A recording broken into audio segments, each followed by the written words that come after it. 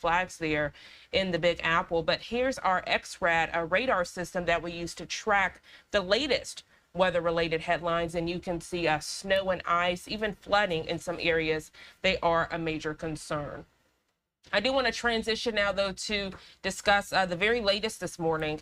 As we are discussing your top stories and headlines this Tuesday, it takes us out to Paris, France. As we know, diplomacy talks are underway this morning. The U.S., they continue their diplomacy blitz to end the war in Ukraine. Leaders in Europe this morning also discussing their part in potential peace talks. Fox News correspondent Ted Linder joining us now to explain.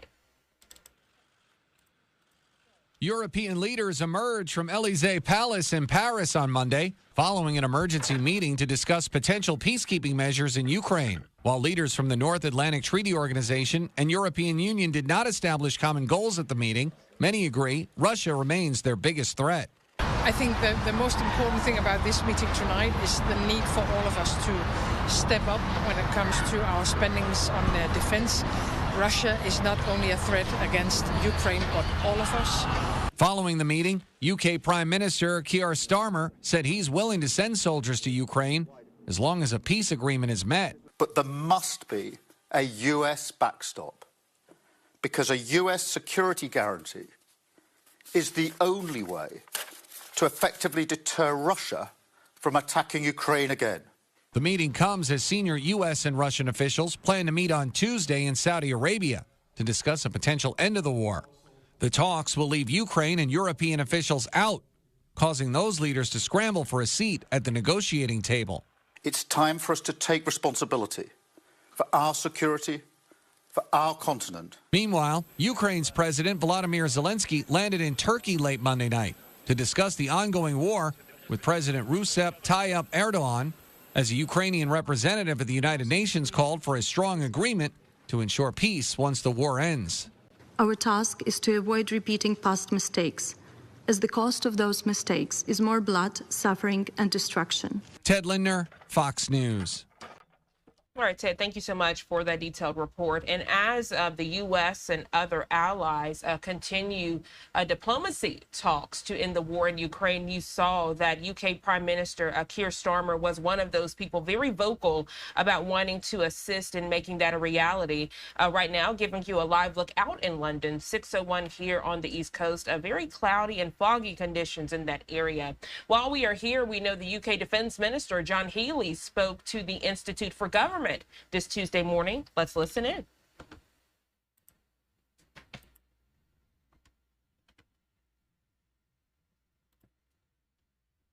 Is unshakable.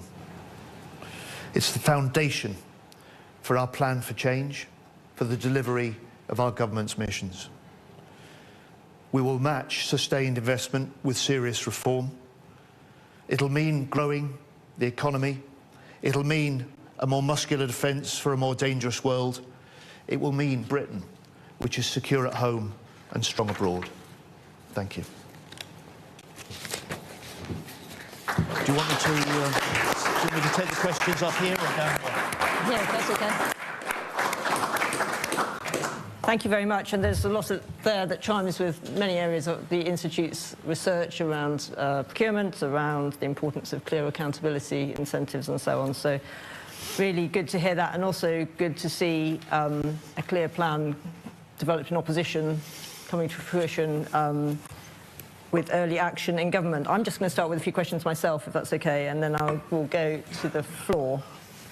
So you talked about the excellence of the individuals who you've been working with, but there's a clear sense of frustration which comes through from your remarks about and a sense of the need for change at the MOD. Is it simply the case that you've entered a department which was just sort of too flat-footed to deliver the sort of change you want to see? And I guess my question is, you know, you're not the first Secretary of State for Defence who's wanted to reform the MOD. What's going to be different this time around?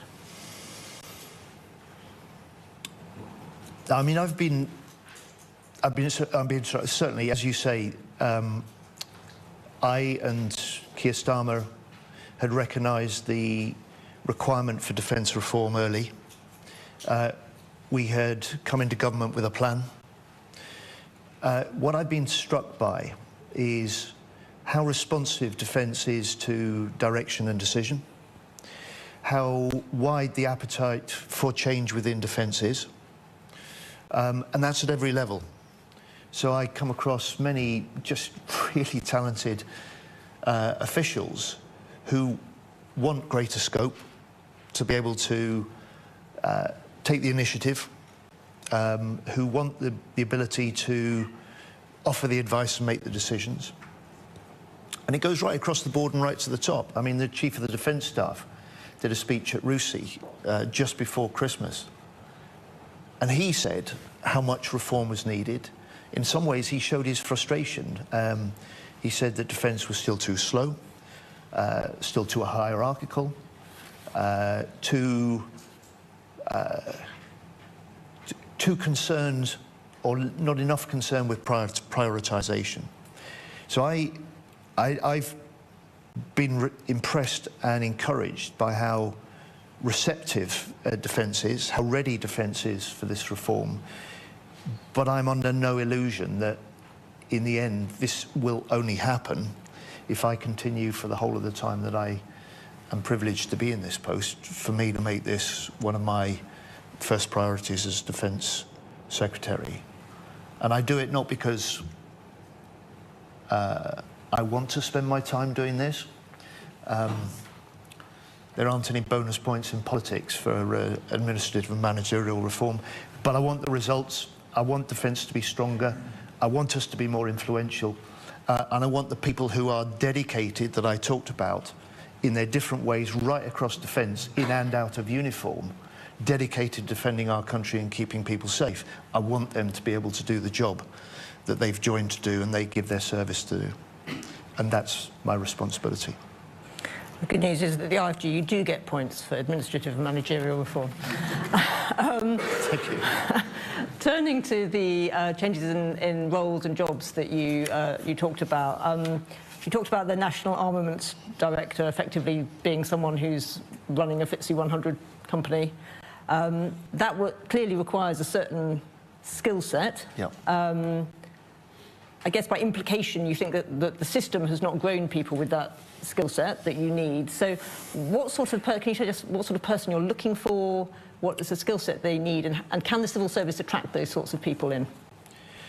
First of all, I'll send you a copy of the recruitment pack with the job ad and the person spec, Hannah. The short answer is yes, we can attract that.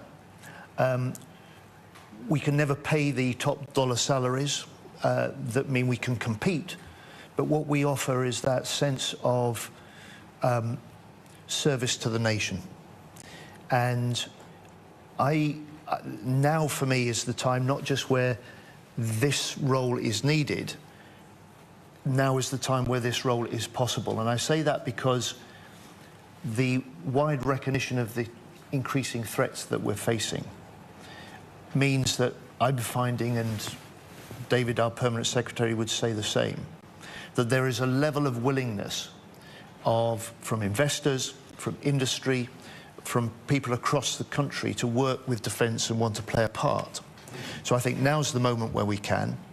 And if you take a look at that span of authority, this is a singular job at a singular time that offers a singular opportunity to play a part in the future security and life of this nation. And that, I believe, will be sufficient to attract the sort of calibre of candidate we need to establish and then to fulfil this really demanding role. You've talked today about the change needed in defence, but do you think there's also, would you like to see changes in the defence industry with which your new NAD will be interacting? 100%. So before Christmas, I launched a statement of intent which set out the broad direction and principles for the defence industrial strategy that we are developing. I launched that at Rothschild and said then that I expected to spend as much of the next year talking to investors as to industry, to small and medium-sized, especially defence and potentially civil tech firms as the big primes. And this is a feature, I think, not just of the changing threats, but the changing way that we respond to this. And if Ukraine is the experience that in Germany they described as the Zeitenwende, Ukraine has the lessons which tell us how we can do things differently in the future, as well as the imperative that tells us we must. One of your predecessor, Ben Wallace, said that the UK armed forces have been hollowed out and underfunded. Do you agree with that assessment, having been in the job for 6 months? I did then, when he admitted this to me in Parliament in January 23. And it is certainly the case when you've seen the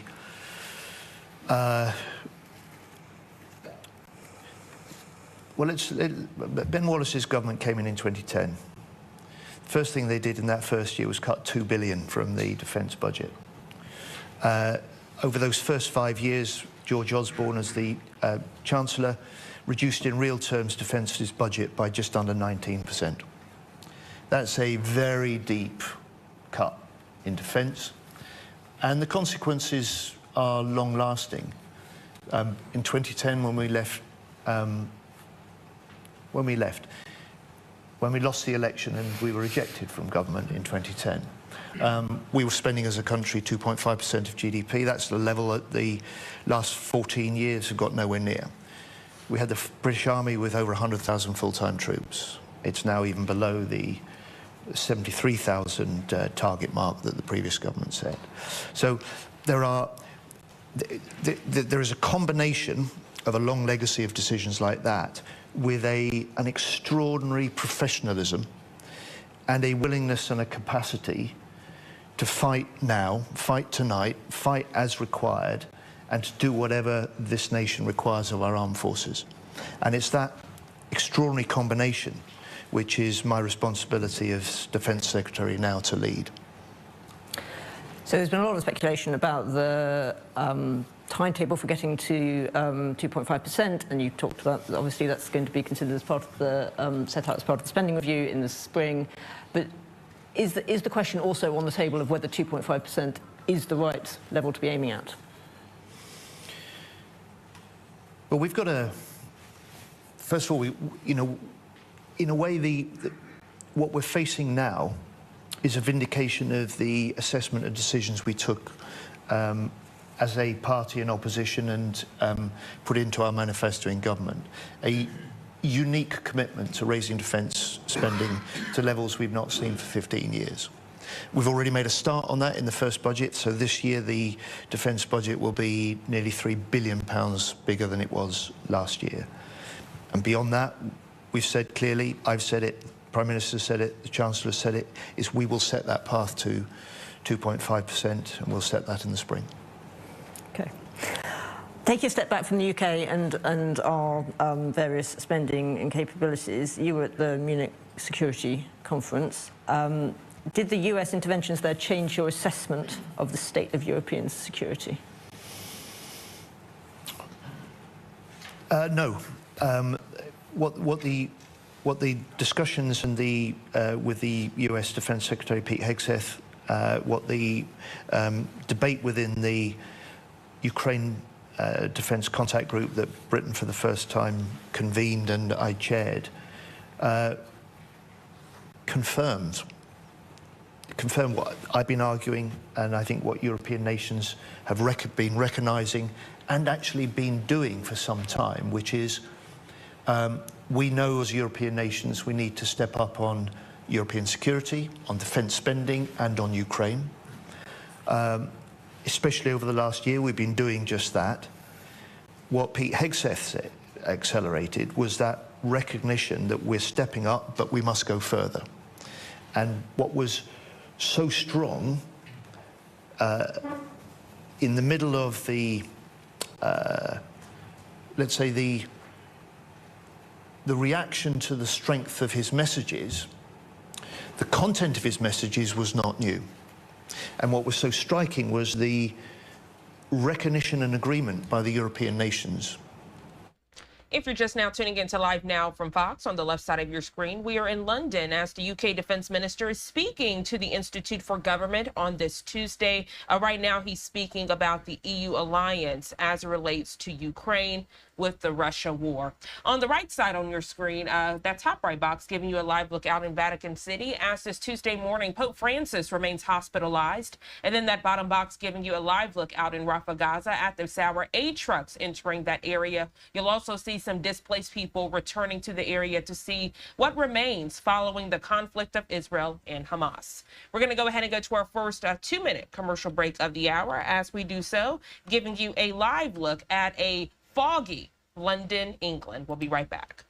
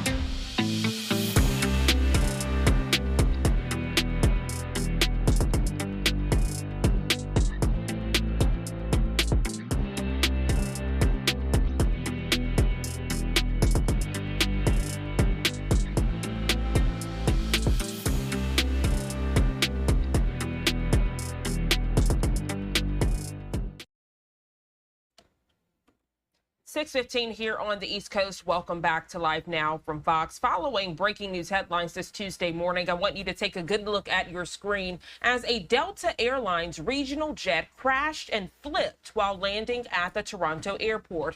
All 80 people on board survived the crash. Fox 5 Atlanta's Mark Teichner joining us live this morning. He has the latest on the investigation from Hartsfield-Jackson International Airport. Mark, good morning.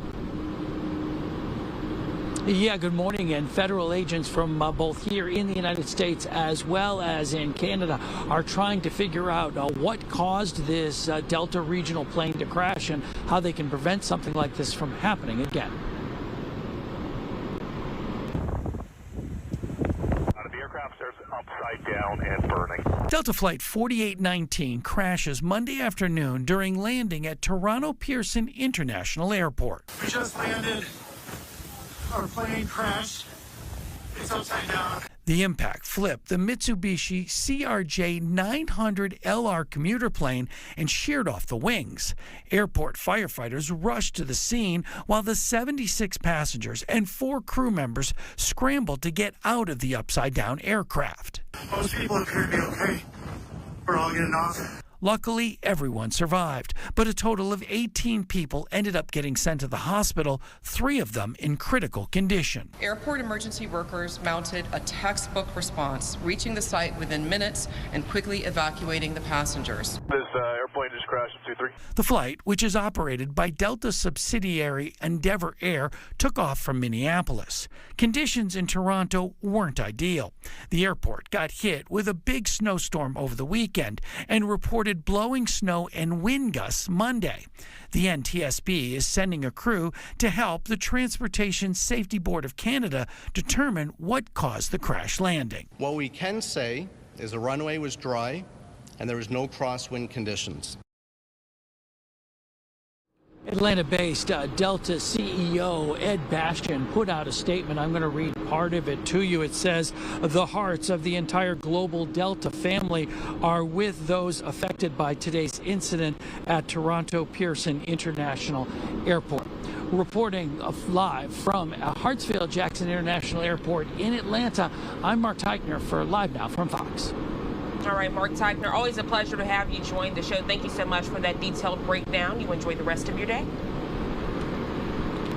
You too. Thank you.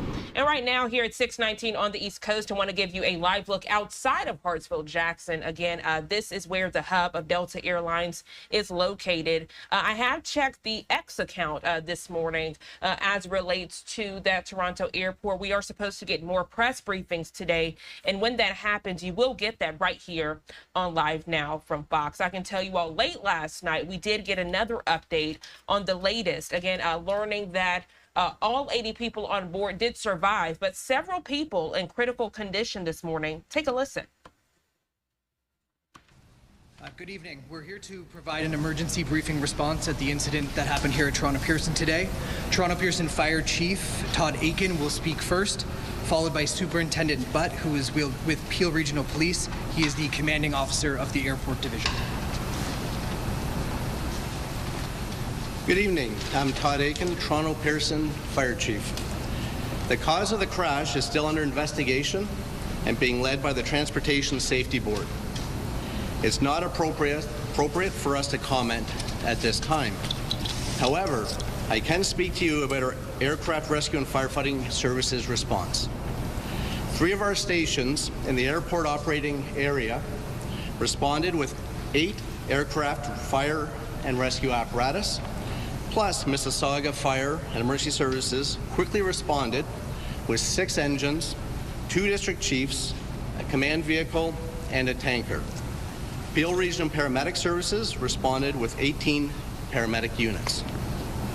Upon arrival, my team conducted fire suppression. Self-evacuation was already taking place. At this time, we believe all our emergency response went as planned. We will, however, be conducting a review. This is an active investigation. It's very early on. It's really important that we do not speculate.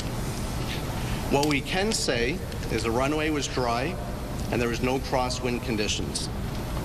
We also want to give an update.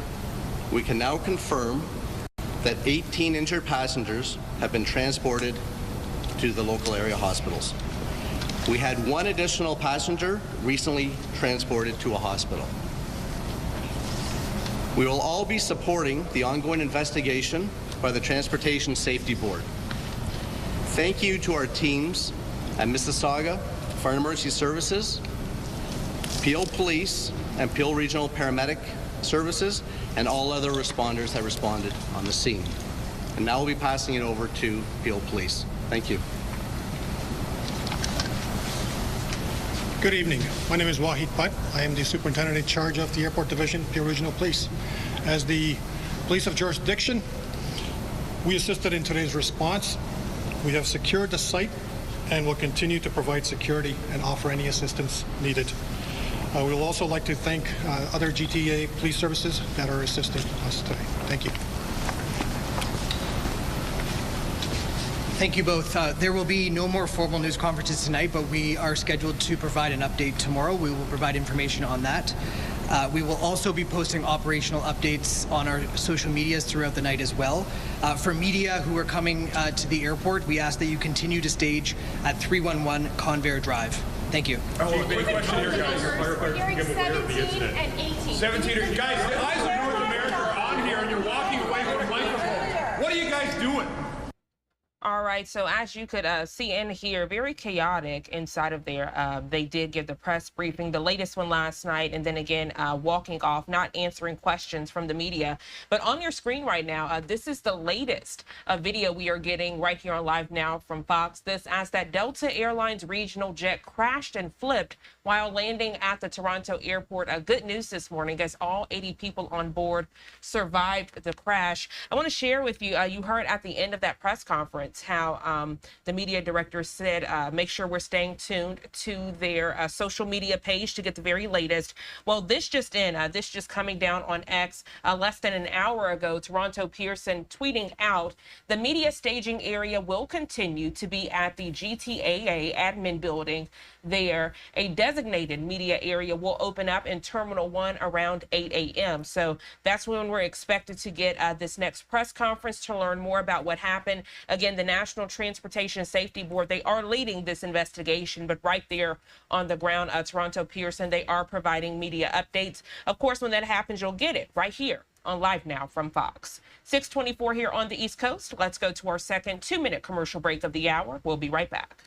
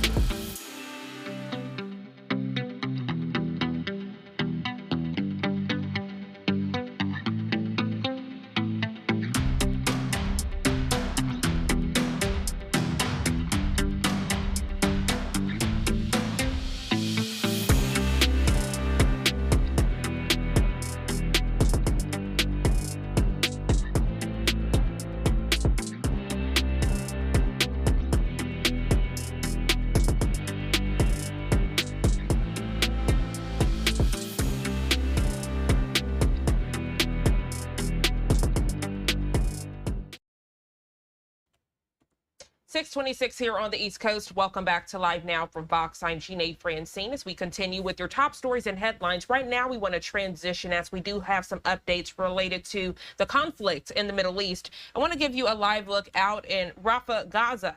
At this hour, we've seen several feeds of aid trucks entering the area. At this hour, that humanitarian crisis looms. You can actually see in the distance how more aid trucks are entering, and then you'll see displaced Palestinians because of the war running up to those trucks and then trying to get aid. So putting this shot up just to provide further perspective for you, we know that the ceasefire agreement is underway between Israel and Hamas, where Hamas has agreed to release some of the hostages in their captivity, as Israel has agreed to release several Palestinian prisoners.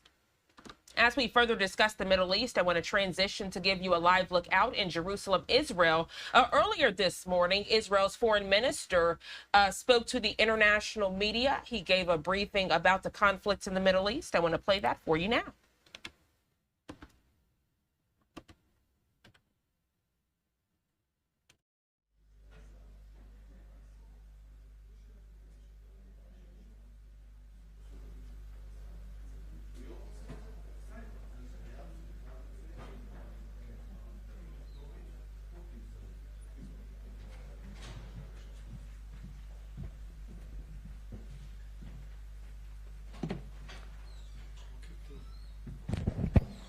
Hello, everyone. Thank you for joining us. We'll start with a statement of the Foreign Minister of Israel, Gideon Saar, and then we'll open it for questions. Foreign Minister, please. Good morning.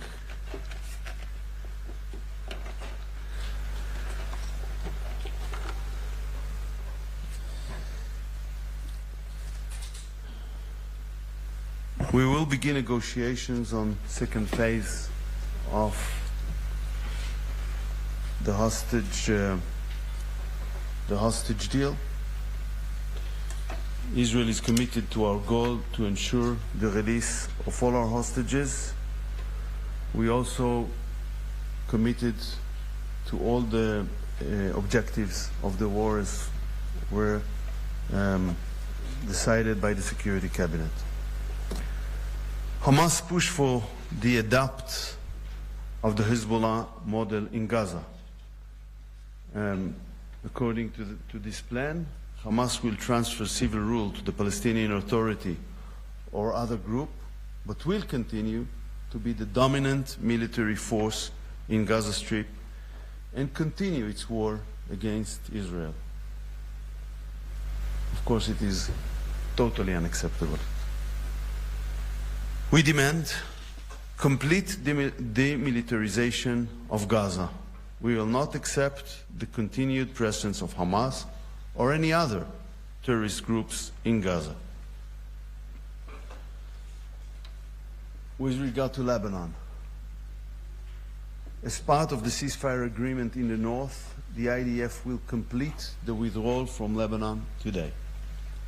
We are temporarily remaining in 5 strategic high points necessary for our security. We are completing the withdrawal despite the violations of the agreement. The most basic violation is the presence of Hezbollah activists south of the Litani River. Unfortunately, it continued to be the reality. Once Lebanon fully implements its side of the deal, there will be no need to hold these points. Iran is making huge efforts to restore Hezbollah by financial support. Part of this is being done with the cooperation of Turkey. If Hezbollah is restored as the dominant military and economic force, Lebanon will remain under Iranian occupation and without a future. The Lebanese army must be stronger than Hezbollah. Lebanon is trying to counter Iranian influence, and this is the reason Hezbollah operatives attacked UNIFIL forces. It is in the interest of the international community to prevent Iran's occupation of Lebanon through Hezbollah. We had a very successful visit from Secretary of State Marco Rubio on Sunday. Israel has never had a greater friend in the White House than President Trump, and we could not have asked for a better Secretary of State than Marco Rubio. I believe that the relationship between Israel and the United States will reach new heights in the coming years, elevating Israel's diplomatic standing worldwide. I will soon visit Washington for an official visit. Before that, next week I will travel to Brussels at the invitation of the High Representative for Foreign Affairs and Security of the EU, Kaja Kallas. For the first time in years, an Association Council meeting between Israel and the European Union will take place with European foreign ministers. I will also hold a series of meetings there with the senior officials from EU institutions. I believe in a positive and direct dialogue, even when there are some differences of opinion. Last point, the Palestinian payments for terror continues. Palestinian Authority continues with its usual deception and with its pay-for-slay strategy. Based on the statements and intelligence, we have payments of families of terrorists proceed this week as always. The PA continues to finance and encourage terrorism. Thank you, Foreign Minister. Questions, please. Please.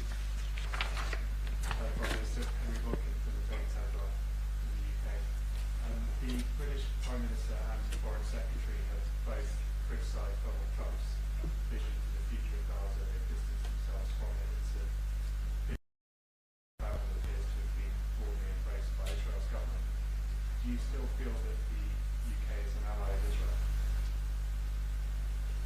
We can have differences also with friends. And I believe that it is a time when we should think of new ideas. We saw what happened with the last experiences in Gaza. The PA role there ended after a little bit more than a decade with strengthening terrorist organizations in the Strip. It was not successful. It ended with Hamas rule in Gaza. And Hamas rule in Gaza was also not, how shall I put it, not the most successful experience in human history. So altogether, it is time to think on new ideas. President Trump surely brought a new idea. But to be frank, I don't see, when we are speaking about people who immigrate from their free will, because this is their choice, from any other part of the world, it's okay. So where is someone who wants to immigrate on one hand, and there is a country which is ready to accept him on the other hand?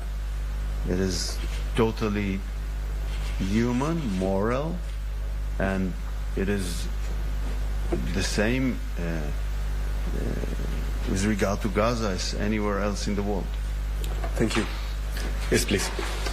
Thank you very much indeed. Nick Robertson from CNN. Yesterday you had a meeting with Senator Lindsey Graham and some of the other senators from the United States.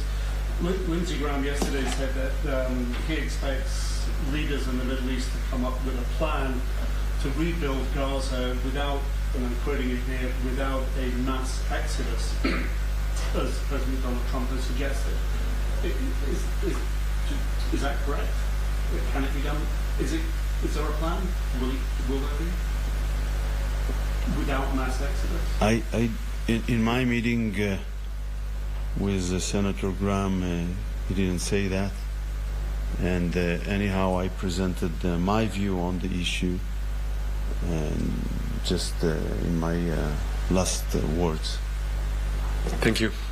Yes, please. Minister Matthew Doran from ABC Australia. The idea that's been put forward by, or the pitch that's been put forward by President Trump about moving Gazans out of Gaza and rebuilding from there. What happens if people do not want to leave Gaza, and how does that rebuilding happen? And do you think that having this pitch out there in the public is potentially going to jeopardise phase 2 talks if Hamas... Do you think people don't want to go out from Gaza? Do you really think that way? Okay, so I said very clearly, if someone wants to immigrate, we should give him a free choice. This is accepted everywhere in the world. It should be accepted also there. On the other hand, you need a country which is ready to accept. If both conditions are met, I don't understand what's the problem. So do you think that rebuilding... I phrase my... I think I spoke very clearly. Thank you. Yes, please. Yeah. Minister, good morning. According to your studies and findings, how many Gazans would leave Gaza if allowed to? And which countries have already expressed openness to taking in a large number of Gazans? I think it's too early to answer to your questions. Thank you. Yes, please. James. Are you aware of alternative Arab plans for redevelopment of Gaza after the war, and what would Israel's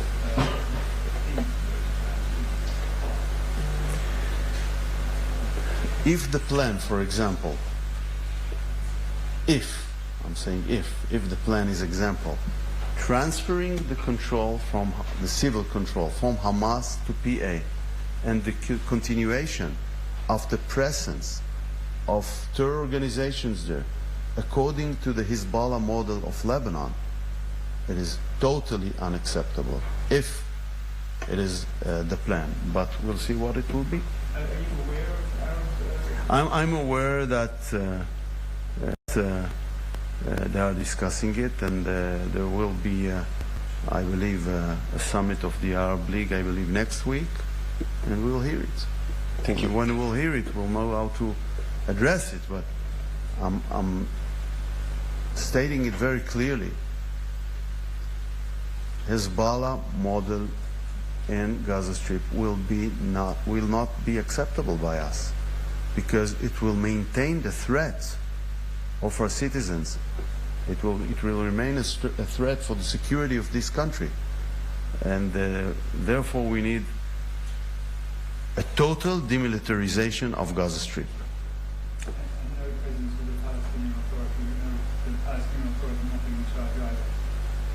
The Palestinian Authority failed to meet its obligations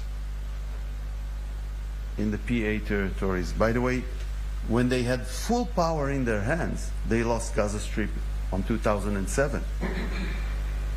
I don't think they are stronger today than what they were there. But the most important thing is that the Palestinian Authority in Judea and Samaria continue with their pay-for-slay strategy, continue to encourage terrorism, continue with incitement in textbooks, in kindergartens, in schools, in media, in mosques. So we don't trust the PA to lead a process of de-radicalization, which is the most important thing for the Palestinian people themselves. Thank you. Yes, please. Very hard now with global news. Can you talk about the hostages? We're getting various input that there's going to be 4 to 6 bodies released on Thursday, and then up to 6 hostages maybe released on Saturday. Is this going to continue trickling in, or will we be looking for something else? Well, I don't want to say time ahead what will happen on Thursday and Saturday, but of course, if it will be earlier for hostages to go out from captivity before the regional time of the agreement, that is very good and very important. As I said previously, we will continue to negotiate on the second phase of the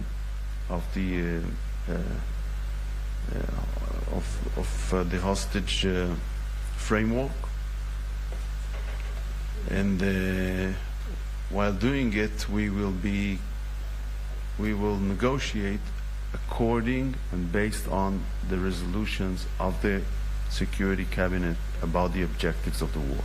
Thank you. If Hamas decides to stop releasing hostages, is Israel prepared to go back more?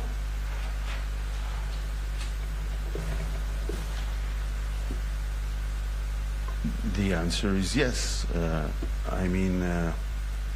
I said we are committed to the objectives of the war, as it was set by the Security Cabinet. War for itself is not an ideology. If we can achieve our goals by different means, very good. If we won't be able to do that, we will not finish the war without all the hostages will be in our hands. We will not finish the war without achieving all the objectives of the war. If it will be possible through a different means, very good. If not, we are ready to restore military activities. Thank you. Tova, please. Yeah, just continuing on the hostage deal, you said that talks have begun for phase 2. Does that mean there are talks that are... It will begin. It will begin. I believe these days, this week. They will begin this week? Yeah, we discuss things with our American friends, and I believe that next thing will be also connected to the mediators, but it will happen, I believe, this week. And what happens when phase 1 ends if there's no agreement on phase 2? What happens at the beginning of March? I say there are 3 theoretical options. First is that we will achieve an agreement on phase 2 before the 42nd day. Second, we will see negotiations are not leading anywhere, not effective, not constructive, and we will be back taking military actions. Third option is we'll see there is a constructive dialogue with a possible horizon of getting to an agreement, and we will make this time framework longer. This option is in the agreement itself. This option exists. So these are the 3 theoretical options, and I don't want to be a prophet. Thank you. Just one last thing. Is there a possibility of extending the formula for exchanges beyond the date of March 1st? Where the they will release a couple of hostages, Israel, that could, or is Israel looking for This is an option connected to the option of a longer period of time to negotiations when you see constructive negotiations. So this is a possibility. I cannot exclude this possibility. Thank you, sir. Thank you. Yes, please. Mr. Minister, thank you very much. Marie Knoshina, RT, with Bureau Chief. Israel has widely and strongly supported Trump's plan on post-war Gaza, where the U.S. essentially owns Gaza. Just to clarify, who does Israel think should own Gaza? And also, President Trump was not very clear on the details, but at some point he suggested that the U.S. might buy Gaza, later saying that the U.S. will just own Gaza. So if the U.S. is buying, who's the seller in this transaction? And if not buying, then how? I think every plan begins as an idea. President Trump brought an idea.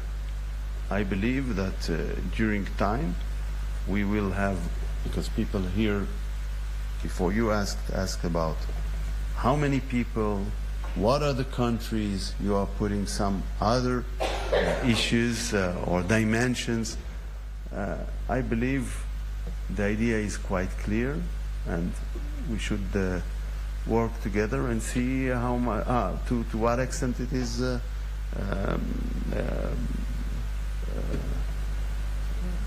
to what extent it can be done. I think it is, from what I understand, there are a lot of people wants to immigrate. I don't think it is moral to deny option for these people.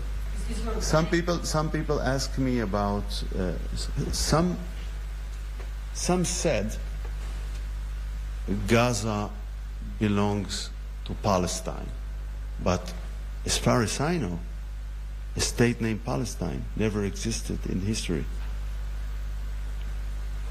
Thank you. So who should own Gaza? With Trump's plan aside, who does Israel believe should own Gaza? I think I answer your question. It's not necessarily the answer that maybe you expected, but that was the answer. Thank you for listening. Yes, please. Next question. I mean, because you mentioned that so many Gazans want to leave. Is Israel playing kind of referendum to know people's opinion in the Gaza Strip? I think immigration is based on free will of everyone. If you want to immigrate tomorrow, it will not be subjected to a referendum. Accept the idea that a Palestinian is a human being like any other human being on earth. Thank you. Very Yes, simple. On that point, Mike Schwartz from CNN. What would be the Israeli alternative for the Palestinians in Gaza to Hamas? Frankly,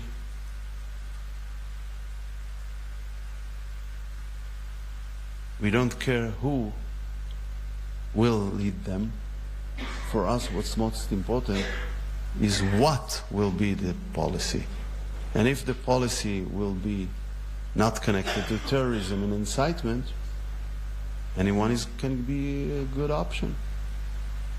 So the contents here, the policies are important. Thank you. Yes, please. She says that no Palestinian... I believe that you are asking only on one question. The same question all the time. Is it the only thing exists? I don't care. Can I continue with that? If you can present yourself, please, sir. So, no Palestinian... If you can present yourself, please. Yeah, sorry. My name is Luis from El País. El País. Muy bien. Thank you. So, no Palestinian Authority, no Hamas in the future of Gaza.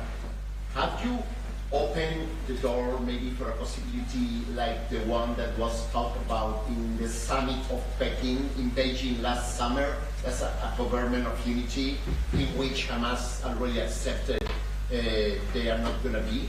Is this possible, or you absolutely close the door to any Palestinian institution in the future of the street?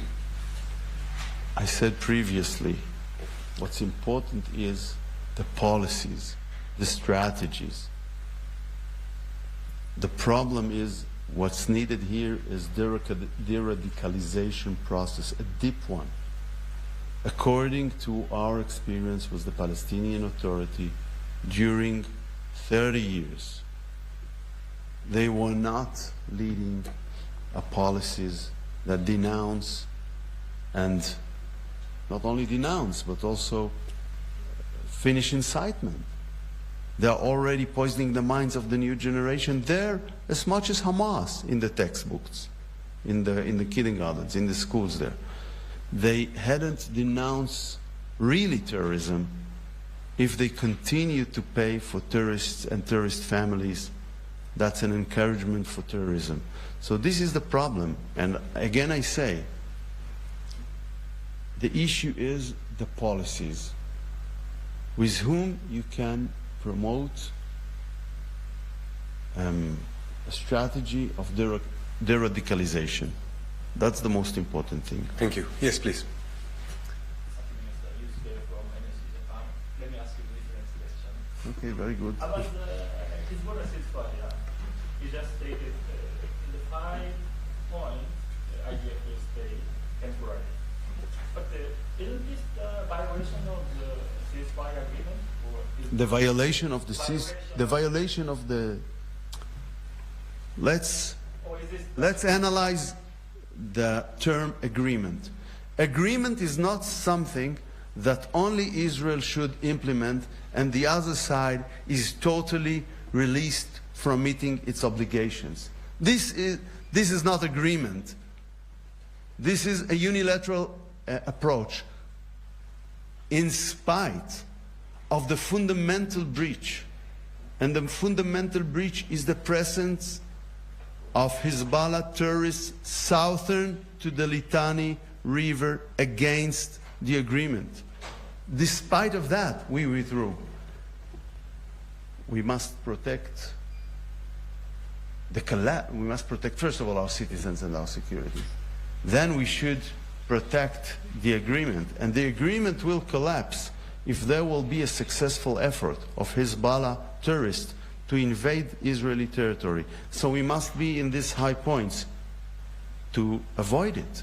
If Hezbollah was not present southern to the Litani River, we don't have any problem. When it will happen.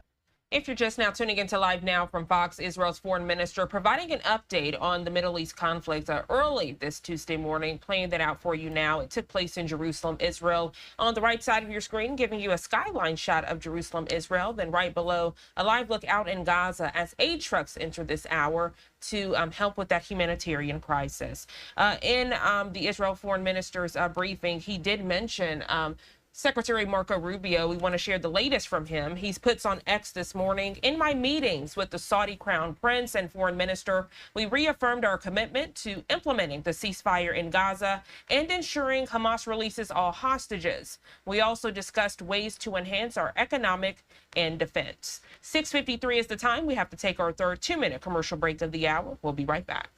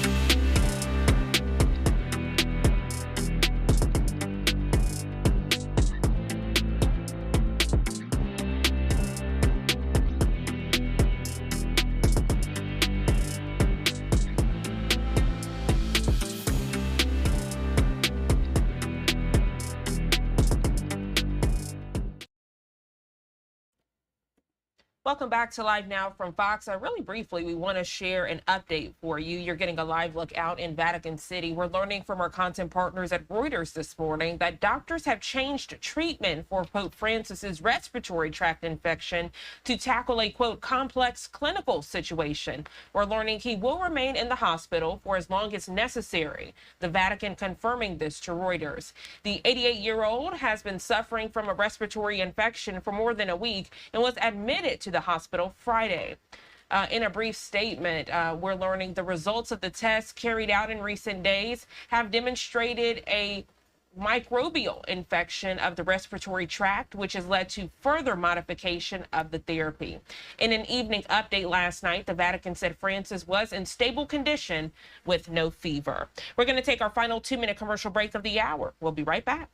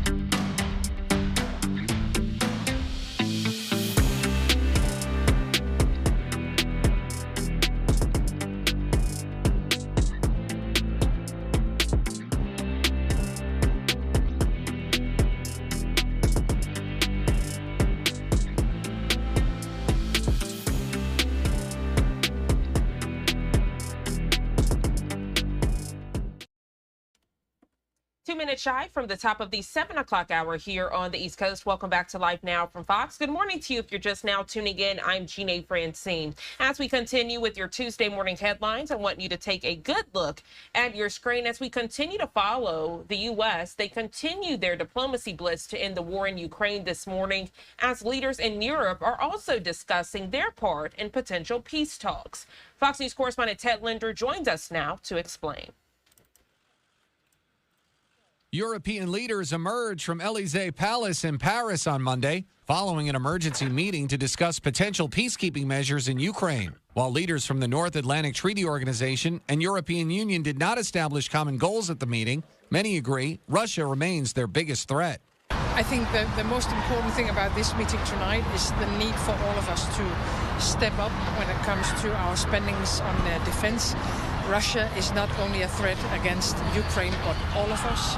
Following the meeting, UK Prime Minister Keir Starmer said he's willing to send soldiers to Ukraine as long as a peace agreement is met. But there must be a US backstop, because a US security guarantee is the only way to effectively deter Russia from attacking Ukraine again. The meeting comes as senior U.S. and Russian officials plan to meet on Tuesday in Saudi Arabia to discuss a potential end to the war. The talks will leave Ukraine and European officials out, causing those leaders to scramble for a seat at the negotiating table. It's time for us to take responsibility for our security, for our continent. Meanwhile, Ukraine's President Volodymyr Zelensky landed in Turkey late Monday night to discuss the ongoing war with President Recep Tayyip Erdogan, as a Ukrainian representative at the United Nations called for a strong agreement to ensure peace once the war ends.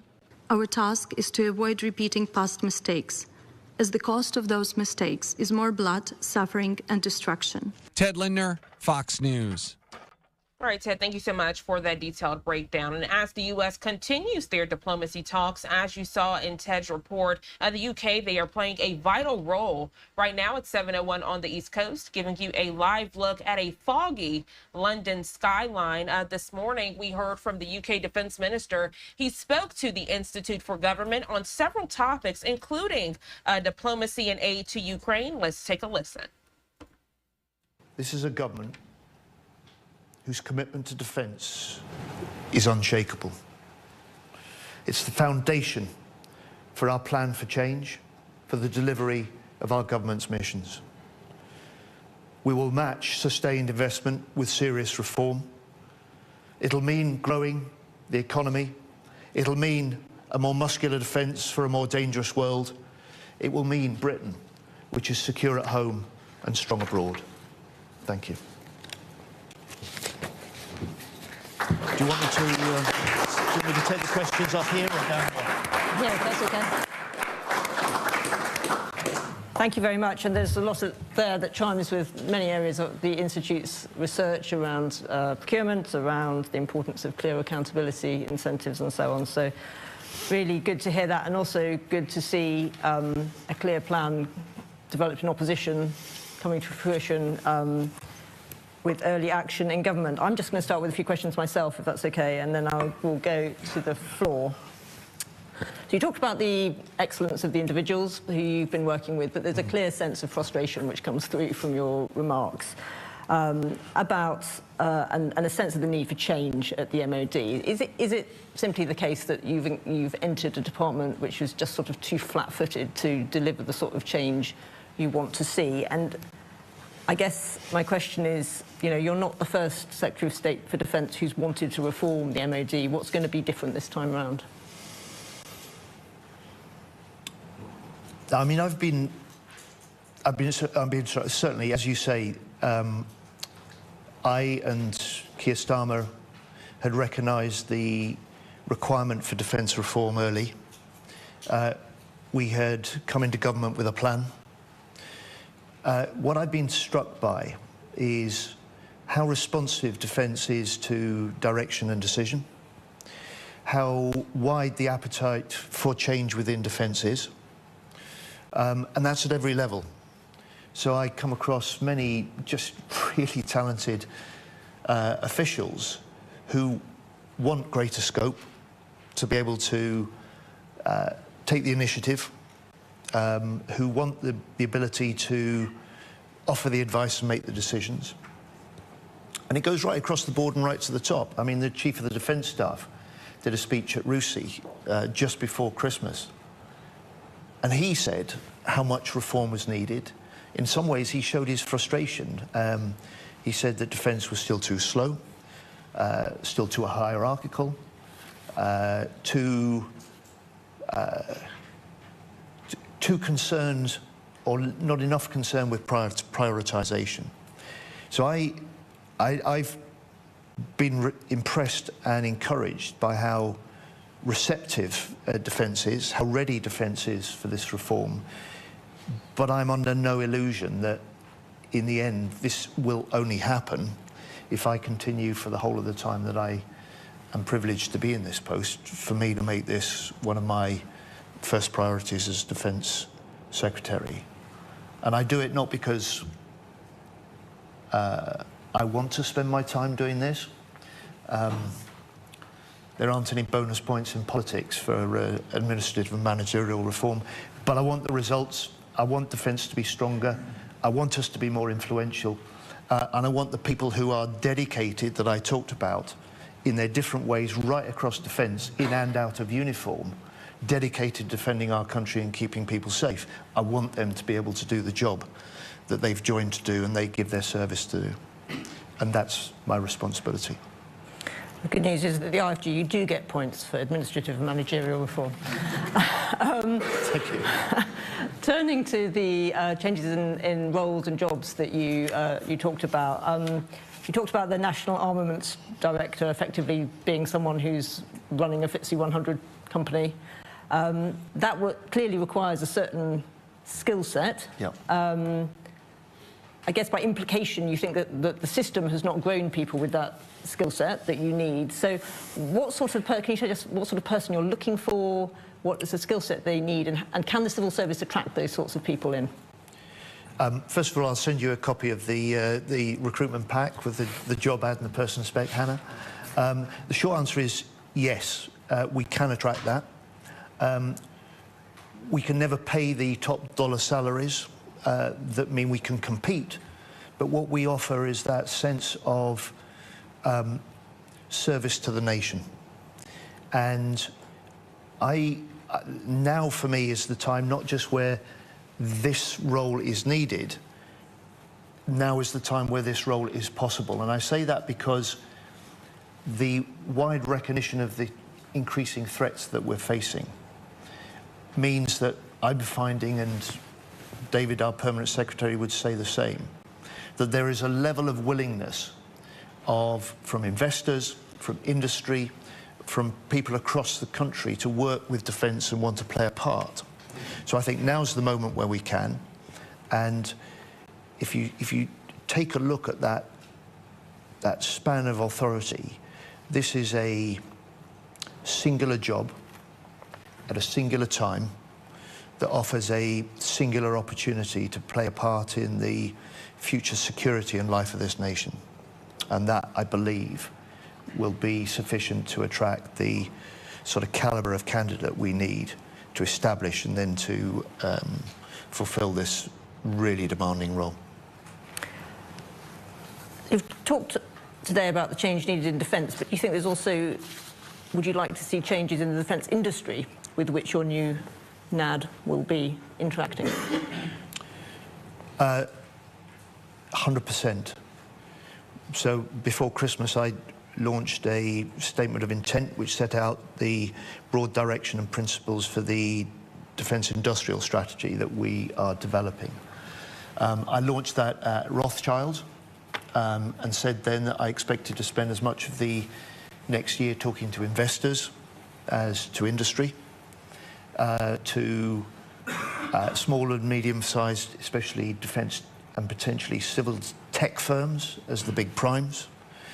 And this is a feature, I think, not just of the changing threats, but the changing way that we respond to this. And if Ukraine is the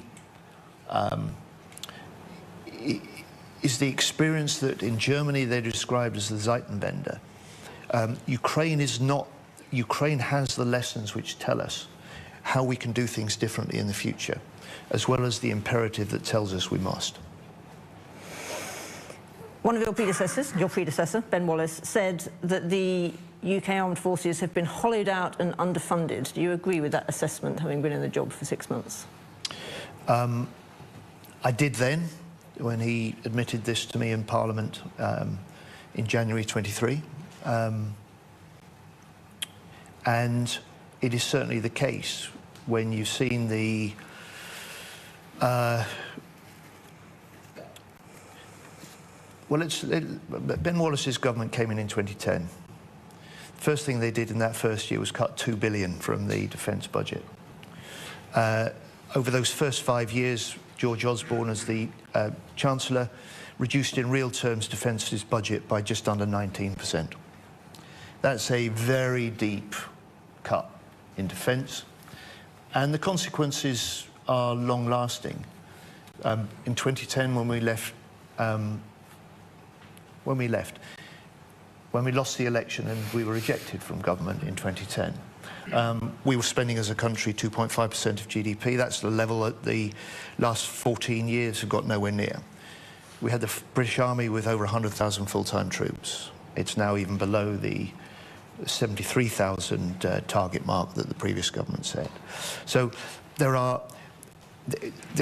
is a combination of a long legacy of decisions like that with an extraordinary professionalism and a willingness and a capacity to fight now, fight tonight, fight as required, and to do whatever this nation requires of our armed forces.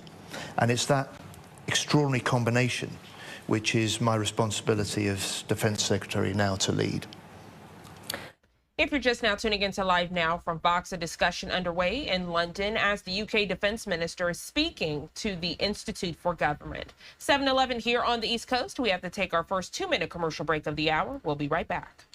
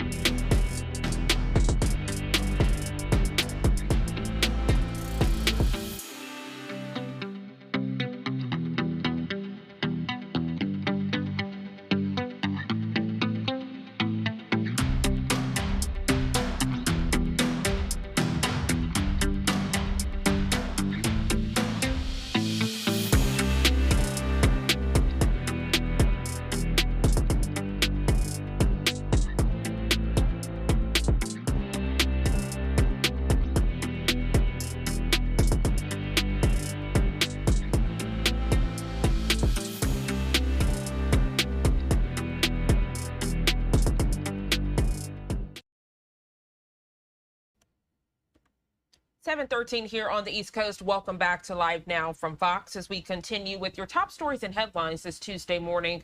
We're learning President Donald Trump's administration has begun firing several hundred Federal Aviation Administration employees, upending staff on a busy air travel weekend and just weeks after a January fatal mid-air collision at Ronald Reagan International Airport. Fox IDC's Melanie Onwick joining us live this morning from the airport with the very latest. Melanie, good morning. Members of the military Hey, good morning. So it's unclear exactly what roles these people had at the Federal Aviation Administration. The union that represents the workers says that they have asked for but have not yet received a full list from the FAA. Now, according to a union president, the termination emails went out late Friday night to several hundred probationary employees, and that the firings were made, quote, without cause nor based on performance or conduct. They do not include air traffic controllers or other positions related to aviation safety. Fox 5 asked aviation safety expert Richard Levy to weigh in. The air traffic controllers working in the control towers at the airports around the United States and working at the radar control areas, they call it the TRACON, Terminal Radar Approach Controls, have not been reduced. The staffing is still full. My concern is next to zero as far as safety of the air traveling public. Now, the firings come as the FAA does face a shortage of air traffic controllers, and Levy did say that he would like to see more of them hired. In a statement, a U.S. Department of Transportation spokesperson said the FAA does continue to hire and onboard air traffic safety controllers and professionals, including mechanics and others who support them. The agency has retained employees who perform critical safety functions. Now, the Professional Aviation Safety Specialists Union says any loss of labor does put additional pressure on those that remain, and they do plan to push back forcefully against these cuts. Now, in a social media post, Transportation Secretary Sean Duffy said less than 400 of the FAA's 45,000 employees were sent those termination notices, and he says that he is working with the Department of Government Efficiency to improve air traffic control systems. Gina?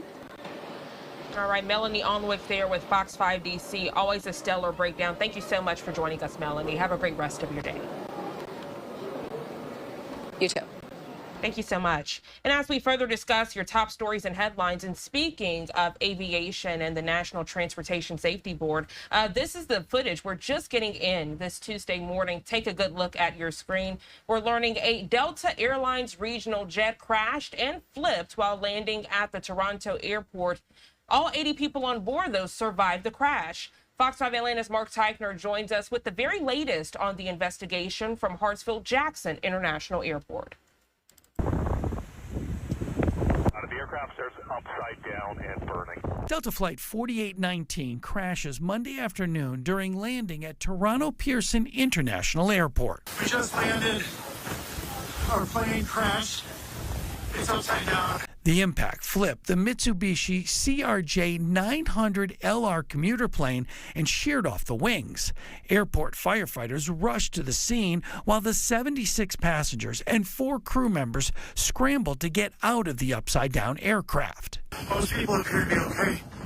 We're all getting off. Luckily, everyone survived, but a total of 18 people ended up getting sent to the hospital, 3 of them in critical condition. Airport emergency workers mounted a textbook response, reaching the site within minutes and quickly evacuating the passengers. This airplane just crashed at 23. The flight, which is operated by Delta subsidiary Endeavour Air, took off from Minneapolis. Conditions in Toronto weren't ideal. The airport got hit with a big snowstorm over the weekend and reported blowing snow and wind gusts Monday. The NTSB is sending a crew to help the Transportation Safety Board of Canada determine what caused the crash landing. What we can say is the runway was dry and there was no crosswind conditions.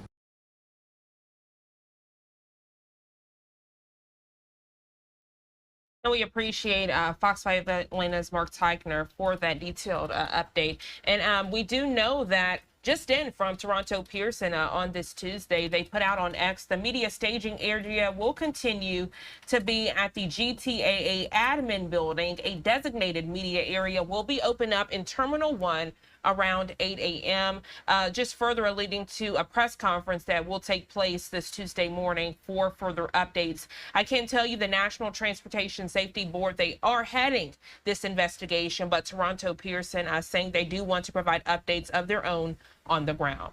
7:18 here on the East Coast. Let's take our second 2-minute commercial break of the hour. We'll be right back.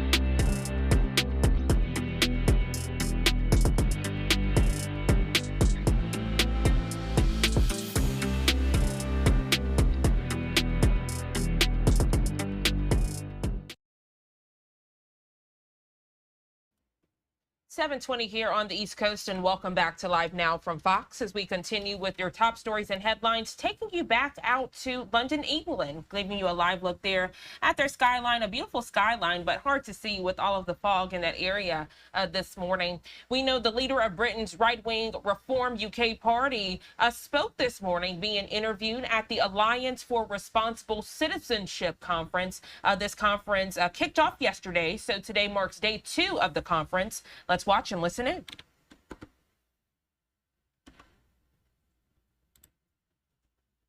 Rising. You will have seen their exhibition stand next door. They have been around the world looking at different civilizations. They have been working with numbers of the advisory board of ARC, and we're delighted that they gifted us this video to sum up the choices that we have as we face this moment in our history.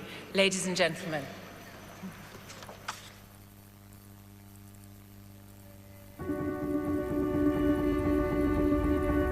The Parthenon, the Colosseum, the Great Pyramid of Giza, Angkor Wat. All the great civilizations in the past can only be found in 3 places. They're in ruins, they're in museums, or they're in history books. Great though they were, they rose, and they declined, and they fell. In other words, there was what history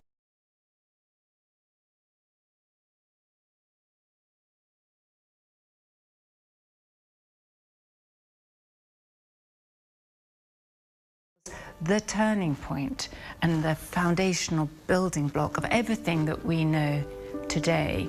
But then laid over that were the principles of freedom of conscience, freedom of speech, freedom to assemble, freedom to own property. These were the foundational freedoms alongside rule of law, democracy, and we kind of had taken these things for granted.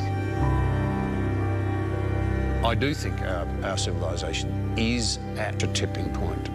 So the choices are quite binary, quite frankly. We decline like other civilizations, or we need to go and rediscover what our ancestors believed in so deeply when they fought and died and shed so much in the way of sweat and tears to give us what we actually do enjoy today. So the West is at this civilizational moment and faced with this choice: renewal, or replacement, or decline.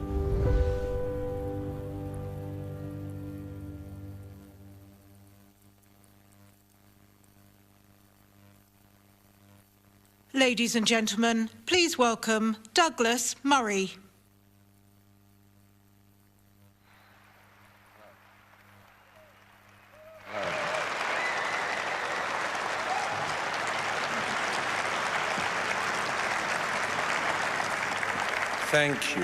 Thank you and good morning. So good to see all of you here, and thank you to the organizers of ARC for inviting me.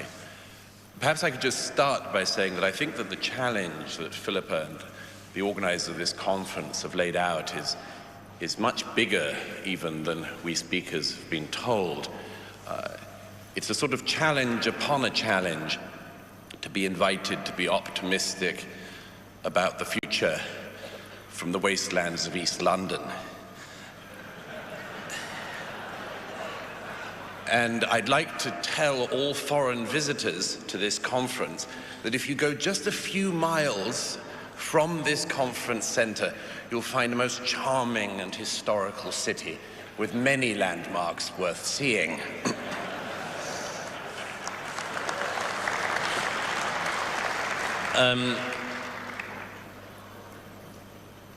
One of the questions I think that all ages ask themselves is, what do they call the age that they are in?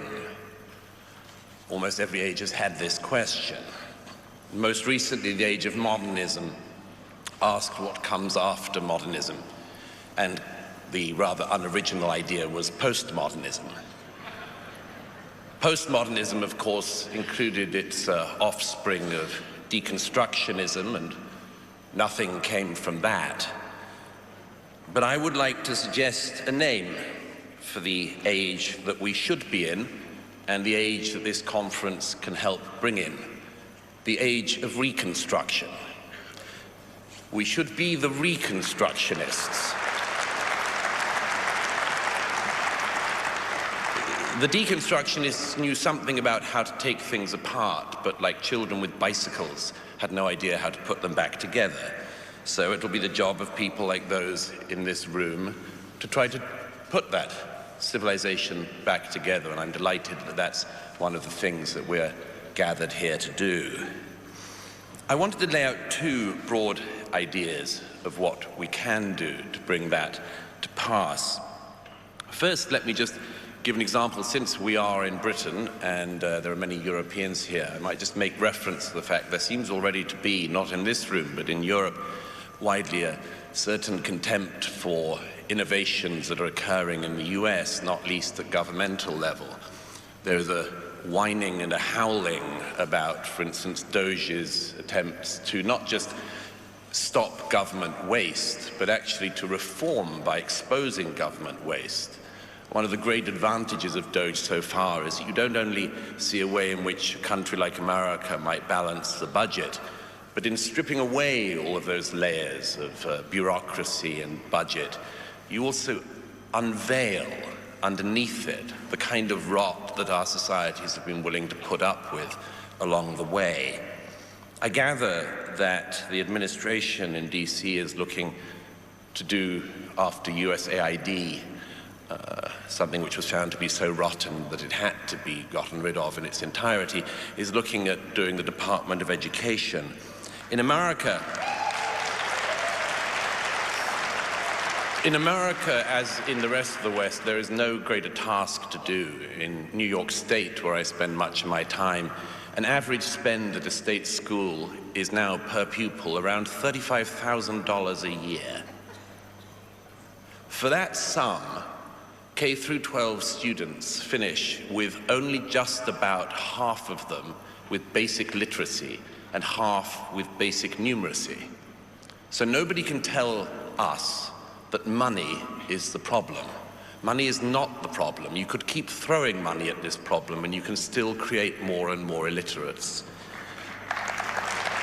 So I just wanted to mention briefly the two things I think that can be looked at. The first is, of course, innovation. Again, for those of us in Europe and in Britain, there's an enormous amount to learn, rather than to scorn the American experience.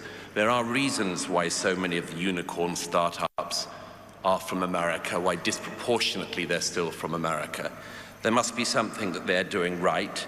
In this country, we still have a situation where 1 in 5 of the working age population simply do not work, and we, the rest of the taxpayers, subsidize those people not to work. And this seems to me to be a great national scandal, but still something which our governments don't care to address. To my mind, one of the great explanations for this disparity in innovation between Europe and America is a very simple question. It's our attitude towards risk. The idea in America remains that life is indeed risky, that success is risky. And in much of the rest of the West, we've fallen into a kind of complacency, which is a sort of welfarism. When I returned to the UK recently, I discovered that the great debate in the UK was about how to kill the elderly more efficiently. And I was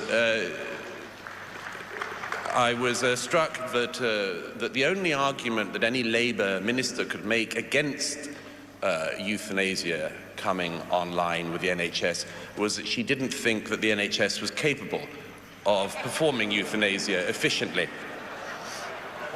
I mentioned in The Spectator at the time that this was, I think, wrong in one important degree. The NHS is a world leader in killing the elderly. It's just that they only kill the people who don't want to die. The NHS, to which endless governments in this country pour money, is always told to us to be the envy of the world, and yet, of course, none of us can find a GP appointment. But I wanted to mention one other main thing, and to do so I just want to reflect on something that's been much on my mind in the last couple of years. I spent most of the last couple of years in Ukraine, and much a much lengthier time in the Middle East, covering the wars there. And when I returned to the UK in December, I bumped into a politician friend from Westminster, and I was extolling the virtues of the IDF, with whom I've been embedded for much of the last year in Gaza and Lebanon and elsewhere. And she said to me, isn't it remarkable that extraordinary events throw up these extraordinary people? I was singing the praises of the amazing young men and women of the IDF as they battle the death cults of Hamas and Hezbollah. And this politician said to me, it is amazing, isn't it, Douglas, that this young generation has stepped up to the challenge, has answered that question of whether or not their generation is fit for the civilizational challenge. And she said, it's extraordinary the way in which events throw up people. And I said to her, there's a tweak we need to do to that analysis, which is, it's not just extraordinary events that throw up extraordinary people. It's extraordinary events when they come up against people who have been extraordinarily well cultured. And what I mean by that is that it's not enough that a civilization or a generation comes across a defining moment. It is that when that happens, you know what you're fighting for. It is that you know you're fighting for your faith, for your family, for your people, for your tradition, for your way of life, and very much more. Clever people can sometimes say very stupid things. And in a recent interview, Yuval Noah Harari, who wrote *Sapiens*, was asked if there was any book that he would recommend that people could read in the present to understand the future that's coming, and he said no, he couldn't think of such a book because change was going to be so incredibly fast. And I said a couple of days later at an event in Jerusalem, that's flat out wrong. Change has always happened. And if you want a book to guide you, how about having the book that guided your forebears? Now, to do that, you have to come to the second thing I wanted to mention this morning that you need for civilizational renewal. And that's the ability to look back. To look back. We've wasted so much time in recent years. We've wasted so much time. People have made us move at such a retarded speed. We've had years of talking about the most basic things that our species knew, men and women, what are they? Come on. Who had time for this? Who has... And the problem is that there is a cost to this. There has been a civilizational cost to be made to go at the speed of the slowest kids in the class. Now, one response to the era of mass migration that I've written a great amount has been what I've described as the deculturation of our societies. The idea that in order to welcome people into our societies, we effectively have to pretend that we are uninteresting places, unimportant places until migration makes us interesting. And I just wanted to mention an analogy here, which my friend Eric Weinstein, who's come in today from LA, gave me this idea a while ago. He said, as a boy, he had the impression that ice cream was something whose base flavor was vanilla, and all other flavors were added on top of vanilla. And he said it was only at some point in his youth that he discovered that vanilla itself is a flavor, and a very complex flavor. Now, we in the West have created an extraordinarily complex and rich flavor, and we have spent recent years pretending that we have no flavor, or that flavor is something that only other people bring to us. And this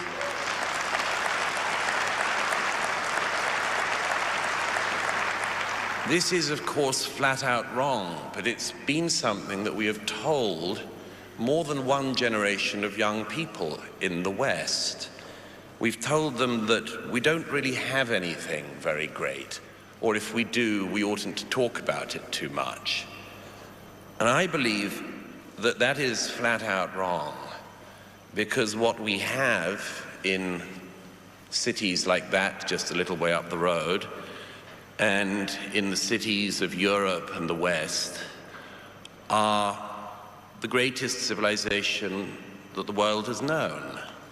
And we have the choice. We have the choice either to live in the wastelands or to rebuild them. Now, there are cities in Europe, I think of cities like Budapest, I think of many German cities, where the idea is that you actually can restore beauty to the built environment, that people do not need to wander like lost souls around the wastelands of East London looking for meaning against buildings that tell them you are nothing, you do not matter. We have the opportunity to restore, not just in the built environment, but in the educational environment, to make sure that when we talk about our culture, we don't just talk about it, but we also do it. For people to realize that our culture is not just something they revere, but something that young people can add to understand the conversation, the poetry of mankind, to understand that just because Mozart is great does not mean you cannot build on Mozart, that just because the great buildings are great does not mean you cannot add to them. I would urge, in the age of reconstruction, that our great task is not just to break through with innovation, but to reclaim what is ours, to say that we love it, and that if people wish to join us in the veneration of this civilization, they are very, very willing to do so. If they don't wish to join us, there are other places they can be.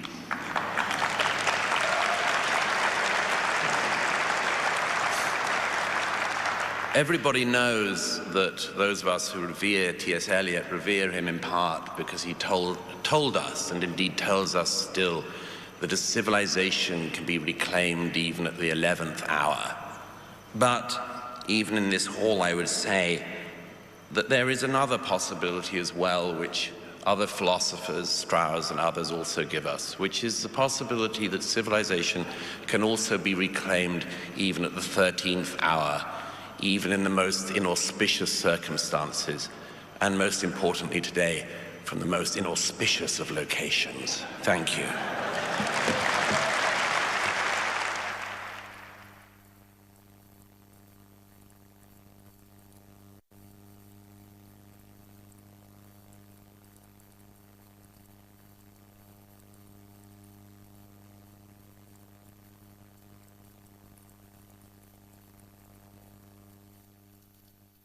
Ladies and gentlemen, please welcome Jordan Peterson and Nigel Farage.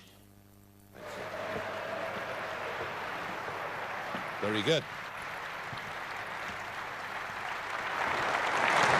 Ah, excellent.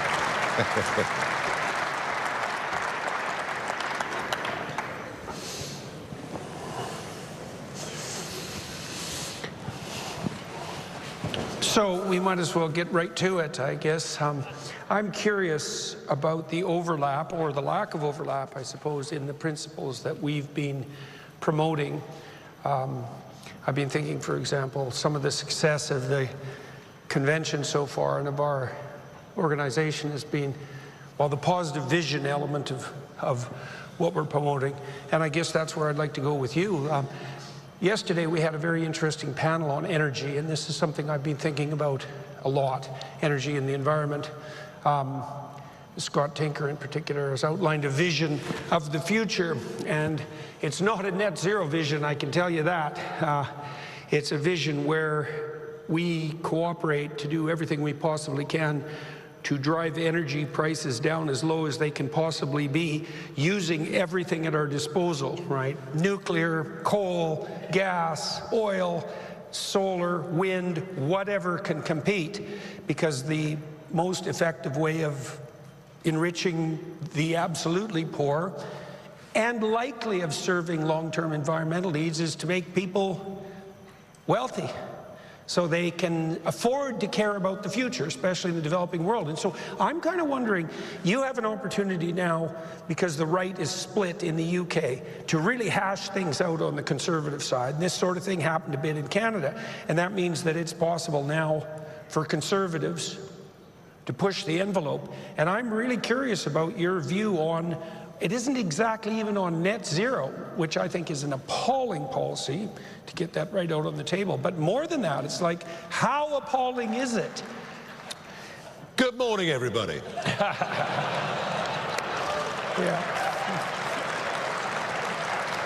Yeah.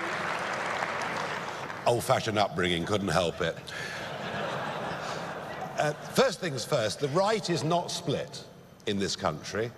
The Conservative Party is not on the right in any measurable way. 14 years that brought us the highest tax burdens since 1947, 14 years that saw mass immigration, legal mass immigration on a scale hitherto never even dreamt of, 14 years that saw illegal immigration, small boats crossing the channel, and the government completely incapable of dealing with it because they couldn't face up to what membership of the European Convention on Human Rights was all about. And 14 years that saw net zero enshrined into law by a Conservative government and Boris Johnson, Theresa May, as evangelical about net zero as the current Ed Miliband. We take the view that if we're going to be using gas, if we're going to be using oil in this country till 2050, and even the most zealous net zero types accept we'll be using these commodities for years to come, our view is if we're going to be using them, we may as well produce them ourselves in our own country and genuinely become energy independent. And our platform is to reindustrialize Britain. We've closed down our steel industry. You know, we think closing down a steel industry is good because it means our national CO2 output is down. And all that happens is the plant closes in Redcar, the plant closes in South Wales, it reopens in India under lower environmental standards, and then the steel is shipped back to us. So let's produce all the stuff we need in this country. Let's become not just energy independent, we could actually become an energy exporter. Right now, every day we import 10 to 15% of our electricity, and our industrial energy prices are between 4 and 6 times higher than America. Not only that, but everybody out there, and of course this hurts the poor more than anybody, we've had 20% subsidies on domestic electricity bills going on now for the best part of 2 decades. And it's a truth that no one dares tell. So look, net zero is a complete and utter disaster. If you want to have energy production that is very, very low in carbon output, there is only one way ahead. That is small, modular, nuclear reactors, dozens of them all over the country. It's the only way forward. Okay. If you're just now tuning into Live Now from Fox, we are in London, England, as it's day 2 of the Alliance for Responsible Citizenship Conference. Right now being interviewed is Nigel Farage, the leader of Britain's right-wing Reform UK party. And on the left side of your screen, some events you can expect to see this Tuesday on Live Now from Fox, so you can plan your day with us. 7:44 here on the East Coast. Let's go to our third 2-minute commercial break of the hour. We'll be right back.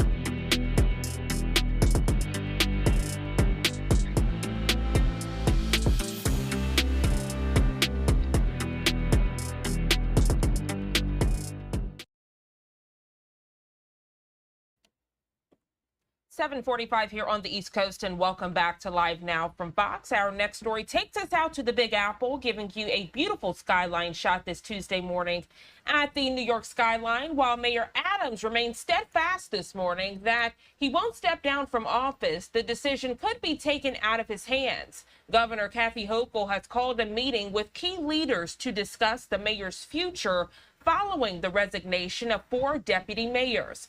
Fox 5 New York's Robert Moses joining us live this morning outside Governor Hochul's office on the east side with the very latest. Robert, good morning. Gina, good morning to you. The mayor will not be here at the governor's office for this meeting later on today, but certainly his political fate is very much on the table. What could happen as a result of the meeting here is without precedent in 235 years of New York State history. Governor Kathy Hochul now appears to hold the political future of Mayor Eric Adams in her hands. At the meeting she is convening at her office today, the governor is expected to consult with, among others, the top Democrat in the House, Hakeem Jeffries, along with City Council Speaker Adrienne Adams, Reverend Al Sharpton, and Comptroller Brad Lander, according to reports. Noting that no governor has ever removed a New York City mayor, Hochul said in a statement, overturning the will of the voters is a serious step that should not be taken lightly. That said, the alleged conduct at City Hall that has been reported over the past 2 weeks is troubling and cannot be ignored. The governor says the resignations of 4 of the mayor's 8 deputy mayors, Maria Torres Springer, Ann Williams Isom, Mira Joshi, and Chauncey Parker, raise serious questions about the long-term future of this mayoral administration.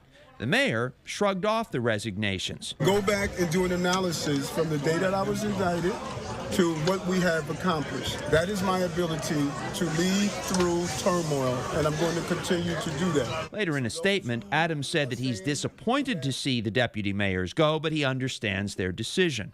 At an appearance with supportive members of the clergy, the mayor invoked Adolf Hitler's manifesto, Mein Kampf. I remember listening to some of Dr. King's teaching, and he talked about the book Mein Kampf. And he indicated if you tell a lie long enough, loud enough, people would tend to believe it's true. And that's what you're seeing right now, modern day Mein Kampf. Hey, hey, ho, ho. Eric Adams has got to go. At City Hall, protesters again called for the governor to remove the mayor. Demonstrators will gather this morning again to call for his removal. From what's happening in D.C. So what comes next? Well, according to the city charter, if the governor decides that the mayor has to be removed, she must provide him with the charges that she feels necessitate his removal, and then he will have time and an opportunity to defend himself.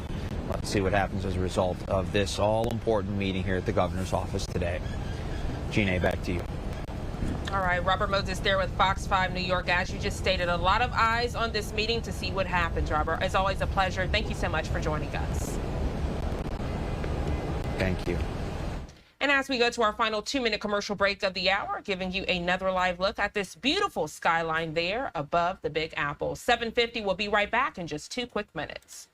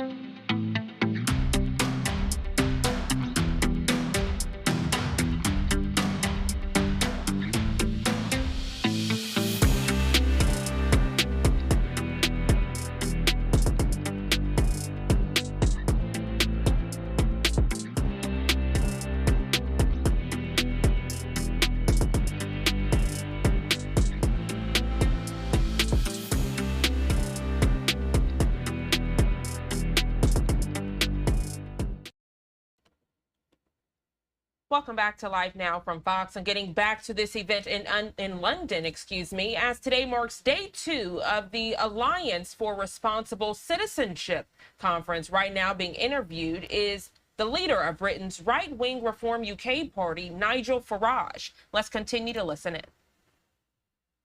Long-term environmental needs is to make people wealthy, so they can afford to care about the future, especially in the developing world. And so I'm kind of wondering, you have an opportunity now, because the right is split in the UK, to really hash things out on the Conservative side. And this sort of thing happened a bit in Canada.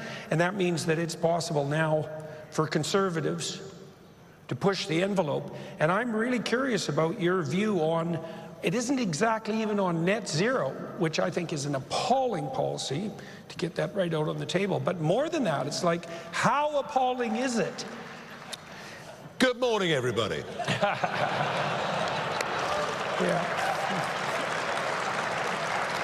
Yeah.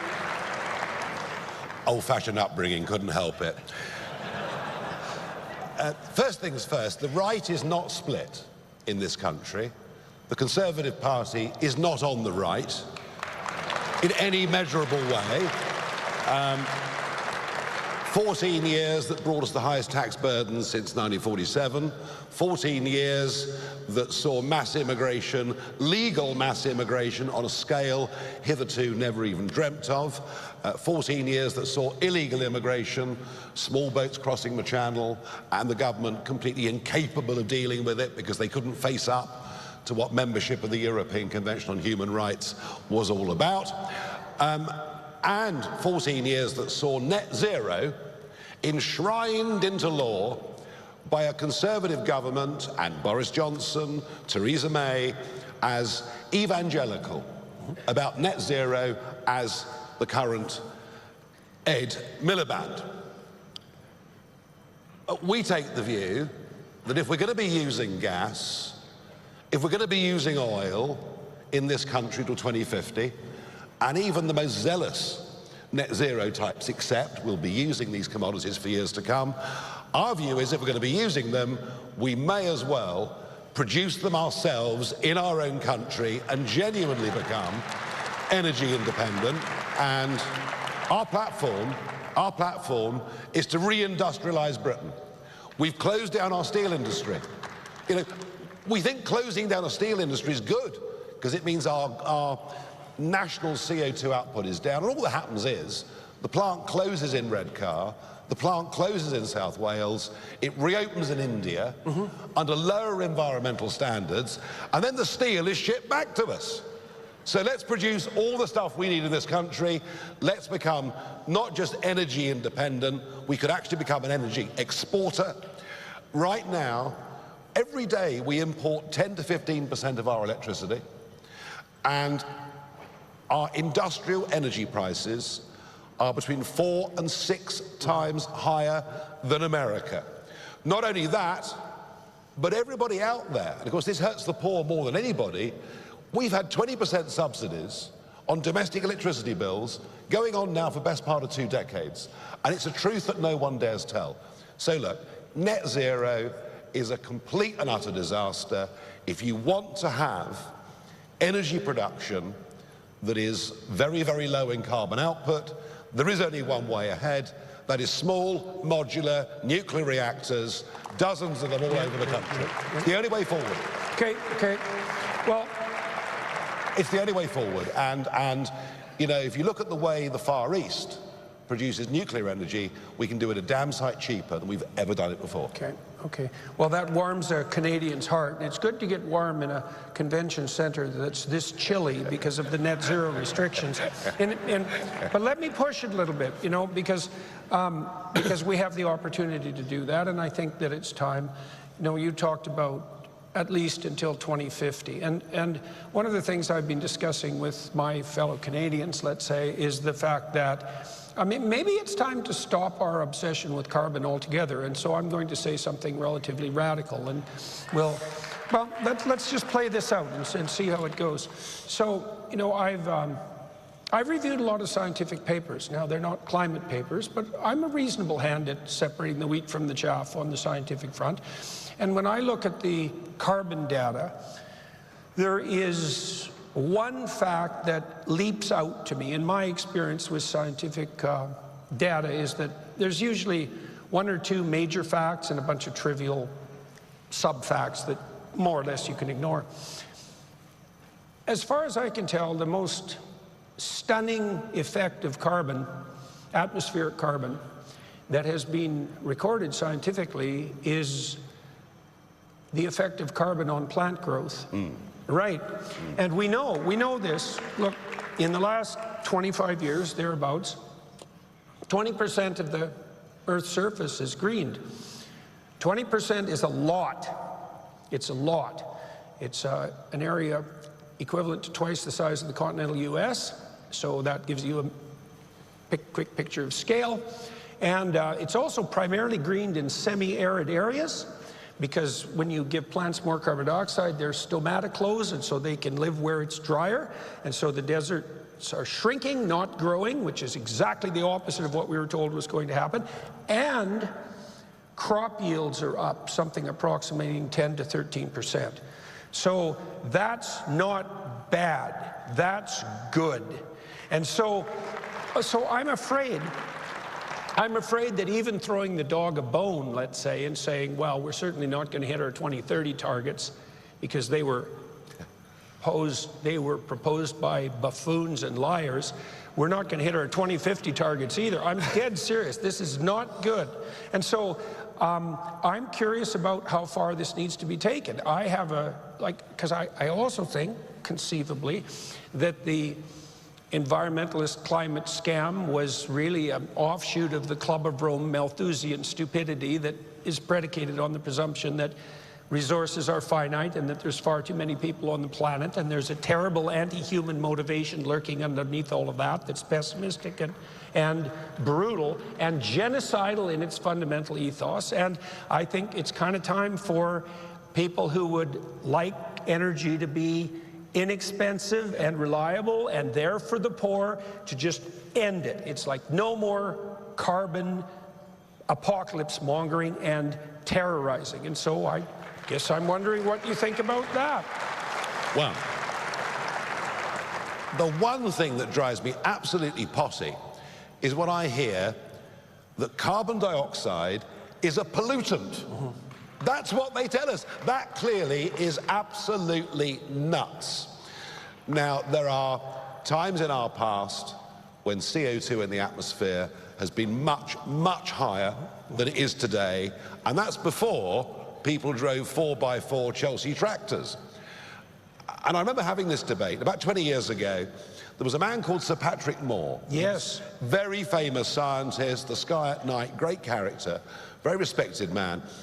And I said to him about 20 years ago, I said, Patrick, what do you think about man's impact on the environment through CO2? He said, well, it's impossible to think man doesn't have some sort of impact. He said, but when it comes to carbon dioxide levels and when it comes to warming and cooling, he said, let me assure you that sunspot activity and underwater volcanic activity will always have a bigger impact on the environment than man himself ever can, and I very much stuck to that view. So I'm not a scientist. I can't tell you whether CO2 is leading to warming or not, but there are so many other massive factors. And Jordan, I was told that of all the CO2 that's produced every year in the world, only 3 to 5% of it is produced by mankind. So we do, as you rightly say, need to get this debate into a sense of perspective. And I sometimes think that the carbon dioxide hysteria has actually blinded us to other environmental disasters that are going on, such as the rape of our oceans and many other things. I'm an environmentalist in the old school sense and definition of that term. A bit more common sense, that's what we need. Okay.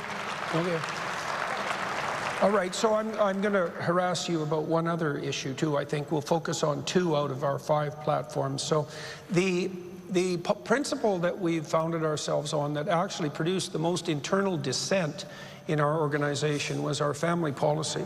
Now, I spent a fair bit of time speaking with authorities in Hungary about their family policy. Hungary spends a substantial amount of their GDP on family policy. It's 7%. They were concerned about a variety of issues.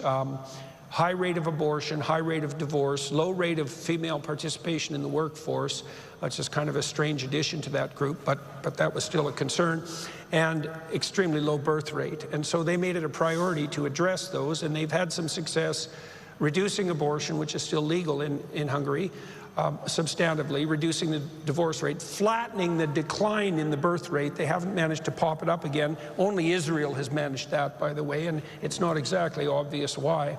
And we argued this out amongst the ARC members, and our consensus by the end was that the core of civilization as such, and the Western civilization that we're attempting to reinvigorate, let's say, is, first of all, a circle of tolerance, okay? So we'll make that the a priori axiom, but then a commitment to long-term, stable, married, monogamous, heterosexual, child-centered marriages. And so now that's a fairly restrictive ideal. You know, ideals are restrictive. And, you know, we're all cognizant of the fact that within our own families, for example, 40% of our siblings, let's say, are likely to be divorced, that there's no shortage of single mothers, that homosexuality and homosexual couples exist, and that there's going to be deviations from the norm. But I'm curious, again, like in your view, you could make the case that that stable, committed monogamy, heterosexual, child-centered monogamy, is the kind of long-term commitment to community, to sacrifice, and to future that's the fundamental unit of civilized society. And so I'm curious, Mike, what do you think about that? Well, I may not necessarily be the best advocate for monogamous heterosexuality or stable marriage, having been divorced twice. But do I think family matters? Jordan, on the 3rd of June last year, as I was coming into London by car to go back into politics, you know, having left it a few years before, my ambition was to get the United Kingdom to be a self-governing, independent nation. And for many, many years, I was pretty much on my own fighting that battle. The day we left the European Union, I thought, right, I've done my job. And that day on the 3rd of June, when I was coming back, thinking, well, you know, this really rather comfortable, lovely life I've got is about to disappear, I thought, why am I doing it? And I came up with 3 words: family, community, and country. They're the things that matter to me above absolutely everything. And I have tried, in difficult circumstances, I've tried to make sure with both ex-wives that our children have had as stable an upbringing, given the circumstances, as they can possibly have. I think part of this, and this is important, about who we are as a country and who the West is, we've kind of forgotten that what underpins everything is our Judeo-Christian culture. And that's where we need to start. That's where we need to start. And if we recognize that, and if we value that, then I think everything comes from that. So yes, of course family matters enormously. Of course we need higher birth rates. But we're not going to get higher birth rates in this country until we can get some sense of optimism. And we need a complete 180 shift in attitudes. We've got to start telling young kids that hard work is good, that success is good, that there are no shortcuts in life, that making money is good. And what I see is we sort of disincentivize young people, and to think that another 1 million young people since the start of the pandemic are on disability benefits because they're suffering from depression and the doctors sign them off. We need some very, very big cultural changes. We've got to get that spirit, that sense of optimism back in the country. We had it in the late 1980s. We actually had it through much of the 1990s. That's what we have to recapture. And frankly, being led as we are by, I mean, God, doesn't Rachel Reeves just make you want to reach for the cry tissues? I mean, it's all so miserable. It's all so declinist. Frankly, the Conservatives have been no better. We need a change of attitude in Britain. And if we get that right, people will have more kids. Yeah. All right. Well, that was short and sweet, and there's... If you're just now tuning into Live Now from Fox, they're wrapping up that discussion. Being interviewed on your screen is Nigel Farage, the leader of Britain's right-wing Reform UK party. On the right side of your screen, some active boxes. That top right box, a live look out in Rafah, Gaza, as aid trucks are entering at this hour to help with the humanitarian crisis, which far existed before the conflicts with Israel and Hamas. And then that bottom box, we're looking ahead, as soon Ethan Hawke and Richard Linklater, they will reunite for Blue Moon. The pair will discuss their latest collaboration with a press conference there at the Berlinale. 8:08 here on the East Coast. Let's go to our first 2-minute commercial break of the hour. We'll be right back.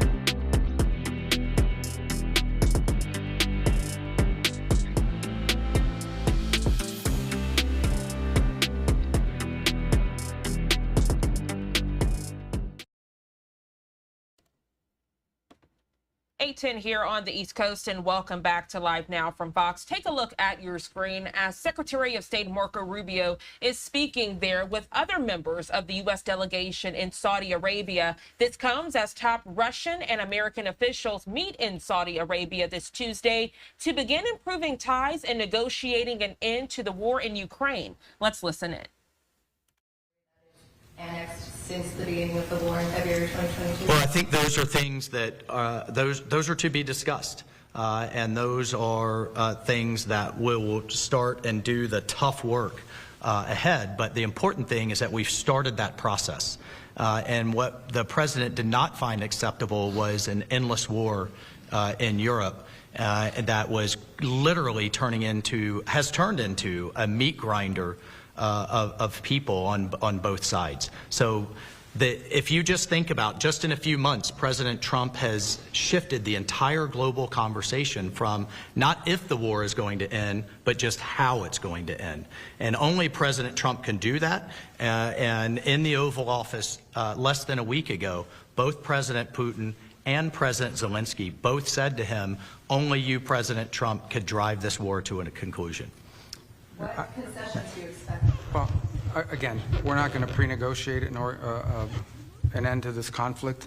These are the kinds of things that have to happen through hard and difficult diplomacy in closed rooms over a period of time. What's important to understand is two things. The first is the only leader in the world who can make this happen who can even bring people together to begin to talk about it in a serious way is President Trump. He's the only one in the world that can do that right now. The second thing I would say is that in order for a conflict to end, everyone involved in that conflict has to be okay with it. It has to be acceptable to them.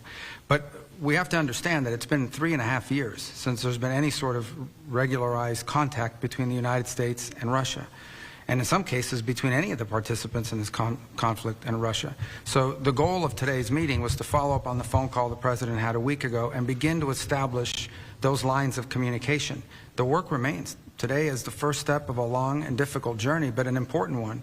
And President Trump is committed to bringing an end to this conflict, and as he said when he campaigned for president. And he wants it to end in a way that's fair. He wants it to end in a way that's sustainable and enduring, not that leads to another conflict in 2 to 3 years. That's not going to be easy to achieve, but he's the only one in the world that can begin that process. Donald Trump is the only leader in the world that could initiate that process, and today was the first step in that process. Is sanctions relief going to be involved in any of this normalizing or trying to more level set relationship between the U.S. and Russia? Did the Russians bring up sanctions relief in the meeting today? Well, sanctions are all the result of this conflict. There are sanctions that were imposed as a result of this conflict. And so I would say to you that in order to bring an end to any conflict, there has to be concessions made by all sides. We're not going to predetermine what those are. We're certainly not going to negotiate this today or in a press conference for that matter. But, and there are other parties that have sanctions. The European Union is going to have to be at the table at some point because they have sanctions as well that have been imposed. So, but I guess the point here is the goal is, and we agreed on what the goal is to bring an end to this conflict in a way that's fair, enduring, sustainable, and acceptable to all parties involved. What that looks like, well, that's what the ongoing engagement is going to be all about. The Ukrainians and the Europeans have suggested they feel very sidelined about how the process has played out so far. How do you intend to address their concerns? And will they be incorporated in future meetings in a multilateral way? Well, the comment I would have on that is that for 3.5 years while this conflict has raged, or 3 years while it's raged, no one else has been able to bring something together like what we saw today, because Donald Trump is the only leader in the world that can. So no one is being sidelined here. But President Trump is in a position that he campaigned on to initiate a process that could bring about an end to this conflict.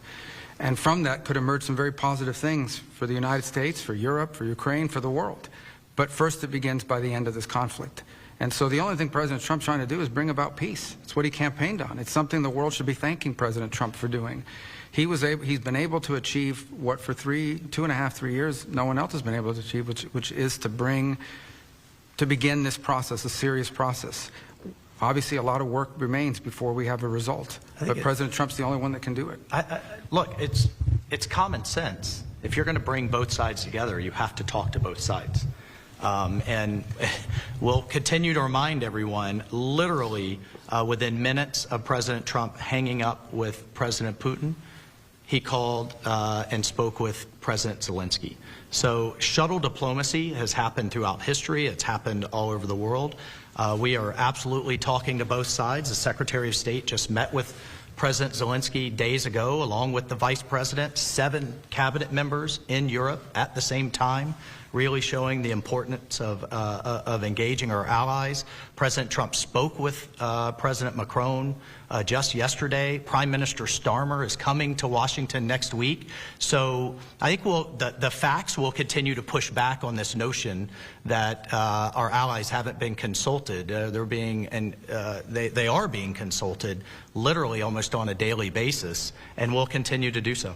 Did you set a date for the two presidents to meet at this meeting? When can we expect that meeting? We did not. We did not set that date, but the two presidents talked about meeting and expect to meet.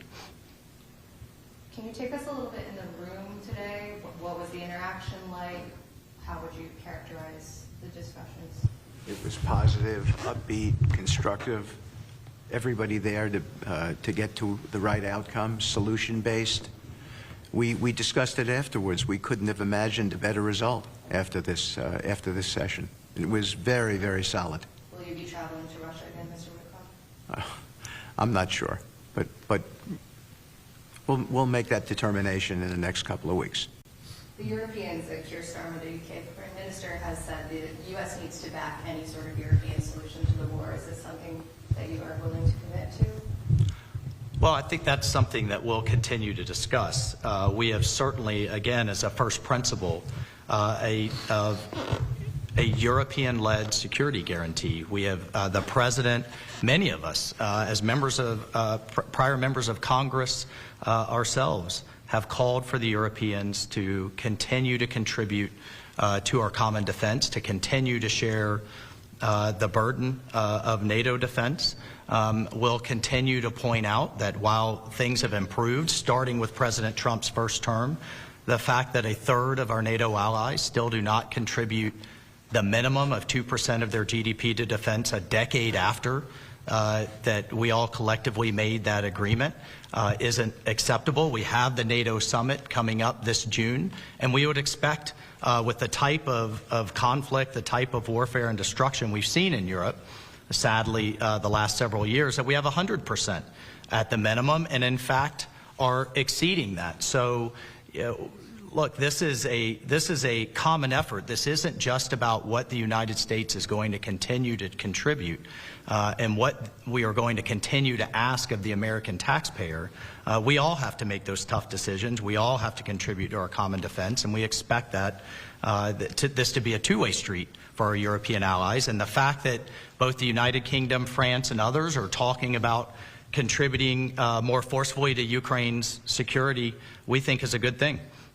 Did you walk away from this meeting convinced the Russians want peace? You said it might take some time to be convinced of that. How are you seeing it now? I mean, I don't view diplomacy that way. I think diplomacy ultimately is based on actions. It's based on commitments that are kept. So I think I came away today convinced that they are willing to begin to engage in a serious process to determine how and how quickly and through what mechanism can an end be brought to this war. Whether we can ultimately reach that outcome will obviously depend on every side in this conflict's willingness to agree to certain things. So I think it's important to have this meeting because we haven't really had much engagement with the Russians for almost 3 years. And it sets the table for future conversations. How that turns out will be up to the parties and their willingness not just to make commitments but to live by them. That'll be tested in the weeks to come. But I can tell you again, as I reiterate, President Trump has made it very clear during the campaign he thought this conflict needed to end. He's the only leader in the world that could have started a process that we saw here today, and this process is going to continue. And when you talk about an enduring and sustainable end of the conflict, it means one that's acceptable to everyone involved in it. And that obviously includes Ukraine, but also our partners in Europe, and of course the Russian side as well. Sorry, I didn't mean to jump in there, but I just wanted to also take a moment, I think on behalf of all of us and the President, to thank our partners in Saudi Arabia, to thank our hosts for bringing this together, and particularly the Crown Prince Mohammed bin Salman and his team. We are moving quickly, which means they moved very quickly to be such gracious hosts, and we certainly are all appreciative. Absolutely. As a last question, will the Saudis take on a more active mediation role as these talks move forward?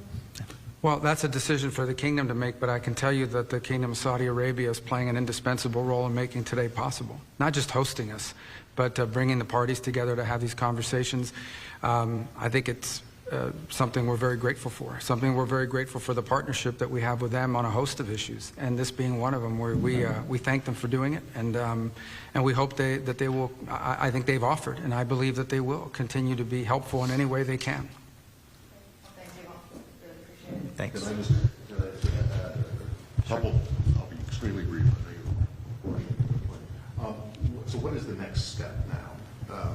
The high-level team you mentioned is number 2 or number 3. Yeah, so let me walk you through the next step is multi-track. The first next step is working through our respective teams at the diplomatic side, just to ensure that our diplomatic missions can function. There's been a series of reciprocal actions taken over the last 10 years that have really diminished our ability to operate in Moscow, as an example, and they would argue their ability to operate in Washington. We're going to need to have vibrant diplomatic missions that are able to function normally in order to be able to continue these conduits.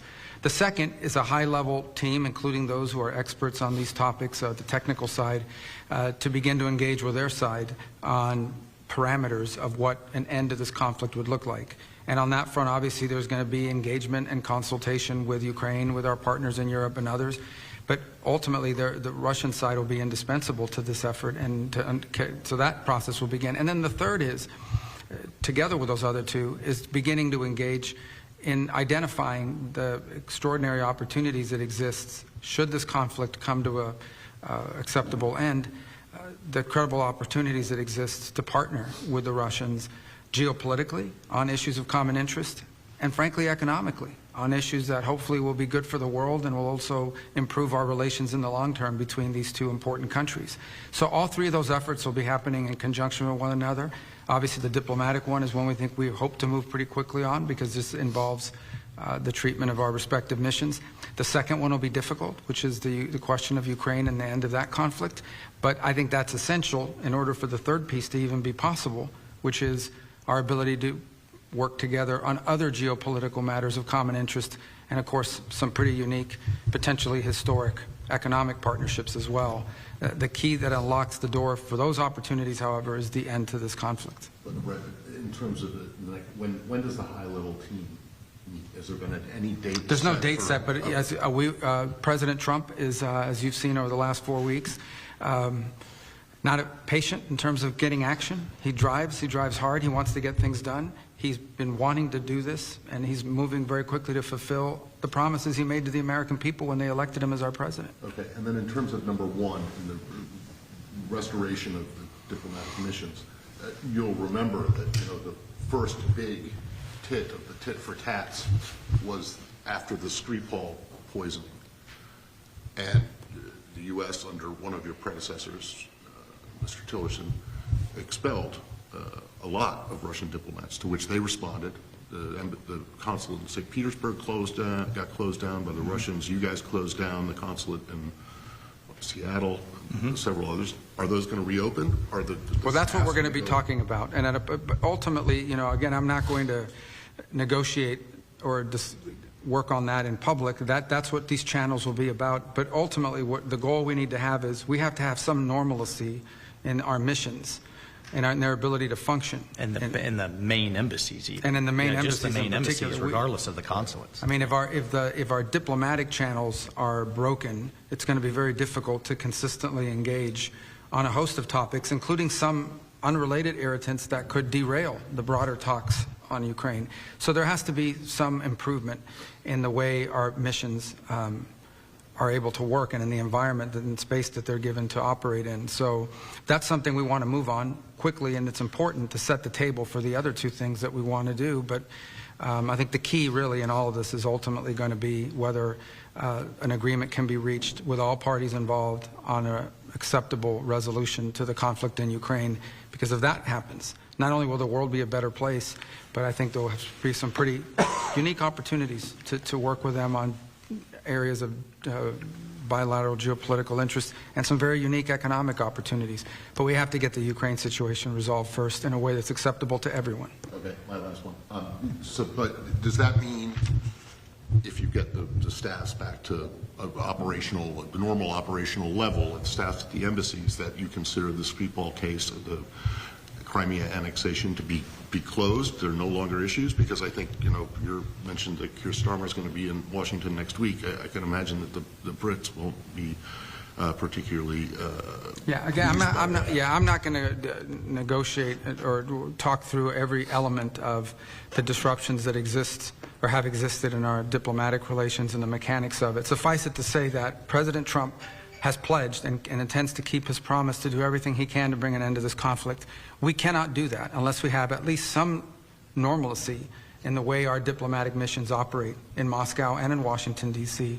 And so we need to work to improve that, and we're going to work with them to see what's possible within that context. Does that include removing Lavrov from rescinding sanctions that have been imposed?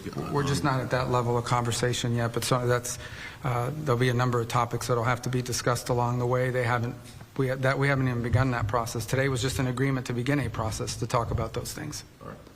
Thank you. All right. Thank you.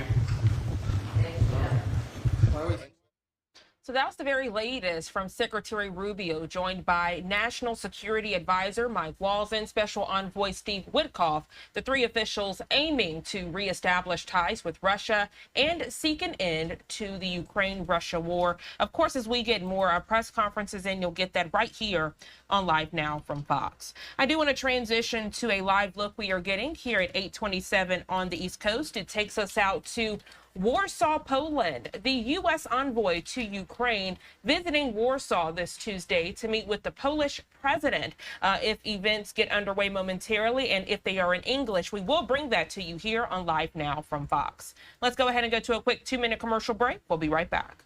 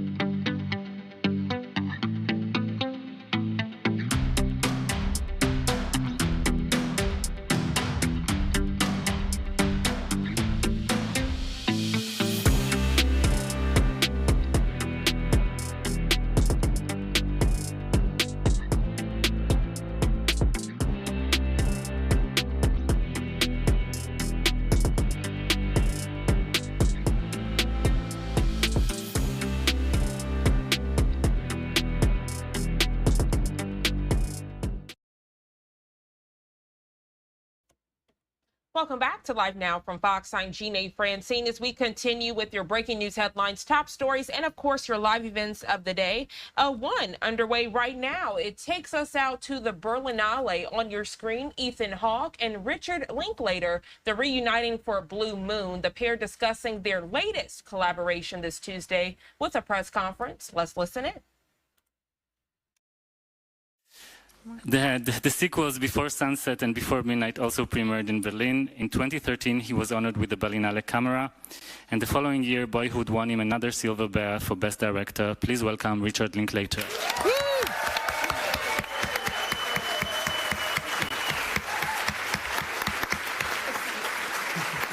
Okay, I see you have many questions, so we start with the floor. Can we bring the mic over there, please? Yeah. Hello, everybody. Congratulations. Wow. What a film. Had to be the first person to say it. Out of New York, Pop Matters. I have a question actually for all of you, starting with Mr. Linklater. This is a chamber piece, a seemingly deceptively easy film to digest, but it seems to cut very, very deep and to tell an entire history. My question for all of you is, what history is this? What history is it telling? Thank you. History is it telling? Well, on one hand, it's one night in the life of Lorenz Hart on this, opening night of Oklahoma.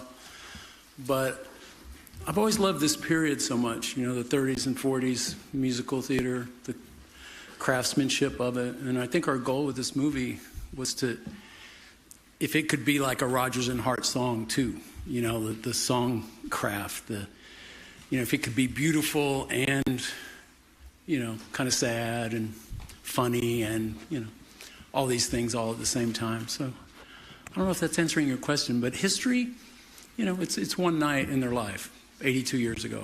but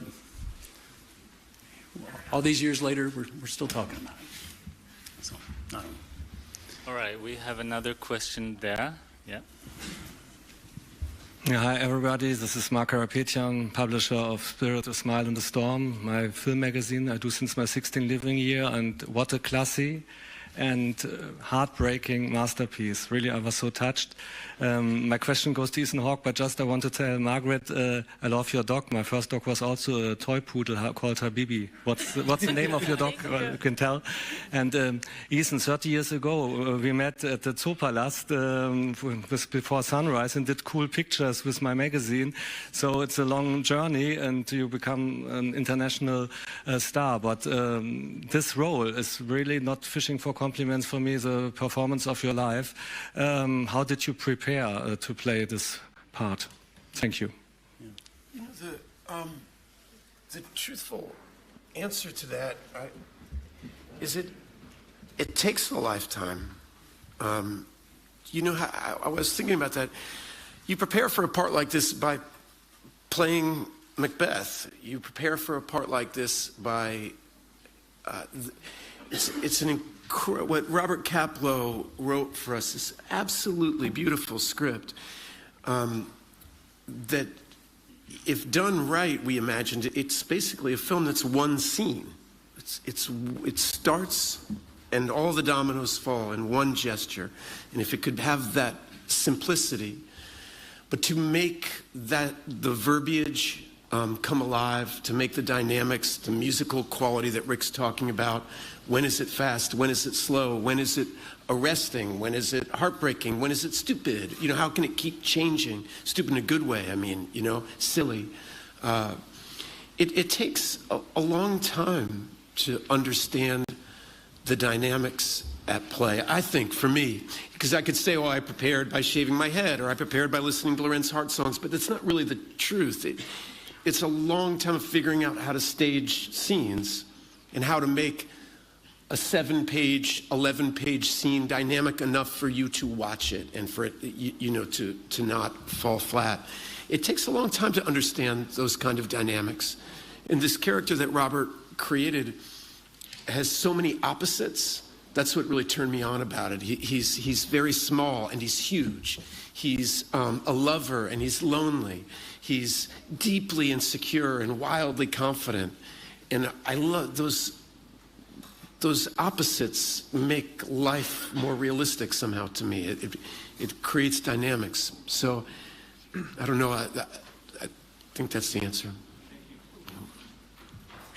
Hello, it's Natalia Zhuk from Carta Berlin. First of all, thank you. It's a real true masterpiece in every word, every glance. I mean, I've seen a lot of films, but this one is just out there.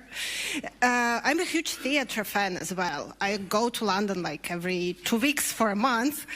And for me, it was really authentic in terms of theater world.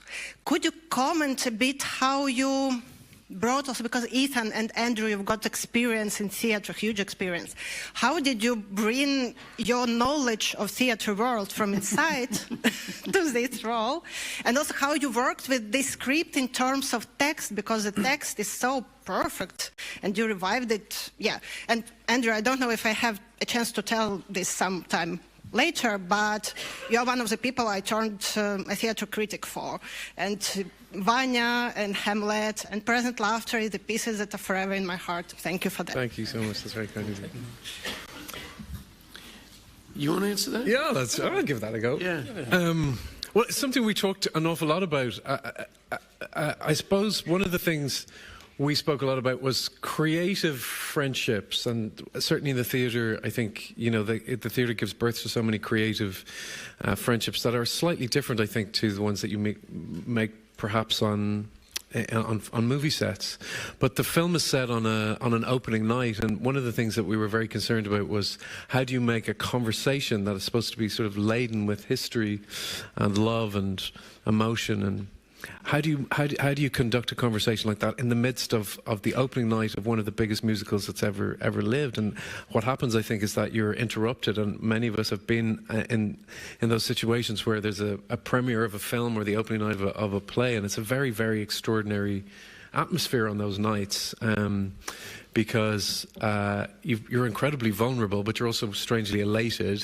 You're frightened, but you're also completely exhilarated. And I think it's so interesting that these extraordinary dynamics are existing as the sort of theatre showbiz train continues. That you're having these stolen moments of heartbreak and lust and love and bitterness and real affection happening as people are interrupting you. And we talked a lot about the sort of choreography of that as well, didn't we? Yeah, just trying to make it feel real in its space, yeah. Yeah. Okay, over there. Yeah. Good morning, Márcio Salem from Brazil. Who wants inoffensive art? Larry asks at a certain point in the film. And yet, Hollywood and Broadway have been built upon that same inoffensive art that appeals to Greeks and Trojans. And it got worse with streaming and social media standardization of public taste. What are the challenges you, Mr. Hawke, and you, Mr. Linklater, face to deconstruct that same taste with art that truly defies? Thank you. Thank you. Yeah, jump in. What's the question? Yeah, I wasn't sure the question. It felt a lot like a compliment. I'll take it. Inoffensive art. I mean, we're all dealing with that, right? I mean,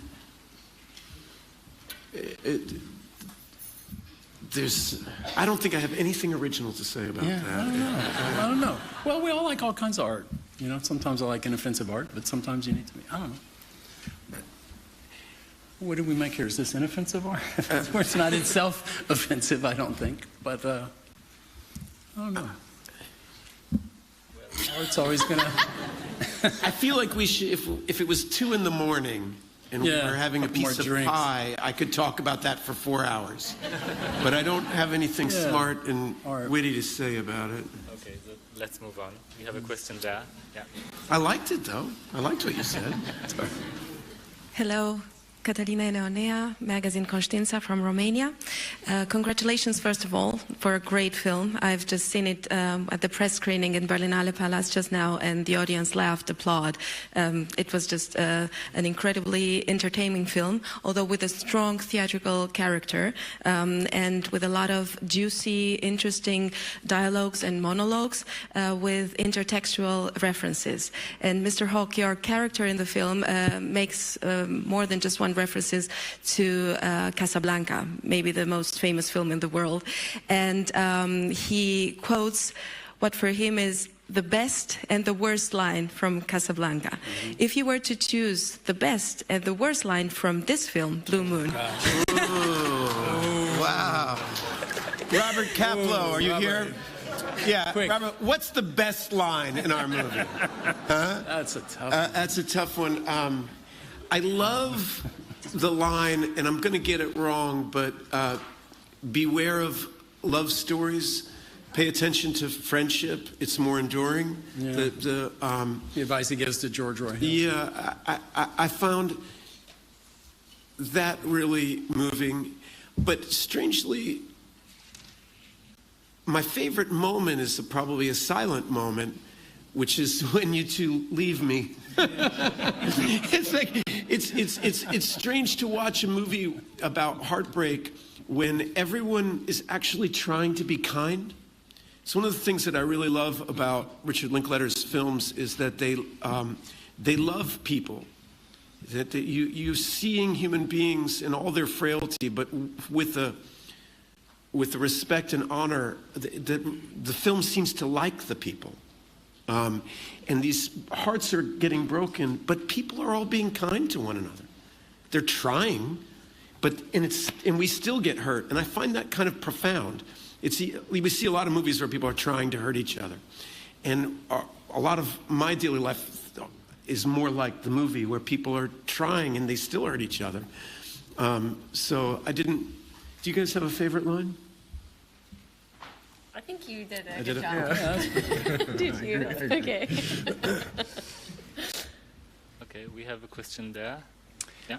Hello, I'm David Martos for Quinótico in Spain. I'm afraid I have a follow-up question to my colleagues because I wanted to ask you about offensive art. Don't you think that in this dark times, art should be offensive or even challenging or even a spark in the middle of darkness. What do you think? Yeah, well, it sounds good. Offensive times conjure up offensive art, maybe, yeah. But art's, I mean, movies particularly have always been escapism. And in our movie, he's accusing Oklahoma of being kind of escapist in the middle of the horrors of World War II. So, I don't know. I think most human psyches want to escape a little bit and to, you know, I don't know. But there's probably less offensive art now than there has been in the past. One of the dangers of offensive art, I mean, if we want to talk about like great punk music or Brecht's, there's some early Brecht plays are kind of punk in their sensibility, and some of the great offensive art is audiences have to care. They don't sell. You guys, the community, has to make it important. For offensive art to have a place in our conversation, it has to be cared about. And when we prioritize money at all costs, what we get is generic material that appeals to the most amount of people, and we're told that's the best. And so it's a dance we all do together. You know, if you love offensive art and you want it, then demand it, and you'll get it. It'll get made. Right now, people don't think they'll make any money off of it, so it doesn't get made. Well, it depends on what offends you, too. Yeah. If you're just now tuning into Live Now from Fox, you're getting a live look there at the Berlin Film Festival. Cast and crew on this Tuesday reuniting to discuss the film Blue Moon. And then on the left side of your screen, we've provided other live events expected on this Tuesday so you can plan your day with us. Let's go ahead and take our third 2-minute commercial break of the hour. We'll be right back.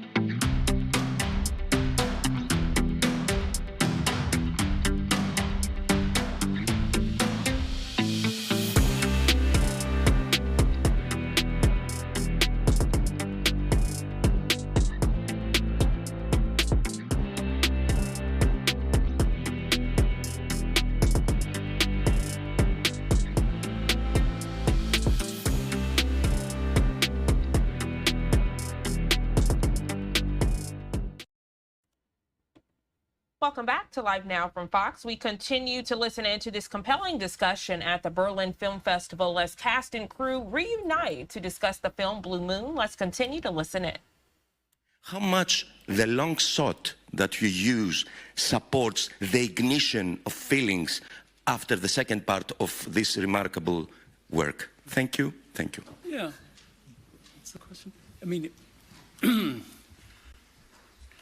we workshopped this a lot. We rehearsed a long time, and we weren't adapting a play. You know, this is very intimate. It's a chamber film in a way, but we're not adapting it from the theater. Even though in itself it kind of unfolds like a play, maybe in the way you perceive it, but it's very intimate. They're doing this for each other.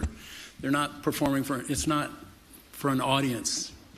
There's an audience of one, usually each other in this. So yeah, it was a very intimate experience, but I don't know, I just felt so blessed to be working with actors who cared and were so smart and worked so hard, and you know, I don't think anyone's ever done anything but this. You sit down and like, how do we take this wicked piece of writing and make it real to us? You know, it's that simple. It's what Bergman did, it's what everybody has ever done.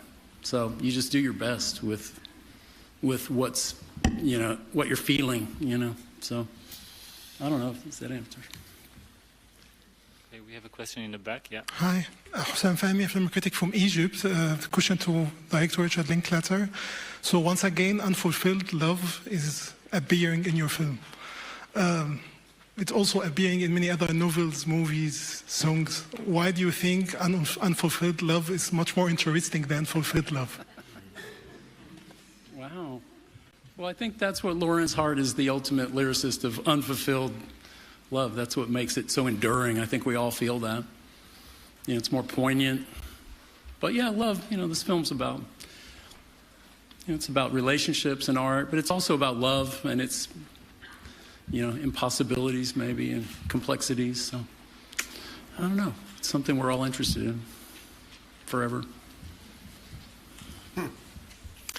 James Kleinman from the Queer Review, and a question for Andrew, if you could talk a bit about your approach to playing your character, particularly because it's a real person, any research you might have done that helped you to portray him. The film is so beautiful to me because it's about, you know, as I say, it's about a kind of creative friendship. My job really was to support this extraordinary central performance, and it was really easy for me to just establish a relationship with Ethan so quickly, and just to watch this incredible sort of transformation. I think both of us are people who come from the theatre and understand what it's like. Those nights are so heady, and for me it was just about really being present. The script was really very beautiful, and it's about how we could sort of choreograph it. Choreography is such a big part of what I think makes this film so special. Is how you make the room and the atmosphere interesting. And I love the idea that it's a sort of there's a real love story. So many of us have the biggest loves of our lives are our friendships, and this friendship was born out of work. And I love the idea that it's sort of a work film too. They're completely obsessive. What they talk about is stories and creating stories, and that is the way people within the industry, even though that's not what we talk about a lot in the media, that's what we spend our time doing, which is talking about what do we like, how do we create this, that's actually what these people do, and they become known, they become famous names. But actually what they spend their time doing is talking about making stories and being kids, really. So that was what was very special about it for me. Thank you. Margaret, maybe before we move on, you could tell us a little bit about how you prepared for this role? Sure. I don't know, I guess when I was like 16 or 17, trying to figure out who I was, I turned a lot to Richard Linklater and Ethan Hawke movies as a part of figuring that out. So for me, it was like very surreal to have the opportunity to work with them, having grown up on their films and their collaboration. And so to prepare for this, I just did what they told me to. I watched and learned and talked to them, and we did rehearsals, and it was a beautiful, humbling experience. Thank you. We have a question in the back. Yeah. Lida Bah, freelancer. I'd have a question for Mr. Linklater.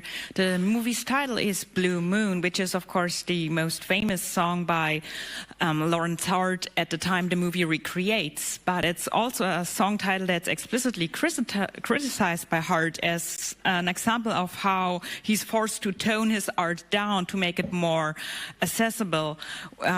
how far would you say that you either avoid or are forced to commodify what you do to make it approachable? Not at all. You know, it's funny to think, like, Larry Hart was born at the right time. They were making so many shows, his specialty. He wrote 1,000 songs for these shows. They were so workmanlike. They were blessed to get to do so much. And I think the commercial, he's telling that joke we learned at the end over practically the very end of the movie that Blue Moon was actually from Hollywood. That was one of their gigs there. It didn't originate on Broadway.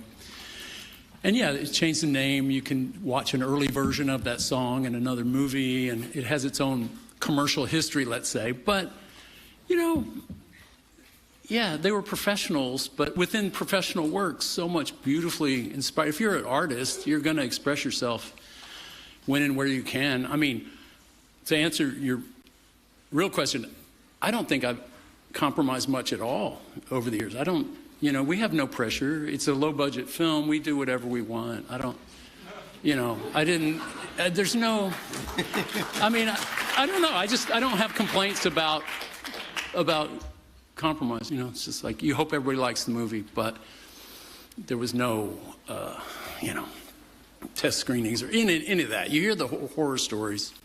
And the film industry can be an interesting collision between art and commerce, but I've largely been spared that over all these years. Okay, That's because you never make anything commercial. Well, yeah, there's that. They gave up on me a long time ago.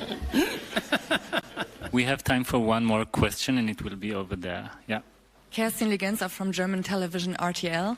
I've got a question for Mr. Hawk, and you are so long in the movie business now. Which advice do you have for young actors in the movie business? I don't know. Advice is worthless unless asked for, you know. Anybody who thinks they have so much to offer. It's interesting that Margaret's answer to that question had such humility to it, and I often think that young people don't understand exactly how much they're giving and how much we all build on each other. It's a wonderful compliment that she would have watched those movies and be inspired by them, but we were inspired that she cared about this movie and brought her whole self and her artistry to that. And I think about that with a lot of the young people in my life. How important it is they value themselves because they're giving so much. Their ideas are new. Nobody else has been alive at this particular moment with being born of this generation, and their work is absolutely essential. And so I learn from people like Margaret and people who are younger as much. Thanks. So, but it's really true. It was very inspiring to see her absolute commitment, to the idea and her commitment to follow through on it. And it's one of the things that's super hard about what we do is it's just not always rewarding. You have to be so patient for so long to have 3 days of a thrill, you know, but you have to work on yourself and work on your craft to be ready for when those opportunities present themselves.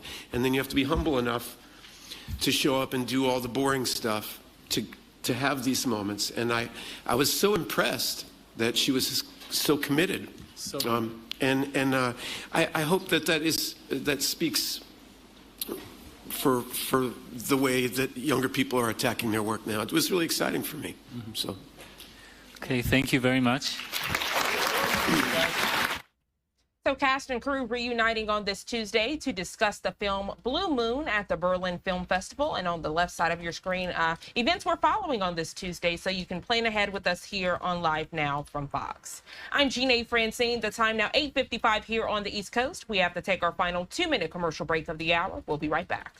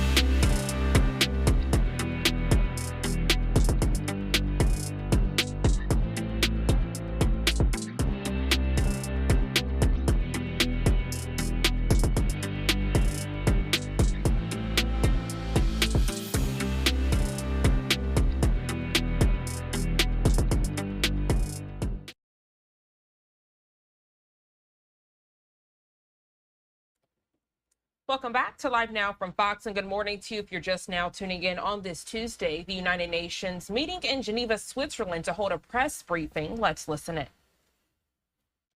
Me brought Li Fung, who is the head of the UN Human Rights Office in Sudan. I would like to welcome her. I hope she's on line. Let me see. She is. Okay. Li Fung, here. Welcome. You want to start? Okay. Go ahead, Ravina. Thanks. Good morning, everyone. You will have received a report that we've just issued on Sudan, which makes, unfortunately, for very grim reading. This is a report that the High Commissioner will present to the Human Rights Council in its upcoming session. Entrenched impunity is fueling gross human rights violations and abuses in Sudan as fighting spreads to more parts of the country and involves additional armed actors. Broader international effort is needed towards accountability and to stem the flow of arms. The report details attacks on densely populated areas as well as IDP camps, markets and schools, as well as a sustained pattern of attacks on medical facilities. It also documents ethnically motivated summary executions. The continued and deliberate attacks on civilians and civilian objects, as well as summary executions, sexual violence, and other violations and abuses, underscore the utter failure by both parties to respect the rules and principles of international humanitarian and human rights law. Some of these acts may amount to war crimes. They must be investigated promptly and independently with a view to bringing those responsible to justice. The international community should, among other measures, expand the arms embargo and the jurisdiction of the International Criminal Court to cover the whole of Sudan. They currently only cover the region of Darfur. Conflict-related sexual violence has also been documented, and urgent steps must be taken by the parties to put an end to the persistent use of sexual violence and to hold those responsible to account and to provide redress for survivors. Our report also details widespread disappearances and a generalized crackdown on civic space, including killings of journalists and attacks on human rights defenders.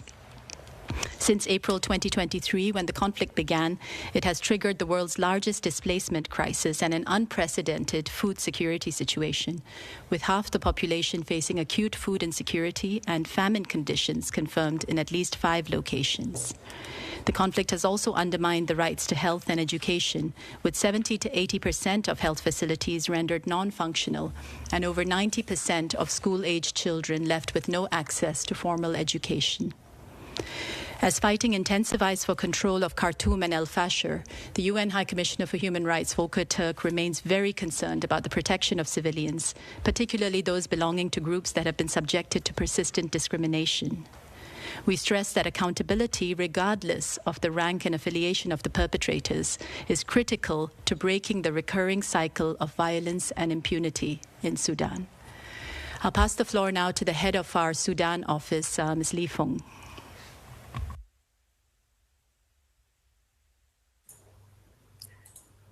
Good morning and greetings from Port Sudan.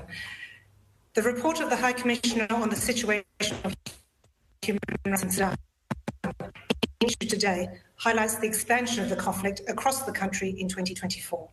It details the devastating impact of hostilities on civilians across Sudan and on fundamental human rights, including to life, liberty and security, non-discrimination, food, health and water. Attacks on densely populated areas involving airstrikes, drones and artillery shelling continue to impact upon civilians and civilian infrastructure, particularly in Khartoum, Darfur and areas of Kordofan. We documented multiple attacks on civilian objects, including markets, IDP camps and schools. The report documents deliberate attacks against specifically protected objects, in particular health facilities. For example, the Al Saudi Maternity Hospital in Fasher came under repeated attack in 2024. Thousands of civilian lives have been lost as a result of the hostilities and direct attacks on civilians, including targeted attacks on villages and retaliatory attacks. This includes cases of summary executions that are largely ethnically motivated or based on perceived affiliation to the opposing party to the conflict. As at the end of December 2024, our office had documented 152 incidents of conflict-related sexual violence involving at least 251 victims. Reports of sexual violence appear to follow a geographic pattern as the fighting spread across the country, illustrating its consistent use as a weapon of war by a growing number of actors. More than half of the reported incidents involved gang rape. Cases of sexual violence remain vastly underreported. In 2024, we documented multiple reports of disappearances and missing persons, including through widespread arbitrary arrests and detention. In this context, civic space came under increasing threat. The report finds that gross violations and abuses of international human rights law, as well as serious violations of international humanitarian law, have been committed by the parties to the conflict. As entrenched impunity was a key driver of the conflict and continues to fuel it, accountability is critical to prevent further violations and abuses. Since the beginning of 2025, the situation has escalated further, with ongoing battles in multiple hotspots. Regrettably, civilians continue to bear the brunt of the escalating violence. In recent weeks, hostilities have intensified in Khartoum, North Darfur and Kordofan, and more recently in White Nile. We are particularly concerned about recurrent RSF attacks on Zamzam IDP camp in El Fasher and on surrounding villages. We are alarmed about documented summary executions allegedly attributed to SAF-affiliated fighters and militia in Al Jazeera, Khartoum and North Kordofan. Many people were reportedly targeted based on ethnic identity and perceived affiliation with the RSF. Such reports continue to be received in Al Jazeera. We have also received reports of threats against humanitarian volunteers who have stayed behind to help those in need. And there are growing reports of hate speech and incitement to violence, often in the context of targeted attacks against civilians. The increasing ethnic dimensions of the conflict and growing polarization within communities is deeply troubling. Also of concern is an increasing trend of attacks on critical water and power infrastructure.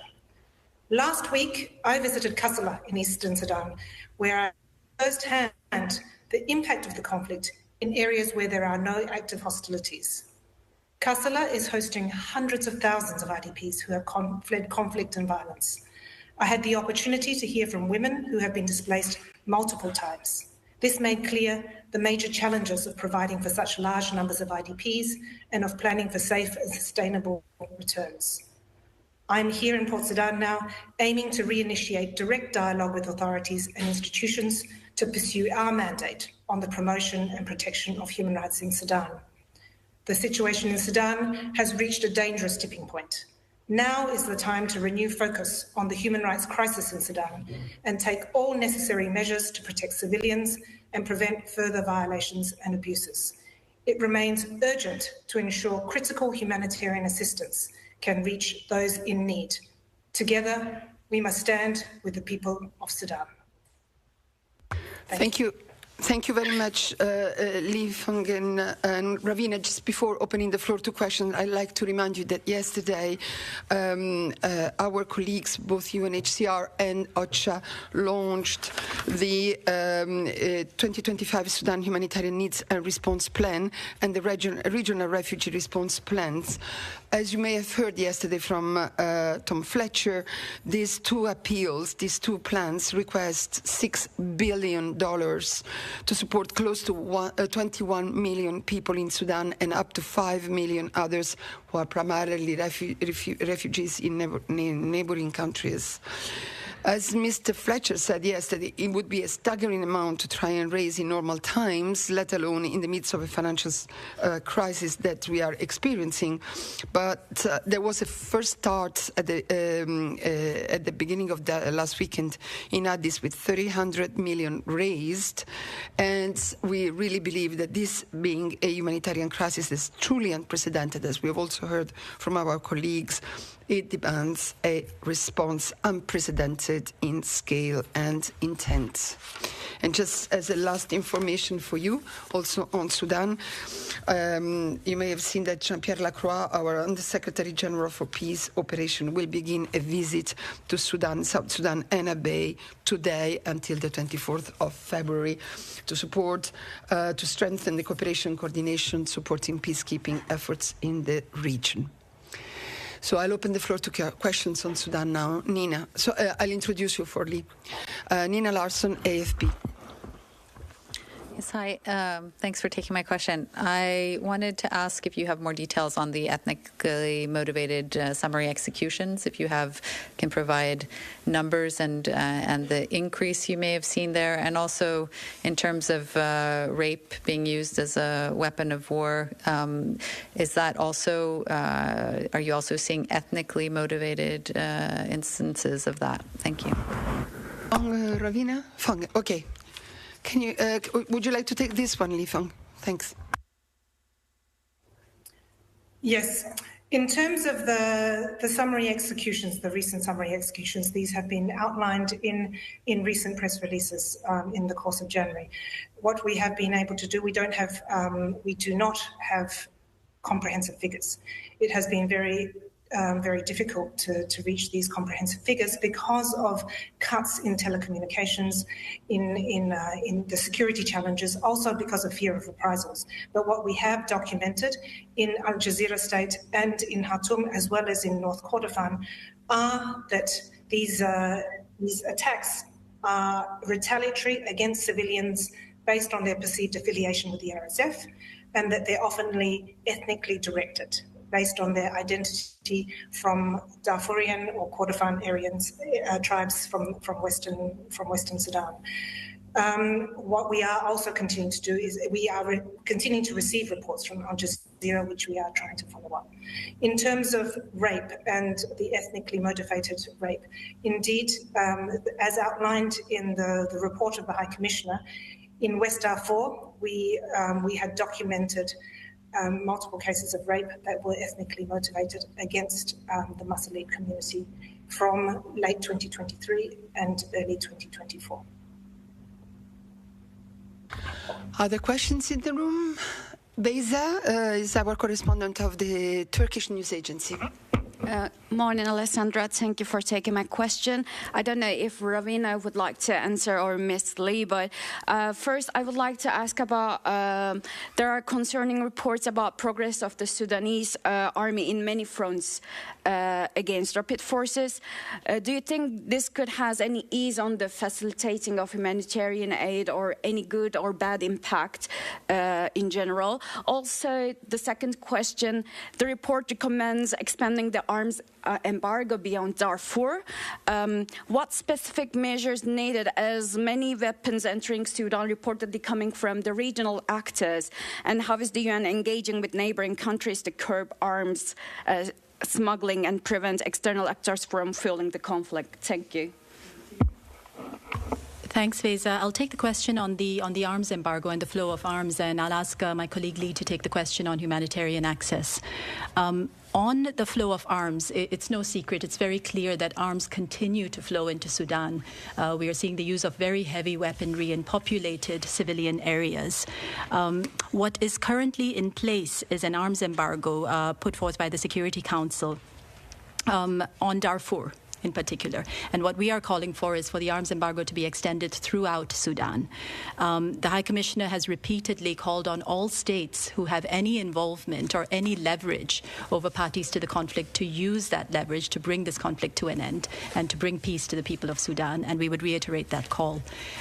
International humanitarian law also requires that states respect and ensure respect for IHL, for international humanitarian law, and this encompasses the prohibition on arms transfers where there's a real risk that such arms would be used in the commission of violations against international humanitarian law. Li Feng? Yes, and in relation to the increasing hostilities and battles of control, in various areas, particularly in Khartoum. Indeed, as I mentioned, this very fluid and dynamic security situation is a challenge to human rights, to protection, and indeed to the broader engagement of the UN in providing humanitarian assistance. It is, for us, we will not speak to the issues of the humanitarian access. I think that, as was mentioned, this is part of the humanitarian response plan that was launched yesterday. But indeed, the very volatile situation poses greater risks, poses greater security challenges, and thus is a complicating factor. Thank you. Thank you very much. You have a follow-up? Quick follow-up for Ravina. Are you concerned about, as you say, there is already a selective arms embargo only affecting Darfur. Are you worried about the expanding of the embargo would not have the biggest impact as you were expecting, as they already have a stockpiles of weapons? Thank you. The arms embargo on Darfur is also clearly not being respected. And again, this is why we are renewing our call to everyone who has any involvement. Now, this is states that may be providing weapons. It's also states that may have involvement through the supply chain as well in the provision of weapons towards this conflict, to both parties to the conflict. They need to be reminded of their obligations, not only do the parties to the conflict need to ensure that civilians are not harmed in the use of these weapons, but those who are providing arms, who are carrying out arms transfers, also need to be reminded that they have an obligation to ensure that such arms are not used in violation of international humanitarian law. And we are just listening in as the United Nations held this discussion a bit earlier today over in Geneva, Switzerland. This is being chaired by Alessandra Vellucci. She's the director of UN Information Service. And we are going to head back to this. We do just have to go away for a quick 2-minute break. If you are just joining us, my name is Christy Mattino. Thank you so much for being here. We do have a number of live events and news that we are keeping an eye on. One of those shots, I do want to take you out right now to Kentucky. As we can see, the snow is following, but more winter weather set to come. And this comes after the state saw a lot of flooding as well. So in a short time here, in about 15 minutes or so, we are expected to hear from Governor Andy Beshear as he is giving a winter storm update, as well as that response to flooding this morning. All of that in just 2 short minutes. Don't go away.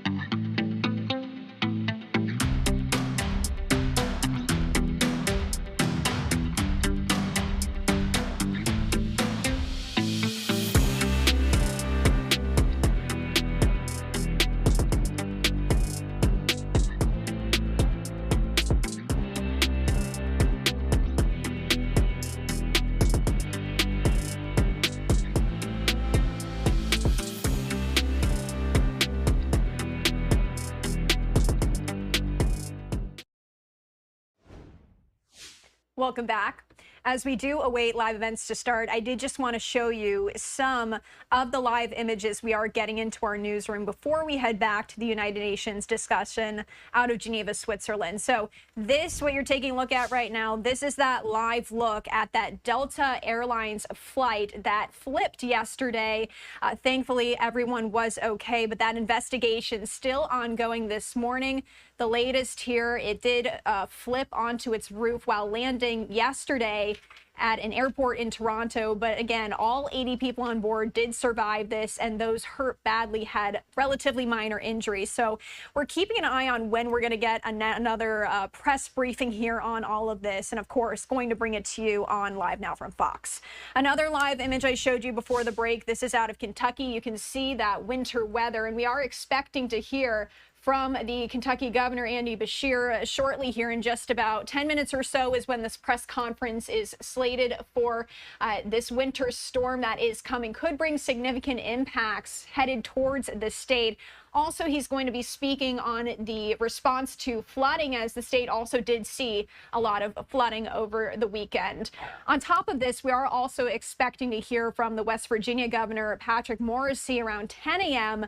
As he speaks on West Virginia's response and recovery efforts to widespread flooding as well. So all of this we are awaiting on here. What we are going to do right now, though, is a pivot back to the United Nations a little bit earlier this morning in Geneva, Switzerland. We're going to play that out for you. I'm going to pop up some boxes so you can keep an eye on all these live events that we're keeping an eye on. Perpetration of gross human rights violations by both the Sudanese armed forces as well as the rapid support forces. You may recall that the High Commissioner spoke to both generals last year as well, and again he reminded them of their obligations under international human rights law and humanitarian law to ensure that the principles of distinction, proportionality are respected. Unfortunately, since then we have only seen a worsening of the situation. The parties to the conflict seem to be more motivated by power interests than for peace for the people of Sudan. Lee, go ahead. In terms of what we are doing as the UN Human Rights Office in Sudan, we have been working since 2019 pursuant to an agreement with the government of Sudan on the promotion and protection of human rights. This involves our monitoring and documentation mandate. It also involves engagement with institutions, with a broad range of interlocutors, including civil society, to be able to strengthen the promotion and protection of human rights in Sudan. Very specifically in this conflict context, we are working very closely with our UN partners and also with humanitarian partners to be able to support the response to this crisis. I wanted to reiterate again that this is a humanitarian and protection crisis that has driven the very, very enormous humanitarian crisis that has already been spoken to. Thank you. Sorry. I would also like to remind you that the Secretary General was at the African Union meeting just now, and we have sent you extensive transcripts and readouts of his meetings. He really focused on the situation in DRC and Sudan, so I would like to send you back to what he said on that occasion, and in particular when he was asked by one of your colleagues about the work that the UN were doing with the two parties in Sudan, he answered that his special envoy Lamamra has been in contact with the two sides. The SG himself had some contacts, and we believe that it's absolutely essential that in the holy month of Ramadan, Sudan uses this occasion to stop the fighting and create the conditions for diplomacy finally to be possible. And he spoke about Sudan much more, so I'll refer you to his interventions. Next question. Let me see. I don't see in the room or on the platform. So I'd like to thank you very much. We have changed a little bit the agenda of the briefing. So Ravina is not going away. And we also have Tamim from OHCHR because know that some of you had questions for them, but I would like now to thank Ravina. If you can stay on the podium, you can stay, but we will go now to Ukraine. And thank you very much, Li Fang, for being with us from Port Sudan. Good luck with your important work.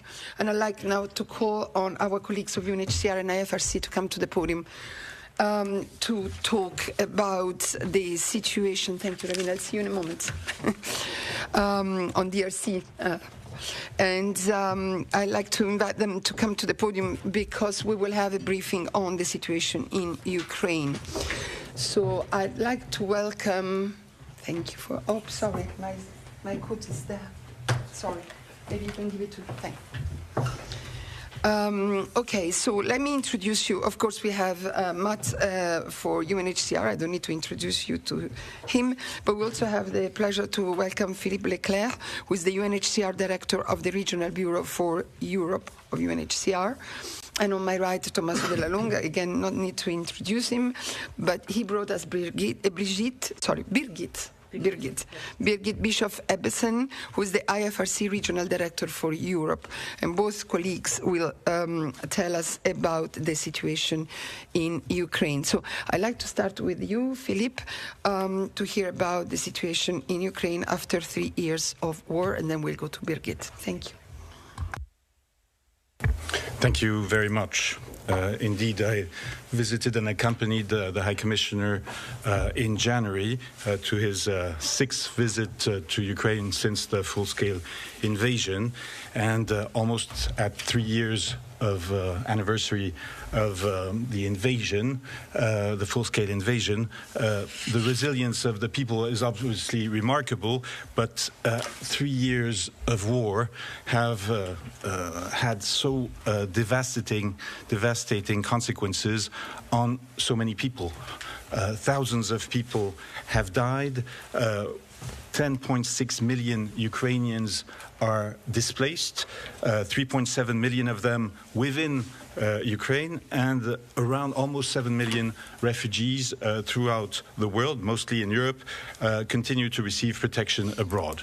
So each time we visit Ukraine, in particular the oblasts which are under intense military attack, in particular since the beginning of the winter on the energy infrastructure, we see the further consequences of the trauma among children, among elderly, among people with disabilities, all these people who in Donetsk, in Dnipro, in Sumy, in Kherson, in so many of these oblasts which are under continuous attack, remain in the vicinity and receive key humanitarian support in terms of collective centers when they have no home, shelter support, psychological support, legal assistance support, so that as quickly as possible they can benefit from the support of strained Ukrainian national services. At this time, in the heart of the winter, at the time when every day on these oblasts we continue to see the consequences of the missile attacks, humanitarian assistance is key in enabling these populations to continue to remain, if they wish to do so. And many, again, elderly people with disabilities are staying in these frontline areas. It is key that the humanitarian support continues. A lot is debated about future peace, and we welcome all actions which go towards peace. The Ukrainian people need peace, but we know that it will take time. Right now, what I need to convey to donors, is the support that continues to be required so that this country, which is affected by mines, ordnance, perhaps 1/3 of the country has been affected by mine. It will take time, even if peace comes, to support the people who will need to come back, the people who are remaining in those areas, and the humanitarian assistance needs to be supported. You know, that funding has always been difficult. It is, as we speak, even more difficult, not only with the many conflicts all over the world which require a response, but after 3 years, it is important, 3 years of full-scale consequences of full-scale invasion, it is absolutely important that the state donors, as well as private donors, continue to fund the humanitarian actors. And I'm glad to be today with Birgitte, as the Red Cross movement is so important in responding to the needs. We are not alone as UNHCR. We work with the rest of the UN family, and even more importantly, with the local actors. Most of the actions that we are able to implement to support these victims of the population are national actors. Right to Protection, 10th of April, NICA, 13 out of the 14 partners we have in Ukraine are local actors. 90% of the procurement we make is done in Ukraine. All this is part of the UN and UNHCR effort to support the government of Ukraine, the civil society, the NGOs, to respond to the needs of the Ukrainian people. I'll stop here and be ready to take your questions. Thank you very much. And just before I give the floor to Birgit, just on what Philippe just said, let me remind you that in 2025, the UN and partners are appealing for $3.32 billion to support 8.2 million people affected by the crisis in Ukraine and across the borders. And out of this appeal, the humanitarian needs and response plan is only funded 12.7% as of today. Birgit, you also have your first-hand experience to tell us about. Thank you very much. And yes, indeed, the situation in Ukraine, I can only echo what Philippe is saying. We are only 1 week away from the 3-year mark, and at the same time, it has been such a long time and a very short time. I have indeed literally just returned from Ukraine, where I've had the opportunity to visit Sumy, which is the area that is sharing a very extensive borderline with Russia. And there, what you see is that people live under a constant shadow of the conflict. You see homes, schools, health, and energy infrastructure that has been destroyed. And air raids are part of the day. It's relentless, it's day, it's night, and taking a really huge toll on people's mental health, but also on their general well-being. Maybe some of you would recall that last week we presented at this same press briefing the challenges that we see for people both inside Ukraine, but also the people that are living outside of Ukraine. They are reaching a tipping point where staying abroad is no longer sustainable, but returning home means returning into some kind of uncertainty. So that was the United Nations a little bit earlier today in Geneva, Switzerland, and you heard them speaking about Ukraine. And speaking of, we actually are awaiting this live event set to start here. This just got pulled up in our newsroom right now. This is going to be in Poland as President Andrzej Duda is meeting with U.S. Special Representative Keith Kellogg at the presidential palace to discuss Ukraine peace talks and conditions. This meeting was initiated by the U.S. to discuss the position on peace talks regarding Ukraine. So whenever that starts, we will bring it to you. As well, you heard me mentioning here that we are also going to be sharing this. This is going to be Kentucky Governor Andy Beshear as he is giving a winter weather update as the state is expecting a winter storm. Again, this coming after the state saw a lot of flooding. Also expected to hear from the West Virginia governor on the flooding as well. So whenever we get these in here, we will bring them to you live as we always do. Let's go away for our second 2-minute break of the hour. We'll be right back.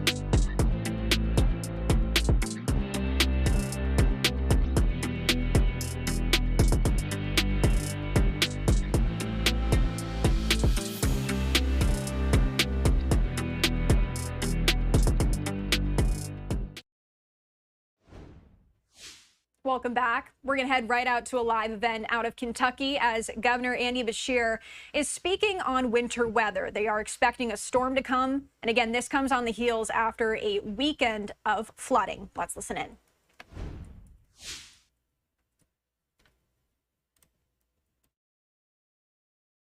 Discuss our ongoing response and also update on the snowstorm that is heading our way.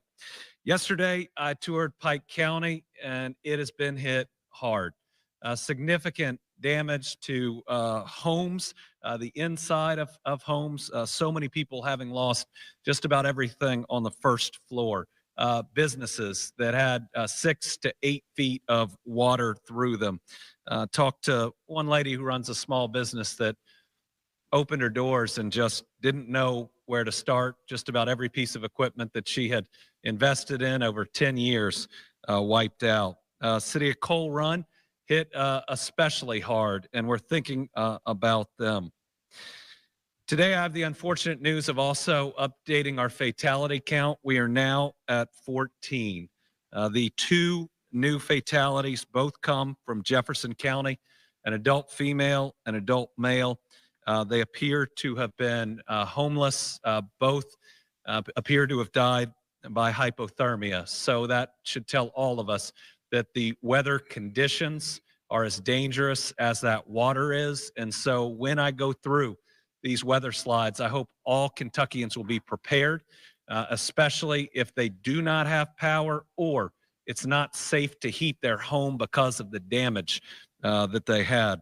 Let's remember that this 14 fatalities is not just a number. These are children of God. These are Kentuckians that are missed by their families and by their communities. I'm already hearing from people who know these individuals, and let's pray for them and let's support them. We now have disaster declarations, written declarations from 44 counties, verbal declarations by 13 counties, 12 cities written, and 7 cities verbal. That again should reinforce that this has been a natural disaster and continues to be of incredible breadth all across Kentucky, with counties hit, in the east, in the central, and in the west. I mean, you look at Pike County and Woodford County, both being counties that have written disaster declarations. Yesterday, we got to see our National Guard in action. We've long had the best National Guard in the country, and they proved it again. The Kentucky National Guard, Kentucky State Police, and Kentucky Emergency Management, alongside partners from Indiana and Tennessee National Guard, to work together on more than 800 response missions yesterday. Their dedication and teamwork have been critical in this response. Yesterday in Martin County, we sent out helicopters from KSP as well as the Kentucky and Indiana National Guards. In a combined effort of teamwork, they successfully evacuated 296 Kentuckians from a couple of apartment complexes where the water was rising and created very serious concern. As the situation evolves, the Kentucky National Guard is transitioning from life-saving missions to recovery efforts focused on debris removal, restoring access, and transporting supplies to affected communities. And we're going to be pre-positioning Guard assets for the coming snowstorm, given our concern about getting the roads pre-treated and what 6 to 8 inches in some areas of snow can do on top of what we've already seen. There's some concerns there because of people being stranded, maybe not being able to get out because of mudslides on the road. And so we want to make sure that we're ready. I want to personally thank the Guard, KSP, and KYEM for their hard work. We're proud of them. Soon you're going to hear about this mission from Brigadier General Brian Wertzler. I want to go over a couple of weather slides so we know what's coming at us because it is significant. Let's put up the first one. So this is the most recent forecast from the National Weather Service, which continues to give us updates. What it says is that we could get in the west, I think up to 8 inches of snow in some areas.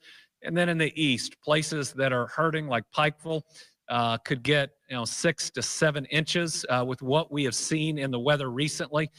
we are worried that we could get the higher end of this weather. The worst part will be west of I-165 in western Kentucky, but 2 or 3 to 7 inches in places that have been hit hard can be dangerous. Let's look at the second one. This is the timing for when we believe this weather's going to hit. This is a snowstorm in the middle of a natural disaster. It's going to start today in the west, 3 to 6 p.m., and then it's going to go across the state. The worst of it is going to hit and ultimately be out tomorrow morning. But everybody recognize that this may be in your evening tonight or even overnight into the early hours. The heaviest snow between 9 p.m. tonight and 5 a.m. on Wednesday. That's concerning in and of itself, but the next slide is the one I'm worried about the most. It's going to get really cold. We got people without power. We got people that can't heat their homes that might have power because of the damage. And we are going to have wind chills that are negative Thursday morning and are really low on Friday morning. So we're going to be working today with our area EMs, our counties, to make sure we have warming centers set up. To the people of Kentucky, if you cannot safely power your home by the middle of today, you need to be looking at a shelter option because, again, it's damp out there. There's going to be a lot of snow, and you need to make sure you're safe. Right now, these are the emergency shelters that are open. There's 15 of them. They're on your screen, but we hope to publish more as the day goes on. You can call your local emergency management office and ask about shelter options. So I want to say this again. We still have a lot of people who cannot heat their homes, even if they have power, because of the damage. They worry about electrical. And it's going to get really cold tomorrow morning. So let's make sure that we've got enough centers open. And again, if you can't safely heat your home by this afternoon, either call and go stay with friends, look at one of these shelters, go stay with family. Let's just make sure that we don't lose anybody else to these cold temperatures. I want to talk about the Team Kentucky Storm Relief Fund. We established that to assist with individuals harmed by the floods. This is a fully transparent fund. Every single dollar will go to the families that have been impacted. This is so transparent, even just an open records request, you can see exactly how the dollars are spent. The first thing we do with all these funds is to pay for funerals. Right now, we're going to have at least 14 of them. But as of this morning, there's just over $50,000 that have been donated from 561 donors. So just to cover funerals, we're going to need a little bit more help. I mean, remember, we mourn together first. And none of these families that have lost their loved ones to such tragic circumstances should have to worry about being able to afford a funeral or should have to wait for reimbursement for one. So I'd ask everybody out there, let's be generous to help these families, especially in their time of grief. We have operations teams across the country, across the Commonwealth. They are in Clay, Perry, Leslie, Letcher, Knott, Breathitt, Harlan, Floyd, Pike, and Martin counties. We still have 2 National Guard helicopters in the east at Big Sandy, able and available to help. We have more air support from our Guard that is here in Frankfort, as well as KSP that can be deployed as needed. We were able to release the Tennessee National Guard. We thank them very much. We believe Indiana will head back home today. We're really grateful for all of their help. We're going to be able to draw down some, especially of the out-of-state teams that are here as we move from an emergency response that'll likely continue through this snowstorm, but eventually to more of a recovery phase. I want to thank all our utility workers, because as this cold approaches, we're now down to just 4,189. Actually, it went up a little bit, 4,303 customers without power. But do remember that some people that have power might not be able to safely heat their homes because of the water damage that they've experienced. The drinking water systems are coming back online. We still have one system not operational, Elkhorn City, but they are working hard. They're working really hard to get that back up online, and we appreciate them. We have 26 systems under limited operations. We have 53,077 service connections under boil water advisory. That's higher because we now have more customers that are getting water, but it's just going to have to be boiled for a period of time. We now have 18,245 service connections without water. On wastewater, we have 2 systems that are not operational. That's the Jackson and the Thelma plants. 32 are listed as limited operation. 13 are bypassing. 12 systems with lift stations have reported overflowing. Our Kentucky State Police was a part of that air rescue and then is helping each and every day in their communities. Since Saturday, the telecommunicators have taken 9,663 calls for service. They continue to assist in so many different ways. This is new today. Our Kentucky State Police posts are going to be open to take calls about missing persons or individuals that might need wellness checks. I believe we have the district numbers that are up on the screen right now. What this will allow us to do with both our USAR teams and KSP is do more targeted wellness checks where we believe that there is a concern for an individual. We did not lose cell phone service for most of the areas affected, which leads me to believe that most people have contacted their family members or their friends. But if you are worried about somebody, you haven't heard from them, you know where they live, these are numbers to call. And we'll get that information routed here through the EOC. Thank you to the Kentucky State Police for accepting this mission and for helping us, FEMA, and everybody else to coordinate this response. So we'll post this on social media. KSP will, emergency management will. These are the numbers to call if there is a missing person or you know that a wellness check is needed on someone. We now have 191 people currently being sheltered at 4 Kentucky State parks, occupying 72 rooms. After Pike County, yesterday I went to Jenny Wiley, where we have 112 adults and 31 children. Jenny Wiley, at least yesterday, was inaccessible for most people getting in or out. I had to take a National Guard high axle vehicle and then a pontoon boat to get to the lodge, but everyone is safe. And I want to thank our parks workers. I mean, they're coming over that same way, getting transported in and out each morning to make sure that they can make it. I even saw a shift change, and it's just so proud of our Team Kentucky members that were there, making sure we were taking care of people. Pine Mountain has 2 adults, Natural Bridge 16 adults, 9 children, Buckhorn 13 adults, 8 children. Buckhorn has limited operations. And we may open Carter Caves if needed for specific populations. Kentucky Transportation Cabinet update. Remember, these numbers go up and down. They may go up because of mudslides. The embankments are wet, so we're having new hazards on the roads. 296 state or federal roads that are closed, and they're in every corner of the state. Still about 2,300 Department of Highway personnel that are out there and that are going to be out there with this winter storm coming. So remember, they, like the people in this EOC, have been working since at least Saturday on very limited sleep. So give them a wide berth. When you see them in your community, thank them. These are heroes like everybody in this center that are doing their very best, that are working overtime because they care about their fellow Kentuckians. Challenges are going to continue this week as some of the rivers have not yet crested. We can have backwater flooding. We have saturized ground plus freezing temperatures that could lead to more mudslides. And again, the receding water could lead to embankment failures. In good news, all our driver's license offices are open today. Some had been previously inaccessible. We showed you earlier, we have 15 emergency shelters open right now. These have been primarily for flood victims. We're going to need warming shelters across the state, especially in these areas. Again, if you don't have power or can't safely, let me say that again, safely heat your home, because there are lots of ways that people try to heat it unsafely.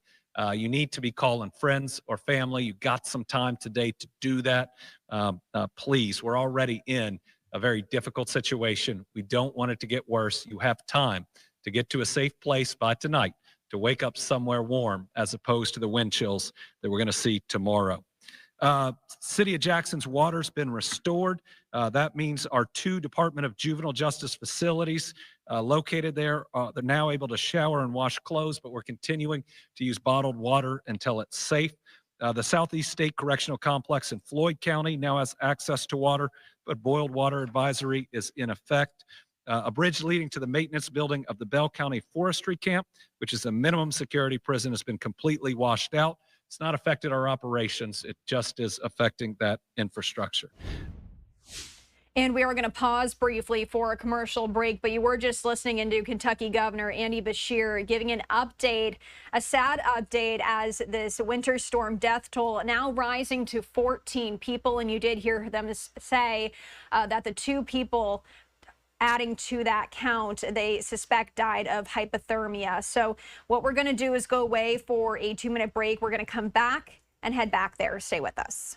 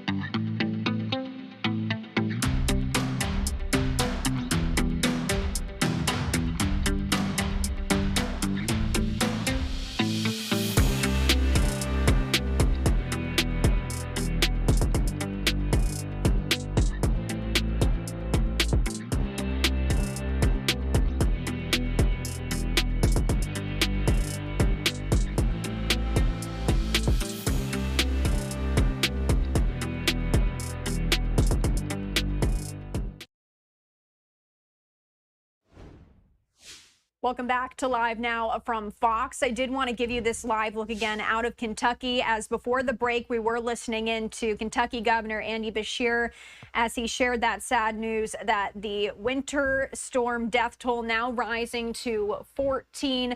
And again, this all comes after they saw deadly flooding over the past weekend. Now another storm set to move in here, and we've been hearing how the state is preparing. We do have to get in our final 2-minute break of the hour. On the other side of that, we will take you right back to that press conference.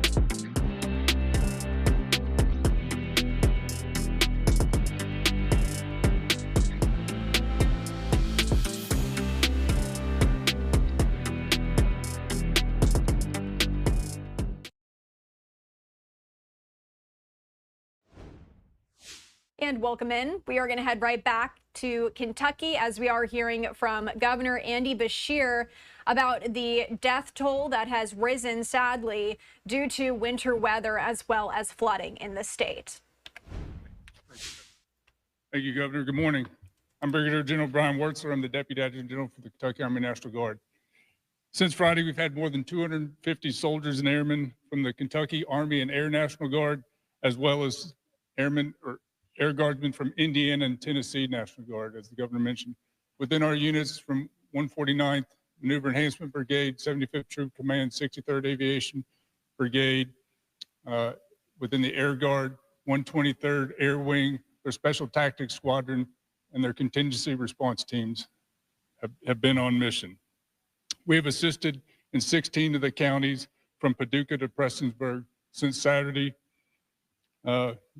We are happy, as the Governor alluded to, talk about the mission yesterday, the Joint Air Mission, working with KSP, where we rescued 296 Kentuckians in Martin County, utilizing 9 aircraft from KSP, Kentucky National Guard, Tennessee National Guard, Indiana National Guard. As the search and rescue winds down and our ground teams are assisting with debris removal to restore trafficability in affected counties right now.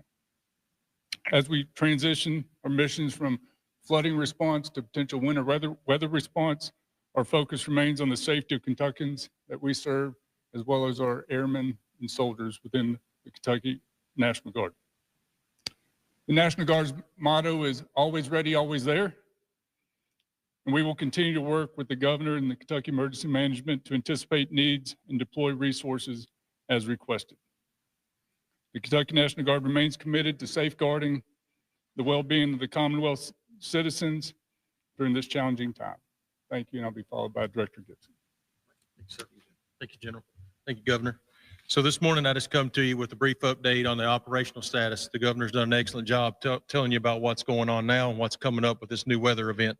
So I wanted to just give you a brief update at that operational level, what's going on for us and the things that we're doing. We're still working very hard to make sure that all of our people have got the resources that they need to get through this next event. We believe that this water rescues, many of them are going to start slowing down today. That'll allow our teams and crews to refit, get their gear straightened back out, get a little bit of rest if we don't receive any emergency calls for life-threatening situations. We'll use that time to prepare for this next event that you all have all heard about this morning that we know that's coming. There's more work to be done. So as we continue to stabilize the ongoing flooding event, we're expanding our efforts to help in this new winter storm event, as we know that many of people are still without power, but those that have got power restored may not have all of their homes back in operational order, where they may not have all their heating appliances, or their furnaces have been damp, or their hot water heaters have been damp. So we know that many of those appliances may be failed at this point, and we understand that that cold weather that's coming in is going to increase the need for our team to provide resources to those individuals that may be in those situations. So we're going to expand our efforts on that as we continue to stabilize the ongoing flooding situation. Our resources and personnel are fully engaged in the ongoing event now, and anybody that needs anything, please let us know. We'll do our very best to accommodate it. Like the Governor said, our phone lines have been packed with calls. Our team is running through those and providing that assistance. We know that we have a backlog, a small backlog right now, and we are upping the staff in our call center and being able to get those calls out as these emergency needs are kind of slowing down. That'll allow us to more focus on this immediate need situation that's coming up, and we'll prioritize those calls and try to get to the things that are coming in. So as we go through this, we'll start doing those welfare checks today. We know that after these events, many of you will be concerned about your loved ones and where they're at.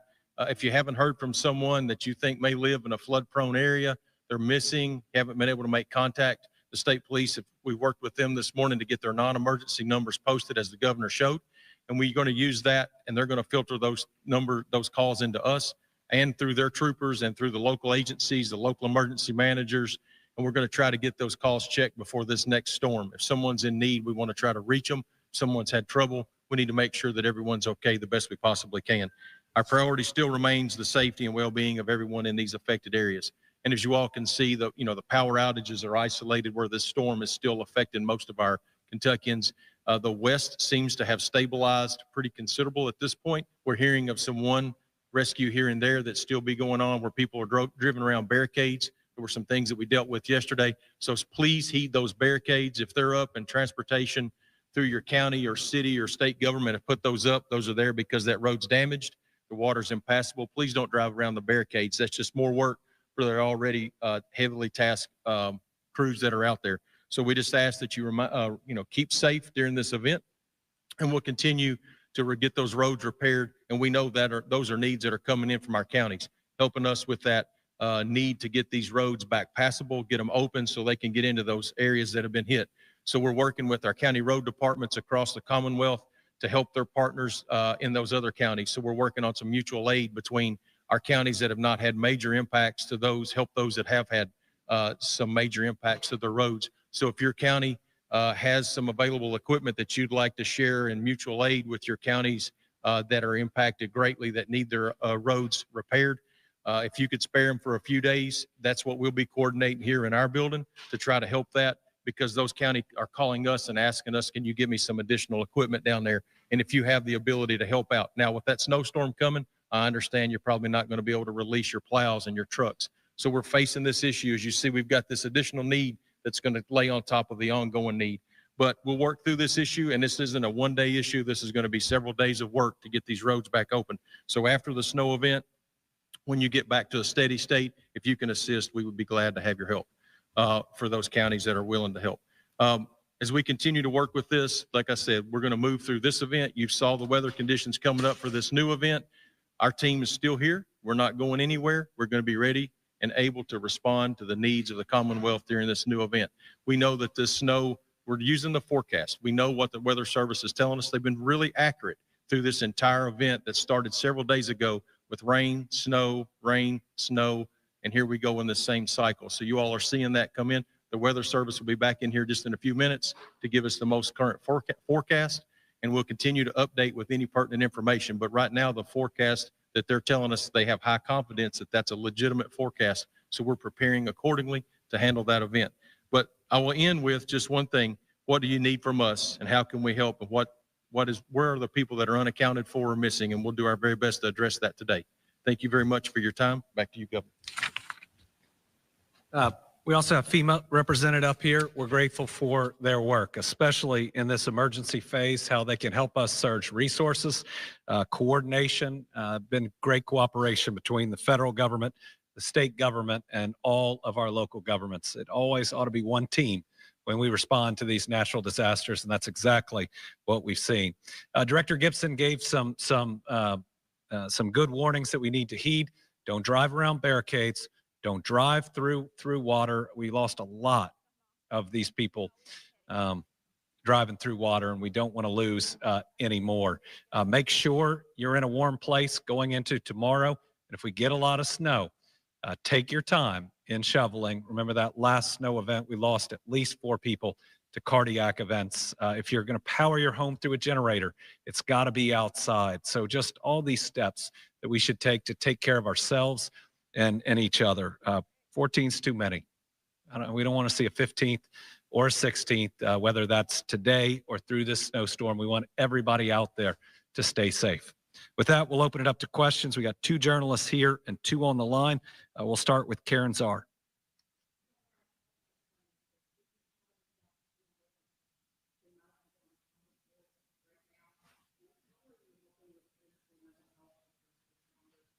We do not have a number right now on the missing. We'll see as it starts to come in. Again, with cell phone service not going out, we don't think that this will be as big as we saw during some of those other disasters where you just couldn't reach someone. I mean, I couldn't reach my cousins in Dawson Springs. Didn't know they were alive until I was in Dawson Springs after that tornado. We'll be working with first responders, especially as this winds down, to provide any and all help. Certainly, we have those resources through the state. We also have a disaster distress hotline that people can and should call, as well as if someone is in crisis, the 988 crisis line is so important with trained people that are on the other end. I think it's a little too early to announce, but I've also had another state that's one that's great to visit, reach out and say they're going to try to put together a package for our first responders to get a little R&R later. I want to see that governor send me the information first, but I'm hopeful that that's available to our first responders. Carolina.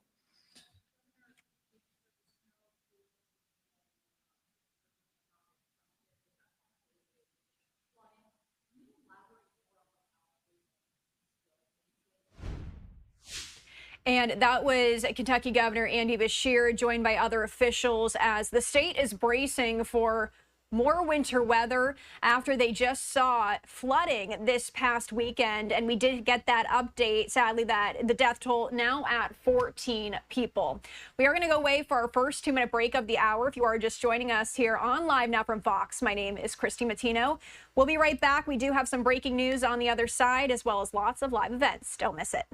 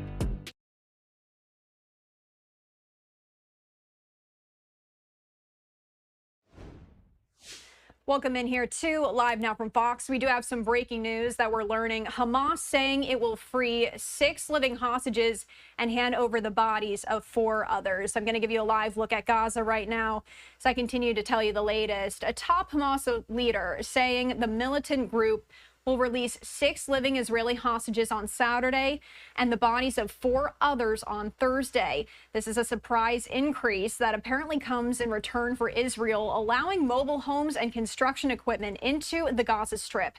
The 6 are the last living hostages set to be freed under the ceasefire's first phase.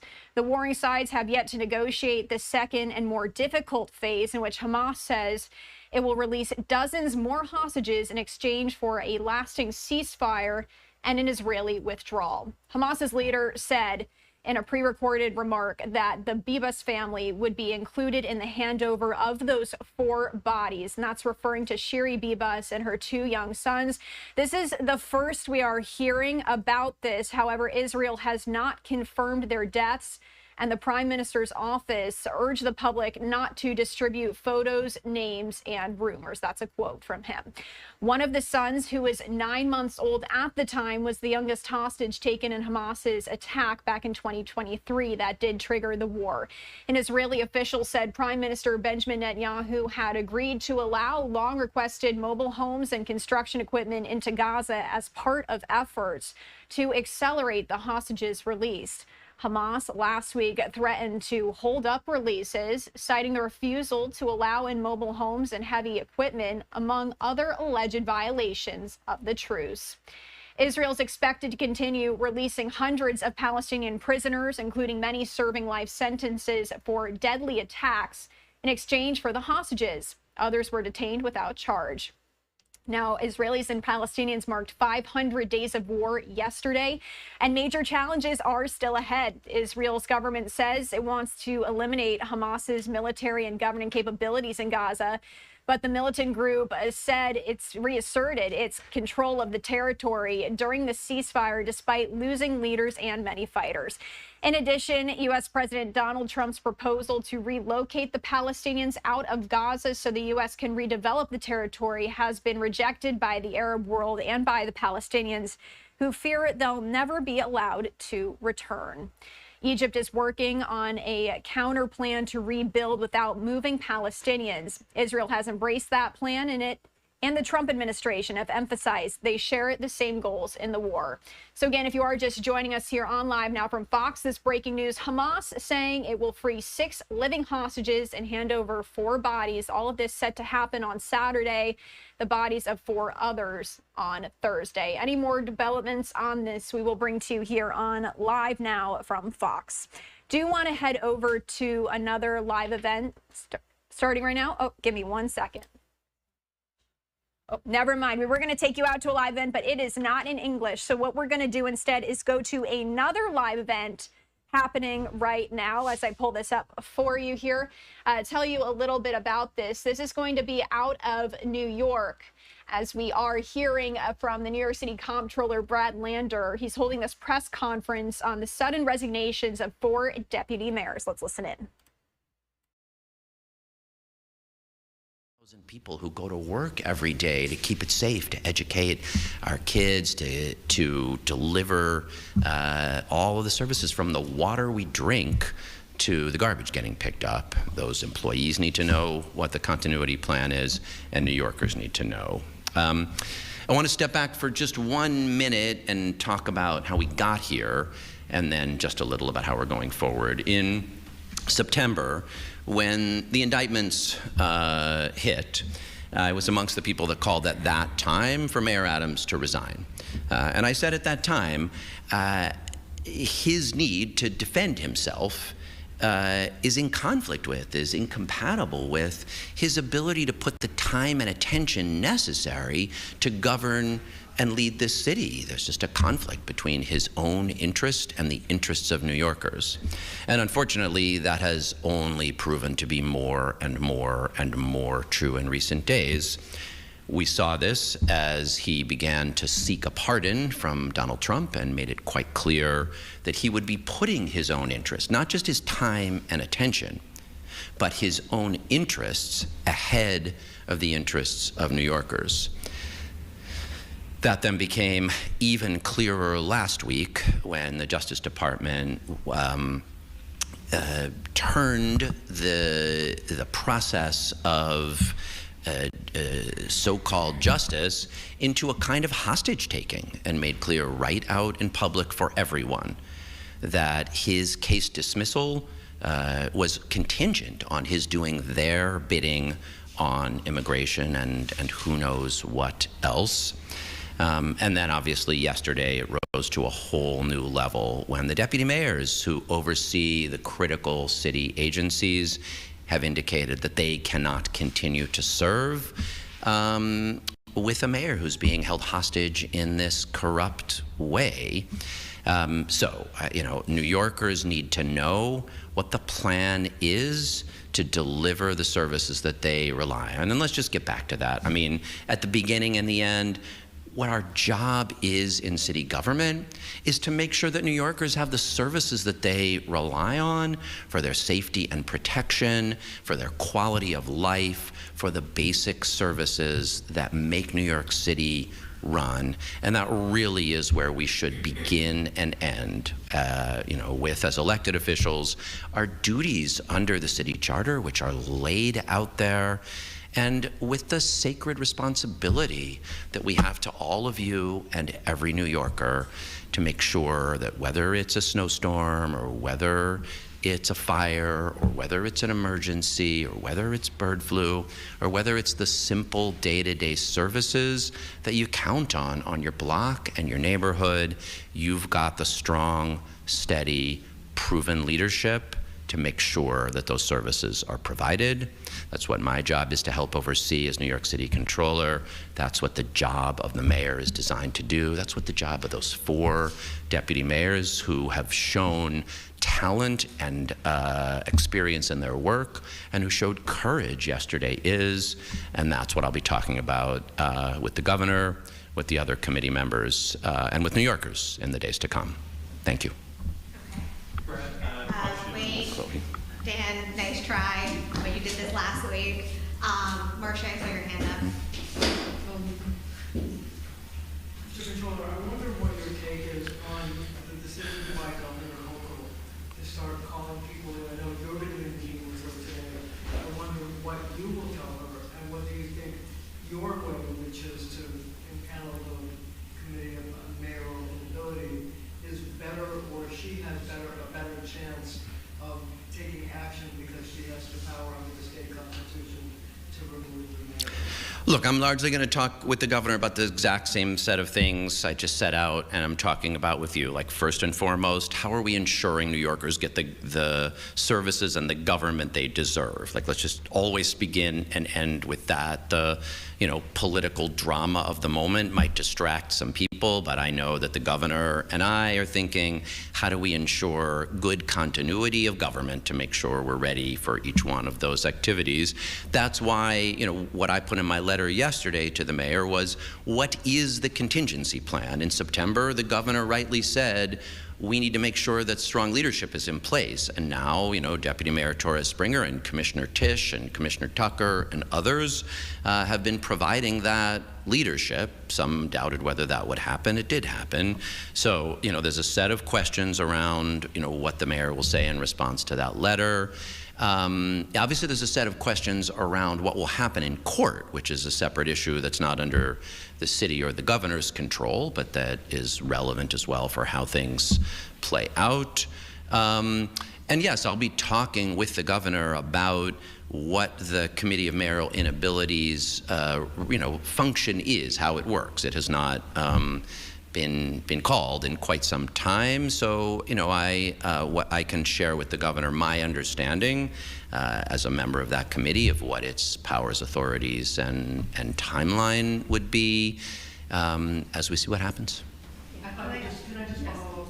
So I understand from talking to people close to the governor that the goal here is to create some space that would allow the mayor to make some decisions that might make it, that you wouldn't have to take action and she wouldn't have to take action. I wonder what you think the possibility is for this, creating space for him to reconsider his position and either resign, decide not to run for re-election, or any of the possible options open to him.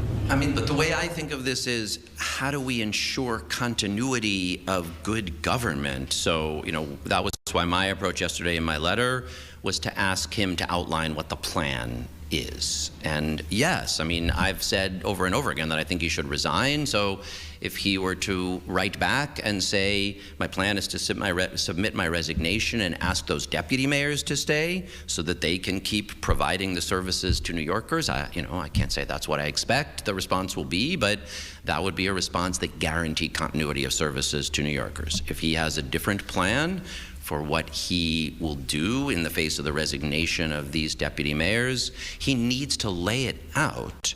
And if he doesn't lay it out, then conversations have to continue about how to make sure that those duties are met. Yes. So Brett, procedurally, how does the inability committee work? What are the nuts and bolts of that? Yeah. And not all of that. It doesn't have a chair. But it only has 5 members, and 4 of them we know who they are. The 5th would be a deputy mayor appointed by the mayor, but the other 4 We know who they are. We all know each other. And so, as laid out in Section 10 of the city charter, 4 of the 5 members have to agree and then certify and submit in writing that they believe that the mayor is unable to discharge the powers and duties of the office of the mayor. And if that happens, it is then transmitted in writing to the city council, and then the city council would have 21 days to vote on whether they concur. 2/3 vote of the council is required. Is there a hearing? Is there, does the mayor make his own case? Is there criteria? How do you vote on that? So, these are all good questions. The charter does not prescribe a public hearing for the committee. It is a public entity, and therefore meetings of that entity would be subject to various open meetings rules. It is not prescribed in the charter. The definitions of inability to discharge the powers and duties of the office of the mayor are not specified beyond that, and so the inability committee would need to work with attorneys and consult on clear rationale and definitions, for what is inability to discharge the powers and duties of the office of the mayor. It is prescribed how that it is transmitted. 4 of the members, at least 4 of the 5 members, would need to affirm in writing the decision that they have come to the conclusion that the mayor is unable to discharge the powers and duties of the office, and then transmit that to the city council for the questions up in advance of that, of precisely how those definitions would be made and provided. The committee would have to do it. Can we? We've got a Julie Mary. All right, let's have congratulations. Sorry.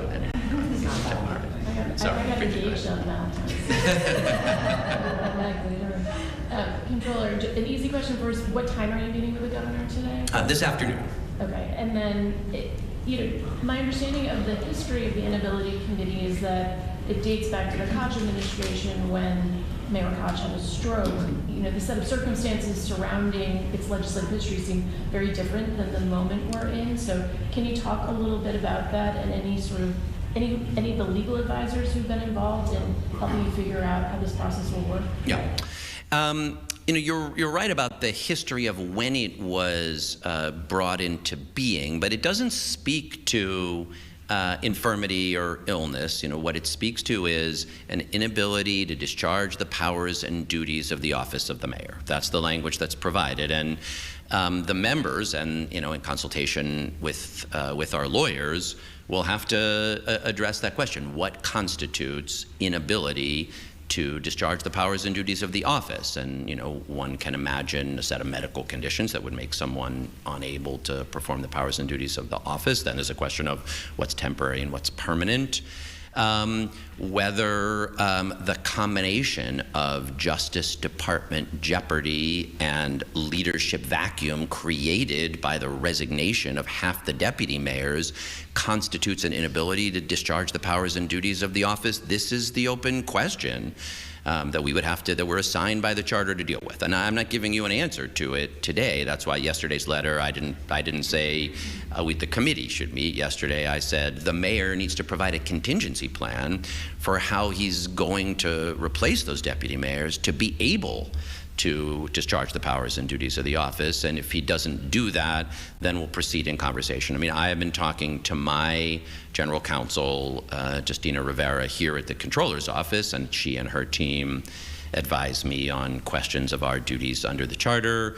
Obviously, the Corporation Counsel is a lawyer herself, and of course, Speaker Adams and Borough President Richards have attorneys who advise them. The committee itself doesn't have a unitary, it's not an existing entity, so we would have to discuss amongst each other how each of our attorneys assess and how we each assess the question of the definition of inability, how we would come to a common decision, how that common decision would then be drafted and supported, what kind of consultation with the mayor or senior aides or New Yorkers would be needed, and how to make and finalize such a decision. So, I mean, we're in unprecedented waters in so many ways, but all of those things are the things that the committee would need to do. Just a quick follow-up. Following up on Marcia's question, do you think that this path is preferable? So we are listening into New York City Comptroller Brad Lander holding this press conference on the sudden resignation of 4 deputy mayors. He also today issued a letter to Mayor Eric Adams requesting a contingency plan for managing New York City in light of the abrupt departures. All of this coming on the heels of this breaking news that I am going to pull up for you right now, as we are learning that a judge, a federal judge, scheduled a Wednesday hearing in the prosecution of New York City Mayor Eric Adams. And this is a tweet from our Fox 5 New York team. And what we are just learning is that this is ordering lawyers to address the reasons why the Justice Department asked to dismiss corruption charges and the scope and effect of the mayor's consent. Judge Dale E. Ho in Manhattan set the hearing in a written order today as his first response to the government's Friday request to dismiss the charges after week-long turmoil that led to resignations by several top prosecutors in Washington and New York who refused to seek dismissal. He also cited legal history, noting that a judge has independent obligations once the government has involved the judiciary by obtaining an indictment or a conviction. And he quoted from one judicial opinion that said a judge must be, quote, satisfied that the reasons advanced for the proposed dismissal are substantial before approving a dismissal. All of this also coming as New York Governor Kathy Hochul saying yesterday she's weighing removing New York City Mayor Eric Adams from office after 4 of his top deputies announced their resignations in the latest fallout from the Justice Department's push to end his corruption case.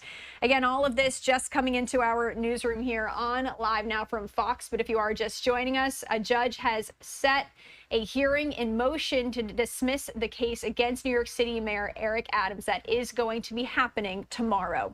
We are going to go away for a 2-minute break. More on this on the other side.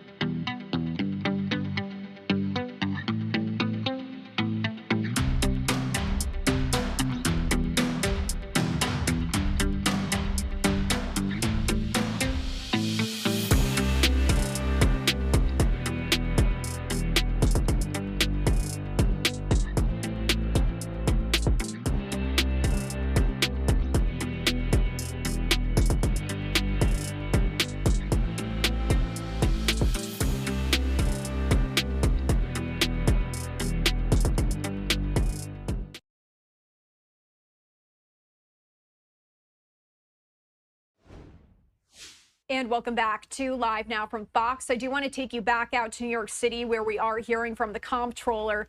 Amid this breaking news we just brought you that a federal judge scheduled a hearing tomorrow in the prosecution of New York City Mayor Eric Adams. No, I mean, I'm not yet ready to opine on that. I mean, I think again, yesterday's letter was to ask the mayor to present a contingency plan. And again, because I've called on him to resign, my preferred contingency plan would be he concludes that he is not able to perform the duties of the office. He thinks the deputy mayors are doing a great job, and in the interests of New Yorkers, he's submitting his resignation and encouraging the interim mayor to keep those deputy mayors in place to ensure continuity of government. That if you're asking what response I would like to see, my preferred response would be that one. I resign. I hope the 4 deputy mayors will stay in place and guarantee New Yorkers the continuity of government that they deserve. That would be a strong answer. If he has a different answer, we'll consider it. Our standards, and if he doesn't, then we'll have to go down the path of considering what our responsibility is as members of the Inability Committee, and yes, in dialogue with the governor, assess what the different paths would be. While all of that is taking place, the court process will also be playing out. I saw that an amicus brief was filed yesterday, pushing, encouraging Judge Ho, not to dismiss the case in the way that the Justice Department has presented it. So more things are going to happen in the coming weeks. My job is to do everything I can to make sure that, I'm fulfilling my duties under the charter and guaranteeing New Yorkers the strong and stable leadership they deserve. Mr. Comptroller, I can appreciate the philosophical ponderings of the nature of ability versus inability, but for regular Joes and Janes, inability is a physical inability. The mayor gets a stroke, he is incapacitated. Why does this political 5-person troika make a political judgment of what is an ability and what is an inability? I mean, I guess I don't agree with you on the definition of the words of what ability and inability are. I mean, there is a physical, I don't think it's philosophical. I mean, to me, is the mayor able to discharge the powers and duties of the office of the mayor under the city charter at this time is a very real question that lots of New Yorkers are asking. I mean, I'm talking to them every day, and they're saying, how do I know about whether the garbage is going to get picked up, whether we're ready for that snowstorm? If these deputy mayors leave, are we able to deliver the services? Is the mayor able, under the current conditions, to do his job? And I would just submit those are all questions the New Yorkers are asking, and that is a question that Section 10 of the Charter assigns to a set of people. And did they envision this particular set of circumstances? They did not envision this particular set of circumstances, but they said, what if the mayor's not able to do the job? And there are 5 people whose responsibility it is to figure out answers to that question. So my follow-up then, is this your view of government that every agency commissioner needs a deputy mayor to tell Jimmy Otto to send out the salt spreaders or Jessica Tisch to patrol a neighborhood? These commissioners are working. Conceivably, are you going to have like a deputy mayor for every agency? I mean, it seems like the service. Well, this is my question to the mayor. So if the mayor wants to say, here is the plan to operate City Hall without deputy mayors or without deputy mayors governing key agencies, this has not been done in decades, but here's how it's going to work, then I'll read that contingency plan. I mean, he could say, here's the way in which each of those agencies will continue to function and with their commissioners, and even though we have said deputy mayors are necessary to provide leadership, here's how we'll provide the services without it. That's what I asked for yesterday in the letter, was not like the names of the new deputy mayors, but was a contingency plan for the continuity of government. And to me, that's what the ability of the mayor to perform his powers and duties under the charter is. So it's not mine to tell him how to do that, but it is his to communicate how he's going to do it in the face of this unprecedented leadership vacuum. Every mayor, for as long as I can remember, has relied, the city is too big for any one person to be able to supervise all those commissioners. So it's not a question of, does Jimmy Otto know to send send out the salt spreaders. I mean, I think Jimmy Otto is great. Obviously, we disagree ideologically on plenty of things, but I have long respected his public service and his leadership. But he is a relatively new sanitation commissioner, and I'd feel more comfortable with a deputy mayor that had been through a lot of snowstorms, working with him to make sure that they're able to provide the plants. And again, there's just so many other things going on. You've got a Code Blue at the same time, so what's the relationship between that and the outreach work to make sure people aren't freezing to death on the street? And when you have cold spells like this, you have more fires, unfortunately, because people use space heaters in buildings without heat. And are these plans integrated? And can New York City respond? That's what these deputy mayors do, especially when there are situations that are more like a crisis than an ordinary one. And I think it is entirely not just reasonable, but necessary that there's a clear plan in place for what will happen when these deputy mayors leave. September, when we were having this conversation in September, when all the federal and the indictment went, subpoenas went out, a few deputy mayors resigned, didn't we? The governor did exactly this. The governor stepped up and said, I want to make sure there's continuity of government operations. New leaders came into place, and some of them, as I've said, I think, Jesse Tisch, Bob Tucker, and Maria Torres Springer are doing a great job. So I'm not answering the question, I'm asking the question. The governor played a critical role in that last time. She's playing a critical role in it this time. Obviously, I think at this point, with the resignation of the deputy mayors and the dramatic uncertainty created by the Justice Department decisions, move us closer to the question of whether the mayor is able to discharge the powers and duties of the office, or I wouldn't have written the letter the way I did yesterday. But my hope is that those questions will be answered in ways that guarantee the services keep being provided. Okay, Annie. Thank you. Because we're talking about the possibility of removal, the possibility of resignation, if there were a special election, would you run in and potentially against Jumaane Williams? Really not prepared to answer that question today. Like, my focus here right now is, getting the answers from the mayor by Friday on a plan for the continuity of government operations, and just helping make sure the city is ready to weather this crisis. I am continuing to run, and I will be continuing to talk to voters and put my plans out and talk to people about the vision of the city I have. I mean, this has made New Yorkers more hungry than ever for a well-run city hall that can actually guarantee a safer and more affordable city. So part of the reason I'm running is that I have not believed, and I really don't believe now, and I think New Yorkers don't believe, that Eric Adams can provide the kind of leadership the city needs. So that will take place in campaigning. But right now, my focus for today is on the continuity of city services that we've got to guarantee. Do you know yet whether you run, or you're just not saying today?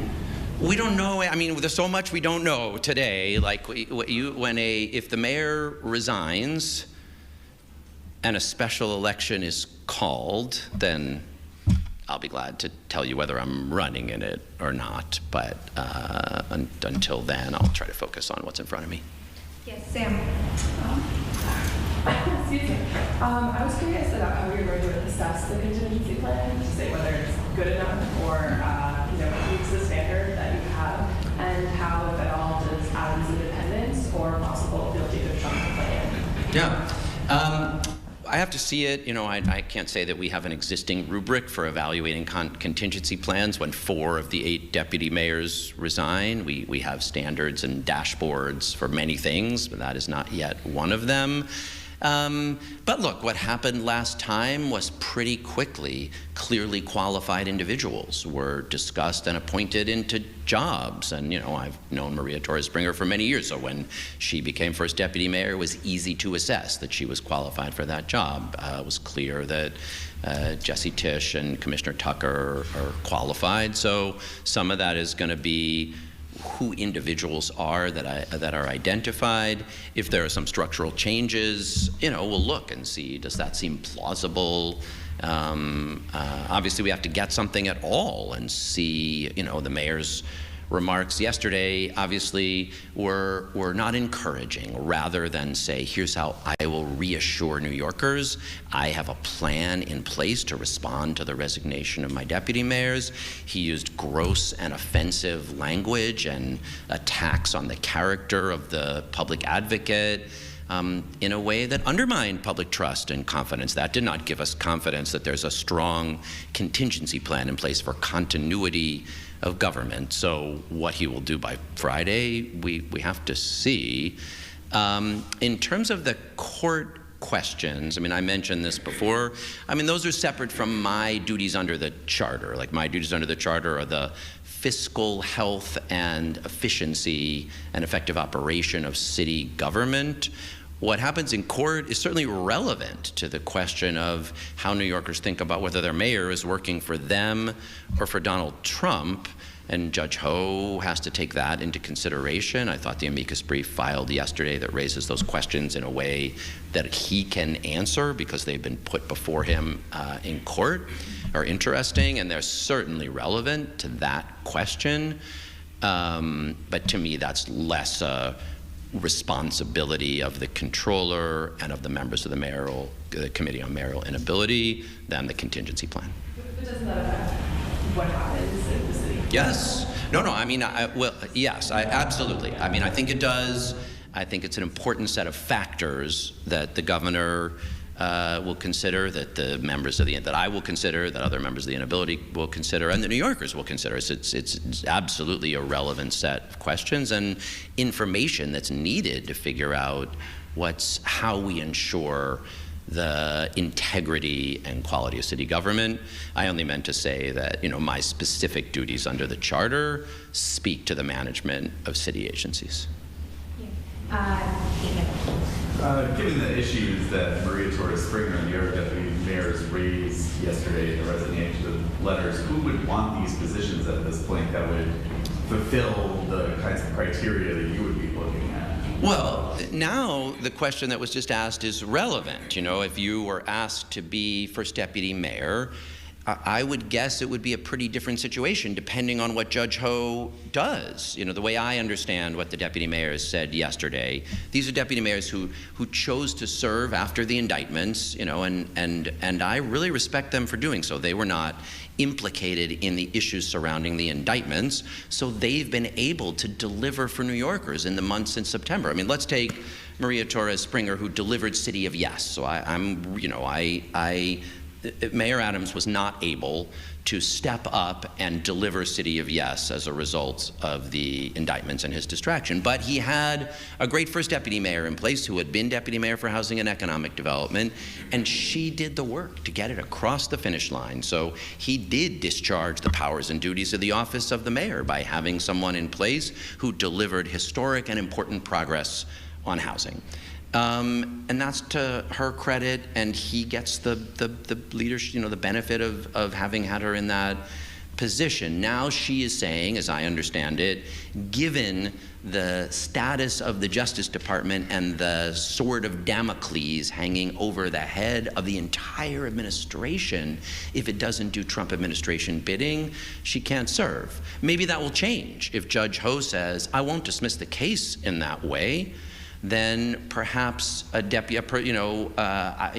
will step up and say, I can do what she and those deputy mayors have been doing for the past few months and serve with integrity under these conditions. And I mean, it's extraordinary, the people that want to serve this city and the integrity that they have. And I really give these 4 deputy mayors credit, but they're 4 out of 300,000 people that go to work for New York City every day. And I feel lucky and blessed to do it, and under the right conditions, people will provide extraordinary service to this city.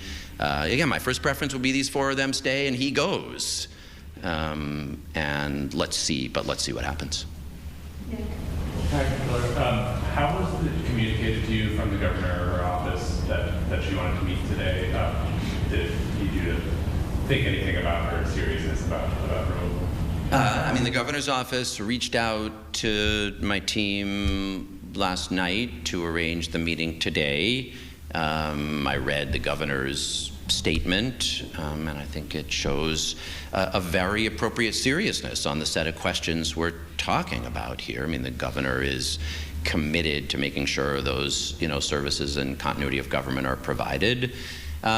She did that in September. A lot of these questions were raised in September in a different moment when it was really more about, in my opinion, the time and attention of the mayor. I mean, at that point, my concern was not corruption of the Justice Department and a sort of Damocles, or it was, does the mayor have the time and attention necessary to do the job? And she stepped in and said there's got to be some new leadership. New leaders were put in place, and so I was not at all surprised to see her step up with that same set of questions and concerns last night. Jeff, as you were. Mr. Controller, we talked a little bit about it. You're running for mayor. You're very close to Jumaane Williams. Isn't this just a nakedly political pretext to get rid of a mayor that's too conservative on immigration policy that you disagree with? No. I mean, first of all, let me say Mazel Tov on your wedding. No. I mean, in no way. I mean, New Yorkers are concerned about their government, and nothing has happened like this in our lifetimes. It is an unprecedented leadership vacuum to have these 4 deputy mayors submit their resignation. Nothing like that has happened. And it's unprecedented to have the Justice Department hold White House policy, tell the mayor to put White House policy over the interests of New Yorkers as he would judge it under the charter. Nothing like those two things that has ever happened.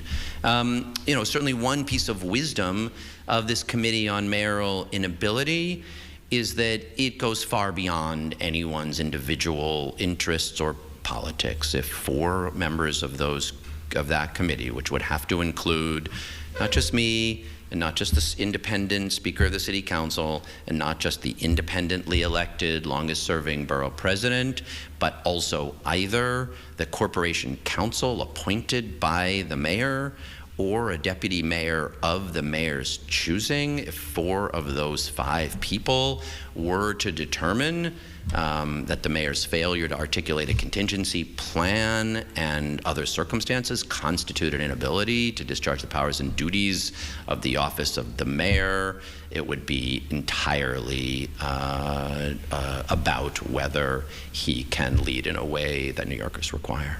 And have you seen any actual... And we were just listening into that press conference as you're taking a live look at New York City right now. We were hearing from Comptroller Brad Lander holding this press conference on the sudden resignations of 4 deputy mayors. Lander also issued a letter to Mayor Eric Adams requesting a contingency plan for managing New York City in light of these abrupt departures. Again, this all coming after we just brought you this news here on Live Now from Fox that a federal judge scheduled a hearing tomorrow in the prosecution of New York City Mayor Eric Adams. He's ordering lawyers to address the reasons why the Justice Department asked to dismiss corruption charges and the scope and effect of the mayor's consent. We are going to go away for a 2-minute break on Live Now from Fox. We do have a lot more live events and news to get to, some winter weather briefings also on the other side of this. You're watching Live Now from Fox.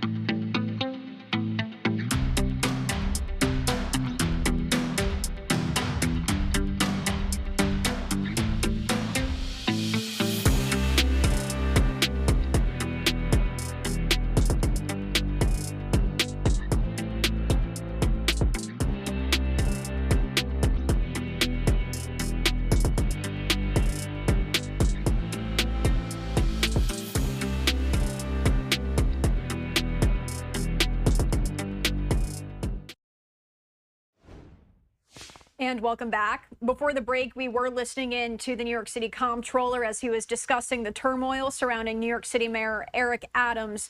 We also do have this live image into our newsroom I did want to share with you before we head back to the Comptroller's remarks, as we're seeing protesters here sharing their support for ousting New York City Mayor Eric Adams. And that all comes after New York Governor Kathy Hochul said yesterday she's weighing removing him from office after 4 of his top deputies announced their resignations. Also, we were just listening in to the comptroller, as I just said. He issued a letter to Mayor Eric Adams today requesting a contingency plan for managing New York City in light of these abrupt departures of 4 deputy mayors. He said this is unprecedented. This hasn't happened before. So I do want to head back to those remarks. Things would get litigated. Many things get litigated, but that's part of why, if that process is to proceed, it'll be done with a lot of thoughtfulness and attention to the laws of the charter and a lot of consultation with other elected officials and each other. Again, that is not the outcome anyone wants. What we want is a guarantee of the continuity of services that New Yorkers deserve. Juliet. Yes, I just wanted to follow up. So the contingency plan that you're asking for, is that required legally in some way or under the charter, or is that just something you're asking for? I mean, the charter says pretty little. The charter says the committee assesses whether the mayor is unable to discharge the powers and duties of the office, and it is really not defined. It's not defined what that means in medical terms, and what, it's not defined. Correct. No, I mean, to me, yesterday's letter that I wrote was me asking the mayor for, the charter didn't envision that for. And I talked to my lawyer, I talked to my team. What do we do? This has never happened before. How do we assess whether the mayor is able to continue to govern? And one thing we sort of laying the groundwork for inability to say there's no contingency plan, so he's unable to execute the duties of his office. I guess, if the mayor's only responses to the resignation of his 4 deputy mayor mirror what he did yesterday, an offensive rant with no attention to the continuity of his government, and that continues, I would probably reach a point where I would say he's unable to do the job, and I think most New Yorkers would agree. Hopefully it will go down a different path, but appoint new deputy mayors, does that solve the problem? I think these are good questions. What a contingency plan is. Can he get those deputy mayors? Do those deputy mayors feel comfortable given the legal circumstances, or all the things we're going to have to see in the coming days, which is why I asked him for the plan. Okay. I just wonder what your sense of how successful you would be in doing this, given the fact that you have to have 4 of the 5 people and 2 of the appointees are mayoral appointees. I think this speaks to the fact that the ball is in the mayor's court. Again, I ask you to do the thought experiment. Like, there's a version of a contingency plan which comes back, which people would say that's a solid plan. Does that involve shifts in what's happening in his legal jeopardy? Maybe it does. You can imagine a path down which you would say, okay, I might not love it, that might not be my favorite set of choices, but that doesn't demonstrate inability. And down another path, if every response he has to the situation we're in is like what he had yesterday, I think there's a path where most New Yorkers would say, that is a mayor who is unable to govern, and which way it will go is in the hands of Eric Adams. This is just another step. All right, another live look at New York City here as we are listening in to New York City Comptroller Brad Lander after he's discussing this turmoil surrounding Mayor Eric Adams. And we also know that New York Governor Kathy Hochul said she's going to be meeting with key leaders today in Manhattan for a conversation on a path forward. All of this coming after Adams has been under increasing scrutiny since the Justice Department's second-in-command ordered federal prosecutors in Manhattan last week to drop his corruption case to ensure his cooperation in President Donald Trump's immigration crackdown. Again, we do have to go away for our final 2-minute break of the hour here on Live Now from Fox. We'll be back in just 2 short minutes. Stay with us.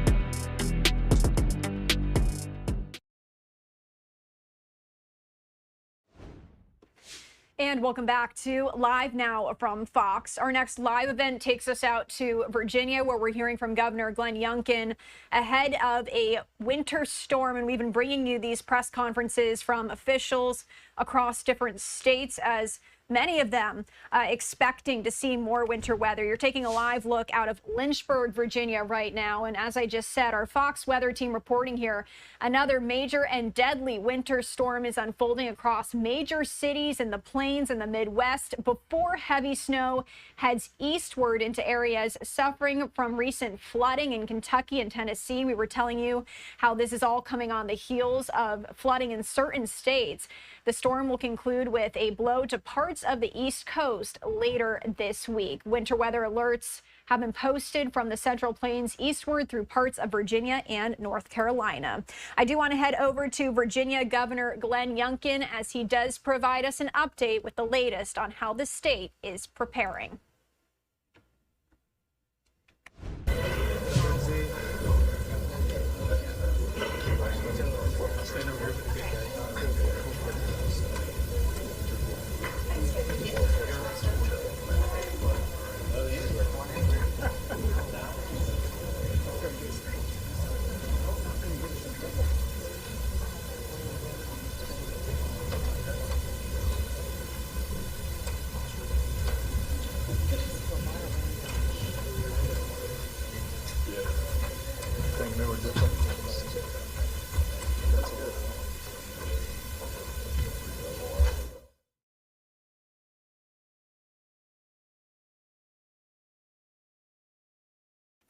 All right, so it does appear that we are waiting. Oh, never mind. The governor has just walked on. Let's head back on over there.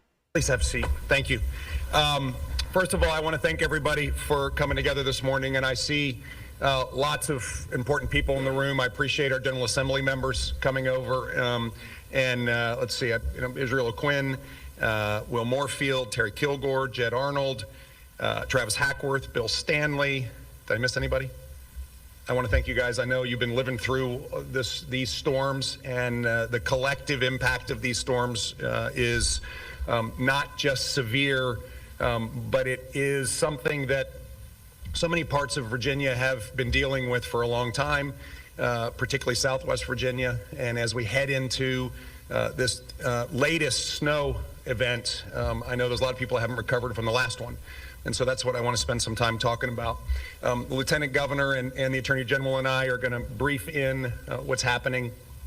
And let me just get started with the fact that we are still under a state of emergency.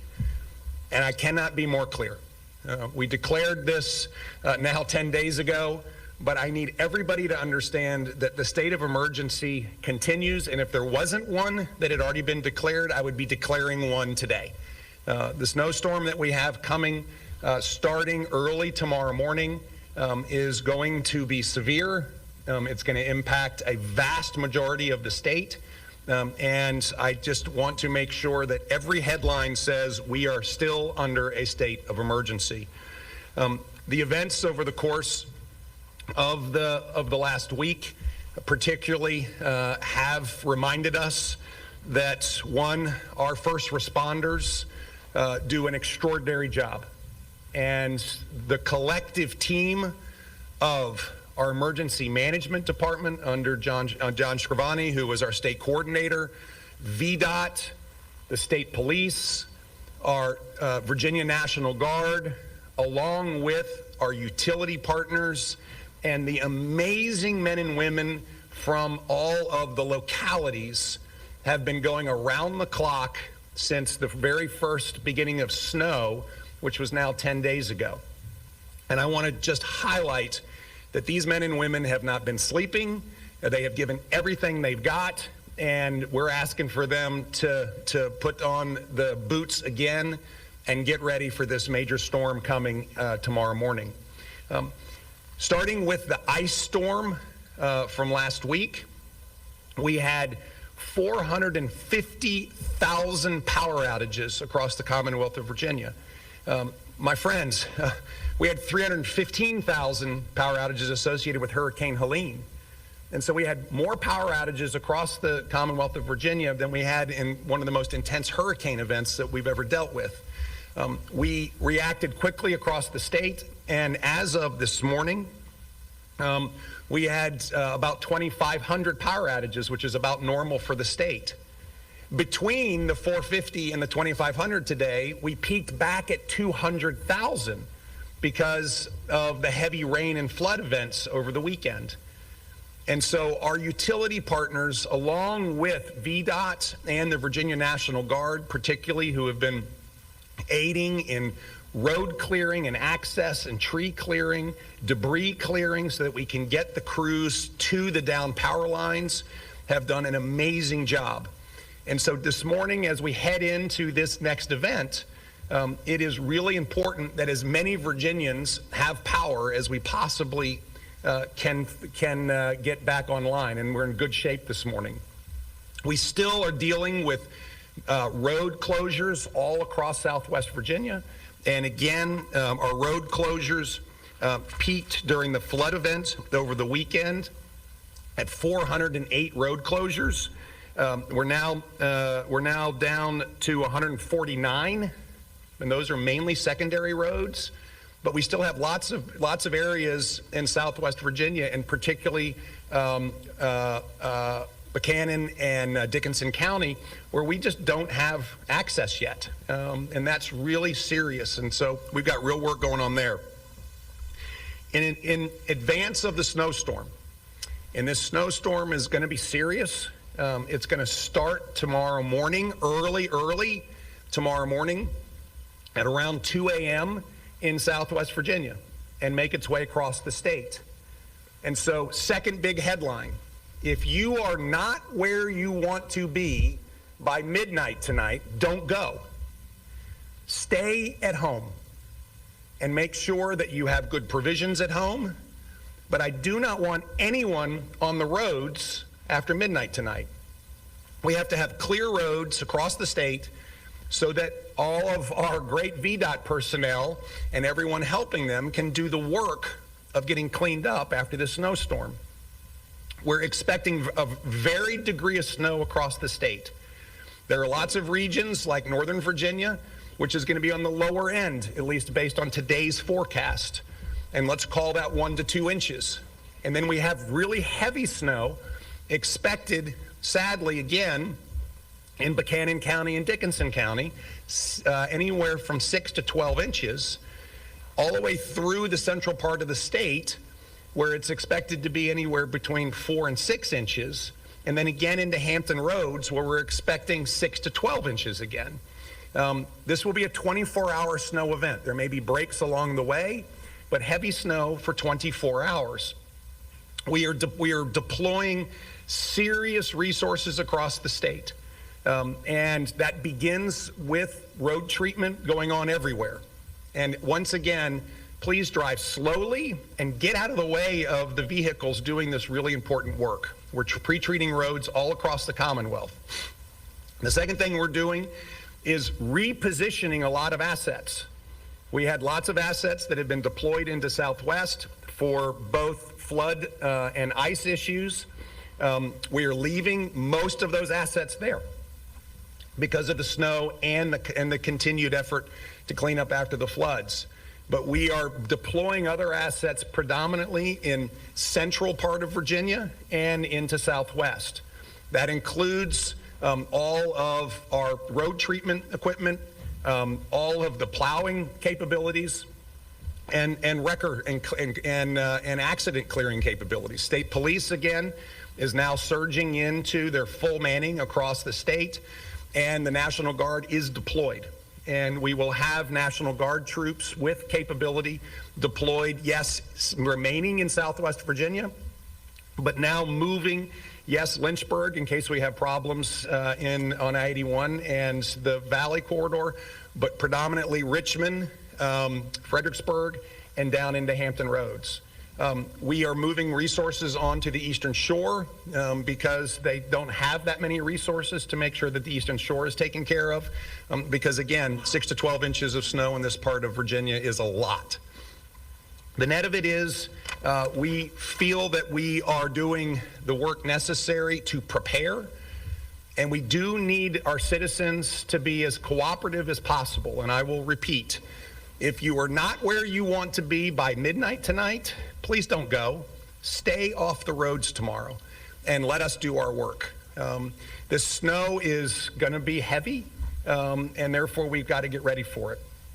Finally, if there is anyone who is in the emergency management chain, we have been communicating with all the localities and standing up all of the regional emergency centers. We will have our primary center up and running, and the coordination across the state is really, really important. If people have a problem, when Virginia citizens have a problem, the first place they can go very easily is 911. It's such an easy place for you to go. There are local capabilities in order to get to you if you have an issue. But most importantly, we're asking you to stay off the roads, make sure you have provisions at home, and let's let our teams do their work. We can get through this. We've had a very, very busy emergency management season starting last September with Hurricane Helene. What I have recognized is that Virginians are extraordinary. Our first responders are extraordinary. Those that work and clean up afterwards are extraordinary. And so we will get through this, but we're well prepared, and we just need to allow the professionals to do their work, and we need everyone to do what they can to help us. Finally, across the Commonwealth, we have seen one last most important trait, which is Virginians looking after Virginians. And I just want to encourage everyone, check on your neighbors, make sure that you all are staying close, and if somebody has a health emergency or someone feels like they are compromised in their ability to be safe, we'll get help to you. We will get help to you. And so I'm going to hand it over to the Lieutenant Governor for a few minutes. Then the Attorney General is going to go for a few minutes, and we'll come back and take questions. With that, I know the Lieutenant Governor is late. She's got to go preside over the Senate, and so she may sneak out. She may sneak out here quickly after she speaks. Thank you all very much. And that was Virginia Governor Glenn Youngkin, and you're taking a live look right now outside of Lynchburg, Virginia, where it looks calm now, but we are expecting the state to get a winter storm, as well as several other states that we've been telling you about here on live now from Fox. I do also want to share just a few more live images and live events that we are waiting on here before we go away for a 2-minute break. This is going to be an update on that Delta flight that flipped on its roof while landing yesterday in Toronto. That's set to start here shortly as well. One other event we are keeping an eye on here. This is going to be a press briefing out of New York City after a New York Police Department cop was shot after barricaded suspect fired at police. So we are awaiting all of these live events to start. We're going to go away for a 2-minute break so you don't miss any of them.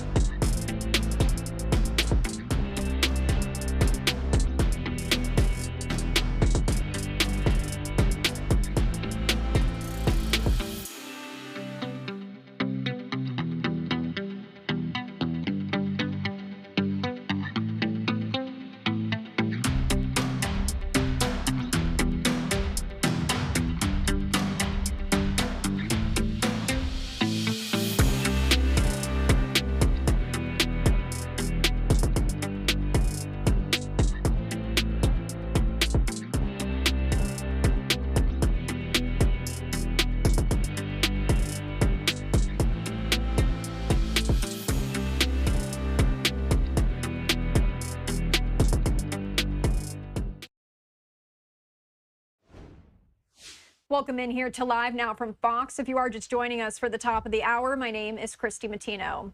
We have a number of live events that we are keeping an eye on. I showed you before the break. This is one of them. This is going to be that update on that Delta flight that flipped onto its roof yesterday as it was trying to land in Toronto. Keeping an eye on that for you here. Set to hopefully start shortly. And of course, we will bring you that update when we get it. Do want to take you back out to Lynchburg, Virginia right now. That's what you're taking a live look at there as we were hearing from Virginia Governor Glenn Youngkin as he was speaking about how the state is preparing ahead of a winter storm that is set to move in. We've been talking about this winter weather all morning here, set to impact many different states. We heard from Kentucky Governor Andy Beshear a little bit earlier today as well, as that state is also preparing. I do want to head back over now to this press conference the governor did just wrap up. There are legislators saying I should stay, but we have a job to do as well. And I just want to point out once again that, as you've already heard the governor, there is resources deployed throughout the Commonwealth, actually, so that we can be prepared. No sense in waiting for the events to happen, and then we are trying to get through all the obstacles to get to them. So just to let you know that we have been talking with the local responders. I call them first rescuers, and starting, well, Friday when we flew out to see them, and then Saturday throughout the night I was in touch with the various sheriffs, Grayson and Buchanan in Pulaski and elsewhere all throughout the South, just to find out what was happening, there being the boots on the ground, and to hear that they were actually dealing with, well, they were in water themselves because folks are in water, trying to wait for some of the rivers to crest so that they could get to the people. And then, of course, those grounds that normally flood, of course, they were flooding. And so they said those folks understood that they needed to get to higher ground, and that was a plus. But part of the issue then is, well, we don't want to have our first responders out. We want to be sure that we understand if they're out, then they're coming to rescue. But if they don't have to do that, it doesn't put their lives in danger as well. So there is a two-part issue here. You stay home, they get to stay safe as well so that they can return safe to their families. So if anything, that's what I'd like to leave you with. And I'm just so grateful for all the various personnel who worked and toil, sir, throughout the night to make sure that the rest of us are safe while we are comfortable. So with that, I'd like to, of course, bring to the podium our Attorney General, Jason Miyares. As one of my friends in Southwest Virginia noted, this is a governor that's proactive, not reactive, and they have never seen a governor as attentive when they face, unfortunately, so often recently, tragic events we saw with Hurricane Helene's catastrophic flooding. The heart of Southwest Virginia shined through its people. Remarkable Virginians as an unbreakable spirit of community, remarkable acts of kindness and resilience. I want to speak just very quickly to something that's very important that's in the purview of the Office of the Attorney General. We like to say we're the people's protector, and that includes protecting Virginians from being exploited during moments of tragedy and national weather events such as this. I'm specifically speaking to the issue of price gouging. My office Consumer Protection Section is obviously one of the busiest in our office, vigorously enforcing laws that protect Virginians. And we want to get the message out to all Virginians that we are ready, willing, and able to assist you if you feel like you're the victim of price gouging. You can simply file a complaint on our website. We will indeed investigate. We have in the past. We will continue in the future. I want to commend the governor for the state of emergency. Once he triggered the state of emergency, that triggers our Virginia anti-price gouging protections. And that is going to be running through a minimum of March 12th, unless the state of emergency is further extended. That means that our Office of Consumer Protection can enforce and protect our fellow Virginians and the Virginia Consumer Protection Act. Items and services covered by these protections include, but are not limited to, water, ice, food, generators, batteries, home repair materials, services, heating oil, and tree removal services. Now, the basic test for determining if a price is unconscionable is whether the post-disaster price grossly exceeds the price charged for the same or similar goods or services during the 10 days immediately prior to this disaster. Businesses should not be increasing what they charge during a state of emergency unless they could show their increases as accurately reflect actually increased costs that they have incurred.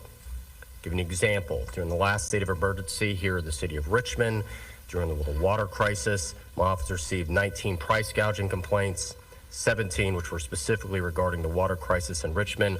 All of those are ongoing. They're open investigations. I cannot comment. We take all of them quite seriously. I also want to make note for the public, complaints should be reported to the investigation of our Consumer Protection Section. They can make a simple phone call, 1-800-552-9963, 1-800-552-9963, or go to our website, ag.virginia.gov. That's ag.virginia.gov, or email us at consumer@oag.state.va.us. We ask that you put it in writing, the culprit, as much identifying information as possible, the time, place, and manner, and the item that you suspect they are being the victim of being gouged, so our office can immediately get a hold of it. If it is a gasoline or motor fuel prices, that should be reported to the Virginia Department of Agriculture and Consumer Services. The Commonwealth of Virginia continues to mobilize our resources, working with our local leaders, our incredible first responders and the volunteers. And as the governor noted, Virginians helping Virginians. We will get through this storm. We always have, but it's going to take all of us together, and we stand ready to assist. Thank you, Governor. Thank you. Super. So let me just reiterate. One, we are under a state of emergency. Second of all, if you haven't gotten to where you want to get to by midnight tonight, stay where you are. And third, if you need help, call for it. We will get somebody to help you between local resources and state resources. And finally, let's help our neighbors and let's look out for one another, because that's what we do best as Virginians. I appreciate everybody's attention, and I'm happy to take a few questions if anybody has any from our friends in the back. Yeah, hi, Dave. And that was Virginia Governor Glenn Youngkin as he is in the question and answer portion of this winter storm briefing. So what I did want to do is sneak in a break here. As I said before the last break, we're awaiting a lot of live events to begin here. One of those being that update on that Delta plane that did flip upon landing. So let's get in another break and we'll head back to this press conference on the other side.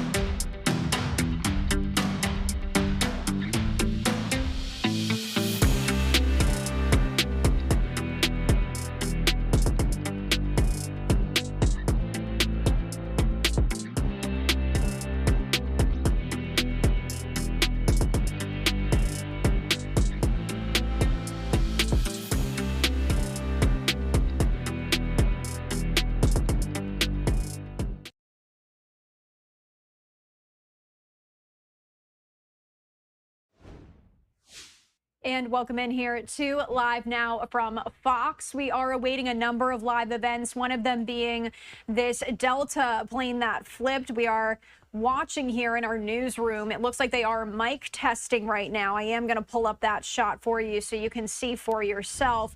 Looks like they are just doing a mic check here as we are awaiting the latest on what exactly happened when that plane did try to land in Toronto yesterday, flipping onto the roof of the plane. Again, thankfully, nobody injured miraculously. So that's set to start here very briefly. In the meantime, I did want to pivot back to Lynchburg, Virginia, as we are listening in to Virginia Governor Glenn Youngkin as he's giving an update ahead of winter storm that is set to hit that region, the East Coast. Let's head back over there and listen in.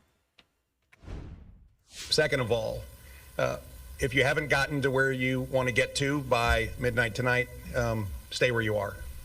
And third, if you need help, call for it. We will get somebody to help you between local resources and state resources. And finally, let's help our neighbors and let's look out for one another, because that's what we do best as Virginians. I appreciate everybody's attention, and I'm happy to take a few questions if anybody has any from our friends in the back. Yeah, hi, Dave.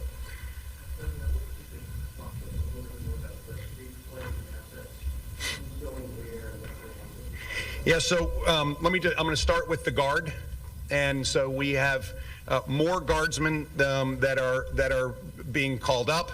We're leaving one of our Guard deployments in Southwest Virginia, and then we are now deploying guardsmen into Lynchburg in order to take care of the valley. But then we will have guardsmen deployed into the greater Richmond area, onto the Eastern Shore, into Hampton Roads, and then also in Southside and Emporia. And that puts guardsmen with vehicles, both Humvees and larger transport vehicles that have the great capacity of getting anywhere, anytime in place. They not only have all of the transportation capability, but they also have debris removal capability. So that's our Guard. And I just want to thank our Virginia National Guard team. General, thank you for your great attention here. They bring not only extraordinary capabilities, but confidence. We know that to everyone. From a state police standpoint, all of our state police now are on their 24-hour shift notice. That means everybody's working. And we, in addition to bringing everybody on, are moving some resources into the Hampton Roads and Greater Richmond area, which is where we think the heaviest snow is going to happen. And those areas tend to not get heavy snow. And so they are needing some extra resource. And then from a VDOT standpoint, we have surged in a 40% increase in the Hampton Roads area, particularly with trucks and plows, just given the fact that we do expect that area to be most impacted. I want to say that we've had other states very generously offer to support us during this period, and we're staying in contact with them in case we need even more. And I particularly want to thank Governor Kemp in Georgia. South Carolina and North Carolina are expecting to see the same storm, as is Tennessee. And what happens in these circumstances is states help states. And I just want to thank everybody for being willing to do that. Yes, ma'am.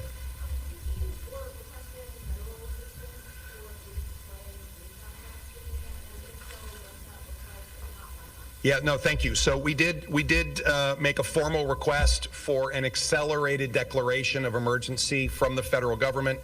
They have received that. I have spoken to the new FEMA administrator. I've spoken to Secretary Noem. I've actually spoken to the White House Chief of Staff, and they are processing that request for an accelerated emergency declaration, and they are supportive. There is a certain amount of damage assessment that needs to be submitted along with that, and the teams are working hard on that. Of the road closures that I discussed, so many of those roads are still underwater, and therefore the assessment has to wait until the water recedes. And so individual home damage, of course, public facility damage and road damage we are assessing now. I was hoping to get all that done this week. This snowstorm is going to interrupt that process. And so we've got people moving from damage assessment now to snow duty, and we'll pick that up as soon as we can. I have to say the response from the Trump administration has been extraordinarily cooperative, and I know we'll get that done. It's just a matter of getting through this storm right now. Thank you. Yes, sir. Well, there are a lot of Virginians also concerned about losing their jobs under the federal cuts. What is your message to them, and have you spoken with the White House about that? Yeah, so let me just back up. If I can I come back to that in a minute? I know there's a lot of anxiety there, and I'll come back to that in a minute. Anything else about the storm? Yes, sir.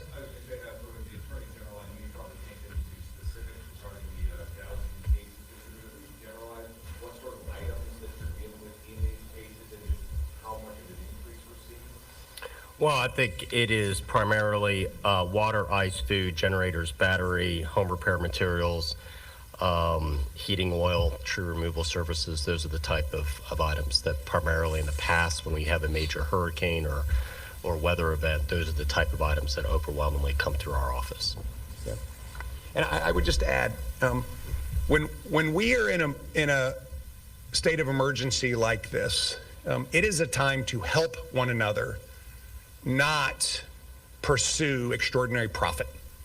And let's go to work and help one another. And the Attorney General is standing ready in order to make sure that legally people don't violate this. But I'm just making an absolute call that Virginians helping Virginians means not to undertake price gouging at a moment when people need supplies and they need help. And at a time we should be offering it to them. So, great. Yes, ma'am.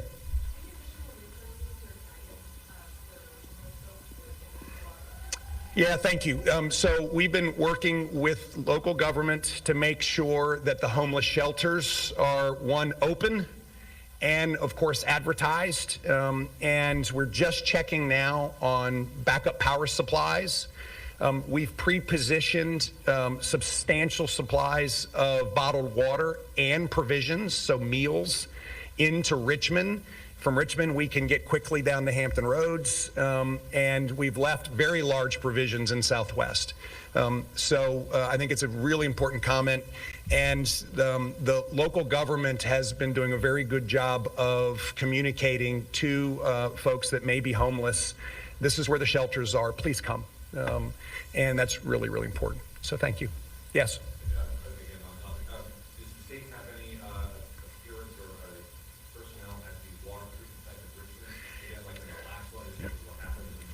Yeah, thank you. So we've been in our Office of Drinking Water out of the state has not only been in touch consistently, almost hourly, with the water treatment facility here in Richmond, but All right, well, you were just listening into Virginia Governor Glenn Youngkin giving an update on the incoming winter storm, but we actually do have another live event. We are going to transition to, this is out of New York City. You're hearing from New York City Mayor Eric Adams. This is all about a New York Police Department cop who was shot after a barricade. Let's listen in. Passed away, but this morning we were stopping by the garage later, and our hearts goes out to the family members for this unforeseen death. Today we're here to update all New Yorkers on the shooting of a member of the New York City Police Department. An officer was shot this morning on the Lower East Side. Officer was shot in the upper arm in the line of duty while executing a search warrant for a gun.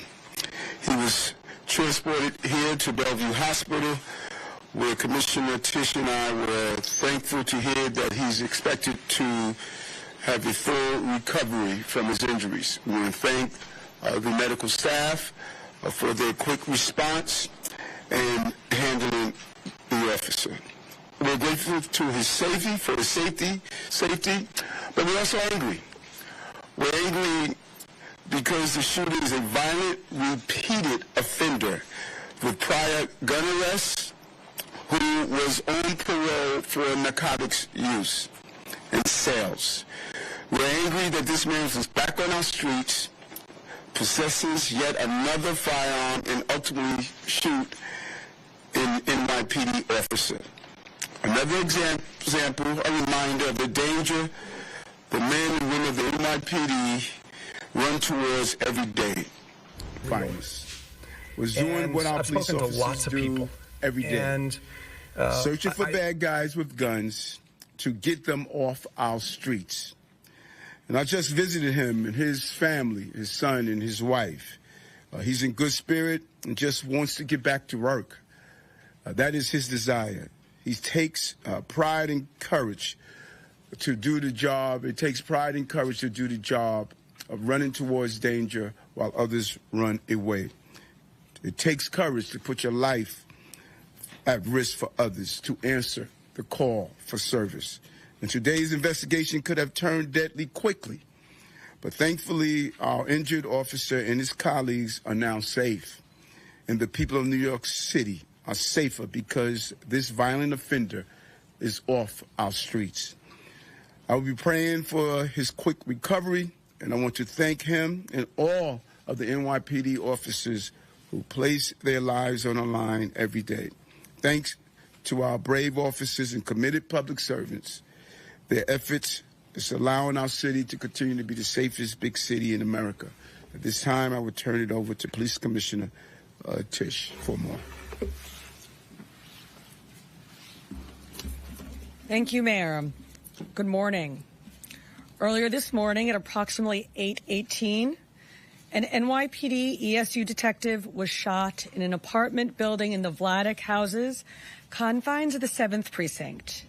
He was in that building doing the job that we asked him to do, the incredibly dangerous work of taking illegal guns and the violent criminals who use them off of our streets. The details of this morning's incident are as follows. Field intelligence officers from PSA 4 had received information that there were firearms at the location, and a search warrant was obtained. That search warrant was executed by members of our emergency service unit at approximately 5:09 this morning.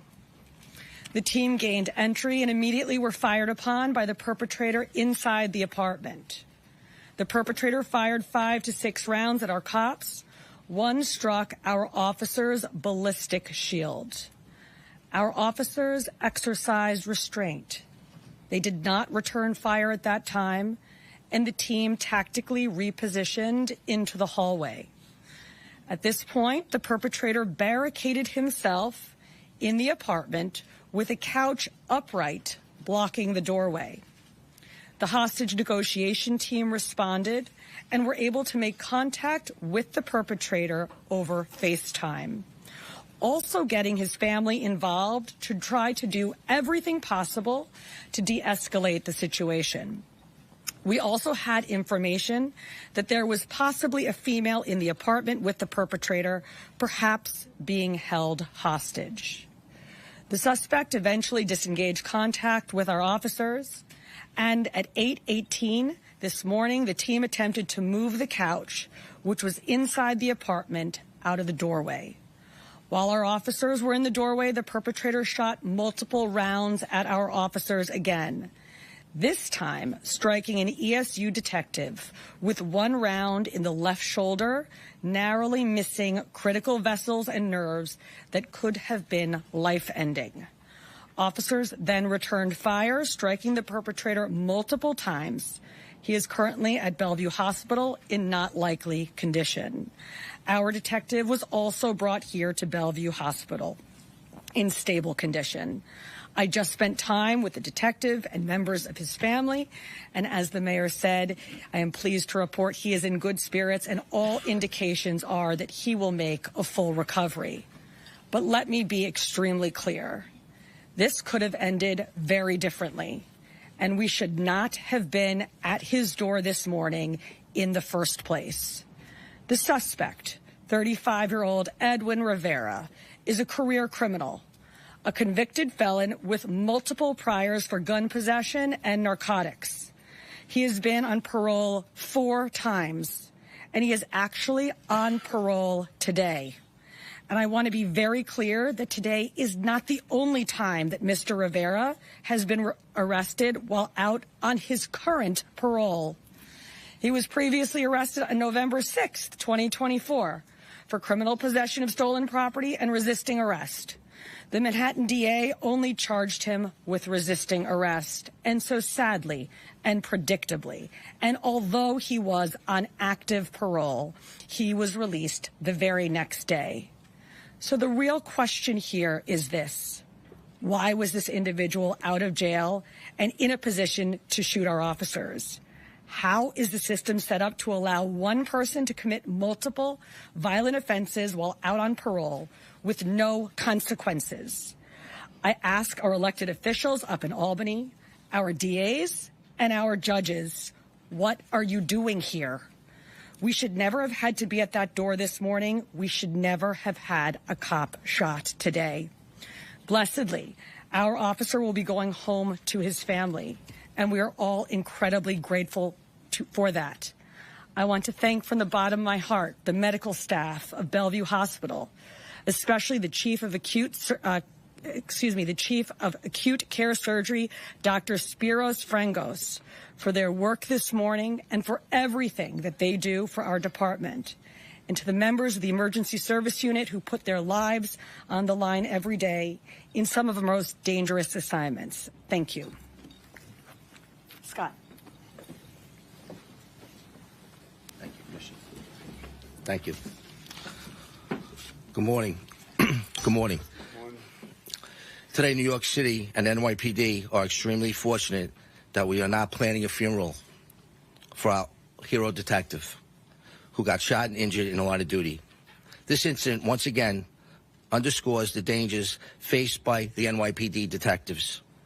The union's first priority is ensuring our member receives the best possible care and his family is very well taken care of.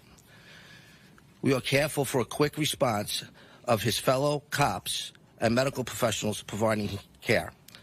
Detectives are the backbone of public safety in New York City. They're the ones who solve crimes, deliver justice to victims, and work to keep violent criminals off the street. Every case they work makes our city safer. Every violent, dangerous incident they respond to demonstrates the impact this brave men and women do in New York City. An attack on one of them is an attack on us, those in blue, and safety and stability of our entire city. It must be commended by everyone in order for the city to be safe. We ask for your thoughts and prayers for full recovery for our men and women who will continue to serve with bravery and dedication despite the grave risks they take every day. Detectives stand united and will not back down on any commitment protecting our city, and this union will never back down fighting for our members. Thank you very much.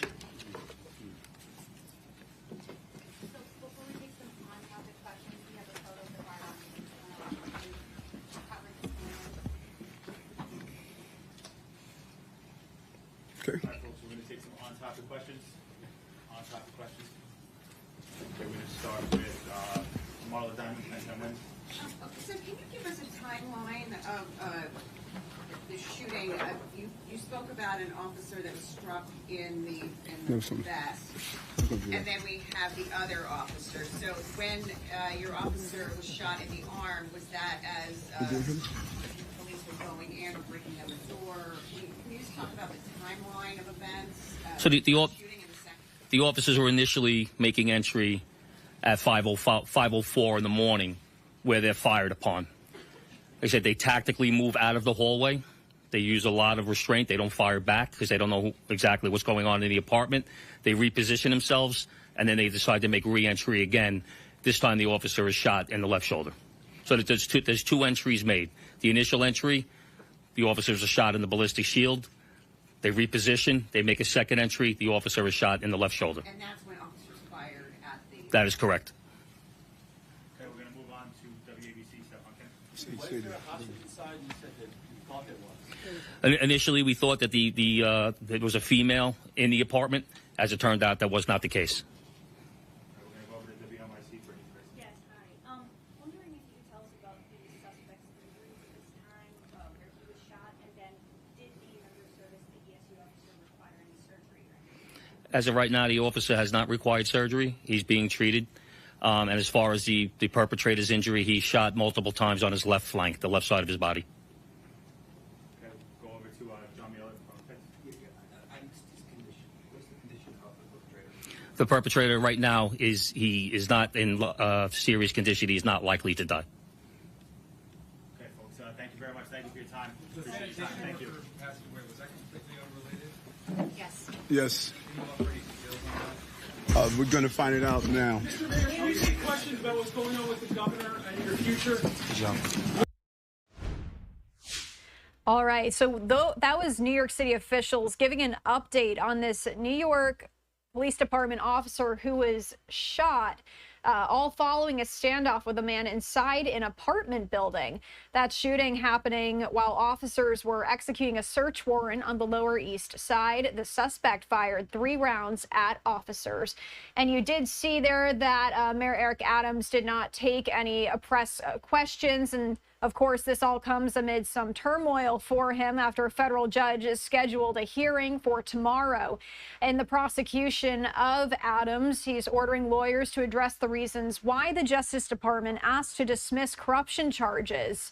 So we are going to keep an eye on all of that for you here on Live Now from Fox. And what I did want to do now is go away for a 2-minute break because we are still monitoring this press conference where we're set to hear about the Delta flight that flipped onto its roof upon landing in Toronto yesterday. They've been doing some mic checks, but it doesn't appear that this has started yet. So let's go away for that break. We'll be right back.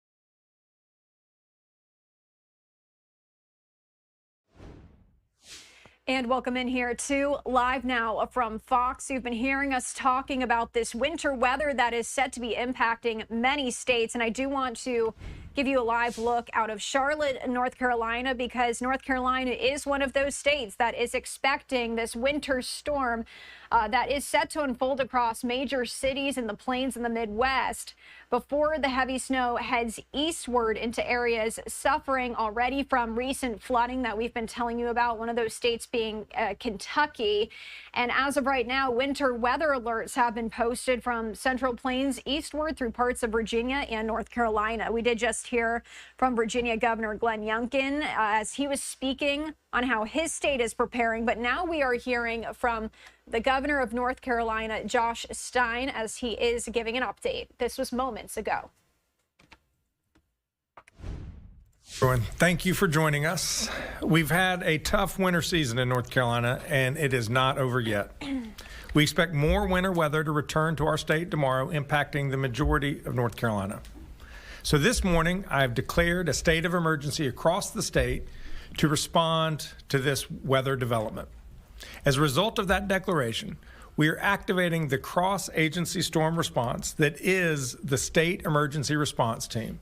It includes the Department of Transportation, the Department of Public Safety, the North Carolina National Guard, the State Highway Patrol, and our state's utilities. Momentarily, you will hear from Emergency Management Director Will Ray about the winter storm and our emergency response operations, and from Secretary Joey Hopkins about NCDOT's work to keep our roads as safe as possible. As Director Ray will outline, this winter storm will likely hit the majority of the state. At this time, our greatest concerns are potential power outages and road safety. Ice accumulation may lead to power outages, so we recommend that everyone keep their devices charged and have a flashlight on hand. In addition, precipitation and freezing temperatures will make a mess of our roads. Temperatures may warm above freezing in some parts of the state Thursday, but they are sure to freeze again Thursday night. Thawing and refreezing will lead to black ice, so everyone needs to be especially careful on our roads. Please avoid traveling unless it is necessary to travel. Many communities will be opening warming stations for those who need a safe refuge from the cold temperatures. You can find information on resources in your community visiting your local government and emergency management agencies' websites and social media accounts. This morning, in addition to Director Ray and Secretary of Transportation Hopkins, I'm also joined by Secretary of Public Safety Eddie Buffalo, the Chief of Staff of the North Carolina National Guard, Colonel Ed Wallace, and Commander of the State Highway Patrol, Colonel Freddie Johnson. As we stand here now, emergency management officials, Department of Transportation crews, the Highway Patrol, and our National Guard are preparing for the winter weather, brining the roads, positioning resources, clearing abandoned cars from the shoulders of our highways, and working closely with local governments across the state to coordinate assistance quickly. Erica Kugler and Jackie Mativier are our Spanish language interpreters, and our American Sign Language interpreters are Karen Magoon and Nicole Fox. I'll now invite forward Emergency Management Director Will Ray to provide more updates. Director Ray. Thank you, Governor, and good morning, everyone. Winter weather once again will impact our state tomorrow and into Thursday with a variety of winter precipitation types. The greatest snowfall totals of 2 to 6 inches and locally up to 9 inches of accumulation are forecast along our northern portions of the central and eastern parts of North Carolina. Accumulations of 2 to 4 inches are also expected across the northern mountains and in higher elevations in western North Carolina. Lighter snow accumulations of 1 to 3 inches are expected elsewhere across the state, with the exception being southeastern North Carolina, where freezing rain or rain is expected. We're also monitoring the forecast of ice accumulation as areas along the US 70 corridor near Goldsboro, Jacksonville, and New Bern to the northeast could see a maximum ice accumulation of 0.3 of an inch. Additionally, portions of central and eastern North Carolina may see 1/10 to 2/10 of an inch of ice accumulation. As a reminder, ice accumulations of around 1/4 inch and greater will cause tree branches to snap and can cause power outages as well as hazardous travel conditions. If your power goes out during this storm, please ensure that generators are operated outside and away from open windows or doors to prevent carbon monoxide poisoning. Never burn charcoal indoors or use a gas grill indoors. Properly vent all kerosene heaters and make sure that heaters have space around them to reduce fire risk. Use battery-powered sources for light instead of candles to, again, reduce fire risk. And make sure that you have plenty of warm blankets and clothing available. Hazardous travel conditions are expected tomorrow and over the next several days. We ask that all North Carolinians continue to monitor the weather tomorrow and stay off the roads when possible. Unnecessary travel not only puts you at risk, but also the public safety personnel, the power crews, and DOT workers that will need to respond. If you must drive in winter conditions, our partners with the State Highway Patrol advise reducing speed significantly, distance between other vehicles, and clearing all snow and ice from your vehicle before traveling. Given the forecast, let's make their work easier by staying off the roads unless absolutely necessary.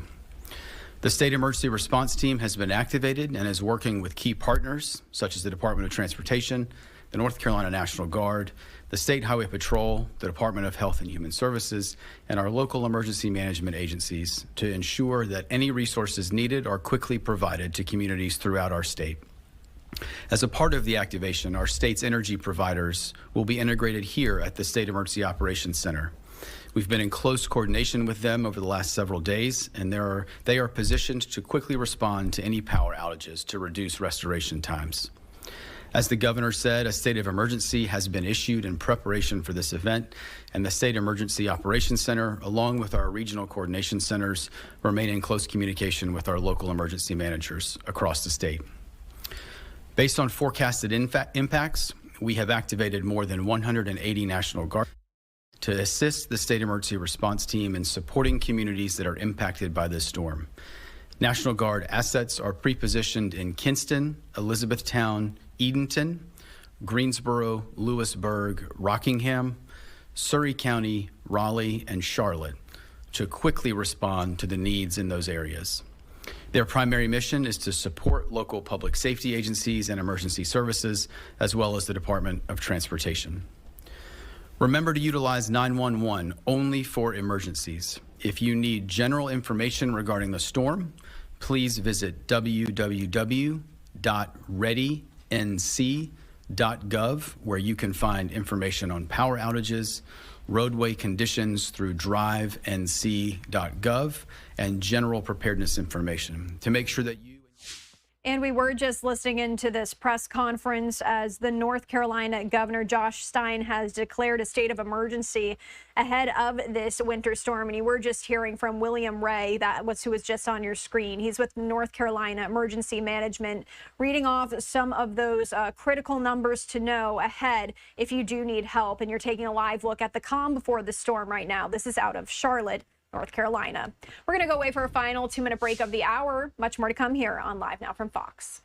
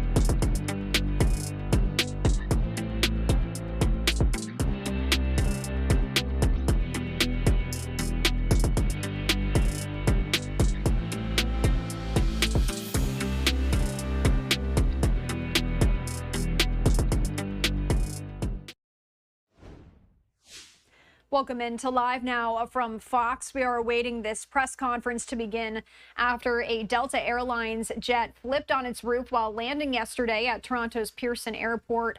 Again, all 80 people on board did survive, thankfully.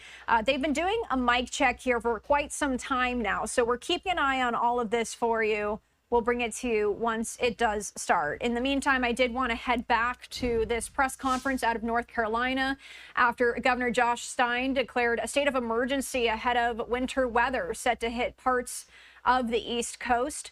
My name is Christy Matino. On the other side of that will be my colleague Stephanie Quinyu. Thanks for watching Live Now from Fox.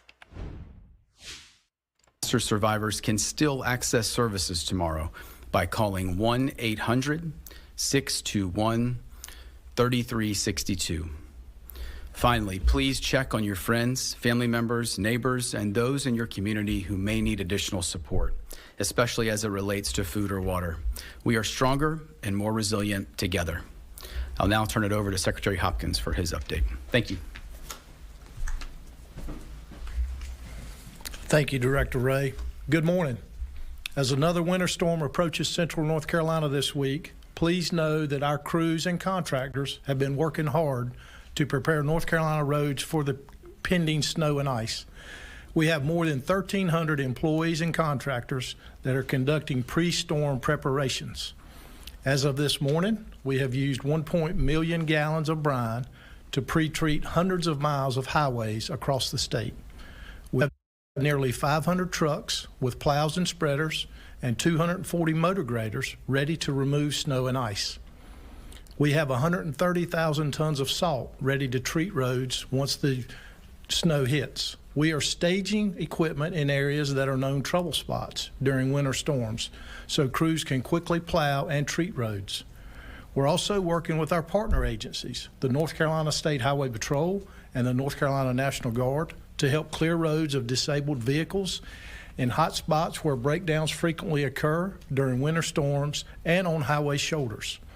Their assistance enables quicker clearance of disabled vehicles so our snowplow operators can work to clear any snow off the road. Once the snow hits, our crews are prepared to work day and night in shifts to plow and treat snow and ice until all the state-maintained roads are cleared. Our first priorities will be the interstates and other major highways, then other U.S. and NC routes, and then secondary roads. Please know that we will respond and clear roads as quickly as possible. Unless it is absolutely necessary, avoid traveling during and after the storm. This allows our crews time to clear roads safely. We ask that everyone be patient and stay off the roads. As conditions improve, please check drivenc.gov for the latest travel information. Thank you, and I'm going to turn it back over to Governor Stein. Thank you, Director Ray, Secretary Hopkins, for those updates. During winter weather, just like any severe weather situation in our state, the #1 priority of the state of North Carolina is keeping our people safe. So we recommend that you take the following actions to navigate this winter weather event. Make sure you have everything you need in advance of the winter storm. Pay close attention to your local weather forecasts. Enable emergency alerts on your phone to receive updates from your local emergency management agency and from the National Weather Service. Keep cell phones, mobile devices, and spare batteries charged in case you lose power. Keep cabinet doors open for pipes located under sinks to stay warm, and let your faucets drip to prevent freezing. In snowy and icy areas, avoid traveling. If you have to be on the road, store an emergency kit in your vehicle. And don't forget to check on your loved ones and anyone you know who might be vulnerable, especially the elderly. Thank you. I'll now open the floor to questions here in the room and go to the mics on the sides if you have any questions, and you can direct them to any of the folks here. We'll start on this side. Hi, good morning. Thank you. Dina with CBS 17. Are there any special preparations happening in Western North Carolina, specifically for people who are still out of their homes? Director Ray. So thanks for that question. I think the focus on the recovery efforts, particularly around housing, are continuing. And as a reminder, we have a number of options that are available for disaster survivors, for transitional sheltering, or for housing assistance. And so would ask that if there are specific needs, if there are survivors that have needs in the impacted communities that they do call that disaster case management line to help that.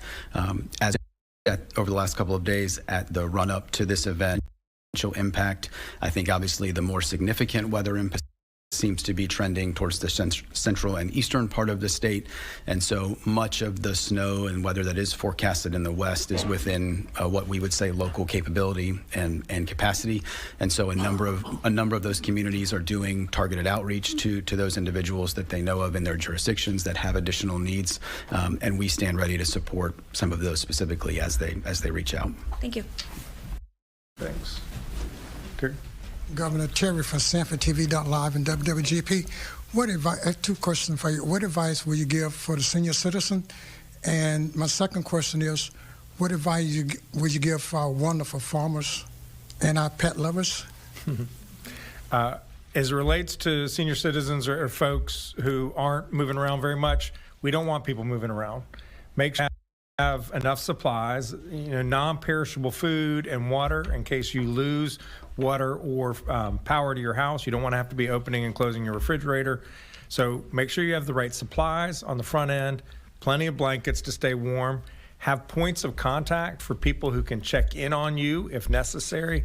And for pet owners, understand that when it's freezing temperatures out there, please keep your pets indoors.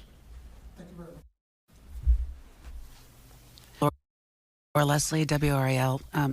We've been hearing over the past few months that Hurricane Helene has really stretched sources in terms of emergency management as well as DOT.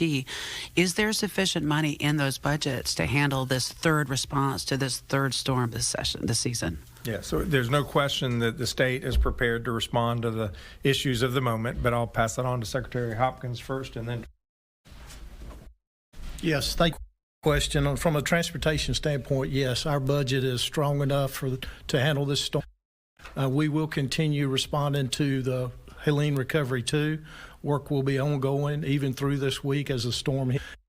And as was the governor announced this week, we do plan to open I-40 to 2 lanes of traffic, 1 lane in each direction by March 1st. Right now, we do not expect this storm to impact that, but we'll keep monitoring and keep recovering as we move forward. Thanks for the question, Laura. And I think what I would say is we continue to have a significant focus on Western North Carolina and those communities and our recovery. And through the capabilities that we have, through the State Emergency Response Team, through the partners you see here, and through the ones that are coming today and into tomorrow and the rest of the week, significant capacity to respond here in North Carolina. I think over the years, one of the benefits that we've had and that I don't take for granted is through both the governor's office and the General Assembly, we have a fund that is authorized to support initial response costs, and that's obviously lean standpoint that we're working through reimbursement on with FEMA, but from a financial point to be able to tap into resources while we continue to focus on recovery, we can also balance some of the ongoing response needs as well. One other question. My own comment, which is we have funds sufficient to do the response to this storm that is about to hit. Where we need more funds is the long-term recovery for Western North Carolina. And as you know, I submitted a budget request for immediate needs of about $1 billion. The House is considering legislation, which I understand they'll take up next week now, of about $500 million. I thank their willingness to spending some real money to help us get the work going, but we're going to more help along the way. So no question between the federal and state governments, we need substantial resources to help Western North Carolina recover. Follow-up, the legislature has canceled its voting sessions for this week. I mean, is it frustrating at all that the storm is actually causing it to take longer to get money on the ground for Helene? My frustration is not with the legislature. My frustration is with the weather. Yes, I mean, the legislators to be safe. We're advising people not to travel unnecessarily. We understand they'll come back and take it up next week. It's unfortunately a part of life here in North Carolina this winter. Now, at this point, we'll see if there are any questions. If you're on the phone, please press 1 to ask a question. The first question is from Helen Chicker, Blue Ridge Public Radio. Please go ahead with your question. Do you have a question?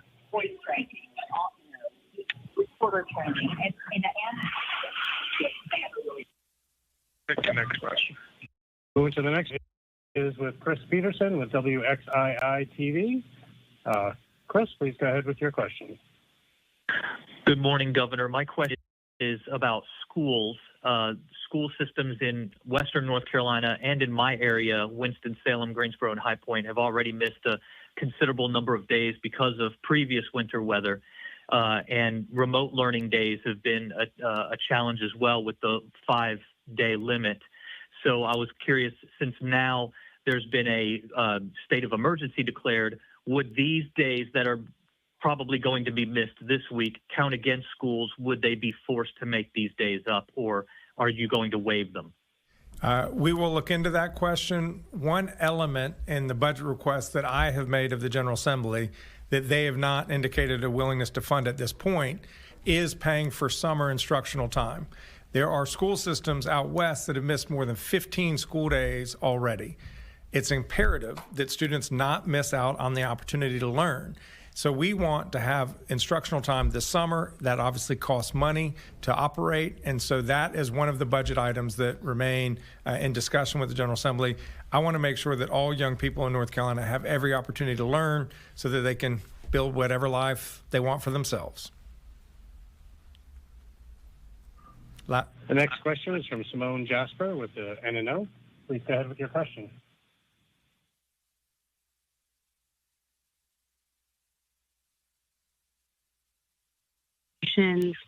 For the roads, and I was wondering if you would be able to share more information about preparations being done for potential power outages. What kind of crews are out there in regards to that effort? Yes, we've heard that there are resources coming into North Carolina from other states to help pre-position to respond to power outages that may occur, and I'll ask Director Ray to offer more information. Thank you, sir. Thank you for that question. I think as the governor said, obviously one of our larger utilities in the state, Duke Energy, will be here, as well as our municipal and co-op partners today into tomorrow as we look at the impact. Again, to make sure that if they have resource needs, to be able to quickly move crews, that we can support them as we can. Duke has shared with us that they are moving crews in from out of state, from a number of different locations into North Carolina. Today, they are moving crews from the west to the east, and have a number of crews that will also follow on tomorrow from the western part of the state into primarily central and eastern North Carolina. And they're looking at capabilities both from a vegetation management standpoint as well as line crews to focus on restoration. And so based on the estimates that they're seeing, as we've talked about with the potential ice accumulation in some eastern parts of the state, they feel like they have adequate capacity right now. But I do think, and I know we say this during all events, but this is one of the reasons that it's really important. If you do not have to travel tomorrow and Thursday or later in this week with some of the hazardous conditions that are there, please stay off the roads. I think folks that are on the roads do slow down, whether it's power crews, DOT work, or public safety that are trying to respond. We really need folks to heed that request and stay off the roads where possible this week. Any other questions? Okay, great. Thank you all for being here today. So that was the very end of this update as New York Governor Josh Stein declares a state of emergency ahead of the winter storm that North Carolina is anticipating. This is a live look from Charlotte, North Carolina. You can see blue skies, really no clouds to speak of, and that will certainly be very different in the coming days as they are expecting a major winter storm to begin unfolding across the region in the next few days. It's going to be impacting major cities in both the Plains and Midwest before all of that heavy snow then moves eastward into areas that have already been impacted by deadly flooding in states like Kentucky and Tennessee. And the storm will then end with impacting parts of the East Coast later on. So we did want to share that with you, as I also wanted to share this update from the governor, Governor Josh Stein, saying, quote, "I am declaring a state of emergency across North Carolina. We fully expect that the majority of our state will be impacted by winter weather in the coming days. We are activating the state emergency response team."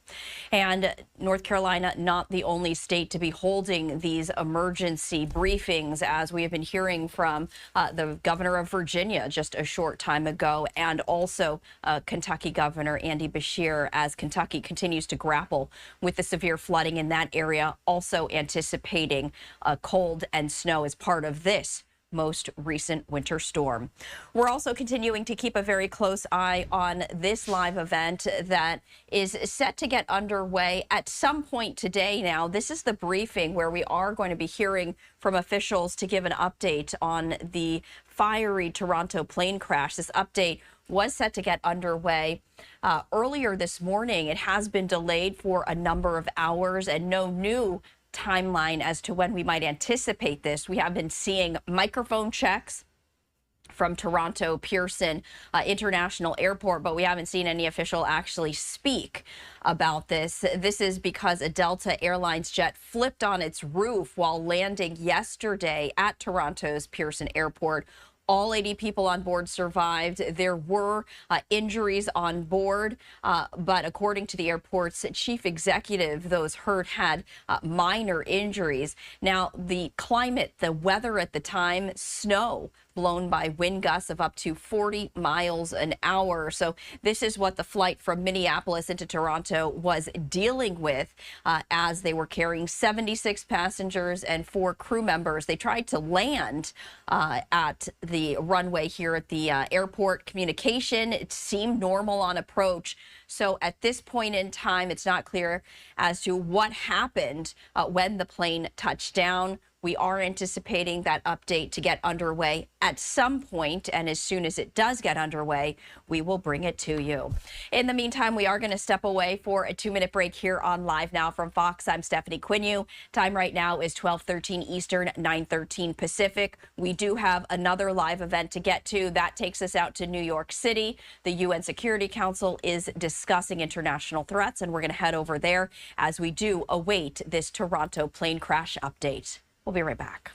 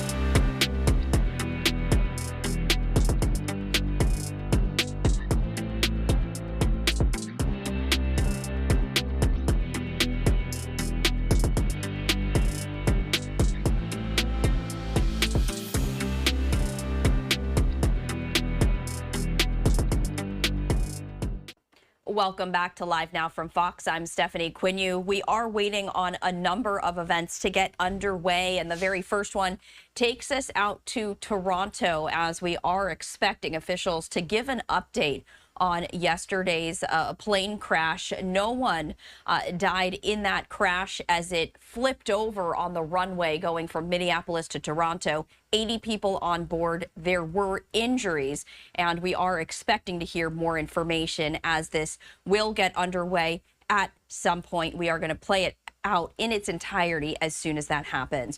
We also have a number of live events that we're also keeping a very close eye on, including this one. This one takes us out to Philadelphia as we are expecting to hear from the district attorney who is expected to announce his bid for re-election as Philadelphia's district attorney. That is set to get underway in just about 15 minutes or so.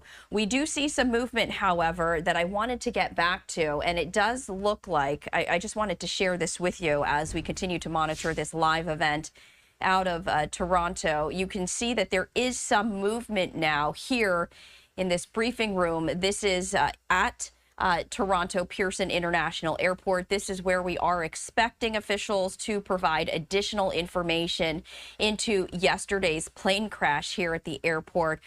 So it looks like now there is some movement. We're just going to hang on this. It's unclear as to whether these are members of the media in addition to security. We don't see anyone stepping up to the podium, so we're going to just keep a very close eye on that. We do see a number, though, of airline personnel, but also law enforcement there as well. So it looks like they're still trying to prepare for this event, so we're just going to continue to monitor. In the meanwhile, we do see that the representative of the United States is now speaking at the UN Security Council, so I do want to turn to that now as we await this plane crash update. In the UN that has only grown stronger since Hamas's brutal attack against Israel on October 7th, 2023. This sentiment was exemplified by the UN Relief and Works Agency, UNRWA, when staff were found to have participated in the October 7th terrorist attack. There are even recent reports that its schools and facilities have been used by Hamas. The UN Human Rights Council has protected human rights abusers by allowing them to use the organization to shield themselves from scrutiny.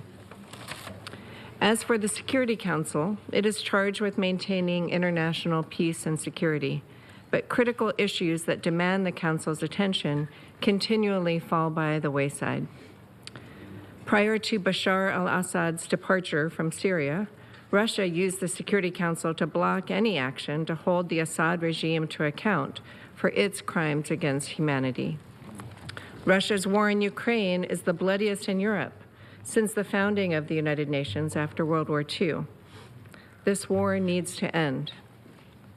China has consistently exploited its status as a developing nation within international organizations to advance its separate agenda.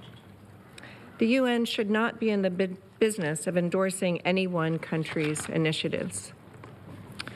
So, two of the greatest drivers of instability in the world today hold veto power at the Security Council. That is what we are up against. As mentioned at the outset, the United States has supported the United Nations over these 80 years. We will continue to strongly advocate for peace abroad and for security and stability at home. The United States is currently conducting a review of our support to the UN. We will consider whether the actions of the organization are serving American interests and whether it can be reformed. The United States will not support UN bodies such as the UN Human Rights Council. We will review bodies such as UNESCO, which has a history of anti-Semitism or anti-Israel sentiment within the organization. Colleagues, we are seeing the abuse of international structures for political ends, including by using the International Court of Justice advisory opinions as a way to pursue national agendas. The ICJ has been used by South Africa to accuse Israel of genocide. Unfortunately, the term genocide has been misappropriated to become an international slander. Mr. President, as we look at the tools available to us to promote economic and social development, we need to harness the power of artificial intelligence, which will have countless revolutionary applications in economic innovation, national security, healthcare, and free expression. America welcomes partnerships with UN member states that foster the creation of AI technology, but we must guard against strangling the development of AI with needless regulations. We must also be wary of attempts to use AI algorithms to rewrite history, surveil users, and censor speech. Mr. President, a few words about sanctions, or so-called illegal unilateral coercive measures. The United States reiterates that its autonomous sanctions programs are consistent with international law. In addition to observing and respecting UN sanctions, the United States and many of our partners legitimately use domestic authorities, carefully regulating our domestic financial systems in a tailored way to address threats to international peace and security. In doing so, we go to tremendous lengths to avoid humanitarian impacts or impacts on the flows of life-saving food and medicine to those in need. Mr. President, in conclusion, the United States supports the UN's return to its founding mission of promoting peace and security around the world. As President Trump has stated, we will be taking a hard look over the next few months on what reforms the UN needs to undertake to get us to that point. I thank you. We were listening just there to the member of the United Nations representing the United States, saying that President Trump and his administration is going to be taking a look at how they are involved in a number of international issues right there. She was also mentioning earlier the continuing conflict there in Gaza, although temporarily right now there is a ceasefire. As we do await the update on the Toronto plane crash that might get underway momentarily. It has been delayed for a number of hours. We are continuing to monitor the live stream. I do want to step away for another 2-minute break as we are also awaiting a number of other live events. We'll be right back.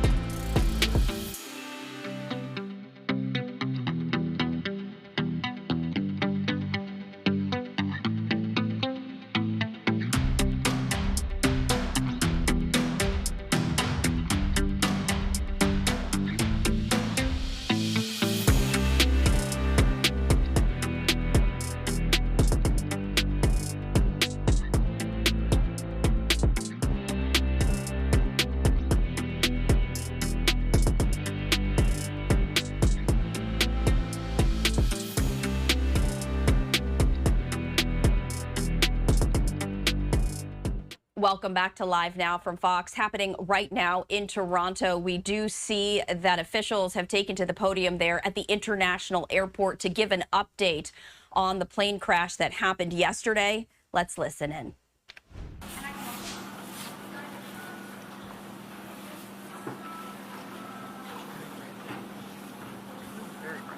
Okay, is Khalil coming? Khalil, come on.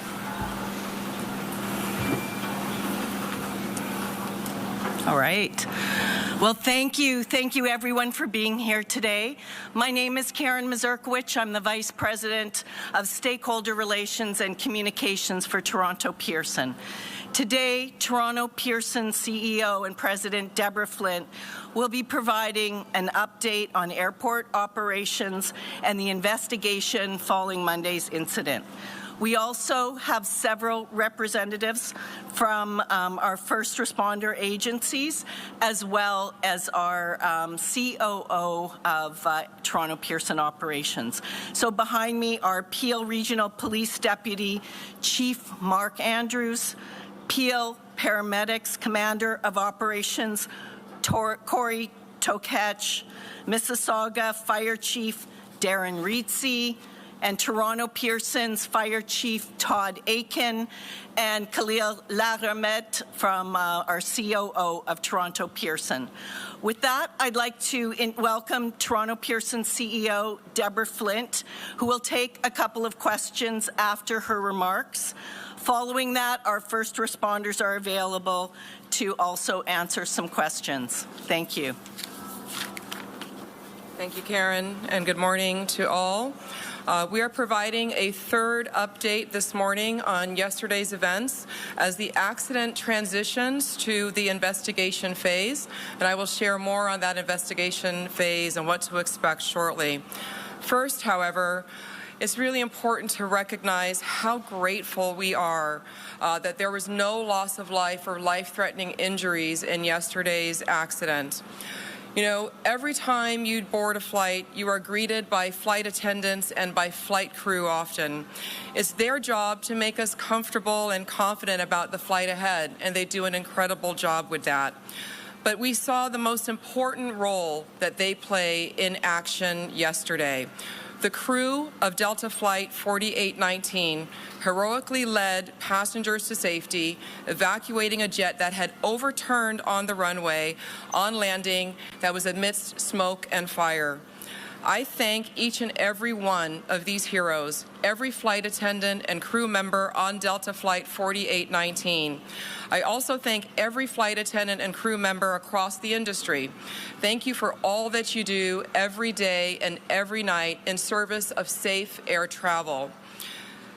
In regards to the accident yesterday, at approximately 2:15 p.m., Delta Airlines Flight 4819 from Minneapolis to Toronto, operated by subsidiary Endeavour Air, was involved in a single aircraft accident upon landing at Toronto Pearson.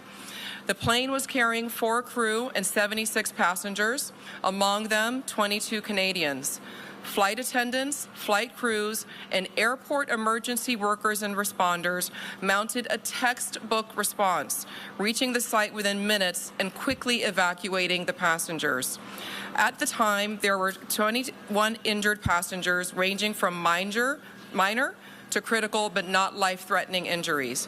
A total of 19 passengers went to the local hospitals, with 2 more going to hospitals in the time period after. At this time, Delta Airlines has reported that 19 of those passengers have been released and 2 remain hospitalized. Our thoughts go out to all of the passengers impacted and their families. We have taken great time and care to extend care to each of the passengers that were here after the accident. That includes comfort as well as support in their emotional well-being in the hours since the crash. We have completed the reunification process for all of the remaining passengers, and we'll continue to care for them during this extended time. I will now give you more information about the operations at Pearson yesterday and what to expect in the days ahead. From last Thursday to Sunday, Toronto Pearson saw extreme conditions, 2 separate snowstorms. On Thursday and Sunday, we got more than 20 inches, 50 centimeters of accumulated snow.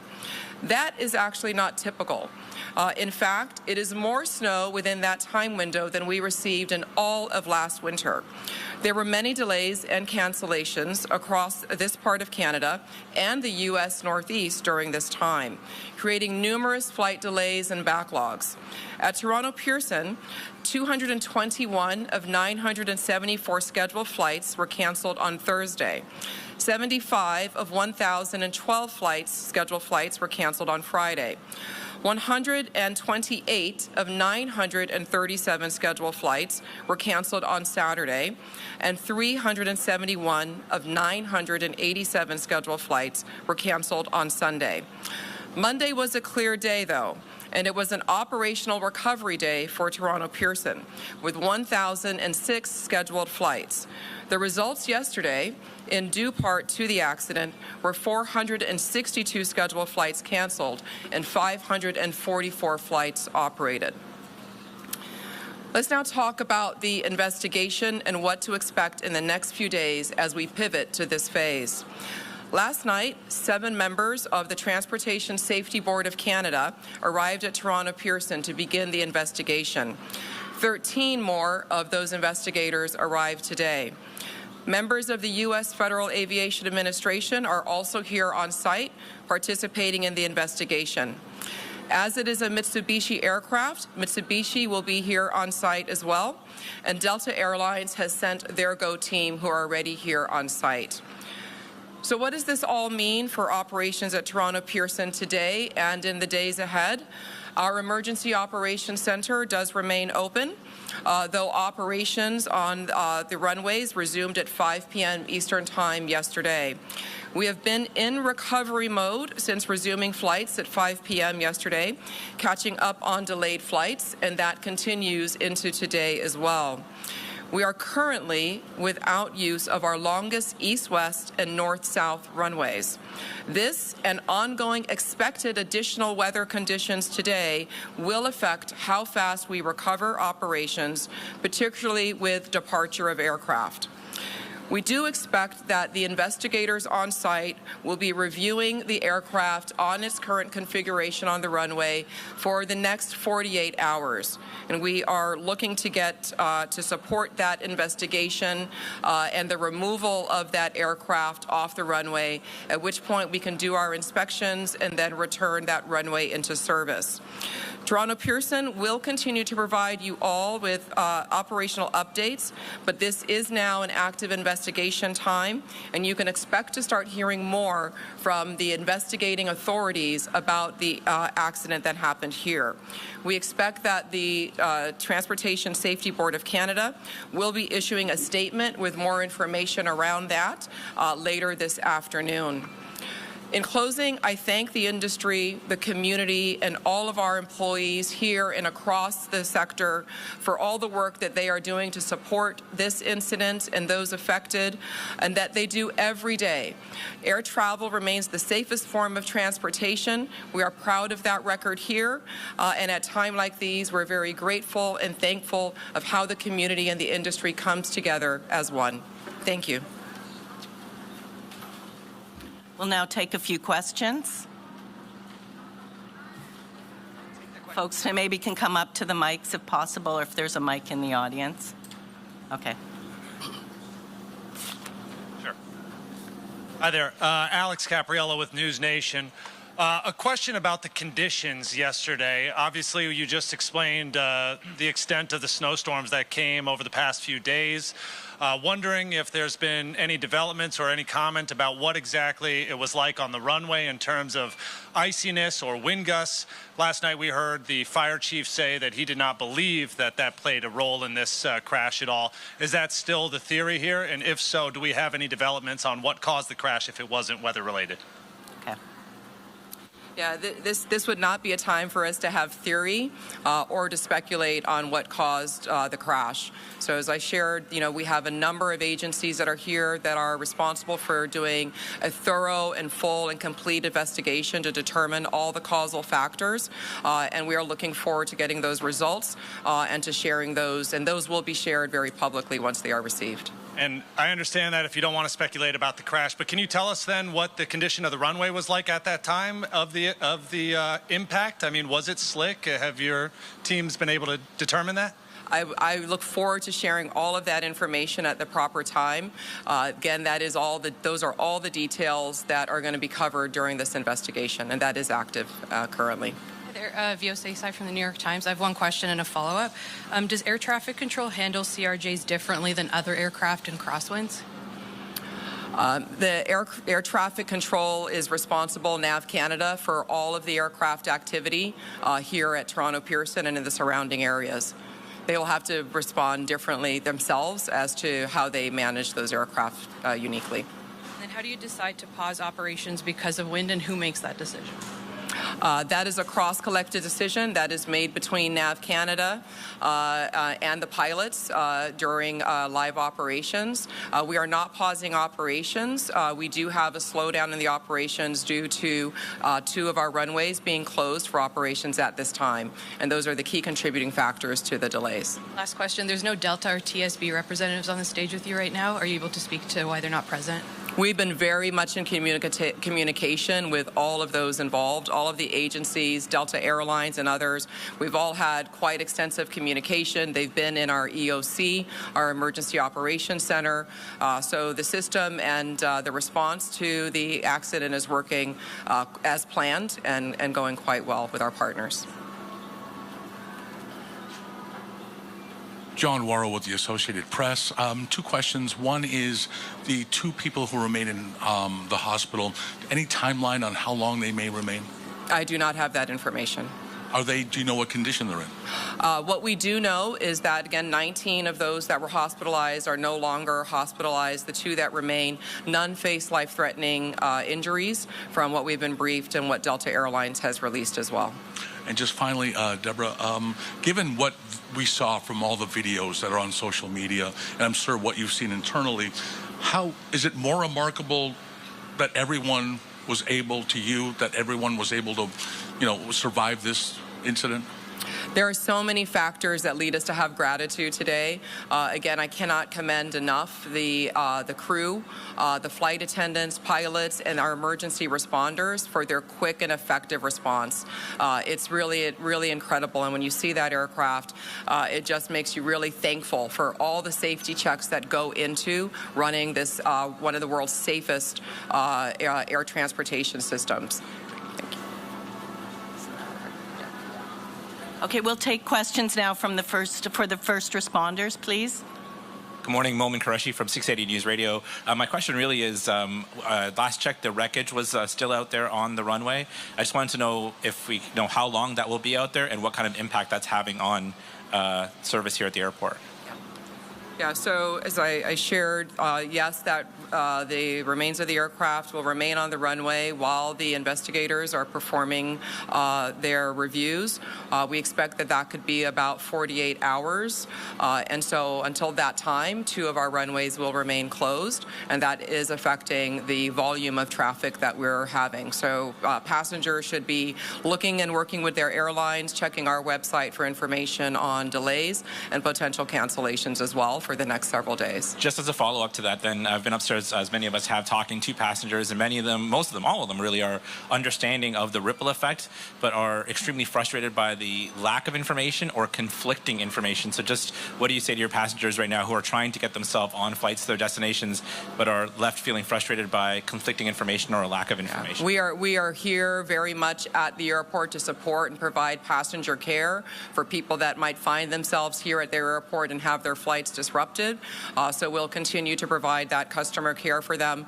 But in the interim, please do check with your airlines, check your website, and check your apps for your most updated flight information.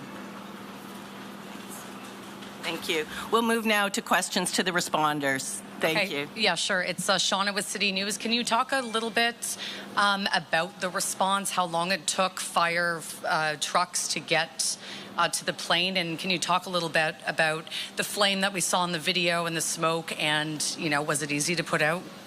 And just really take us through the response. All right, Todd. Yeah, thank you for the question. The actual time, it was a very quick response from Toronto Pearson Fire Emergency Services. Upon arrival, the crew did witness spot fires. They were able to quickly knock down the spot fires using the aircraft rescue firefighting apparatus. Once the fires were knocked down, the crews did make entry and perform primary search and rescue. The passengers were all evacuated, and then they were taken to a secondary location at Station 2 for triage with our mutual aid partners. Just a quick follow-up. Can you describe what it was like? Because we've seen videos of the passengers hanging upside down in their seatbelts. Can you maybe just describe what it was like to get these people, hanging, cut down, and out of the plane? I believe that most of the passengers self-evacuated at that time, and upon arrival, they were being escorted to a second location.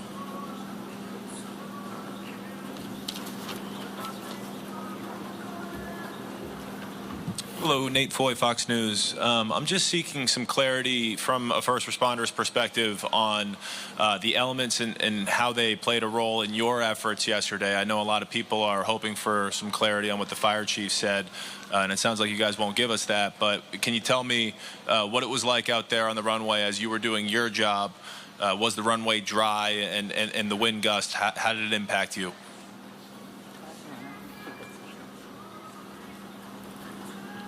And like we mentioned, it's very early to make any conclusions. I know I provided a little bit of information yesterday for transparency. Today, now we have an active investigation. Therefore, any of those questions would have to be directed toward Transportation Safety Board.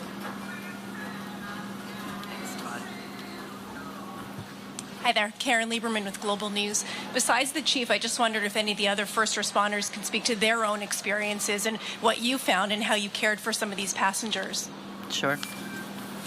Mark? Thank you for the question. Mark Andrews, Deputy Chief of Peel Regional Police. I'd like to, before I answer the question, I'd like to say that our thoughts and prayers are with the 76 crew members and 4 passengers and their families that were impacted by yesterday's events, which fortunately had the best possible outcome for all of us. Our response as Peel Regional Police, we're the police of jurisdiction. We have a really robust presence here at the airport. We actually have a fully functioning division with 100 officers and civilians located. We have a presence on the public side and the private side. So we were able to respond in a very timely fashion along with our first responder partners. The conditions were difficult, but I will say this, that we regularly practice with our partners in fire and EMS and the GTAA and Transport Safety Canada. So we were prepared for this event, as extreme as it was. And our men and women, not only in policing, but across all the first responder services, did a tremendous job. And in my mind, no doubt saved lives. So I'd like to acknowledge that. There was some impact, on the police of jurisdiction being ourselves, not only here at the airport, because as you can imagine, we don't have the way they do in the private industry. We had, at one point, we had 50 police officers responding to the circumstances here at the airport and the surrounding environment. What I'd like to do is thank our partners at the OPP, Commissioner Tom Creek and Chief Marion Demke, because they supported us through the aftermath of the incident by sending officers to support both of our public divisions, 11 and 12 Division in Mississauga. All in all, it was a great response by first responders supporting GTAA and our TSB partners, but it's something that we've practiced and we're well prepared for should this happen again going forward. Mississauga Fire and Communications Services received the 911 call. It's called a crash alarm, so we get it directly from Pearson into our communications center. So we had a very quick response. We had 6 apparatus from Mississauga Fire respond. It was a combination of aerials, engines, and squads. In addition, we sent our command vehicle and also a tanker. We also had an acting platoon chief, a district chief, and myself that attended the scene. I took a position within their emergency operations center. Just to reiterate what Deputy just said, annually our firefighters participate in joint training with Pearson Fire at a location called Festi. It's a training facility. Our primary response is to assist with water supply, search and rescue, rehab, and medical support. The Mississauga Fire and Emergency Services and Mississauga Office of Emergency Management participates in 2 annual emergency exercises that are held at Toronto Pearson International Airport each year, including a high-level tabletop command exercise and a full-scale boots-on-the-ground emergency exercise.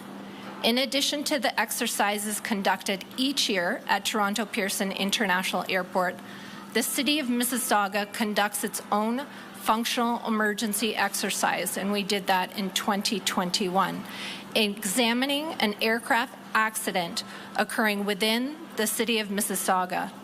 This exercise included partners from various organizations, including those represented in the exercises held here regularly at Pearson. The Mississauga Fire and Emergency Services and OEM provides emergency management training to regional partners from various organizations who may be involved in the response to an aircraft accident, amongst other emergencies. The Mississauga Office of Emergency Management can also serve as a conduit between the city and the Provincial Emergency Operations Centre if provincial-wide coordination for the response and recovery of community impacts during an emergency is required. During an aircraft accident, the Mississauga Office of Emergency Management can assist in the coordination of providing municipal services if requested by our community partners who may be impacted in the event. This could include transportation like buses, facilities, or heavy equipment. The City of Mississauga has nausea and vomiting due to the fuel exposure. So those were the common sort of injuries that we had come across. Any more questions? Please, Mal Hamidi, Canadian Press. Just want to follow up on this rescue effort. Can you please provide some details on the timeline? How long did you, paramedics and firefighters, did it take for them to get to the airplane, and how long did it take for them to evacuate the airplane? Okay, Todd, you want to take that? Yeah, the response from Toronto Pearson Fire Emergency Services was minutes. Because there is an active investigation, we won't be able to provide the details. But it was a very quick response from Fire Emergency Services as well as our response partners that just spoke. Can you please also comment on the role that flight attendants played in evacuating the airplane? We saw some videos on social media where basically doing their job, helping passengers get off the plane. Can you please comment on their role in this? Sure, absolutely. We train for such events. We're very well prepared and trained. And the firefighters responded textbook. They were able to knock down the fire.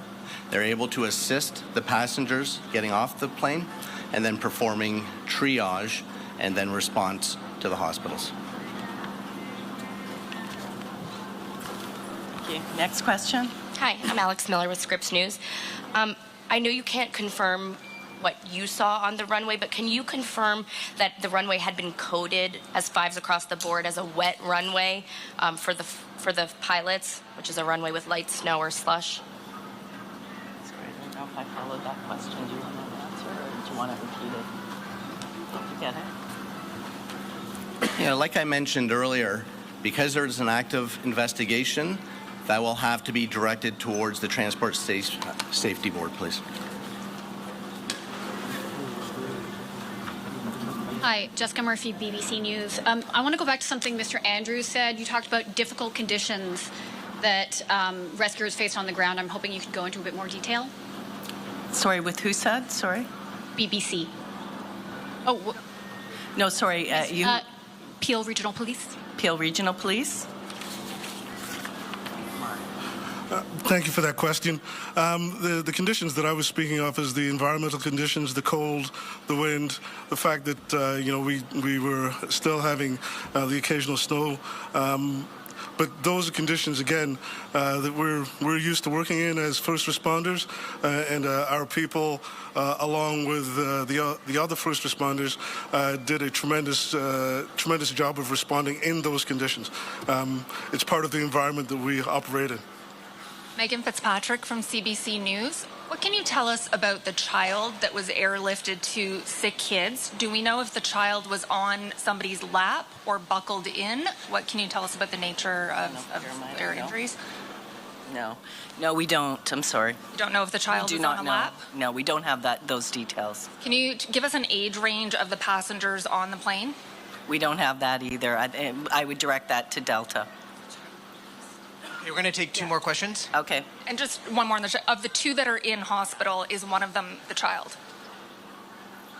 We're not sure either. I have a quick question for fire. Did fire responders fear the spread of the fire, and can you speak to the properties of jet fuel? How flammable is it? How much time did that give you to tame it? Okay. Did you hear the question? Okay. It's on the jet fuel, whether they were...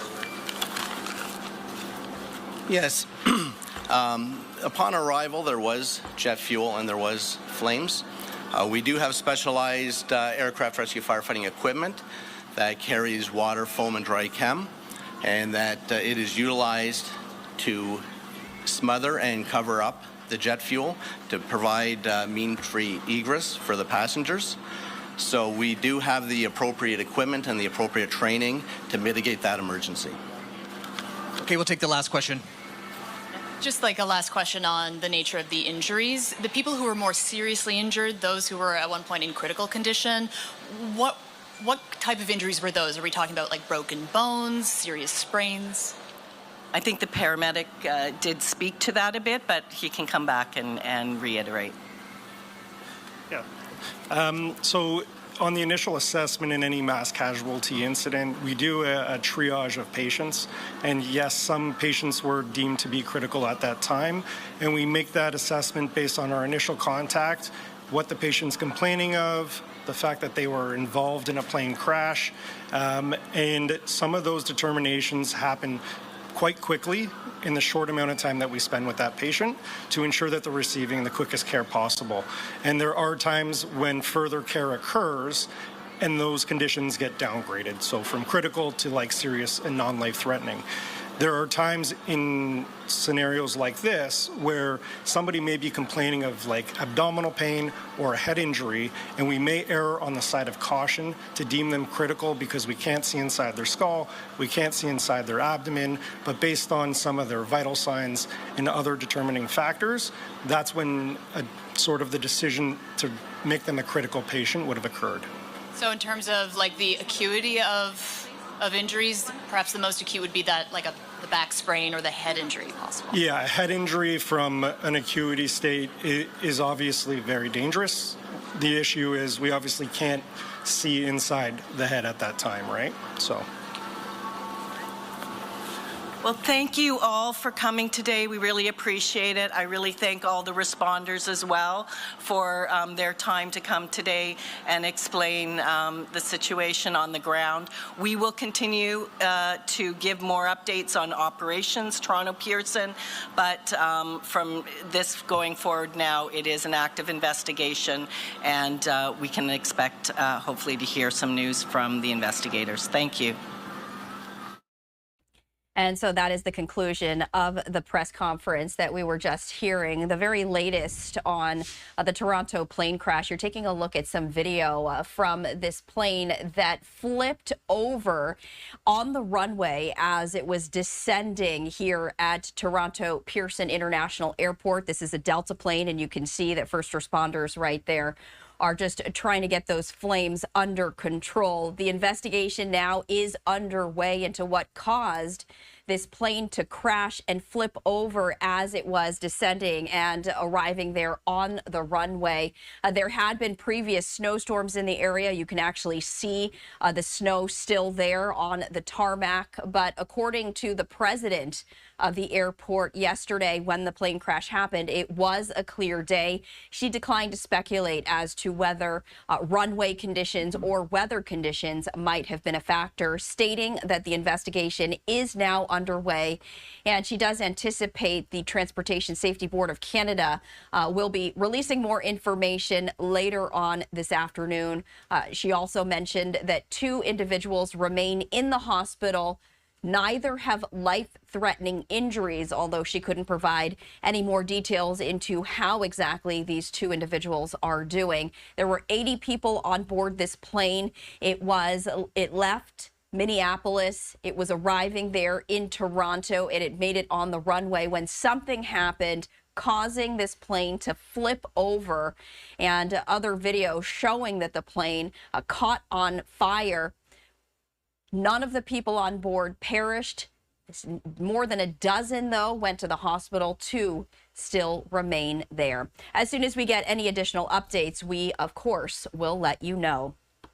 Meanwhile, our next major story takes us out to New York City, and you can see this is a live look right here as we continue to follow the very latest with New York City Mayor Eric Adams. Earlier today, New York Governor Kathy Hochul saying that she is considering removing Mayor Adams from office after 4 of his top deputies announced their resignations in the latest fallout from the Justice Department's push to end Adams' corruption case. Now, Governor Hochul is a Democrat. She says that she was going to convene a meeting of key leaders earlier today in New York City and said that the departures of First Deputy Mayor Maria Torres Springer and other top officials raised, quote, serious questions about the long-term future of Adams' administration. Now, Mayor Adams is also a Democrat, but he has been under increasing scrutiny since the Justice Department's second-in-command ordered federal prosecutors in Manhattan last week to drop his corruption case to ensure his cooperation in President Trump's immigration crackdown. And I did want to share just a brief statement from Governor Hochul, and we're just going to bring that up in just a little bit. But a short time ago, as we were bringing you this press conference from Toronto, Reverend Al Sharpton speaking outside a building in New York City after he met with New York Governor Hochul about the possibility of her ousting Mayor Adams. And I did want to play out those remarks for you right now.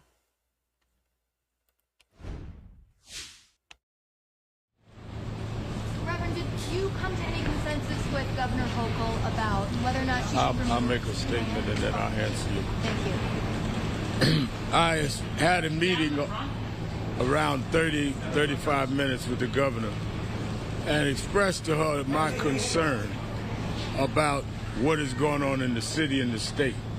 Let's make no mistake about it, that we are in this position because President Trump, who pardoned people that were videotaped physically assaulting people January 6th, if he really felt that Eric Adams had become a subject to a political vendetta, which is what his defense is, then why didn't he pardon him? Now make it clear, I'm not asking for a pardon. I'm talking about the inconsistency that led to this. The only reason that we are late facing a court hearing tomorrow, and the only reason that the governor has to make a decision to do something or not do something that has not been done in 235 years is because there was a double standard used on Eric Adams' case, that those that he claims he believed were victims. I do not believe that he should have gotten a pardon, but I believe that Donald Trump has been inconsistent. Having said that, the governor said to me that she's going to see what the judge decides tomorrow and keep deliberating with other leaders.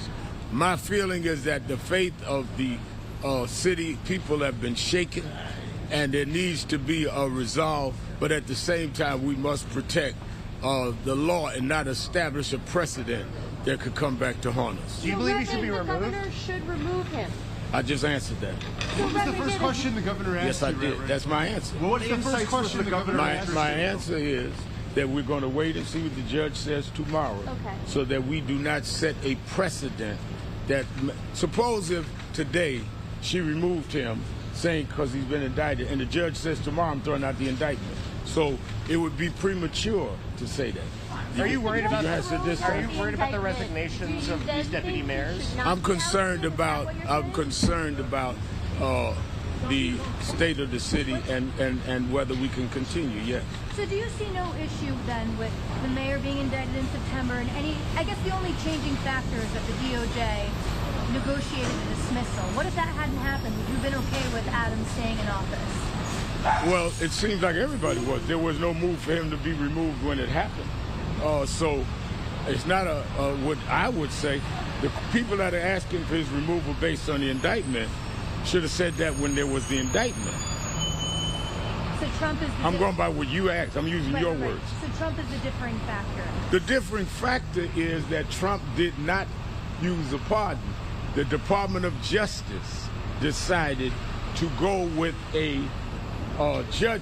non-judgment position of asking with no prejudice to drop the charges. That became a point of contention. Are you concerned about the distraction of all of this? Oh, absolutely. I mean, do you worry, even if the judge does dismiss the charges, like the distraction of all of this? The distraction, I think, is very, very damaging to the city. Do you have confidence in Mayor Adams' ability to govern right now? I think that is something that we'll see after what the judge says, that we will discuss with the mayor. I think that clearly there are a lot of people concerned, and I'm very much one of them. We ought to be talking about the rights of people in the city. I'm very concerned that Mr. Holman came in here and acted like he could make Adams do what he wants, or he'd be up his butt. I can't believe someone would say that on national television. I'm very concerned about how the behavior and the character of people have been around a very serious issue. We're talking about families being separated, people being raided and that are not here illegally. I'm very concerned about that. And that's the issue we ought to deal with. I have no idea if you're going to run. What about the comments about Mein Kampf that Mayor Adams made yesterday? Does it show that he's not taking this seriously? What comments did he make? I didn't hear his comment. Reverend Sharpton, so if the charges are dropped, do you then think he should continue to serve in office? Is that what you're saying? Again, we'll see when we get there. The law says that you can deal with it based on crime or public trust. So if the crimes are not there, then the question is, how do you evaluate public trust? Do you think the inability committee applies like the conflict? It could. Absolutely, the inability committee could kick in. But again, what else did Ms. Hochul tell you? Can I answer one question at a time? But the inability committee, everybody kicks in after we see what the judge says. The first thing is he still under indictment? What else did Ms. Hochul tell you? What else did you talk? Like, what else did she say to you? Did she communicate? Well, she and National Action Network. I came as head of National Action Network. I believe she's meeting with some elected officials. She's meeting with some faith leaders, and she's concerned about the city. I said, "You're stable.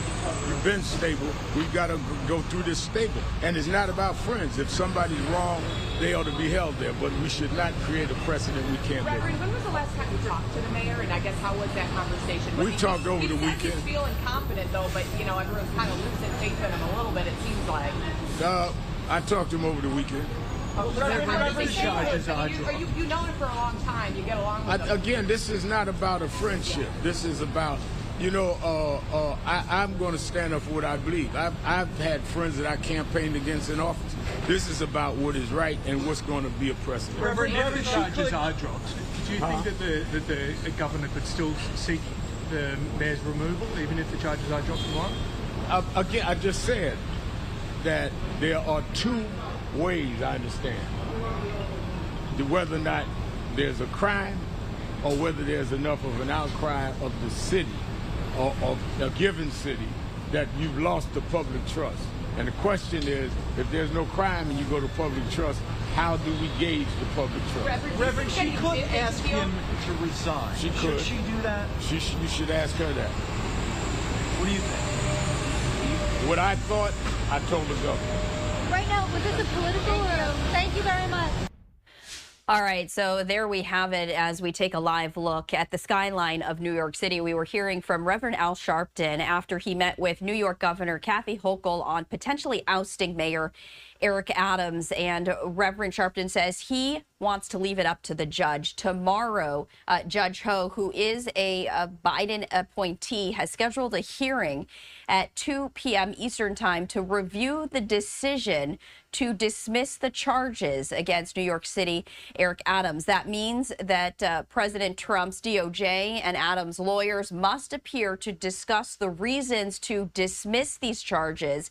This comes amid heightened criticism. This also follows an order from President Trump's DOJ directing prosecutors to drop the corruption case against New York City Mayor Adams, prompting at least 6 federal prosecutors to resign rather than comply. Reverend Al Sharpton saying that he is not going to be making any sort of decision or statement on his opinions until the judge tomorrow rules in that hearing. We will continue to follow all of these developments and bring you the very latest from that hearing as it is scheduled for 2 p.m. Eastern Time tomorrow.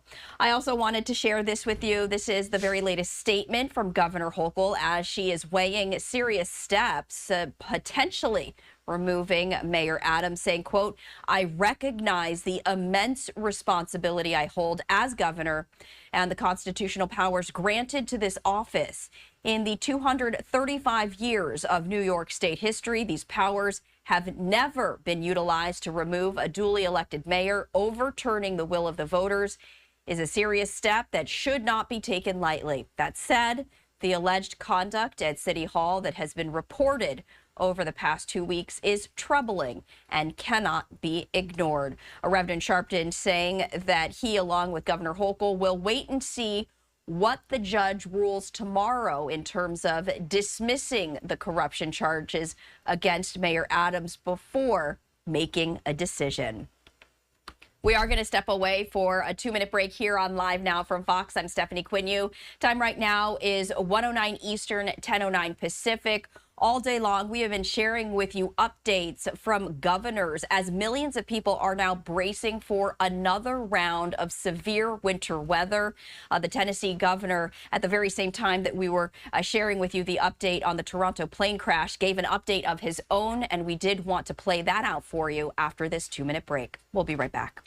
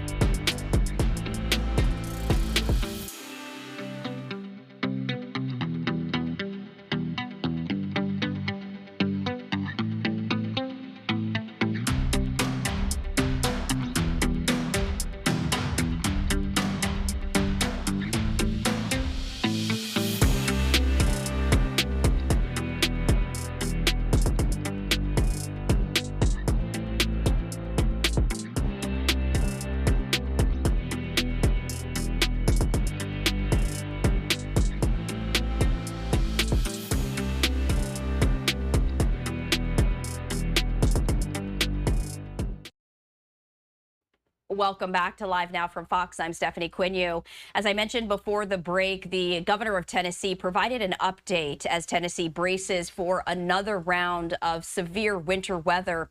However, during the break, a new live event just came into our studio. This comes from Bucks County, Pennsylvania, as the district attorney's office is talking about the arrest of a suspected online predator who targeted several victims in the United States and Canada. And I did want to share that live event with you right now. Recorder and other applications. The names and usernames of several online accounts, which indicated the users were young girls under the age of 18, were also found. The documents provided notes on any past interactions this defendant had with these underage girls, detailing their victimization. It included the defendant's online identity that was used to communicate with these children.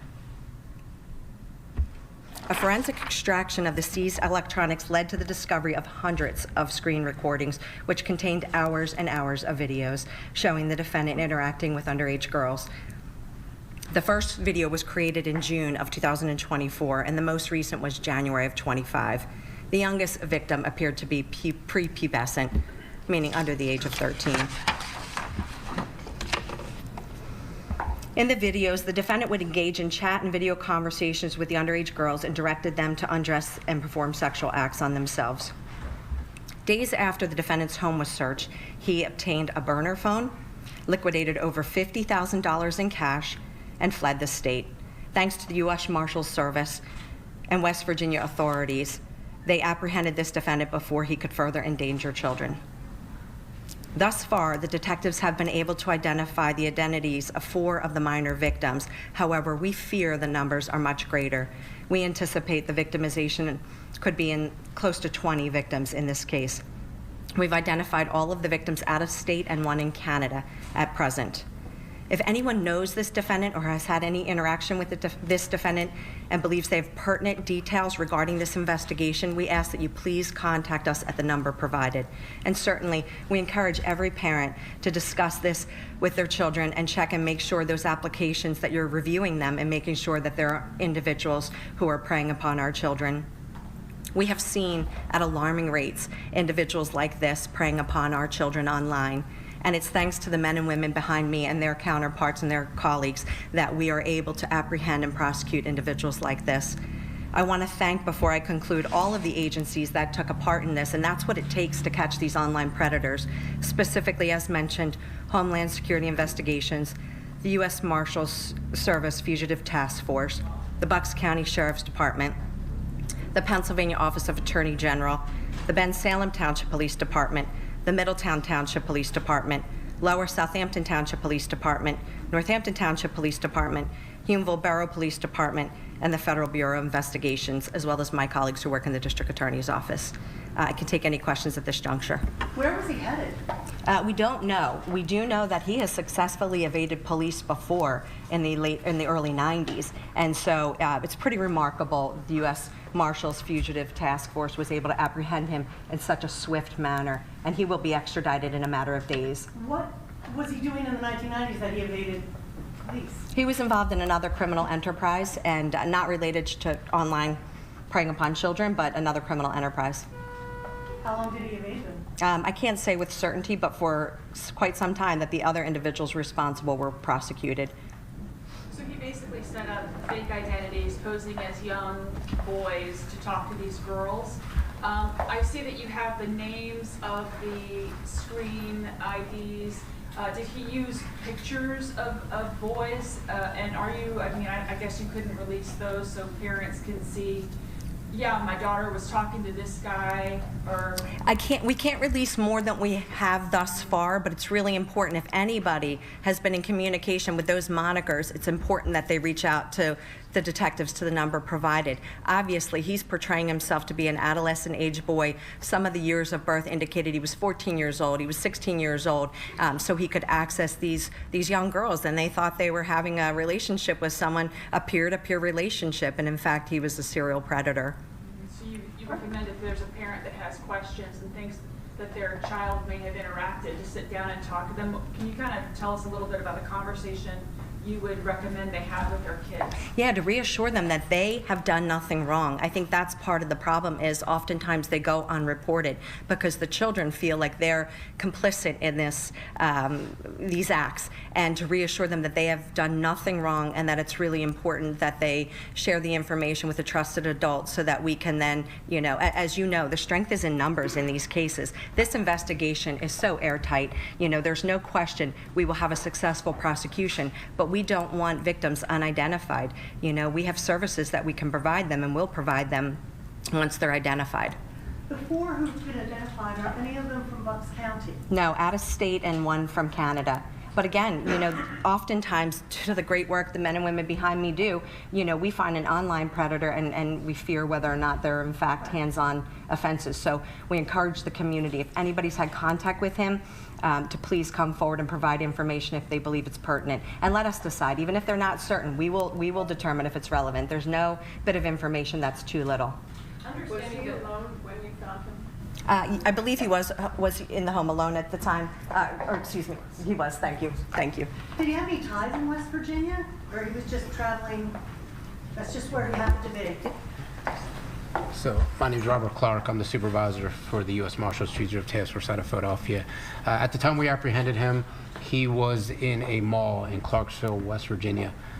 We were fortunate enough to locate a vehicle he had. We canvassed the area, and we were able to make the arrest without incident while he was sitting at a mall. And on his person was, like the DA said before, a backpack with over $50,000 in cash. So he was looking to start a new life in West Virginia. And I believe there were documents that he was trying to apply for Section 8 housing. So he was definitely on the run. He had fled the area, and he was looking to start a new life down south. In West Virginia, you believe? That's correct. Thank you. Were these videos shared with others on those apps, and have you linked anyone else to this? If I may for a minute, consult with.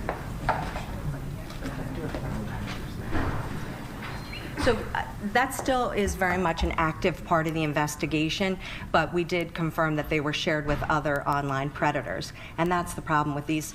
You'll never get these images and these videos back. They're out there for other like-minded deviants to use. So yes, so that's still very much an active part of the investigation. Any idea where he got 50 grand? No, I don't know at this point. I don't know. He wasn't selling this material or somehow. It's hard to say. It would not be the first time. We don't have that information at this juncture. Does he have children? 1 second, please.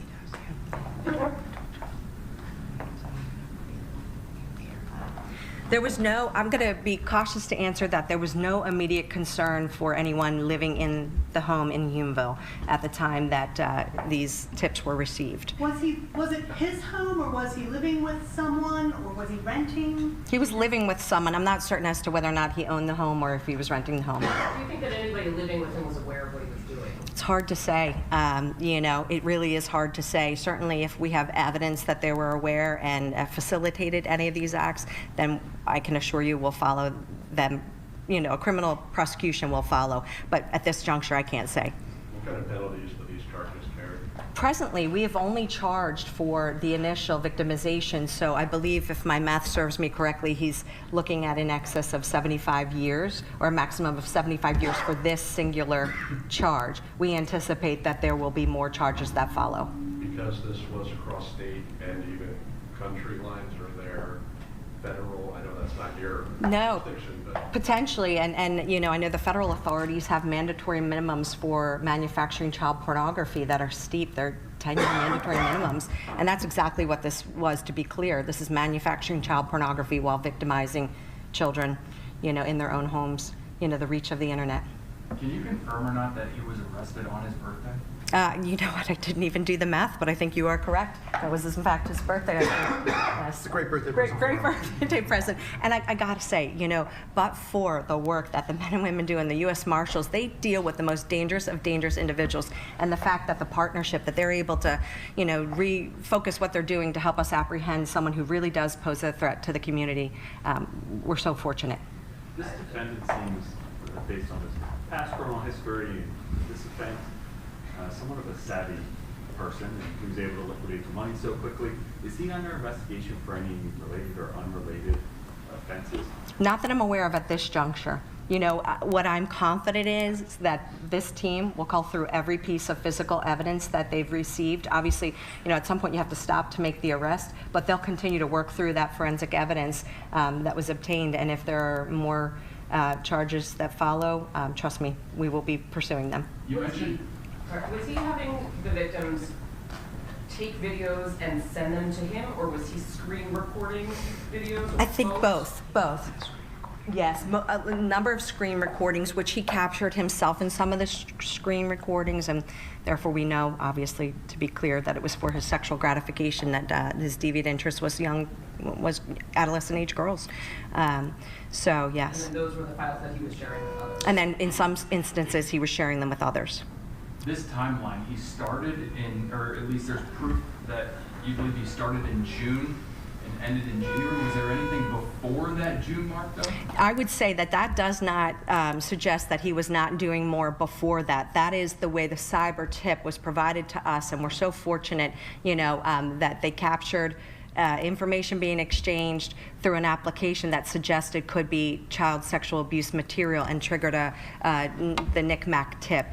Is that the app that is doing that, or? So internet service providers all are mandated by law. If child sexual abuse material or suspected content regarding child abuse is being shared, the internet service providers must provide that information to NICMAC, the National Center for Missing and Exploited Children, and then they funnel it to our ICAC task force. And that's something I'm so proud about my, you know, office and the partnership and municipal police departments in Bucks. We have so many ICAC sworn detectives to help go through those tips and act on them. But for that, these online predators would be able to thrive.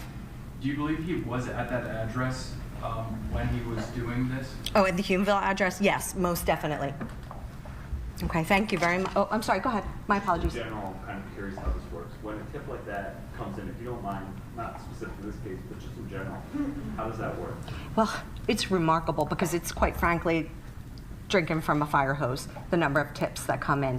And so you have to sort through and prioritize the tips, and then you have to follow up on the leads, you know, without sharing too much. You know, the internet, the IP address is what's very telling. That usually gives us a starting point to focus the investigation. And that's what's remarkable and what my colleagues do on these cases. And I got to tell you, like, every day is, you know, a new tip. And that's the scary part. Like I said, alarming rates. So.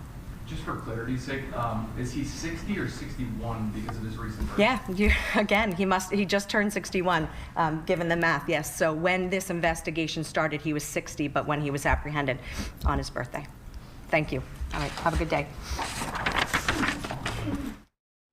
That concludes an update from the Bucks County District Attorney's Office, as you were hearing from District Attorney Jennifer Shorn talking about the arrest of this man right there on your screen, Mark Wills, a suspected online predator apprehended on his birthday, accused of preying upon adolescent girls, predominantly targeting his alleged victims in both the United States as well as Canada.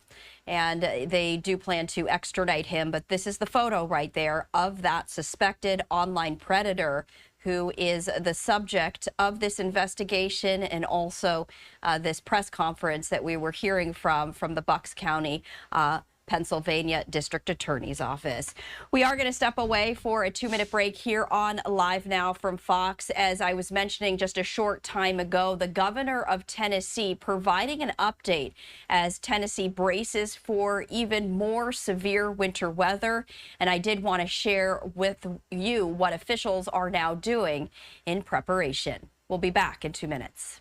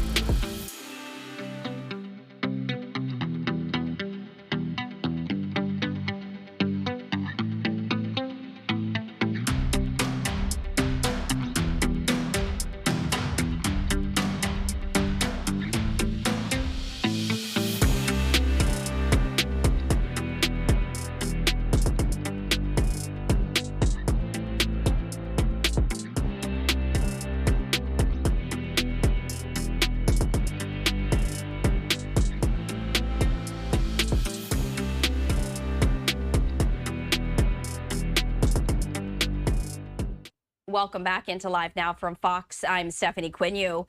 Right now, you're taking a live look out of Nashville, Tennessee. You can see that the American flag there is waving in the wind along with the state flag. Blue skies, clear skies, but you can also see the massive amounts of water. Tennessee and Kentucky continuing to recover from massive flooding that happened earlier. And now both states, along with many others in the Plains, Midwest, and East Coast, are bracing for another round of severe winter weather in the form of storms. A short time ago, Tennessee Governor Bill Lee is speaking about the preparations that he and his teams are making ahead of this, and of course the ongoing recovery efforts from the massive amounts of rain. And I did want to play that out for you right now.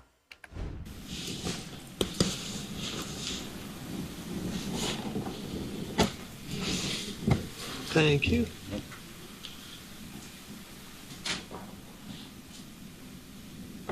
Everybody ready? I'll just open up with a little bit of a statement, and then we'll open it up to questions. Appreciate you all being here with Mayor Pitts and Director Sheehan from TEMA, and we've just done a brief tour of the flooded areas in this community. There's been flooding and damages across the state in the last few days, but we are here to look at the particularly affected community here. This flooding occurred throughout Saturday, late into Saturday night, kind of peaked out on Sunday morning. There were evacuations and a great effort made to make sure that people were safe. I spoke with the Secretary of Homeland Security beginning on Sunday, confirming our work here in TEMA and local officials. So there's been a lot of coordination with a real focus on making sure people were safe. Wanted to see it with our own eyes today. That's why we're here. In fact, we're going to multiple places across the state and have been, and just very appreciative of what's happened here locally. The effort here on the ground locally from the mayor, from his team, from the emergency management folks here to coordinate with TEMA as we coordinate with FEMA. And it's something, unfortunately, that we've become accustomed to, but people did their jobs and people were safe, and we're very grateful for that. So we'll open it up to questions and for any of the three of us, if you'd like. Yes? Yeah, what's the latest regarding your talks with FEMA? Well, they have primarily been communicating with us to let them know if they need to provide any assistance for us. So I've reached out twice, or they have reached out twice to us and said, what do you need? How are things going? Kind of touching base to make sure it's working well. That is where it stands right now. We're obviously still in the phases of understanding the depth of damages across the state in multiple places, but they've basically just been offering to help. Governor, yes. You got a lot of folks here who I spoke with who don't necessarily have flood insurance on their homes, apartments, wherever they live. What kind of state resources are available to them as they try to pick the pieces back up after being hit twice in the last year? Yeah, I think the first thing that we have to do is assess what's happened on the ground. So, it's difficult at this point in a flood or a disaster or an event to be able to say to a particular homeowner or a group of owners, here's what we have. Here's the answers we have for you. We don't have answers yet. Way too early to know what's available and what's possible. I will say the General Assembly in the special session a couple of weeks ago began to put in place a structure for assistance that when assistance isn't available from FEMA, for example. So there's a desire to find innovative ways to provide for people who have loss, but we don't have those answers right now. Governor, what did you see this morning? Can you describe some of the situations that you found in your tour? There's one particular FEMA mapped area that is a flooded area, and it floods more regularly than others because of the topography, because of the, the geography of that area, and there's development around it. There's houses around that, and so therefore there is an issue. There's a flood issue with certain parts of the community here. That's what we went to look at. Were you able to speak to anybody? Were you able to reassure? Yeah, we didn't speak to homeowners. We just got out, toured the area, looked at it. Most of the folks that are in that community are either not in their home or they're at work. They're away from the home today. So there weren't people in the streets, and we didn't knock on people's doors and bother them. But we wanted to see. I wanted to see with my own eyes just what these communities look like, how they're affected by the flooding, and the mayor and his team, knew exactly where these communities were and took us there to see it. What was your impression? I mean, it's difficult anytime you see someone's home that's got water in it, and that's a hardship for that homeowner and for that family, and there are a lot of families just like them. So it's hard to see, but it inspires you to work to make sure that people are safe, to work to make that people are evacuated when they need to be. So. When you surveyed the damage, did anything stand out? Will you personally make a request to declare a state emergency? Well, we have to assess first. Again, we can only make emergency declarations, or we only make emergency declarations when an emergency rises to the level and there's enough damage that it warrants that. Now, there are things that we obviously do even short of that, and that's what local officials are doing right now. But we don't know enough about the extent of the damages to be able to comment on an emergency declaration. Take one more. This is something people have gotten accustomed to, and we spoke to residents who have dealt with flooding multiple times. Is there anything the state can do to maybe get ahead of an event like this happening again? I think that's what you look at these events for, is to determine, what really is the cause. Have things changed? Are there things that we can do that can mitigate damage in the future? It's part of the reason that we come to look with the locals to say, is there something that that would inform us for the future? Very difficult to know that right now, but that's why we came to look. So. Sorry, one more. As the floods continue to recede, you continue to assess everything. There's snow in the forecast. There's single-digit temps in the forecast. How does that play into assessing what happened on the 15th and getting that? I'm going to let Director Sheehan speak to that. Obviously, we want to be prepared for everything. When we start talking about snow, we talk about TDOT, we talk about our health, EMS, but TEMA oversees all of that. So if you'll speak to just y'all's prep for what's to come later tonight. Yeah, so what we ask is homeowners, apartment renters, whoever, document your damages today. So before the snowfall begins later this week, document the damage that you have today. So take notes. If you have insurance, contact your insurance adjuster. Don't wait for an optimal time. Go ahead and let them know that you have a claim. That'll help us know and demarcate the damages from flooding versus what we might have later this week. So bitter cold. And then if you need assistance, your county emergency management agencies are standing by.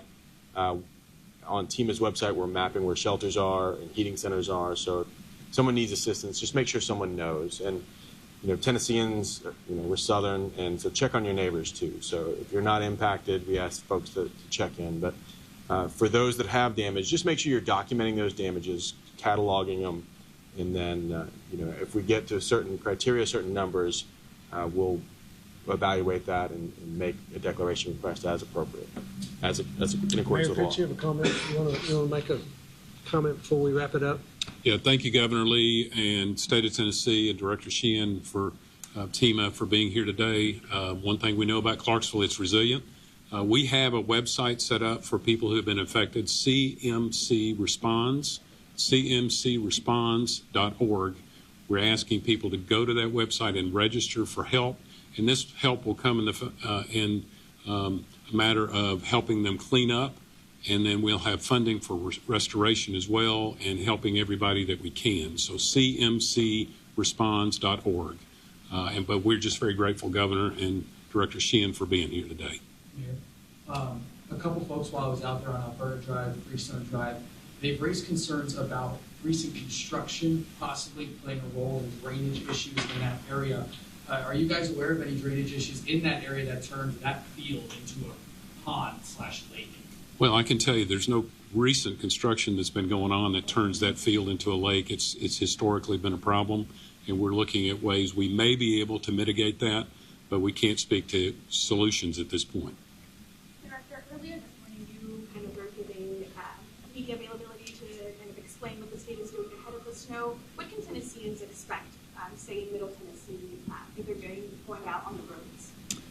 Yeah, so luckily TDOT's been working since yesterday morning at 8 a.m. So they've been pre-treating roads. They're getting their crews set up to be able to go and do route clearance. And you can go around here today too and see the county and city road crews are doing the same thing. So pre-treating, it's not raining ahead of this snowfall event, so that helps a lot. But for folks, before you get out, prep your car, have a kit, so extra blanket, gloves, kitty litter or sand, something in case you lose traction that you can regain traction, and shovel. Those small little preparations make a big difference, and just give yourself more time. So if you have to get out and about, and we encourage folks, if you don't have to, stay home. But if you do have to get out and about, and certainly I'll be out and about, so I don't want to be. There are things that will make you need to be out and about. So if you have to, just give yourself more time, give yourself lots of stopping distance, and then give these road crews, these plowed crews, these crews that are treating the roads, a lot more distance than you typically would, and give yourself a lot more time to stop than you typically would. Those things go a long way. Thanks, y'all. Thank you. Appreciate it.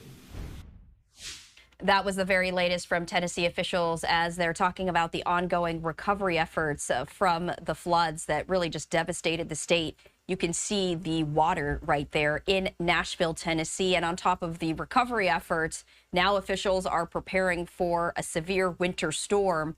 We were hearing them urging everyone to stay at home if you can, and also to make those emergency preparations as they do prepare for cold as well as snow.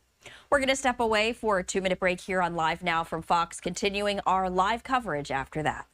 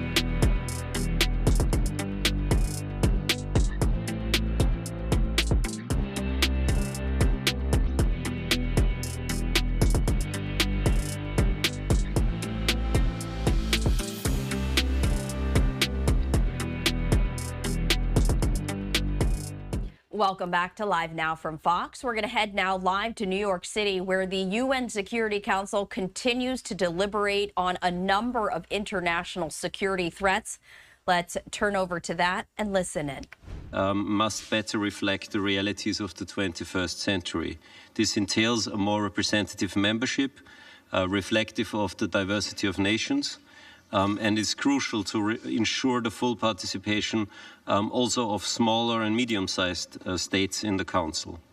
As a member of the ACT group, Austria has consistently, as you know, advocated for a more transparent, accountable and inclusive Security Council. All of us, but especially this Council, bears a responsibility to defend and uphold the rule of law.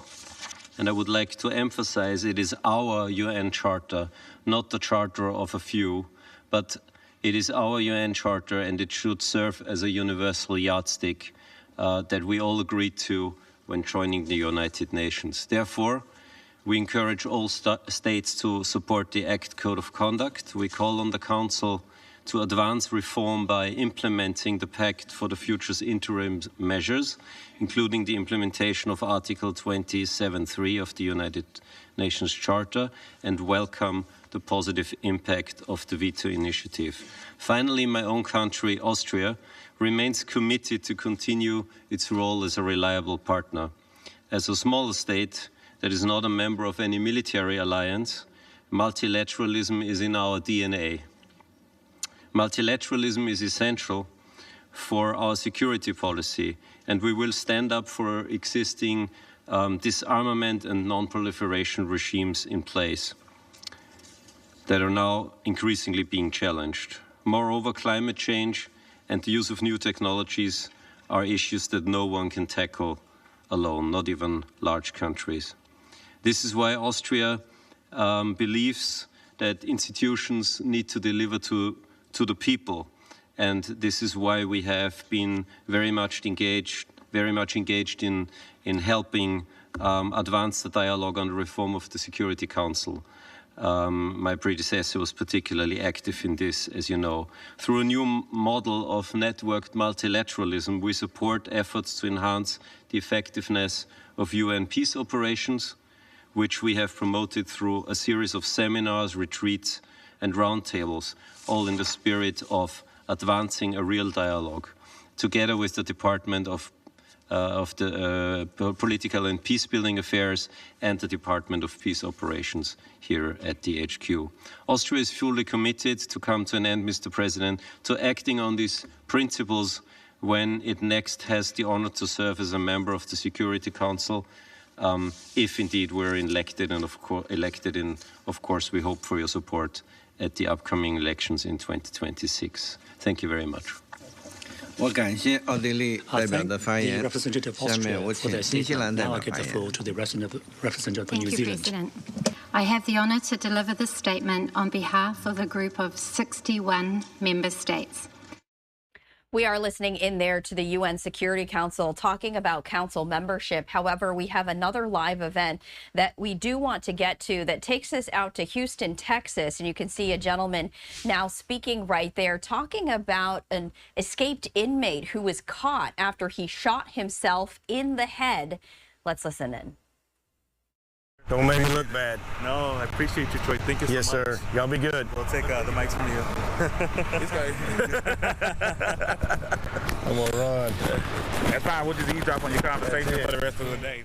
All right, it does appear as though this live feed that we just received into our station has now concluded, but I did want to just give you a recap. You're taking a live look from Richards, Texas. This is where law enforcement officials say they've located an escaped inmate by the name of Salvador Saquedo in a house right there in Richards, Texas. According to our Houston Fox affiliate, it is believed that the home is associated with the suspect's girlfriend. Authorities say after arriving at the house, they discovered the subject with a self-inflicted gunshot wound. The subject is now headed to the hospital for medical treatment. Unfortunately, it does look like this briefing has now concluded, but not just that. There was also a fire at the residence and an investigation into what caused this fire. Apparently, the house was on fire when law enforcement arrived, finding the escaped inmate inside. And so this investigation currently unfolding right now out of Richards, Texas. You can see the crime scene tape right there. It's a little unclear in terms of whether that residence right there in the background is part of it, although you do see crime scene tape around that particular residence as well. I'm just going to raise the audio to see what this gentleman is saying right here. It does appear as though he's speaking with a reporter. Let's listen in. Springer business out here. I got something. I'm like, all right, so it doesn't look like this is official business right here, but we do get these live looks and live events happening into our studio. We like to share with you as soon as they come in. Any more information on this particular issue, we of course will let you know.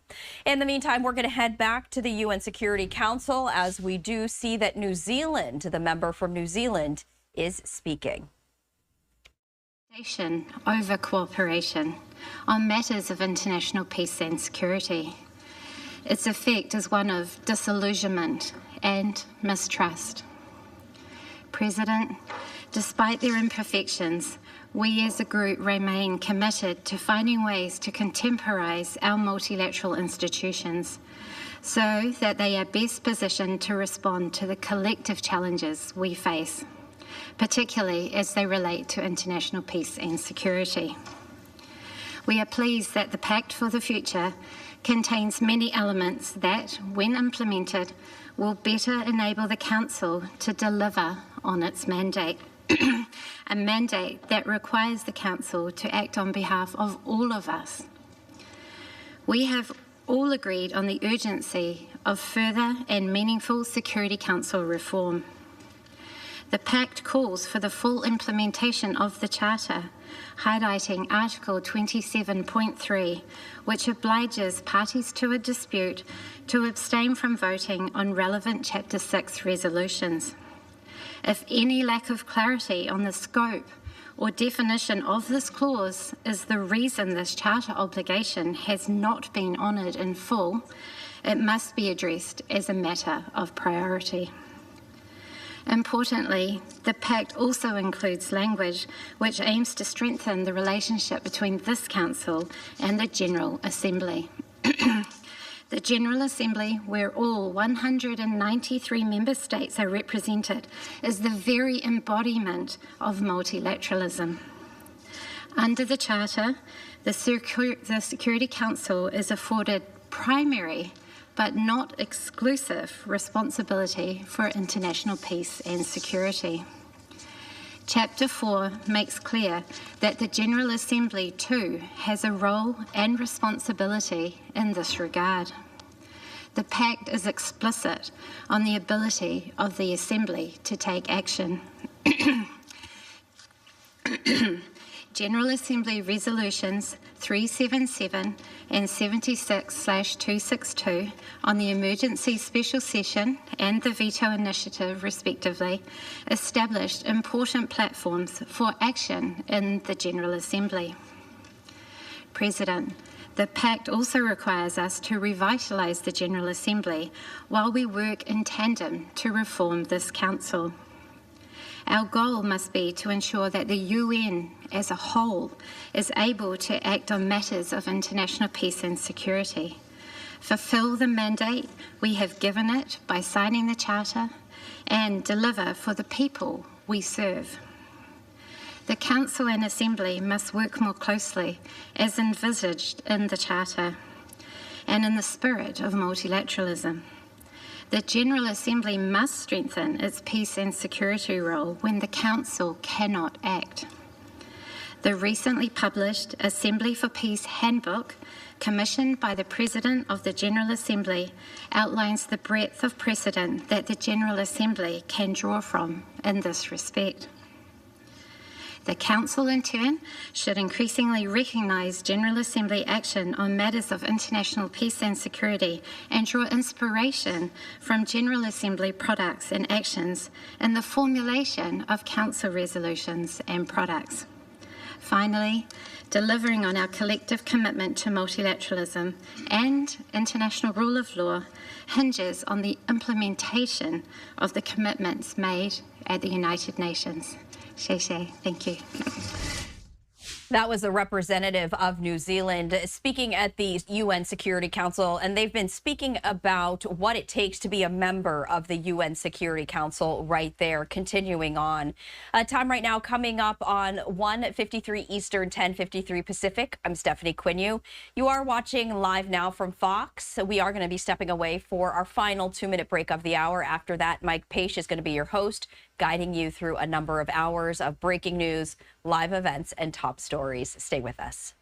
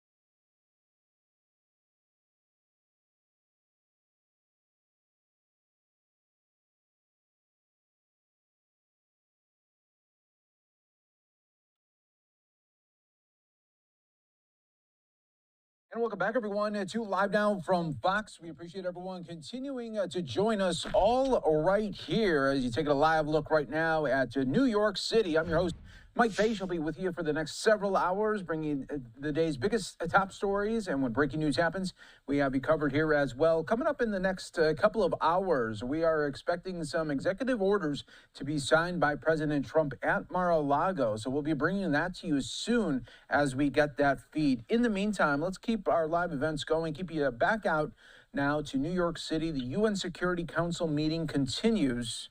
Let's listen in.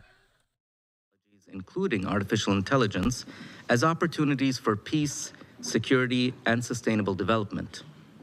A system that can deliver landmark achievements like COP28's UAE consensus, reminding us of what we can accomplish with the right combination of perseverance and political will.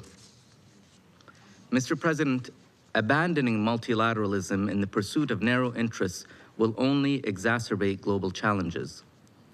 As we look ahead to the next 80 years, let us renew our commitment to multilateralism, to the UN Charter, and to the principles upon which the UN was founded. This system remains our best tool for solving the threats ahead of us. And though these challenges may be great, our collective power is greater. Thank you, Mr. President. 我感谢阿联酋代表的发言，下面我请立陶宛代表发言。 Mr. President, we appreciate this timely opportunity to exchange views on multilateralism, which is the backbone of the United Nations. Lithuania aligns itself with the statement of the European Union, as well as the statement on the veto initiative as delivered by New Zealand a few minutes ago. I will make additional remarks in my national capacity. Mr. President, we thank Secretary General for his insights. Today, more than ever, We must act decisively to confront threats to global peace and security and reverse the erosion of multilateralism. At the end of the devastating World War II, on June 26, 1945, in San Francisco, the participants of the United Nations Conference signed the UN Charter, establishing a framework for effective multilateralism based on shared commitments to its purposes and principles. The UN Charter entrusts the Security Council with a crucial duty to identify the existence of threats to peace, address the acts of aggression, and take measures to maintain or restore international peace and security. Regrettably, today we face different reality. Russia's ongoing war of aggression against Ukraine constitutes the gravest violation of the UN Charter and international law. By waging this war, Russia not only undermines global peace and security, but also weakens credibility and legitimacy of the Security Council itself. Such actions are incompatible with the membership in this body.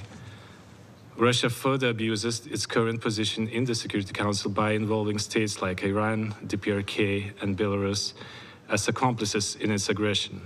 The transfer of weapons between DPRK and Russia and use of the DPRK's troops in Russia's war constitute major escalation with global consequences. By allowing Russia to perpetuate this aggression, the Security Council and the whole UN is being implicated in undermining its principles, upon which this organization and multilateralism itself are based. This dangerous precedent of lawlessness is already spreading across regions worldwide, where local actors in conflicts reject international law, resorting instead to brute force and conquest. Russia has directly and openly supported these violations, deploying mercenaries and spreading disinformation in Sahel, backing failing Assad regime in Syria, and undermining nuclear non-proliferation efforts towards DPRK and Iran.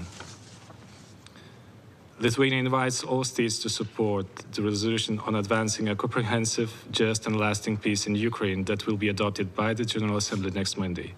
A strong vote in favor of this resolution would demonstrate a genuine commitment to multilateralism and a collective resolve to uphold the international law and principles upon which the UN was founded. Mr. President, in the Pact of the Future, adopted last September by the heads of state and government of all UN member states, we pledged to live up to our foundational promise to protect succeeding generations from the scourge of war. We affirmed the vital importance of upholding international law, including the UN Charter, committing to peaceful dispute resolution, rejecting the threat or use of force or acts of aggression, respecting each other's sovereignty and territorial integrity, supporting the principles of political independence and self-determination, as well as strengthening accountability and ending impunity. This clear path forward, outlined through concrete actions, can only be realized through effective multilateral cooperation based on consensus of the shared objectives. We also agreed on transforming global governance by renewing commitment to multilateralism and international cooperation guided by the UN Charter and the principles of trust, equity, solidarity, and universality. This includes a commitment to reform the Security Council to make it more representative, inclusive, transparent, efficient, effective, democratic, and accountable. In this regard, Lithuania steadfastly supports the Accountability, Coherence, and Transparency Code of Conduct and the France-Mexico initiative calling to limit the use of the veto, particularly in situations of mass atrocity. Lithuania also calls for adherence to paragraph 3 of Article 27 of the UN Charter, which constrains veto use by obliging a party to a dispute to abstain from voting. Selective application of the UN Charter undermines its integrity and should not be tolerated. Mr. President, looking ahead, for multilateralism to endure, we must reiterate the importance of universal adherence to the international law. All states, including those on the Security Council, must uphold the principles of the UN Charter. I thank you. 我感谢立陶宛代表的发言。本次会议发言名单上还有人要发言，但考虑到现在已经2点。It's closed. It's already 2 o'clock. With the concurrence of members of the Council, I intend to suspend the meeting until 3 p.m. today. The meeting is suspended. All right, everyone. You are watching Live Now from Fox as the UN Security Council meeting wrapping up for the afternoon. And since we are in a new hour here on Live Now from Fox, we welcome some new viewers that are just tuning in and watching us. Thanks so much for being with us on Live Now from Fox. We do want to go out now to Houston for this major update as the authorities right now are on the lookout for a suspect there accused of sexual assault on the University of Houston campus. Let's listen on Live Now from Fox. When we do find him, when we do get him convicted, we're going to make sure he doesn't breathe free air again for quite a long time. So again, Crime Stoppers is offering an up to a 5,000. I'm giving you 5,000 good reasons to reach out to us at 713-222-TIPS. Submit a tip online, www.crime-stoppers.org. We have a mobile app available in over 20 languages. We're counting on you, the public, to get this predator off the streets and ensure that the University of Houston students can feel some safe and comfort. With that, I'm going to turn this over to our Harris County District Attorney, Sean Tier. Andy, thank you. Rania, thank you. The reward is critical. We need to get this guy off the streets as quickly as possible. Every law enforcement agency, including Gulf Coast violent offenders, is looking for him as we speak. We've gotten new tips. Things have come in. If anyone is riding the Metro Rail, we have information that he's riding that pretty frequently. Libraries, he is frequenting a number of libraries. Anything around those areas and the University of Houston area, keep your eyes open. We also have information that he's homeless. So the weather coming up is going to be an ally for us. People that are having to go to those shelters need to be vigilant. If they see him say something, as Andy said, we've got 5,000 reasons for you to call Crime Stoppers and get this individual in custody. It is imperative that we get this guy off the streets. My alma mater, University of Houston, the students do not feel safe. Chief Moore and the UHPD have been working tirelessly on this case, and they have, he's working it himself. We are all hands on deck, making sure that when we catch this defendant, we are able to prosecute him to the fullest extent of the law. We have 3 first-degree felonies that he's charged with. Each one of those is punishable by life in prison. So we are actively looking for him. I'm going to hand it over to Jennifer DuPont, who is our sex crimes prosecutor that has been working this case from the beginning. She's going to answer any questions you have, but keep in mind, it's an ongoing investigation and pending case, so we're not going to get into a lot of details. So with that, I'm going to give you Jennifer. Thank you, DA Tier. We have been working through this case and look forward to continuing working with all of the University of Houston Police Department and Chief Moore in making sure that we continue to collect all of the evidence that we have in the case and continue to bring justice through the court process for this survivor in this case. She is our #1 priority after we get him off the street. Thank you. Any questions? I think the biggest question for a lot of people is wanting to know exactly how this person was in custody and then let go. Is there somebody that can really fill that gap for us? Yeah, what we're going to do is we're going to ask Chief Moore to come on up and speak, and then when we're through, then we'll open it up for questions. Otherwise, we're going to get back. So I need the Chief to come on up. Thank you. Thank you.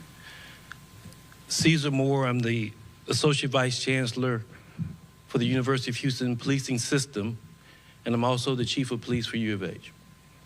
So everything to do that's law enforcement oriented with U of H, any place, anytime, that's my job to deal with those specific issues. Of course, because the case is still under investigation, Additional details will not be released, of course, because we're in the process of doing other things to ensure that we don't have any missteps. We have all the evidence in place, that we make a solid case so that the case will not be overturned. One of the things I want to make sure I share with the team is that this case is very personal to us.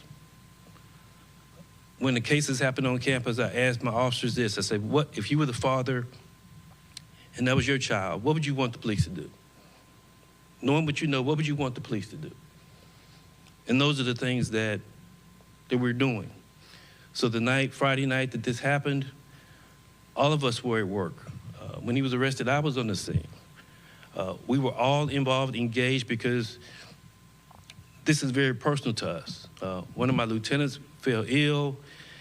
I called him. He was in the hospital. I said, you okay? He says, this is personal to me. I need to, get back to work.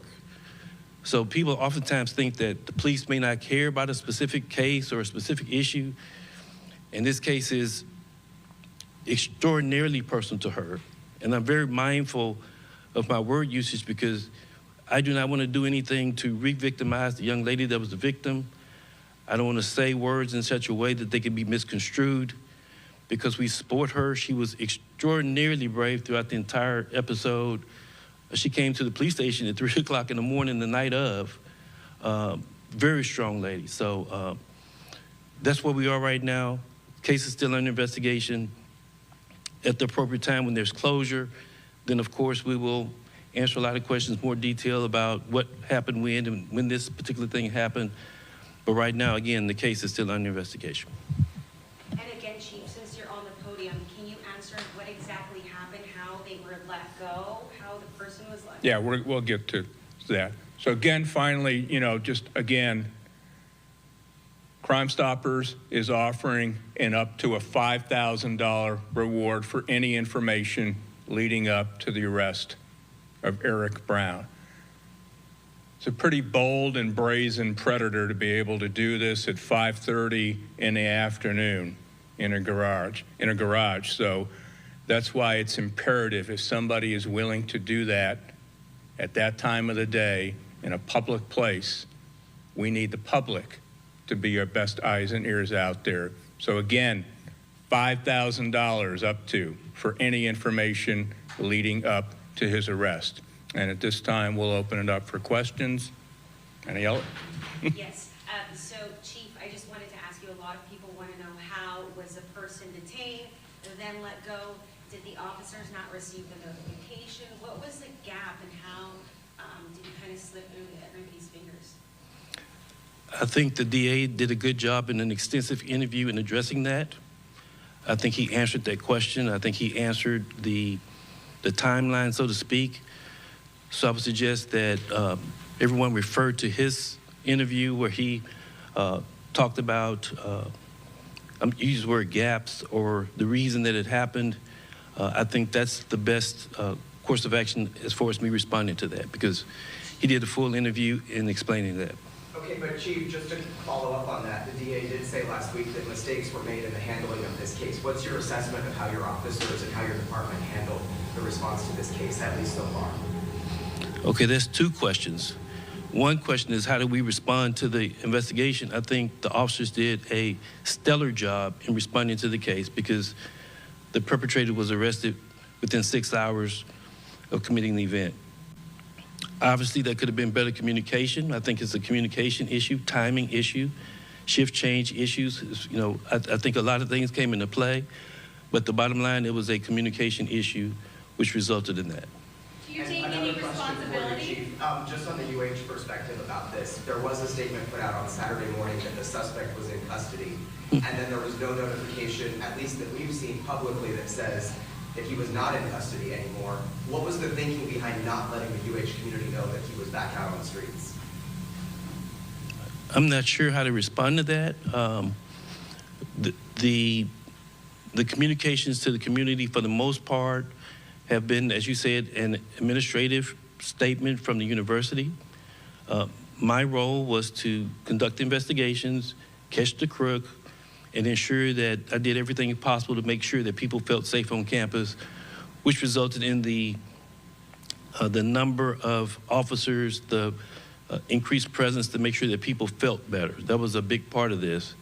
A lot of the communications from the university were informative. They tried to let everybody know what's going on, but those were not statements from me, as you know.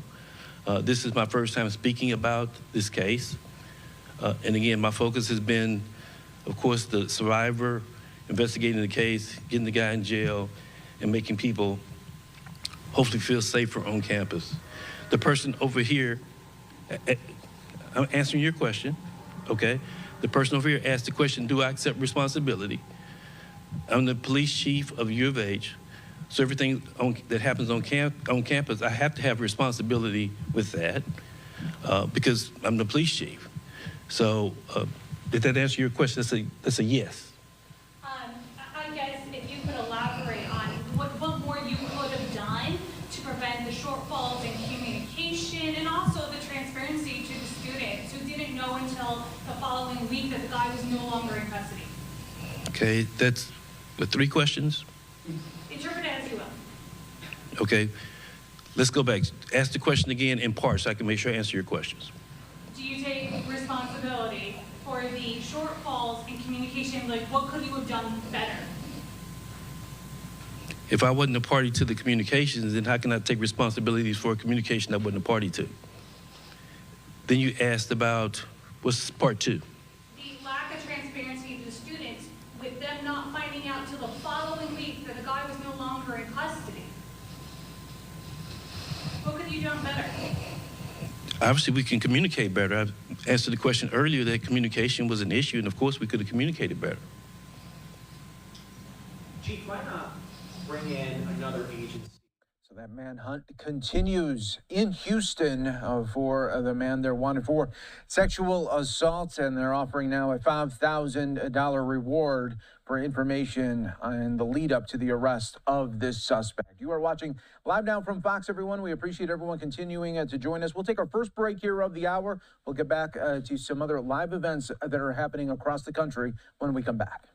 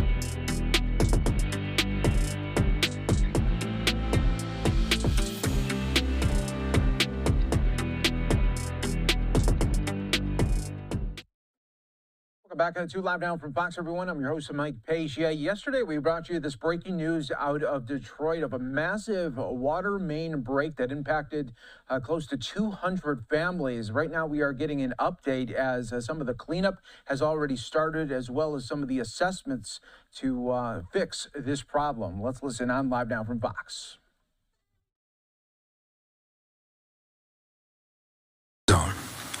We have 83 families staying in hotels right now.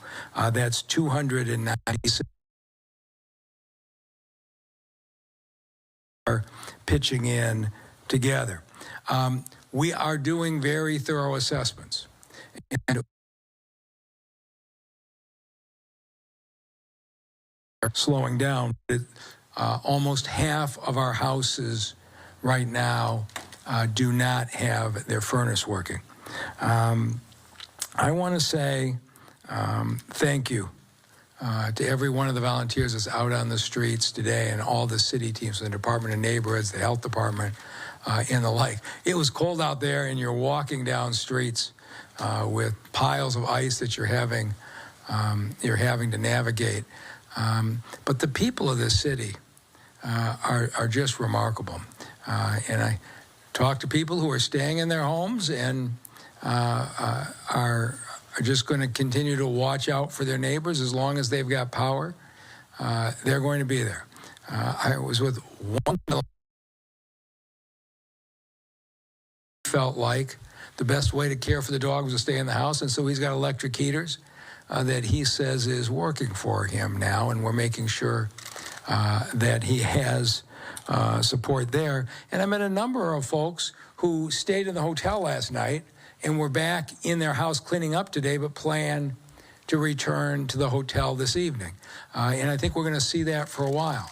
For every family staying in the hotel right now, and as you know, you not only have a hotel room, but you have breakfast, lunch, and dinner being provided by the hotel. You can stay in that hotel until the water's gone from your basement and your power and your heat are back on. In some cases, that may be relatively soon. It may take a month, but you can stay in that hotel until your house is ready for you to move all the way back in.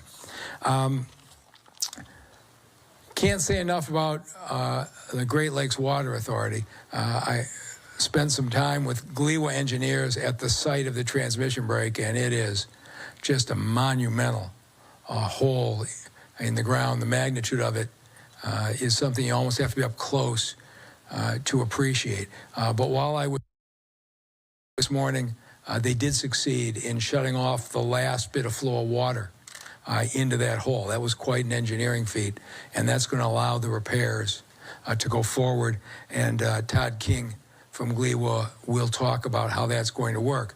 But at the site, we have two other issues that also can't be totally addressed until the main transmission line is fixed. I think we reported yesterday that we had a break in one of the city lines that had shut off water to 3 blocks, about 30 houses.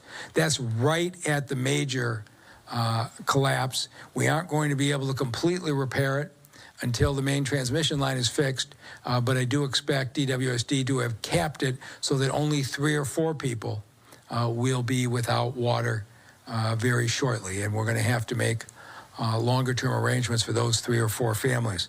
In addition, if everything else weren't enough, we had a gas leak at 5:30 last night at the same site. And the DTE crews came out on site, identified the leak right at the site of the collapse.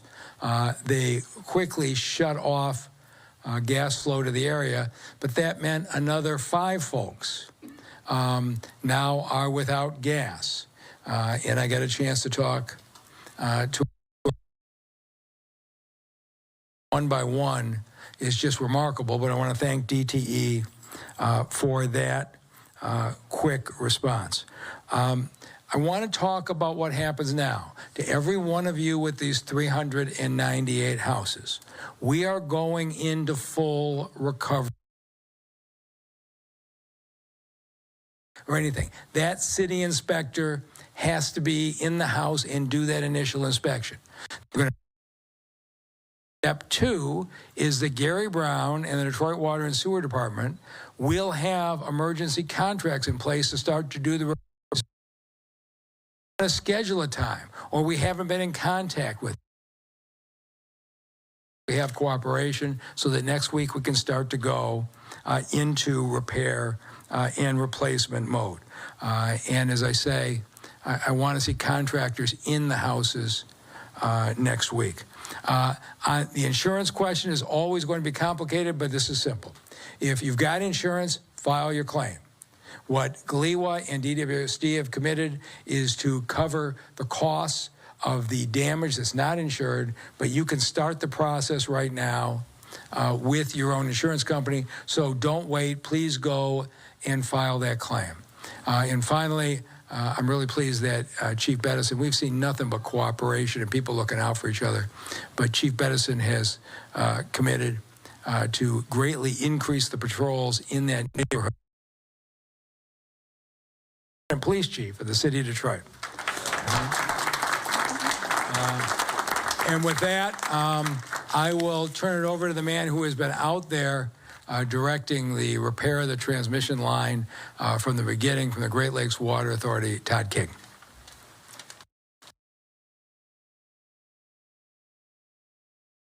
We're going to need to replace, we'll be able to put a better timeline on.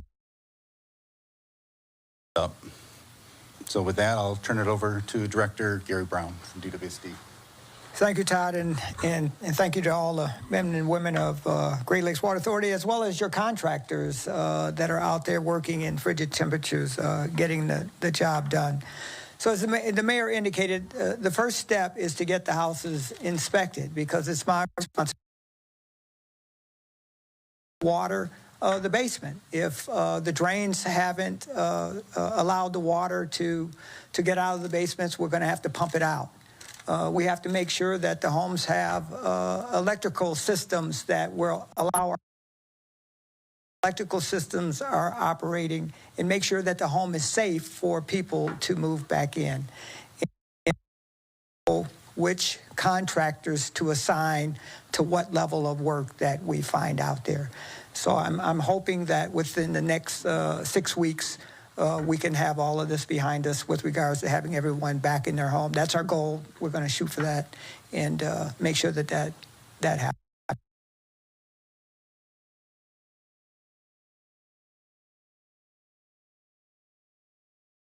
De que los City officials there in Detroit giving the latest update on that huge water main break, and we wanted to show you just some more aerials of this, and you just see just how many people were impacted on these city streets. And then when you combine the very low temperatures, it is just a bad recipe there. So to reiterate what the mayor was saying and other officials there, that there are 398 homes in the emergency flood zone right now. 83 families with 296 people altogether are staying in hotels. About 20% have moved in with others, while 60% remain in their homes.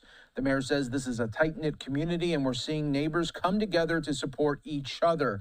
So again, just a bad situation out there for so many in this neighborhood in southwest Detroit. They are expecting to have everyone back in their homes, or at least hoping to have everyone back in their homes in a 6-week timetable there. So that is a long time for families to be away from their home there, but it needs the proper work and maintenance, definitely, to get that water out of their homes and basements. All right, we'll take a 2-minute break on Live Now from Fox. Stay right here with us. More to come in just moments.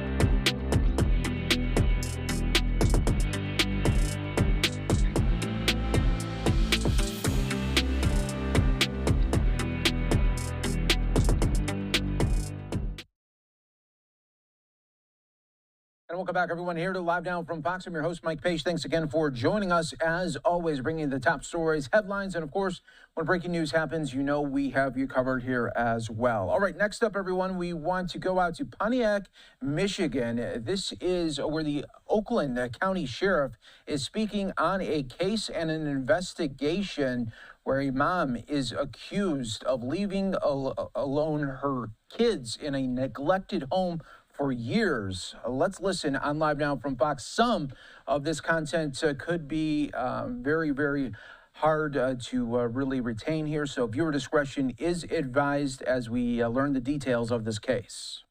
Agreement was arrived at in 2022, but the mother still would not allow him to see the kids. So that's what we've learned so far, at least preliminarily. We're going to go back and double check all these timelines and that kind of information.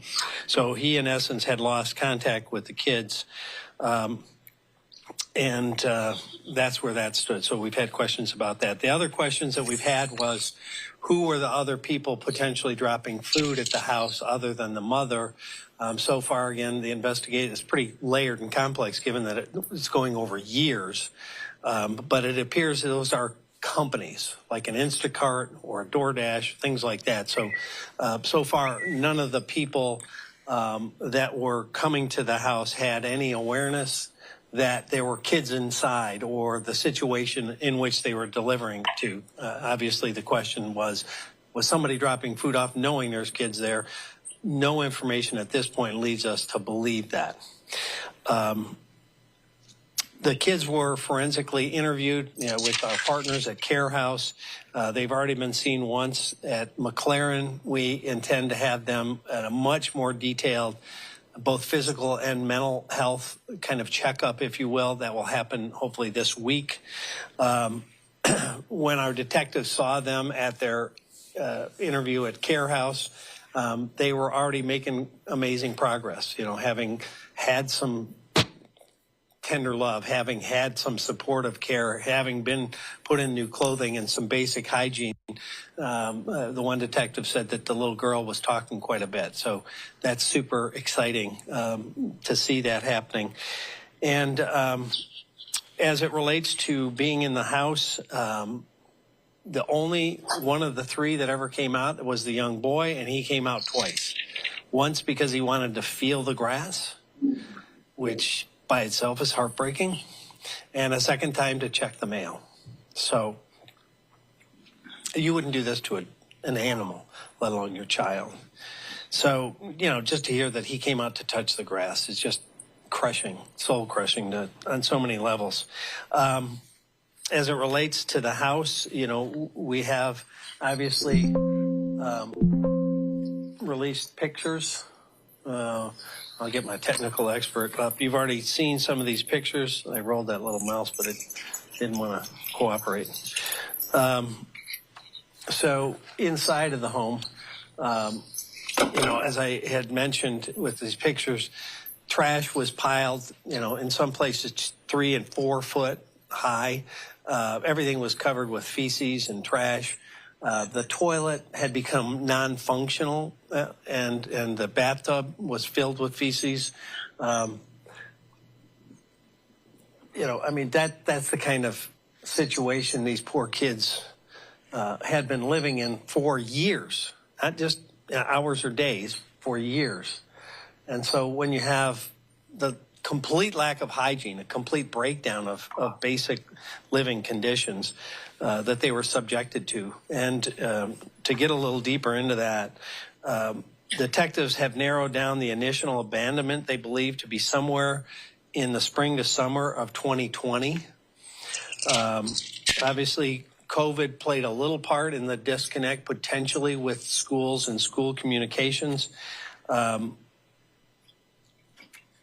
In 2020, the mother dropped off some trash bags, gloves, and Febreze, and that was about the last thing related to hygiene. 2020, in the height of COVID, okay? Towards the end, the children apparently were getting a loaf of bread dropped off that was intended to last 3 to 4 days. So, I mean, obviously on so many levels, the conditions are horrendous and the situation terrible. So what we're trying to do in the meantime, and as it relates specifically to the case, the preliminary report has been turned over to the prosecutor. We're adding some more stuff for them. They're in the process of determination. When I heard about this, I called her on the weekend and let it know it was coming, and she has her staff queued up, and they're in that process. As it relates to the kids, the first thing we wanted to do is obviously get them safe and to get them clean and get them enclosed. And I will say we have one of the most generous communities, I think, in the world. We put on there that we needed clothing, and this is just a tiny sample of what we've received. At the office of another office of ours, we have bags and bags. So we don't need any more clothing. We greatly appreciate it. The family and the kids greatly appreciate it. And so we're kind of pivoting now to financial support. And we have put up a link, if you will, to the charity Mission Oakland. And 100% of it will go to the kids. Unlike some of the traditional fundraising methodologies you see out there, they take a percentage. 100% of this will go to the kids. What I am asking is, again, our generous viewers and listeners out there and readers, we're looking for a law firm that would set up a trust fund so that we can take 100% of what we receive in donations for these kids and put it in a trust that can be administered, that can take care of maybe their medical bills, mental health visits, and if there's any overage, maybe set some money aside for their future education. This is going to be a long-term situation, and so we'd like to be able to kind of hand the baton to a trust fund that will manage it in a way that makes sure it's just the kids. Not suggesting anybody else would do anything with it, but we're looking for a mechanism where we can hand this off. So if there's a firm out there that would like to set up a trust fund for these kids, then we'll deposit any receipts that we have. In a very short period of time, I think we've already got $15,000 to $20,000 in on our donations. So we're going to, obviously have some real dollars to be able to give these kids, but that won't make up for the 3-4 years that they've been subjected to these conditions. I've said this more than once, but you see those videos of animals in just terrible conditions on commercials, and it pulls at your heartstrings. Imagine maybe by 10 living in what we showed you, and then play it out over years, not days or weeks. So it's hard to wrap your head around this one. So there's going to be a lot of long-term, I think, mental health and educational needs and things that we want to try to help with the family to get to that point. The other thing I'd like to mention, the family is asking, apparently, some of the folks that are now involved with the kids that didn't know, that's another question we've asked, they didn't know what was going on with the kids. They had been told by her that somebody else was babysitting the children or other kinds of things. So they were unaware what was happening so far, according to our investigation. But what they're asking is they feel like they're being hounded by media outlets. So they'd like to get some privacy for their kids and the grandkids and the aunts, and those folks want just a little bit of a safe bubble, if you would. So they asked that, which of course we're going to do. Now, on another front, all of us are asking, how the heck did this happen? How did we lose 3 kids? How did they fall through the system?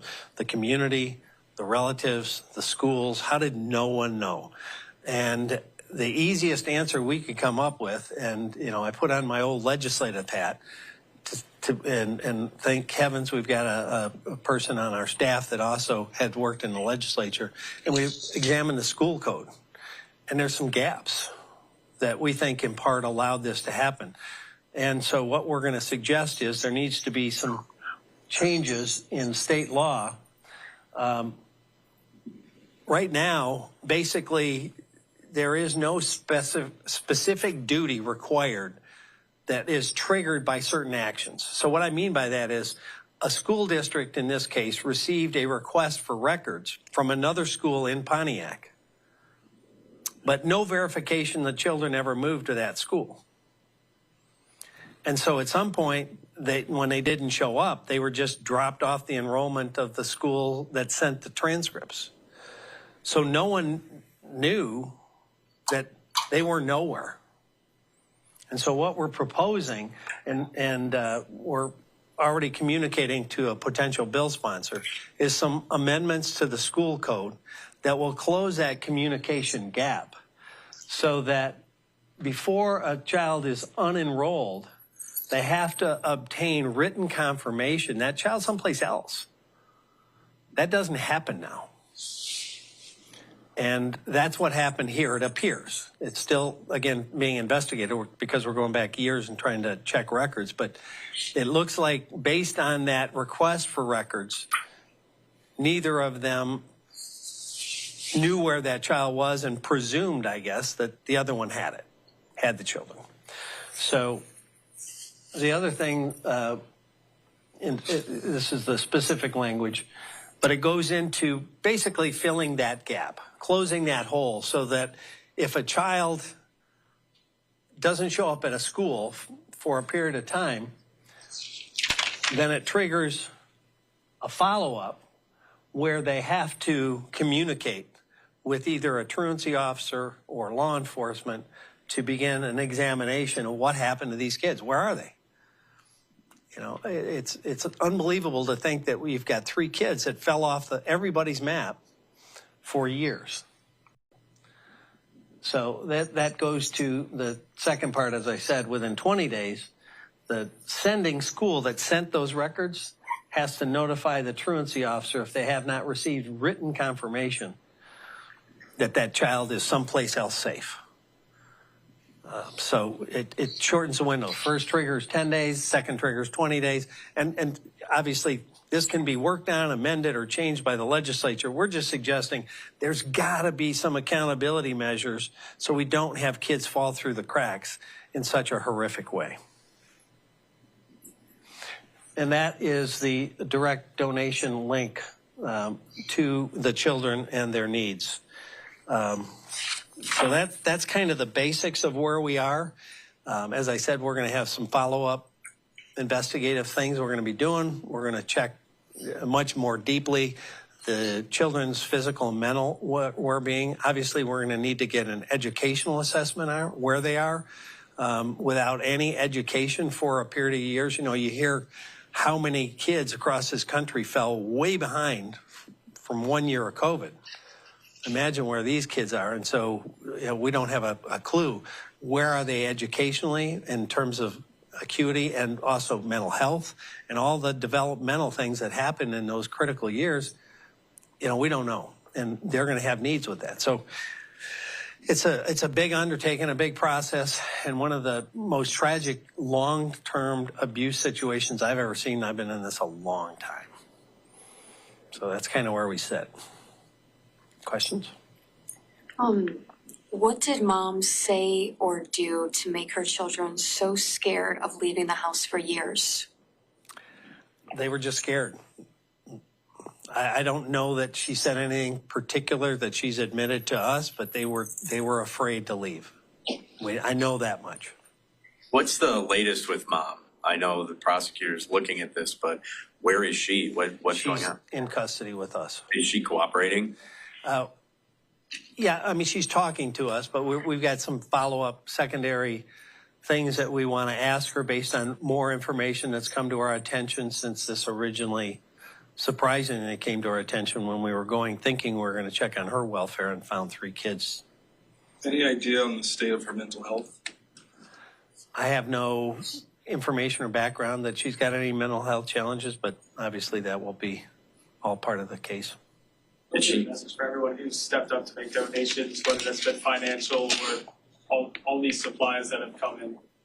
A heartfelt, warm thank you to everybody that has stepped up. I mean, as I said, in very short order, we got a ton of clothing, so much we had to say, okay, we got enough of that. Let's pivot to other ways we can help, and people have jumped in on that.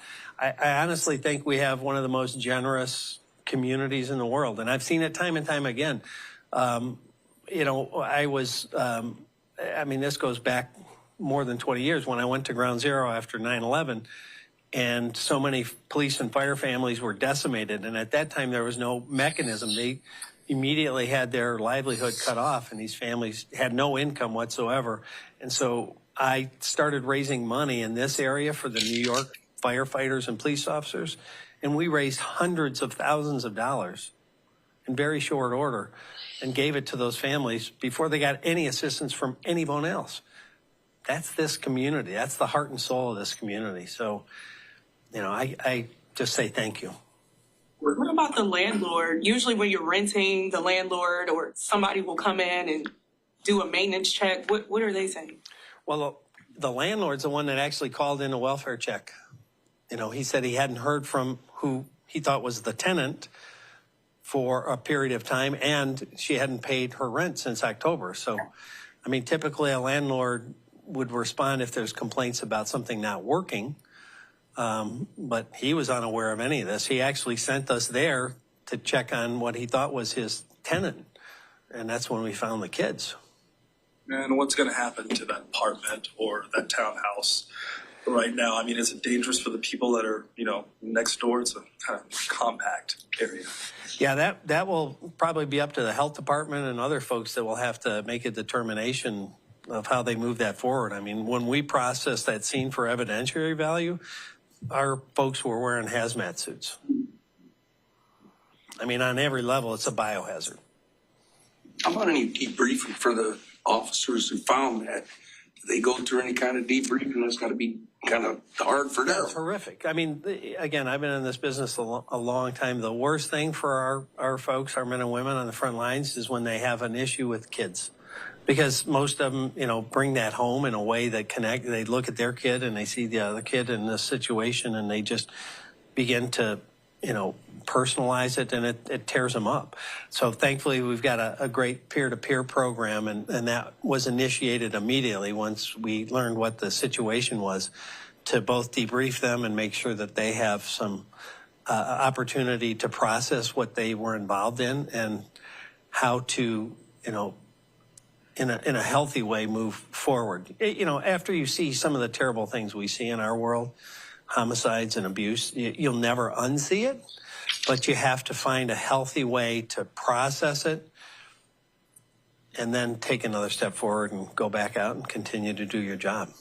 Were comfort dogs like Callie brought into the kids at the hospital and things, and how did that go? Yes, I think 2 came right away, and that's been, you know, I mean, here Callie sits in this corner. Our comfort dogs have been involved in so many tragedies. You know, when I started this program, I thought, well, you know, this will be helpful here and there. It's almost a daily thing. It is daily if you consider how it helps our people.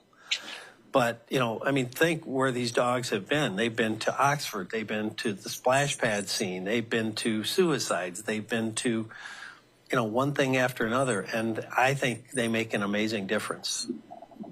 Do you have any information at all as to why this mom would do this for years to her children? Not at this point. You know, they're going to, again, try to ask her some more questions. That's all part of the investigation, how or why. I mean, I don't think there's never going to be an answer any of us can understand or accept on the why. How do you? I mean, anybody that's a parent looks at their kids and thinks, what a blessing, what a gift. And to allow this to happen, I don't think anyone, whether you have kids or not, will ever wrap your head around. But, you know, maybe we can get some insight what she was thinking, but it will never satisfy any of us. Do we know where she was living while they were living there? Elsewhere in Pontiac. Like a friend's house? Was it a family member? Who was she living with? Yeah. Yeah, I probably won't get into that at this point. It seems just kind of elaborate that she'd go to all these lengths trying to hide it from her family and all this. I mean, what stands out about this to you, Sheriff? Yeah, I mean, the complexity of it, the length of it, I mean, on so many levels, it's just hard, again, to wrap your head around. If you don't want to be a parent, then there's mechanisms in place. There's methodologies to either give your child up for adoption or to other family members. There's never an excuse to abuse your child or abandon your kids. There just isn't. There's so many people that are just wanting a child in their life out there. And I know there's, a lot of kids that haven't been adopted, but anything's better than this. If that's not in your wheelhouse to be a parent, then, let someone else have a chance at that role. Thank you. All right, very disturbing story out of Oakland County, Michigan there, as now the mom is in custody after this investigation showed just horrible living situation for these 3 children out in Pontiac, Michigan there. So again, Oakland County Sheriff's Office putting this out there saying we have arrested a Pontiac woman in a child abuse case. The sheriff's thoughts on this case saying, throughout my extensive career in this field, I have never encountered a scenario as dire and prolonged as this one, involving abandonment, neglect, and abuse of the highest power there. So yeah, just a sad story all the way around right there. We are going to take our final break here of the hour on Live Now from Fox. When we come back, we'll be taking you out to Chicago, where Illinois leaders are speaking on undocumented business owners and deportations. We'll have it for you on the other side of the break.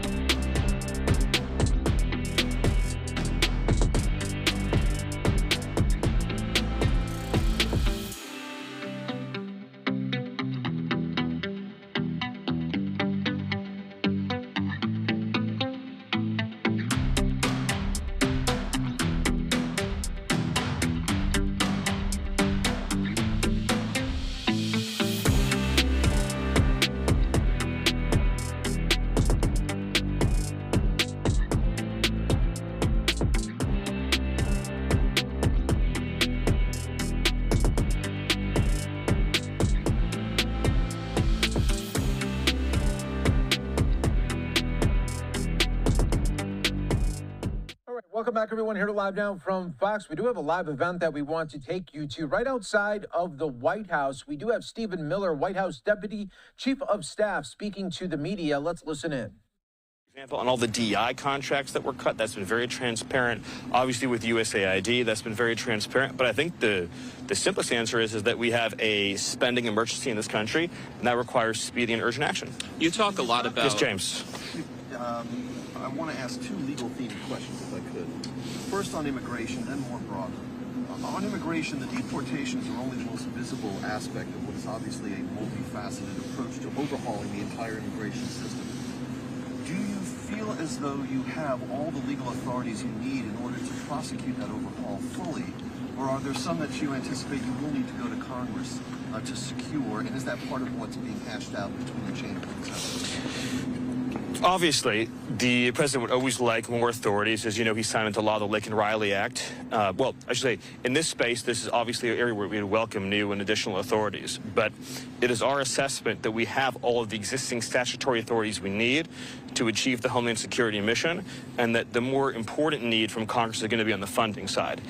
You've obviously heard some about this, but in terms of long-term needs for funding ICE beds, funding the 287G law enforcement cooperative grants, funding military deployment needs. So things of that nature is really where we're asking Congress to step up and provide additional funding. And also more broadly, yes, I want you to address what supporters of the president might regard as the unsung heroes of the Trump administration, and that is the lawyers.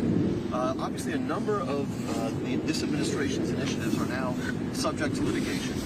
Probably in taking office, you knew that would happen. I wonder if you regard that the volume of litigation to which this administration is being subjected is larger than usual, and if you can address for us how the lawyers at OMB, at OPM, or at the counsel's office are dealing with this extraordinary volume. Well, I mean, if you give me an opportunity to salute their work, I certainly will take it, which would say that AG Bondi has assembled an incredible team who've done a great job arguing these cases. You're right that there has been an onslaught of litigation, and my word, not yours. And lawfare is a significant problem in this country. And it's certainly our view as an administration that it is untenable for individual district court judges to try to assert control over the functioning of the entire executive branch. This is not found anywhere in the Constitution. It's inconsistent with any notion of democracy, and it's inconsistent with the notion that we're a country that settles big policy disputes by holding national elections. And so we're going to vigorously protect the prerogative of the President of the United States to change federal policy, and in most of these cases, the most important issue is, and to assert control over the federal bureaucracy. And I believe the central issue here is whether or not major policy decisions are made by a president or they're made by career unelected lifetime bureaucrats. Can I ask a question? Yes. After illegal immigration, are you looking to reform legal immigration in the United States? I'm thinking. Well, I don't want to make any announcements on that today, but during the campaign, the president was clear about his support for merit-based immigration reforms, for a system that promotes patriotic assimilation, that promotes American values, that selects newcomers based on their ability to contribute to and be compatible with American society. Yes? When are you going to make that announcement? Nothing to announce today. Thank you. How many jobs have been cut so far, and what's the administration's goal? How many jobs do you want to see cut across the federal government? I'll let DOJ provide an exact update on the number of jobs that have been cut so far, and I don't want to announce today an exact total because we're finding out new things every single day. And as we go agency by agency and department by department, we learn new things about just how much has been wasted, just how much has been abused, just how much graft and corruption there's been. And we've uncovered, which even I, as much as I've been around government for many years now, even I was stunned by the extent to which the far-left NGO, sort of non-governmental organization, nonprofit structure, is basically a state-owned enterprise. When you look at these numbers, billions, not millions, billions of dollars into left-wing nonprofits. So in a very literal sense, America's state-owned enterprise are left-wing nonprofits. So, you know, other countries, their state-owned enterprises are like steel companies, right, or oil companies. In America, we've learned our state-owned enterprises are radical left nonprofits. I have time for one more question. Stephen, thanks. Yes. Taylor Boblers of Spectrum News. You mentioned, I think, 2 answers ago about unelected bureaucrats and making sure that they don't have the power that the president does. There were a good amount of protests across the country yesterday focused on DOJ and Elon Musk. What do you say to Americans who consider Musk to be an unelected bureaucrat who now has a lot more power and it's not necessarily aligned with what they voted for in Trump? Well, that would be an incoherent statement because the president appoints staff to execute his agenda. They're answerable to him. He is answerable to the American people who elected him. So democracy means a president wins an election, a president appoints staff to follow his orders, to implement his directives that he has been elected to do by the American people. The pre-existing bureaucracy was elected by nobody. They were appointed by no one. They served no one. At least that's what they believe. When in reality, they're supposed to answer to a president. And how do they answer to a president? They answer to the people the president appoints to oversee them. So, I mean, a very simple way to think about this is take a look at the FBI. The FBI engaged in conduct that was highly scandalous and controversial. an election was held about this issue. The Americans voted overwhelmingly for President Trump, among other things, to reform the FBI.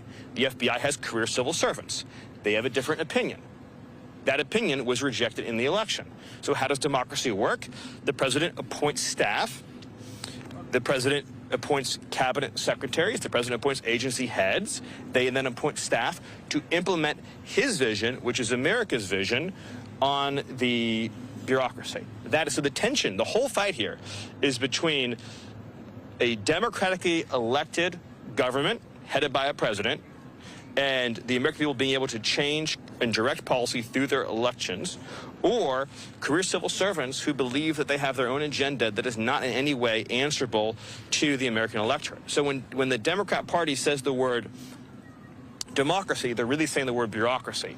When we say democracy, we're actually saying democracy, as in the will of the people expressed through the ballot box. Thank you, everybody. Thank you. They're right outside of the White House defending Doge operations, defending Elon Musk, and also President Trump's administration talking about the election in November, claiming that the people have spoken and they want change, not only in Washington, but across the country. All right, everyone, it is coming up on a new hour here on Live Now from Fox. I'm your host, Mike Page. We'll be with you for the next couple of hours as we continue to bring you the biggest top stories, live feeds, and when breaking news happens, we've got you covered. Coming up in about an hour, we are awaiting President Trump to be signing some executive orders that is expected to happen at Mar-a-Lago. So we'll be featuring that for you as soon as we get a feed. In the meantime, let's go out to Chicago, where Illinois leaders coming together to talk and protect undocumented business owners from deportations.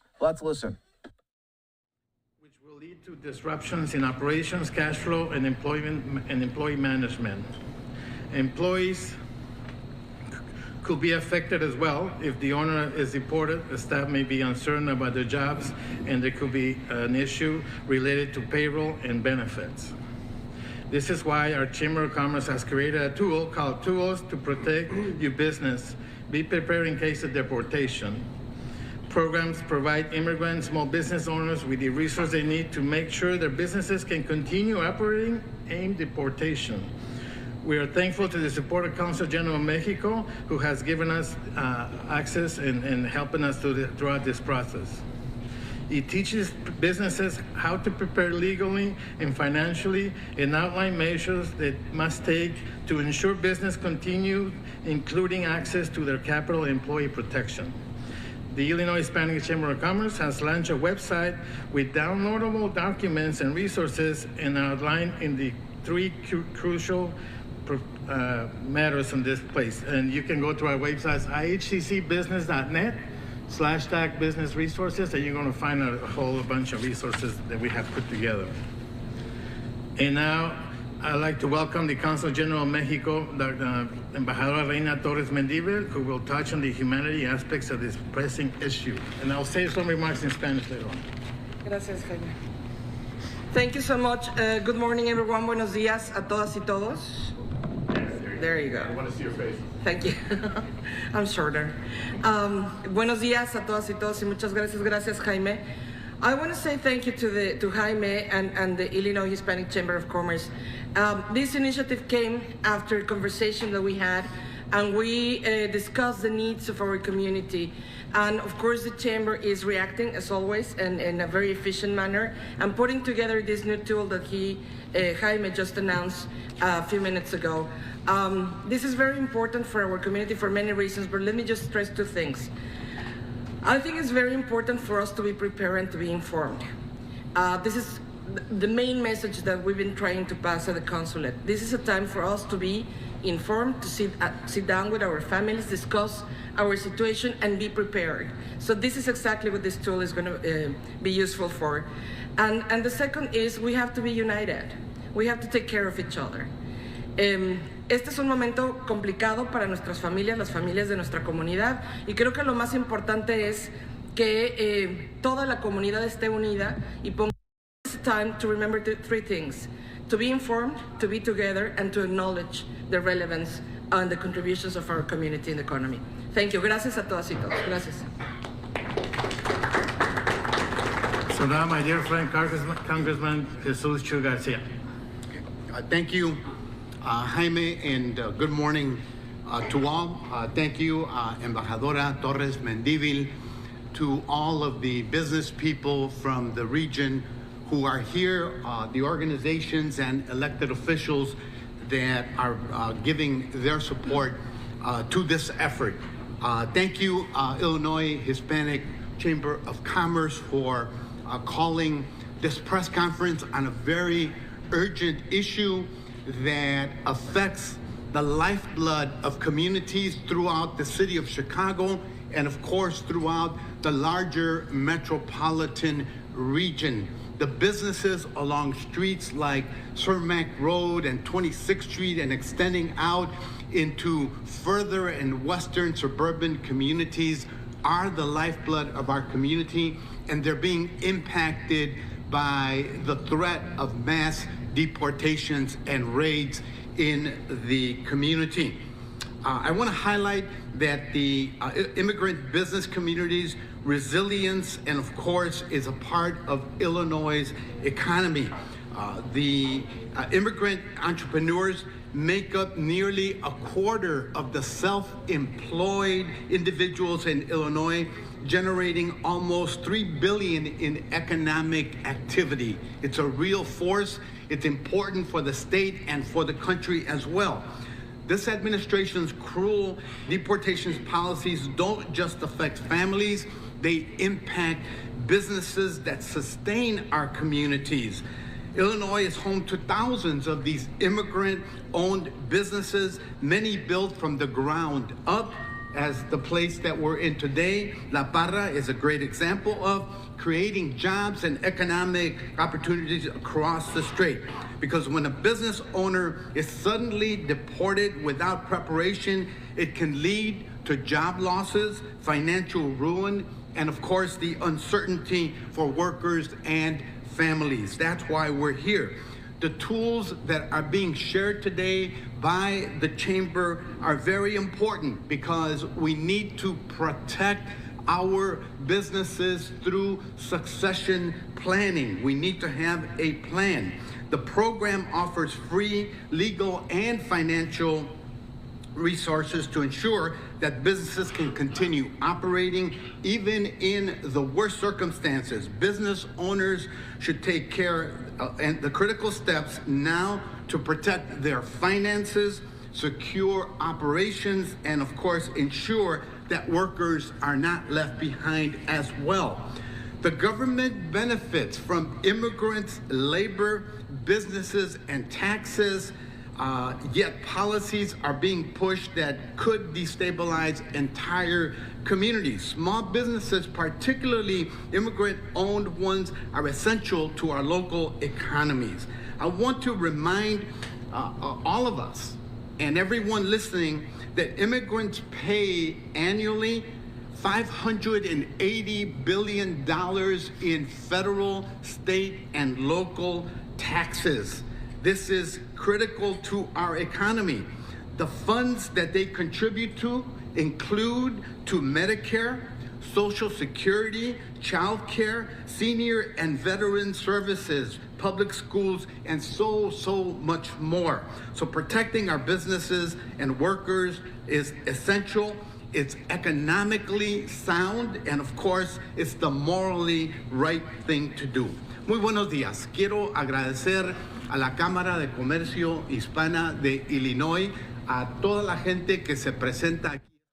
Right, Illinois leaders there in Chicago speaking on undocumented business owners who are trying to protect them from deportations and ICE. All right, everyone, let's continue on here on Live Now from Fox. Take you out to the Senate floor. A live look right now as on the Senate floor being read out is George Washington's farewell address. This is an annual speech that happens on the Senate floor. So this is Senator Roger Wicker, Republican from Mississippi right now, reading that address. Let's listen in. That's kindness, but am supported by a full conviction that the step is compatible with both. The acceptance of and continuation hitherto in the office to which your suffrages have twice called me have been a uniform sacrifice of inclination to the opinion of duty and to a deference for what appeared to be your desire. I constantly hoped that it would have been much earlier in my power, consistently with motives which I was not at liberty to disregard, to return to that retirement from which I had been reluctantly drawn. The strength of my inclination to do this, previous to the last election, had even led to the preparation of an address to declare it to you. But mature reflection on the then perplexed and critical posture of our affairs with foreign nations and the unanimous advice of persons entitled to my confidence impelled me to abandon the idea. I rejoice that the state of your concerns, external as well as internal, no longer renders the pursuit of inclination incompatible with the sentiment of duty or propriety. And I'm persuaded, whatever partiality may be retained for my services, that in the present circumstances of our country, you will not disapprove my determination to retire. The impressions with which I first undertook the arduous trust were explained on the proper occasion. In the discharge of this trust, I will only say that I have, with good intentions, contributed towards the organization and administration of the government, the best exertions of which a very fallible judgment was capable. Not unconscious in the outset of the inferiority of my qualifications, experience in my own eyes, perhaps still more in the eyes of others, has strengthened the motives of diffidence of myself. And every day, the increasing weight of years admonishes me more and more that the shade of retirement is as necessary to me as it will be welcome. Satisfied that if any circumstances have given peculiar value to my services, they were temporary. I have the consolation to believe that while choice and prudence invite me to quit the political scene, patriotism does not forbid it. In looking forward to the moment which is intended to terminate the career of my public life, my feelings do not permit me to suspend the deep acknowledgement of that debt of gratitude which I owe to my beloved country for the many honors it has conferred upon me. Still more for the steadfast confidence with which it has supported me, and for the opportunities I have thence enjoyed of manifesting my inviolable attachment by services faithful and persevering, though in usefulness unequal to my zeal. If benefits have resulted to our country from these services, let it always be remembered to your praise, and as an instructive example in our annals that under circumstances in which the passions agitated in every direction were liable to mislead, amidst appearances sometimes dubious, vicissitudes of fortune often discouraging, in situations which not unfrequently want of success has countenanced the spirit of criticism, the constancy of your support was the essential prop of the efforts and a guarantee of the plans by which they were effected. Profoundly penetrated with this idea, I shall carry it with me to my grave as a strong incitement to unceasing vows that heaven may continue to you the choicest tokens of its beneficence, that your union and brotherly affection may be perpetual, that the free Constitution, which is the work of your hands, may be sacredly maintained, that its administration in every department may be stamped with wisdom and virtue, that, in fine, the happiness of the people of these states, under the auspices of liberty, may be made complete by so careful a preservation and so prudent a use of this blessing as will acquire to them the glory of recommending it to the applause, the affection, and adoption of every nation which is yet a stranger to it. Here, perhaps, I ought to stop. but a solicitude of your welfare, which cannot end but with my life, and the apprehension of danger natural to that solicitude, urge me on an occasion like the present to offer to your solemn contemplation and to recommend to your frequent review some sentiments which are the result of much reflection, of no inconsiderable observation, and which appear to me all important to the permanency of your felicity as a people. These will be offered to you with the more freedom as you can only see them in the disinterested warnings of a parting friend who could possibly have no personal motive to bias his counsel. Nor can I forget, as an encouragement to it, your indulgent reception of my sentiments on a former and not dissimilar occasion. Interwoven as is the love of liberty with every ligament of your hearts, no recommendation of mine is necessary to fortify or confirm the attachment. The unity of government which constitutes you one people is also now dear to you. It is justly so, for it is a main pillar of the edifice of your real independence, the support of your tranquility at home, your peace abroad, of your safety, of your prosperity, of that very liberty which you so highly prize. But as easy to foresee that from different causes and from different quarters, much pains will be taken, many artifices employed to weaken your minds the conviction of this truth, as this is the point of your political fortress against which batteries of internal and external enemies will be most constantly and actively, though often covertly and insidiously, directed.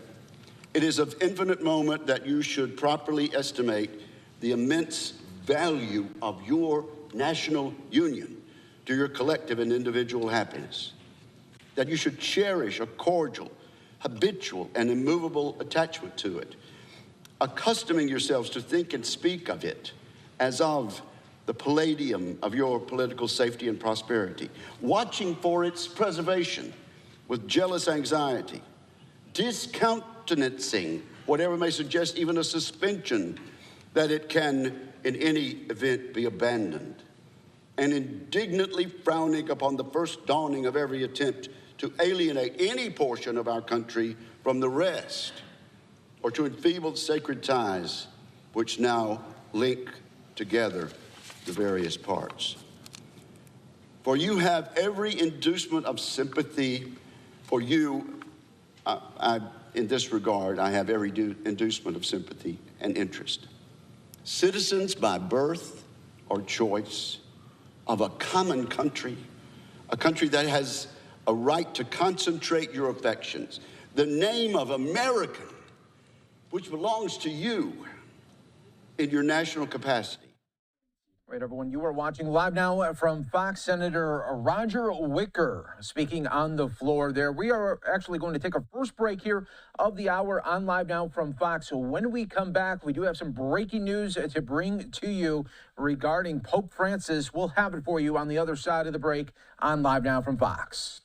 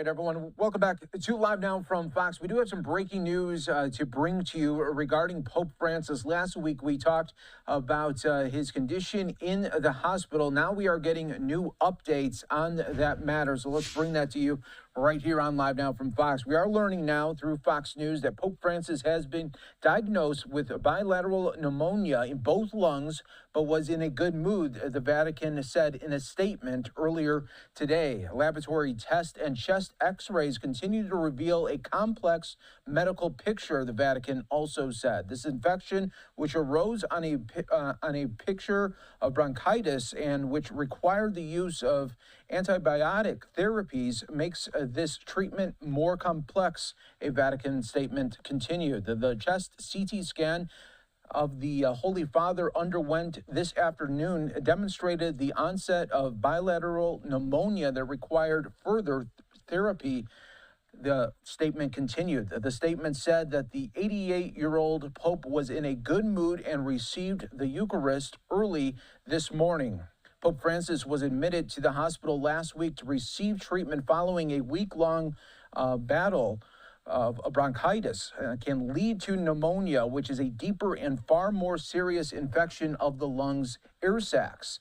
Just yesterday, medical personnel determined that he was suffering from respiratory tract infection, meaning a mix of viruses, bacteria, and possibly other organisms had been in his respiratory tract. The Pope is no stranger to health struggles. At the age of 21, he had his part of a lung removed after developing issues with inflammation of the membranes that cushion the lungs. Pope Francis has struggled with multiple health battles over the last years, including surgeries back in 2021 and 2023, as well as long-standing knee issues, which have resulted in his use of a wheelchair. The Vatican News, the news arm of the Holy See, said Pope Francis slept well yesterday evening. Today, the Holy See press office announced that the Pope would not preside at Mass for the Jubilee of Deacons, which is scheduled for this Sunday.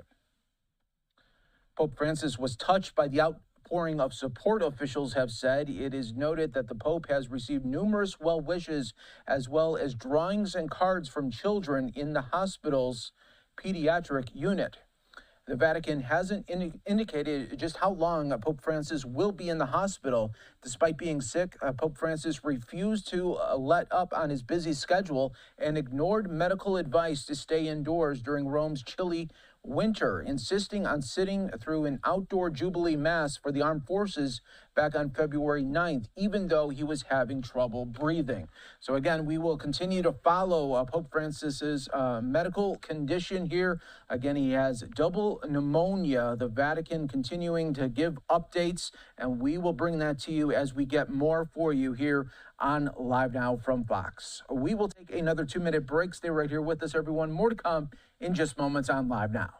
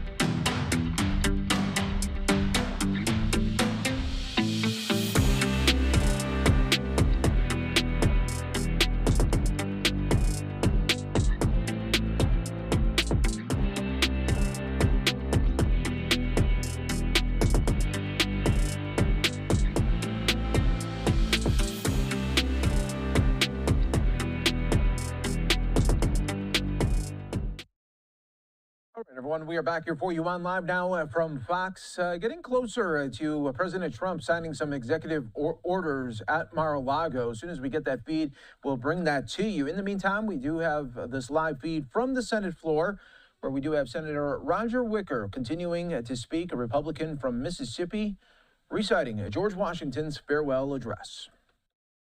Union and for the efficacious management of your common concerns. This government, the offspring of your own choice, and uninfluenced and awed, adopted upon the full investigation and mature deliberations, completely free in its principles, in the distribution of its powers, uniting security with energy and containing within itself a provision for its own amendment, has a just claim to your confidence and to your support.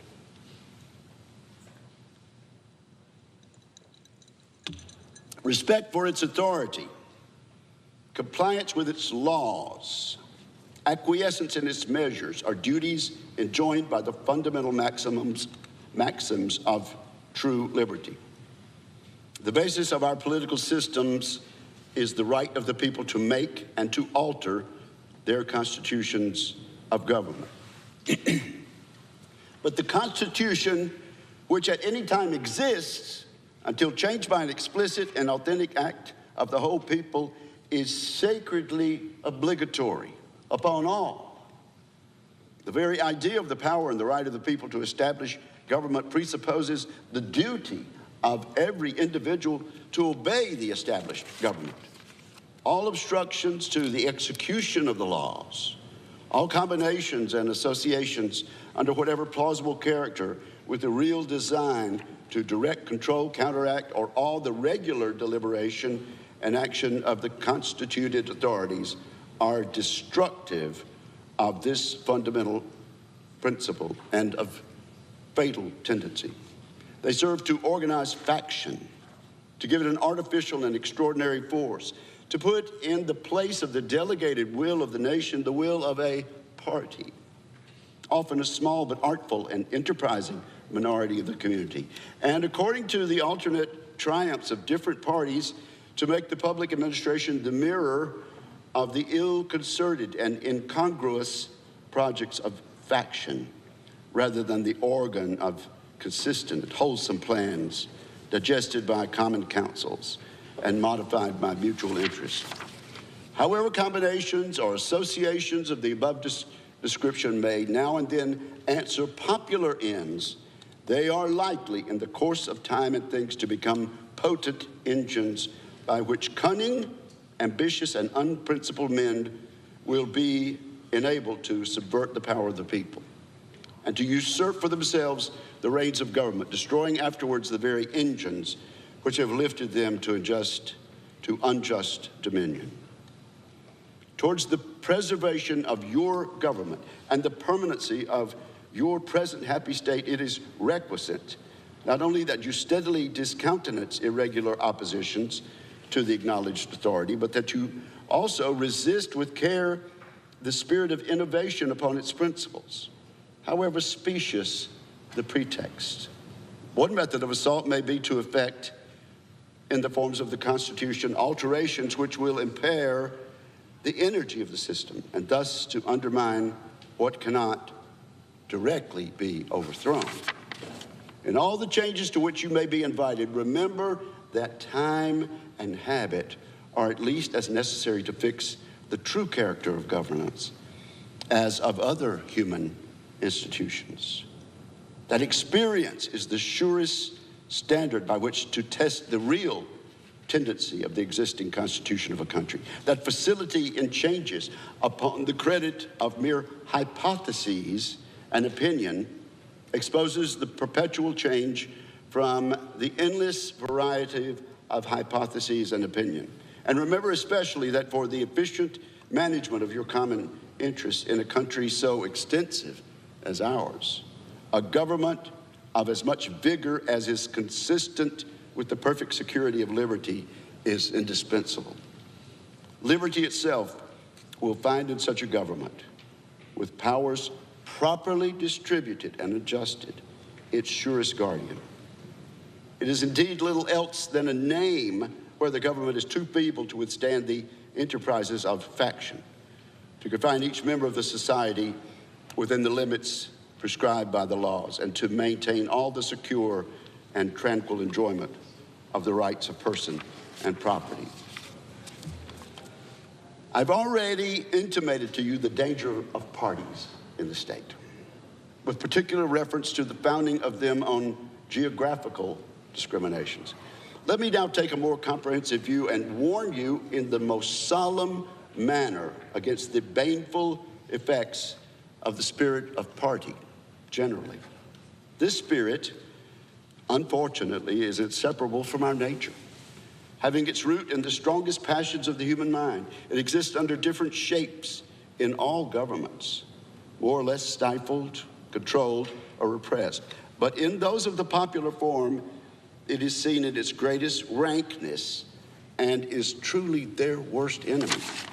The alternate domination of one faction over another, sharpened by the spirit of revenge, natural to party dissension, which in different ages and countries has perpetuated the most horrid enormities, is itself a frightful despotism. But this leads at length to a more formal and permanent despotism. The orders and miseries which result gradually incline the minds of men to seek security and repose in the absolute power of an individual. And sooner or later, the chief of some prevailing faction, more able or more fortunate than his competitors, turns this disposition to the purposes of his own elevation on the ruins of public liberty. Without looking forward to an extremity of this kind, which nevertheless ought not to be entirely out of sight, the common and continual mischiefs of the spirit of party are sufficient to make it in the interest and the duty of a wise people to discourage and restrain it. It serves always to distract the public councils and enfeeble the public administration. It agitates the community with ill-founded jealousies and false alarms, kindles the animosity of one party against another, foments occasionally riot and insurrection. It opens the door to foreign influence and corruption, which finds a facilitated access to the government itself through the channels of party passions. Thus, the policy and the will of one country are subjected to the policy and will of another. There's an opinion that parties in free countries are useful checks upon the administration of the government and serve to keep alive the spirit of liberty. This, within certain limits, is probably true. And in governments of a monarchical caste, patriotism may look with indulgence, if not with favor, upon the spirit of party. But in those of the popular character, in governments purely elective, it is a spirit not to be encouraged. From their natural tendency, it is certain there will always be enough of that spirit for every salutary purpose. And there being constant danger of excess, the effort ought to be, by force of public opinion, to mitigate and assuage it. A fire not to be quenched, it demands a uniform vigilance to prevent its bursting into flame, lest instead of warming, it should consume. It is important, likewise, that the habits of thinking in a free country should inspire caution in those entrusted with its administration to confine themselves with their respective constitutional spheres, avoiding in the exercise of the powers of one department to encroach upon the other. The spirit of encroachment tends to consolidate the powers of all the departments in one, and thus to create, whatever the form of government, a real despotism. A just estimate of that love of power and proneness to abuse it, which predominates in the human heart, is sufficient to satisfy us of the truth of this position. The necessity of reciprocal checks in the exercise of political power by dividing and distributing it into different depositories and constituting each the guardian of the public weal against invasions by the others, has been evinced by experiments ancient and modern, some within our country, under our own eyes. To preserve them must be as necessary as to institute them. If, in the opinion of the people, the distribution or modification of the constitutional powers may be in any particular wrong, let it be corrected by an amendment in the way which the Constitution designates. But let there be no change by usurpation. For though this, in one instance, may be the instrument of good, it is the customary weapon by which free governments are destroyed. The precedent must always greatly overbalance in permanent evil any partial or transient benefit which the use can at any time yield. Of all the dispositions and habits which lead to political prosperity, religion and morality are indispensable supports. In vain would that man claim the tribute of patriotism who should labor to subvert these great pillars of human happiness, these firmest props of the duties of men and citizens. A mere politician, equally with the pious man, ought to respect and to cherish them. A volume could not trace all the connections with private and public felicity.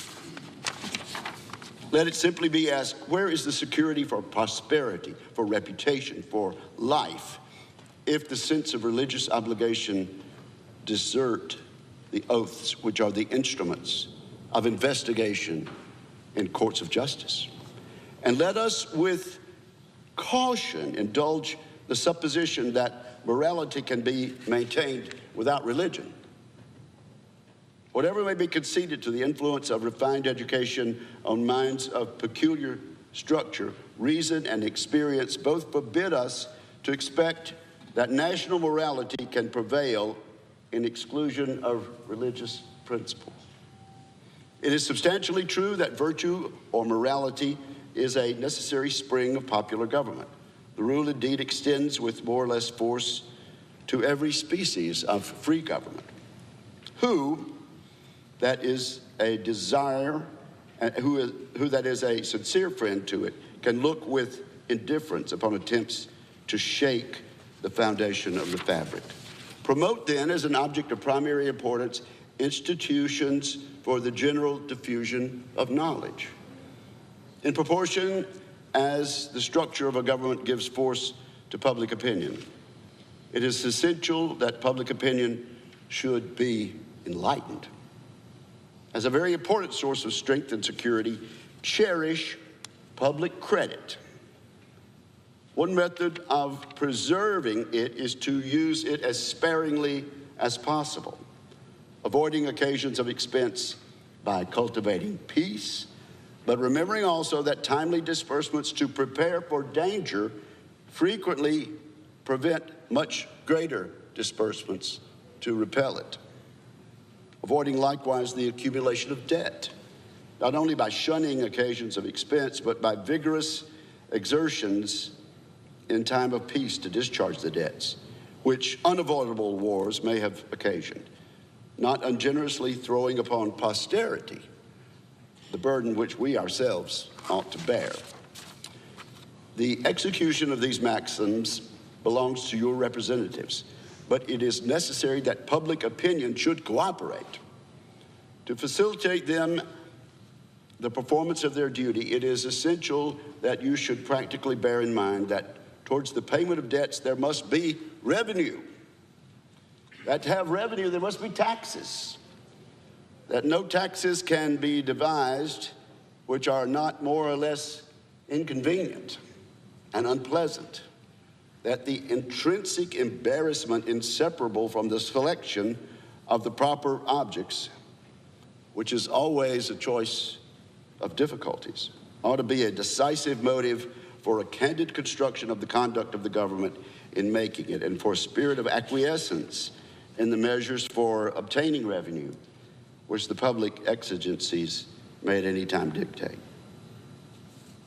Observe good faith and justice towards all nations, cultivate peace and harmony with all. Religion and morality enjoin this conduct, and can it be that good policy does not equally enjoin it?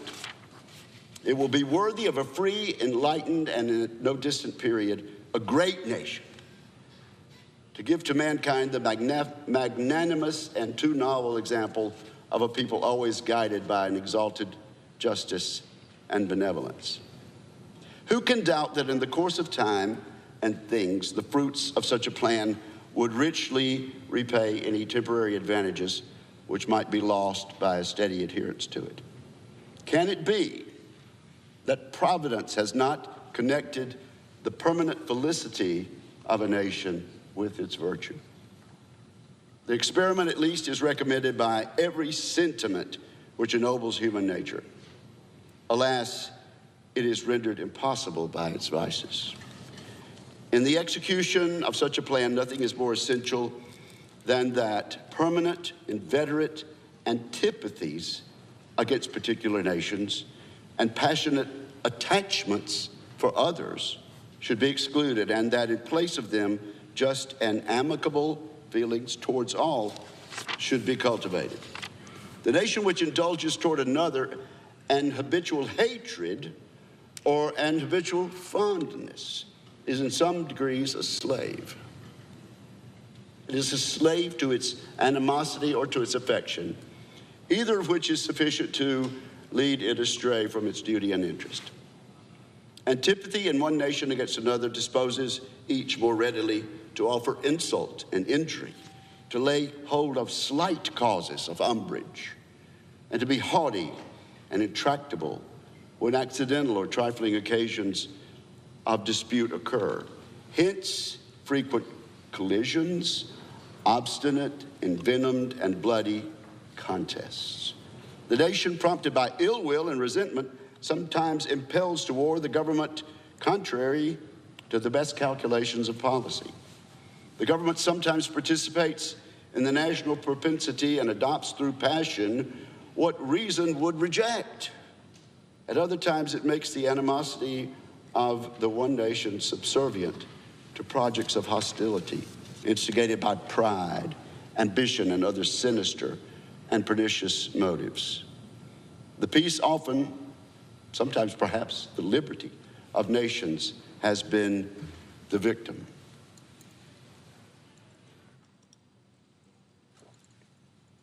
So likewise, a passionate attachment of one nation for another produces a variety of evils.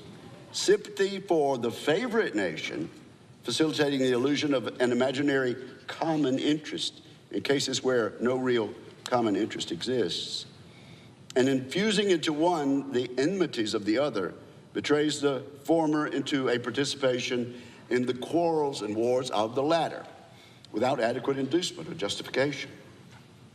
It leads also to concessions to the favorite nation of privileges denied to others, which is apt doubly to injure the nation making the concessions by unnecessarily parting with what ought to have been retained and by exciting jealousy, ill will, and a disposition to retaliate in the parties from whom equal privileges are withheld.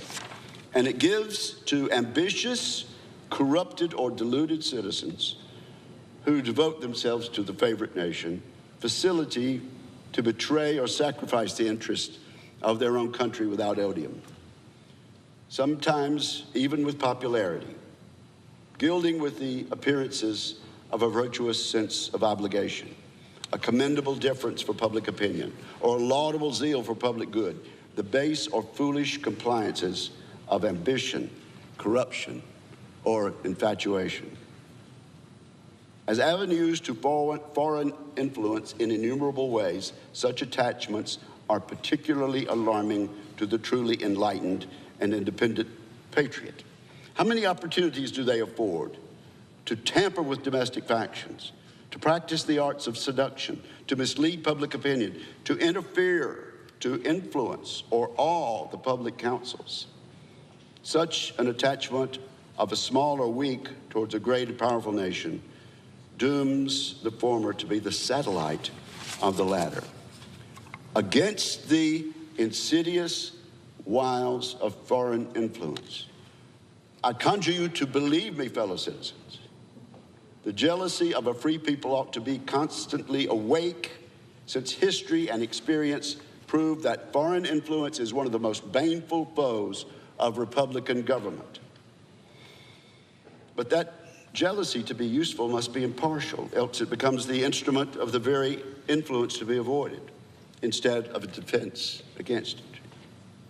Excessive partialities for one foreign nation and excessive dislike of another cause those whom they actuate to see danger only on one side and to serve to veil and even second the arts of influence on the other. Real patriots who may resist the intrigues of the favorite are liable to become suspected and odious, while its tools and dupes usurp the applause and confidence of the people to surrender their interests.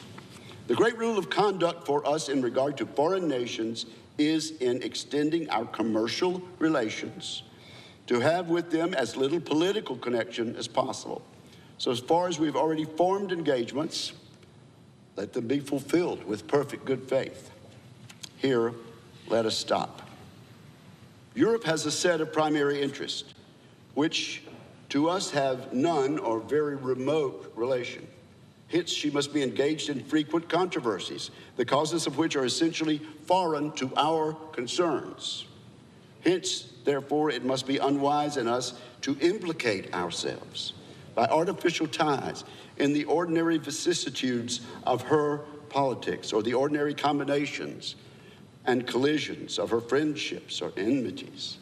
Our detached and distant situation invites and enables us to pursue a different course. If we remain one people under an efficient government, the period is not far off when we may defy material injury from external annoyance. When we may take such an attitude as will cause the neutrality we may at any time resolve upon to be scrupulously respected. When belligerent nations, under the impossibility of making acquisitions upon us, will not likely hazard the giving us provocation. When we may choose peace or war as our interest, guided by justice, shall counsel. Why forego the advantages of so peculiar a situation? Why quit our own to stand upon foreign ground? Why, by interweaving our destiny with that of any part of Europe, entangle our peace and prosperity in the toils of European ambition, rivalship, interest, humor, or caprice? It is our true policy to steer clear of permanent alliances with any portion of the foreign world. So far, I mean, as we are now at liberty to do it, for let me not be understood as capable of patronizing infidelity to existing engagements. I hold the maximum no less applicable to public than to private affairs, that honesty is always the best policy.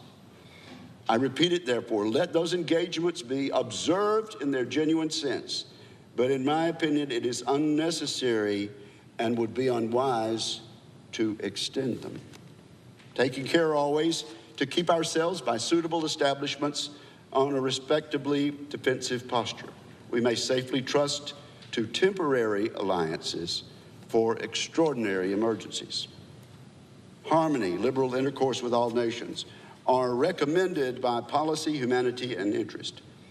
But even our commercial policy should hold an equal and impartial hand, neither seeking nor granting exclusive favors or preferences, consulting the natural course of things, diffusing and diversifying by gentle means the streams of commerce, but forcing nothing, establishing with powers so disposed in order to give to trade a stable course, to define the rights of our merchants and to enable the government to support them. Conventional rules of intercourse, the best that present circumstances and mutual opinion will permit, but temporary and liable from time to time, abandoned or varied, as experience and circumstances shall dictate. Consistently keeping in view that it is folly in one nation to look for disinterested favors from another, that it must pay with a portion of its independence for whatever it may accept under that character, that by such acceptance it may place itself in the condition of having given equivalents for nominal favors, and yet being reproached with ingratitude for not giving more. There can be no greater error than to expect or calculate upon real favors from nation to nation. It is an illusion which experience must cure, which a just pride ought to discard.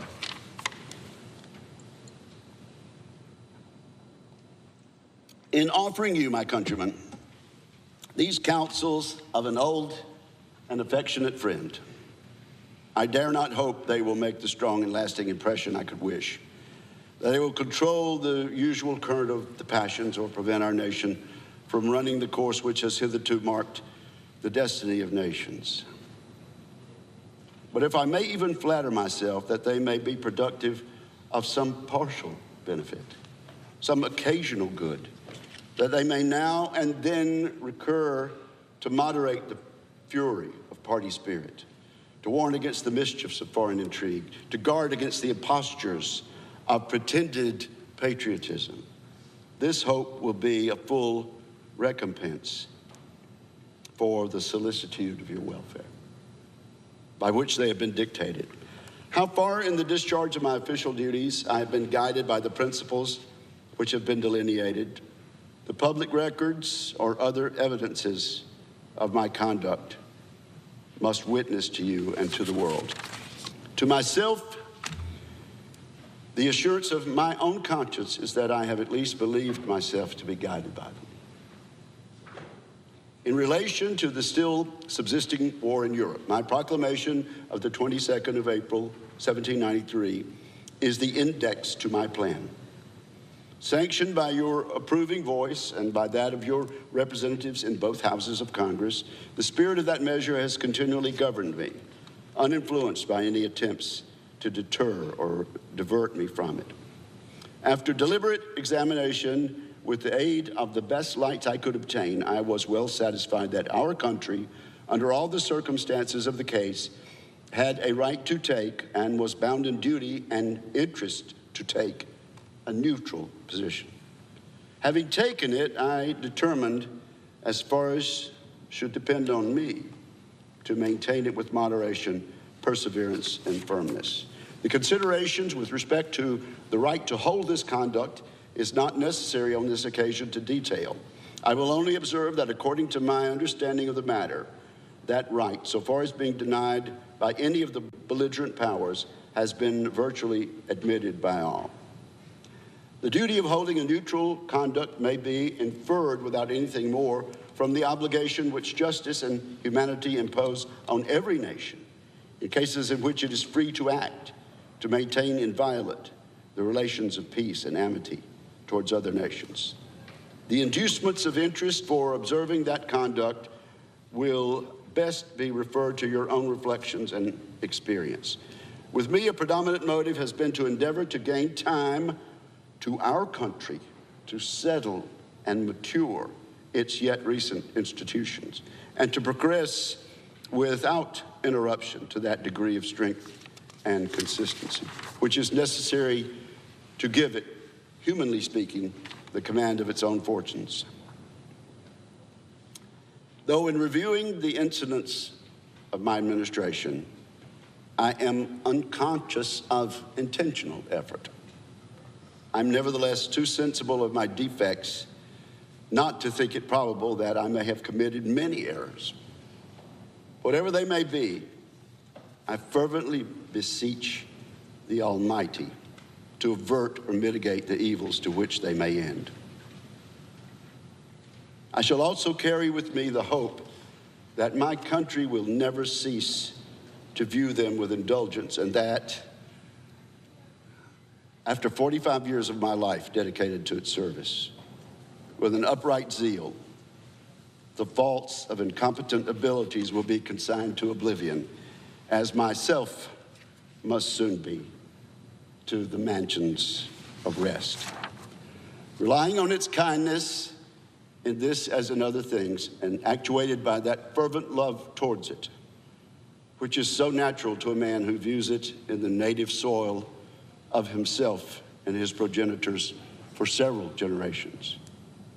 I anticipate with pleasing expectation that retreat in which I promise myself to realize without alloy the sweet enjoyment of partaking in the midst of my fellow citizens, the benign influence of good laws under a free government, the ever-favorite object of my heart, and the happy reward, as I trust, of our mutual cares, labors, and dangers.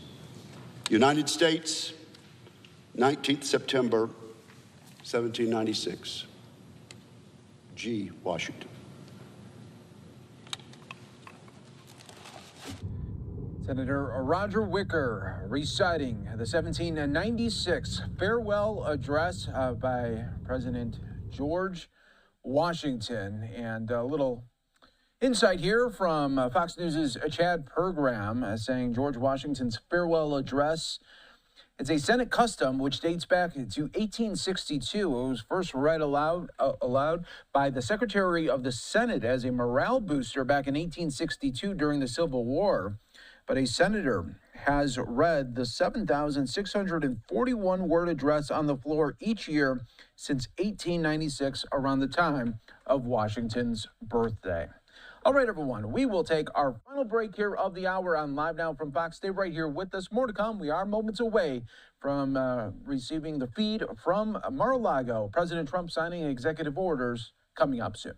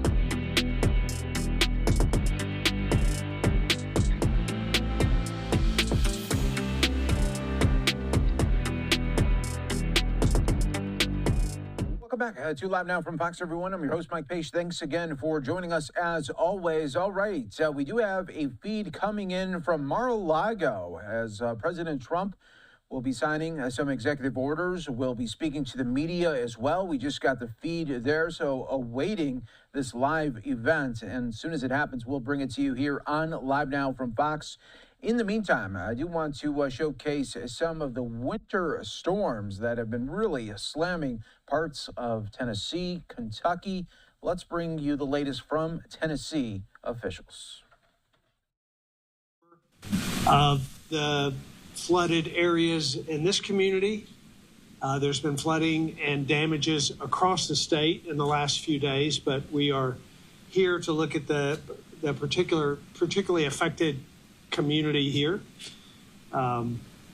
This flooding occurred over throughout Saturday, late into Saturday night, kind of peaked out on Sunday morning. There were evacuations and a great effort made to make sure that people were safe. I spoke with the Secretary of Homeland Security beginning on Sunday, confirming our work here in TEMA and local officials. So there's been a lot of coordination with a real focus on making sure people were safe. Wanted to see it with our own eyes today. That's why we're here. In fact, we're going to multiple places across the state and have been, and just very appreciative of what's happened here locally. The effort here on the ground locally from the mayor, from his team, from the emergency management folks here to coordinate with TEMA as we coordinate with FEMA.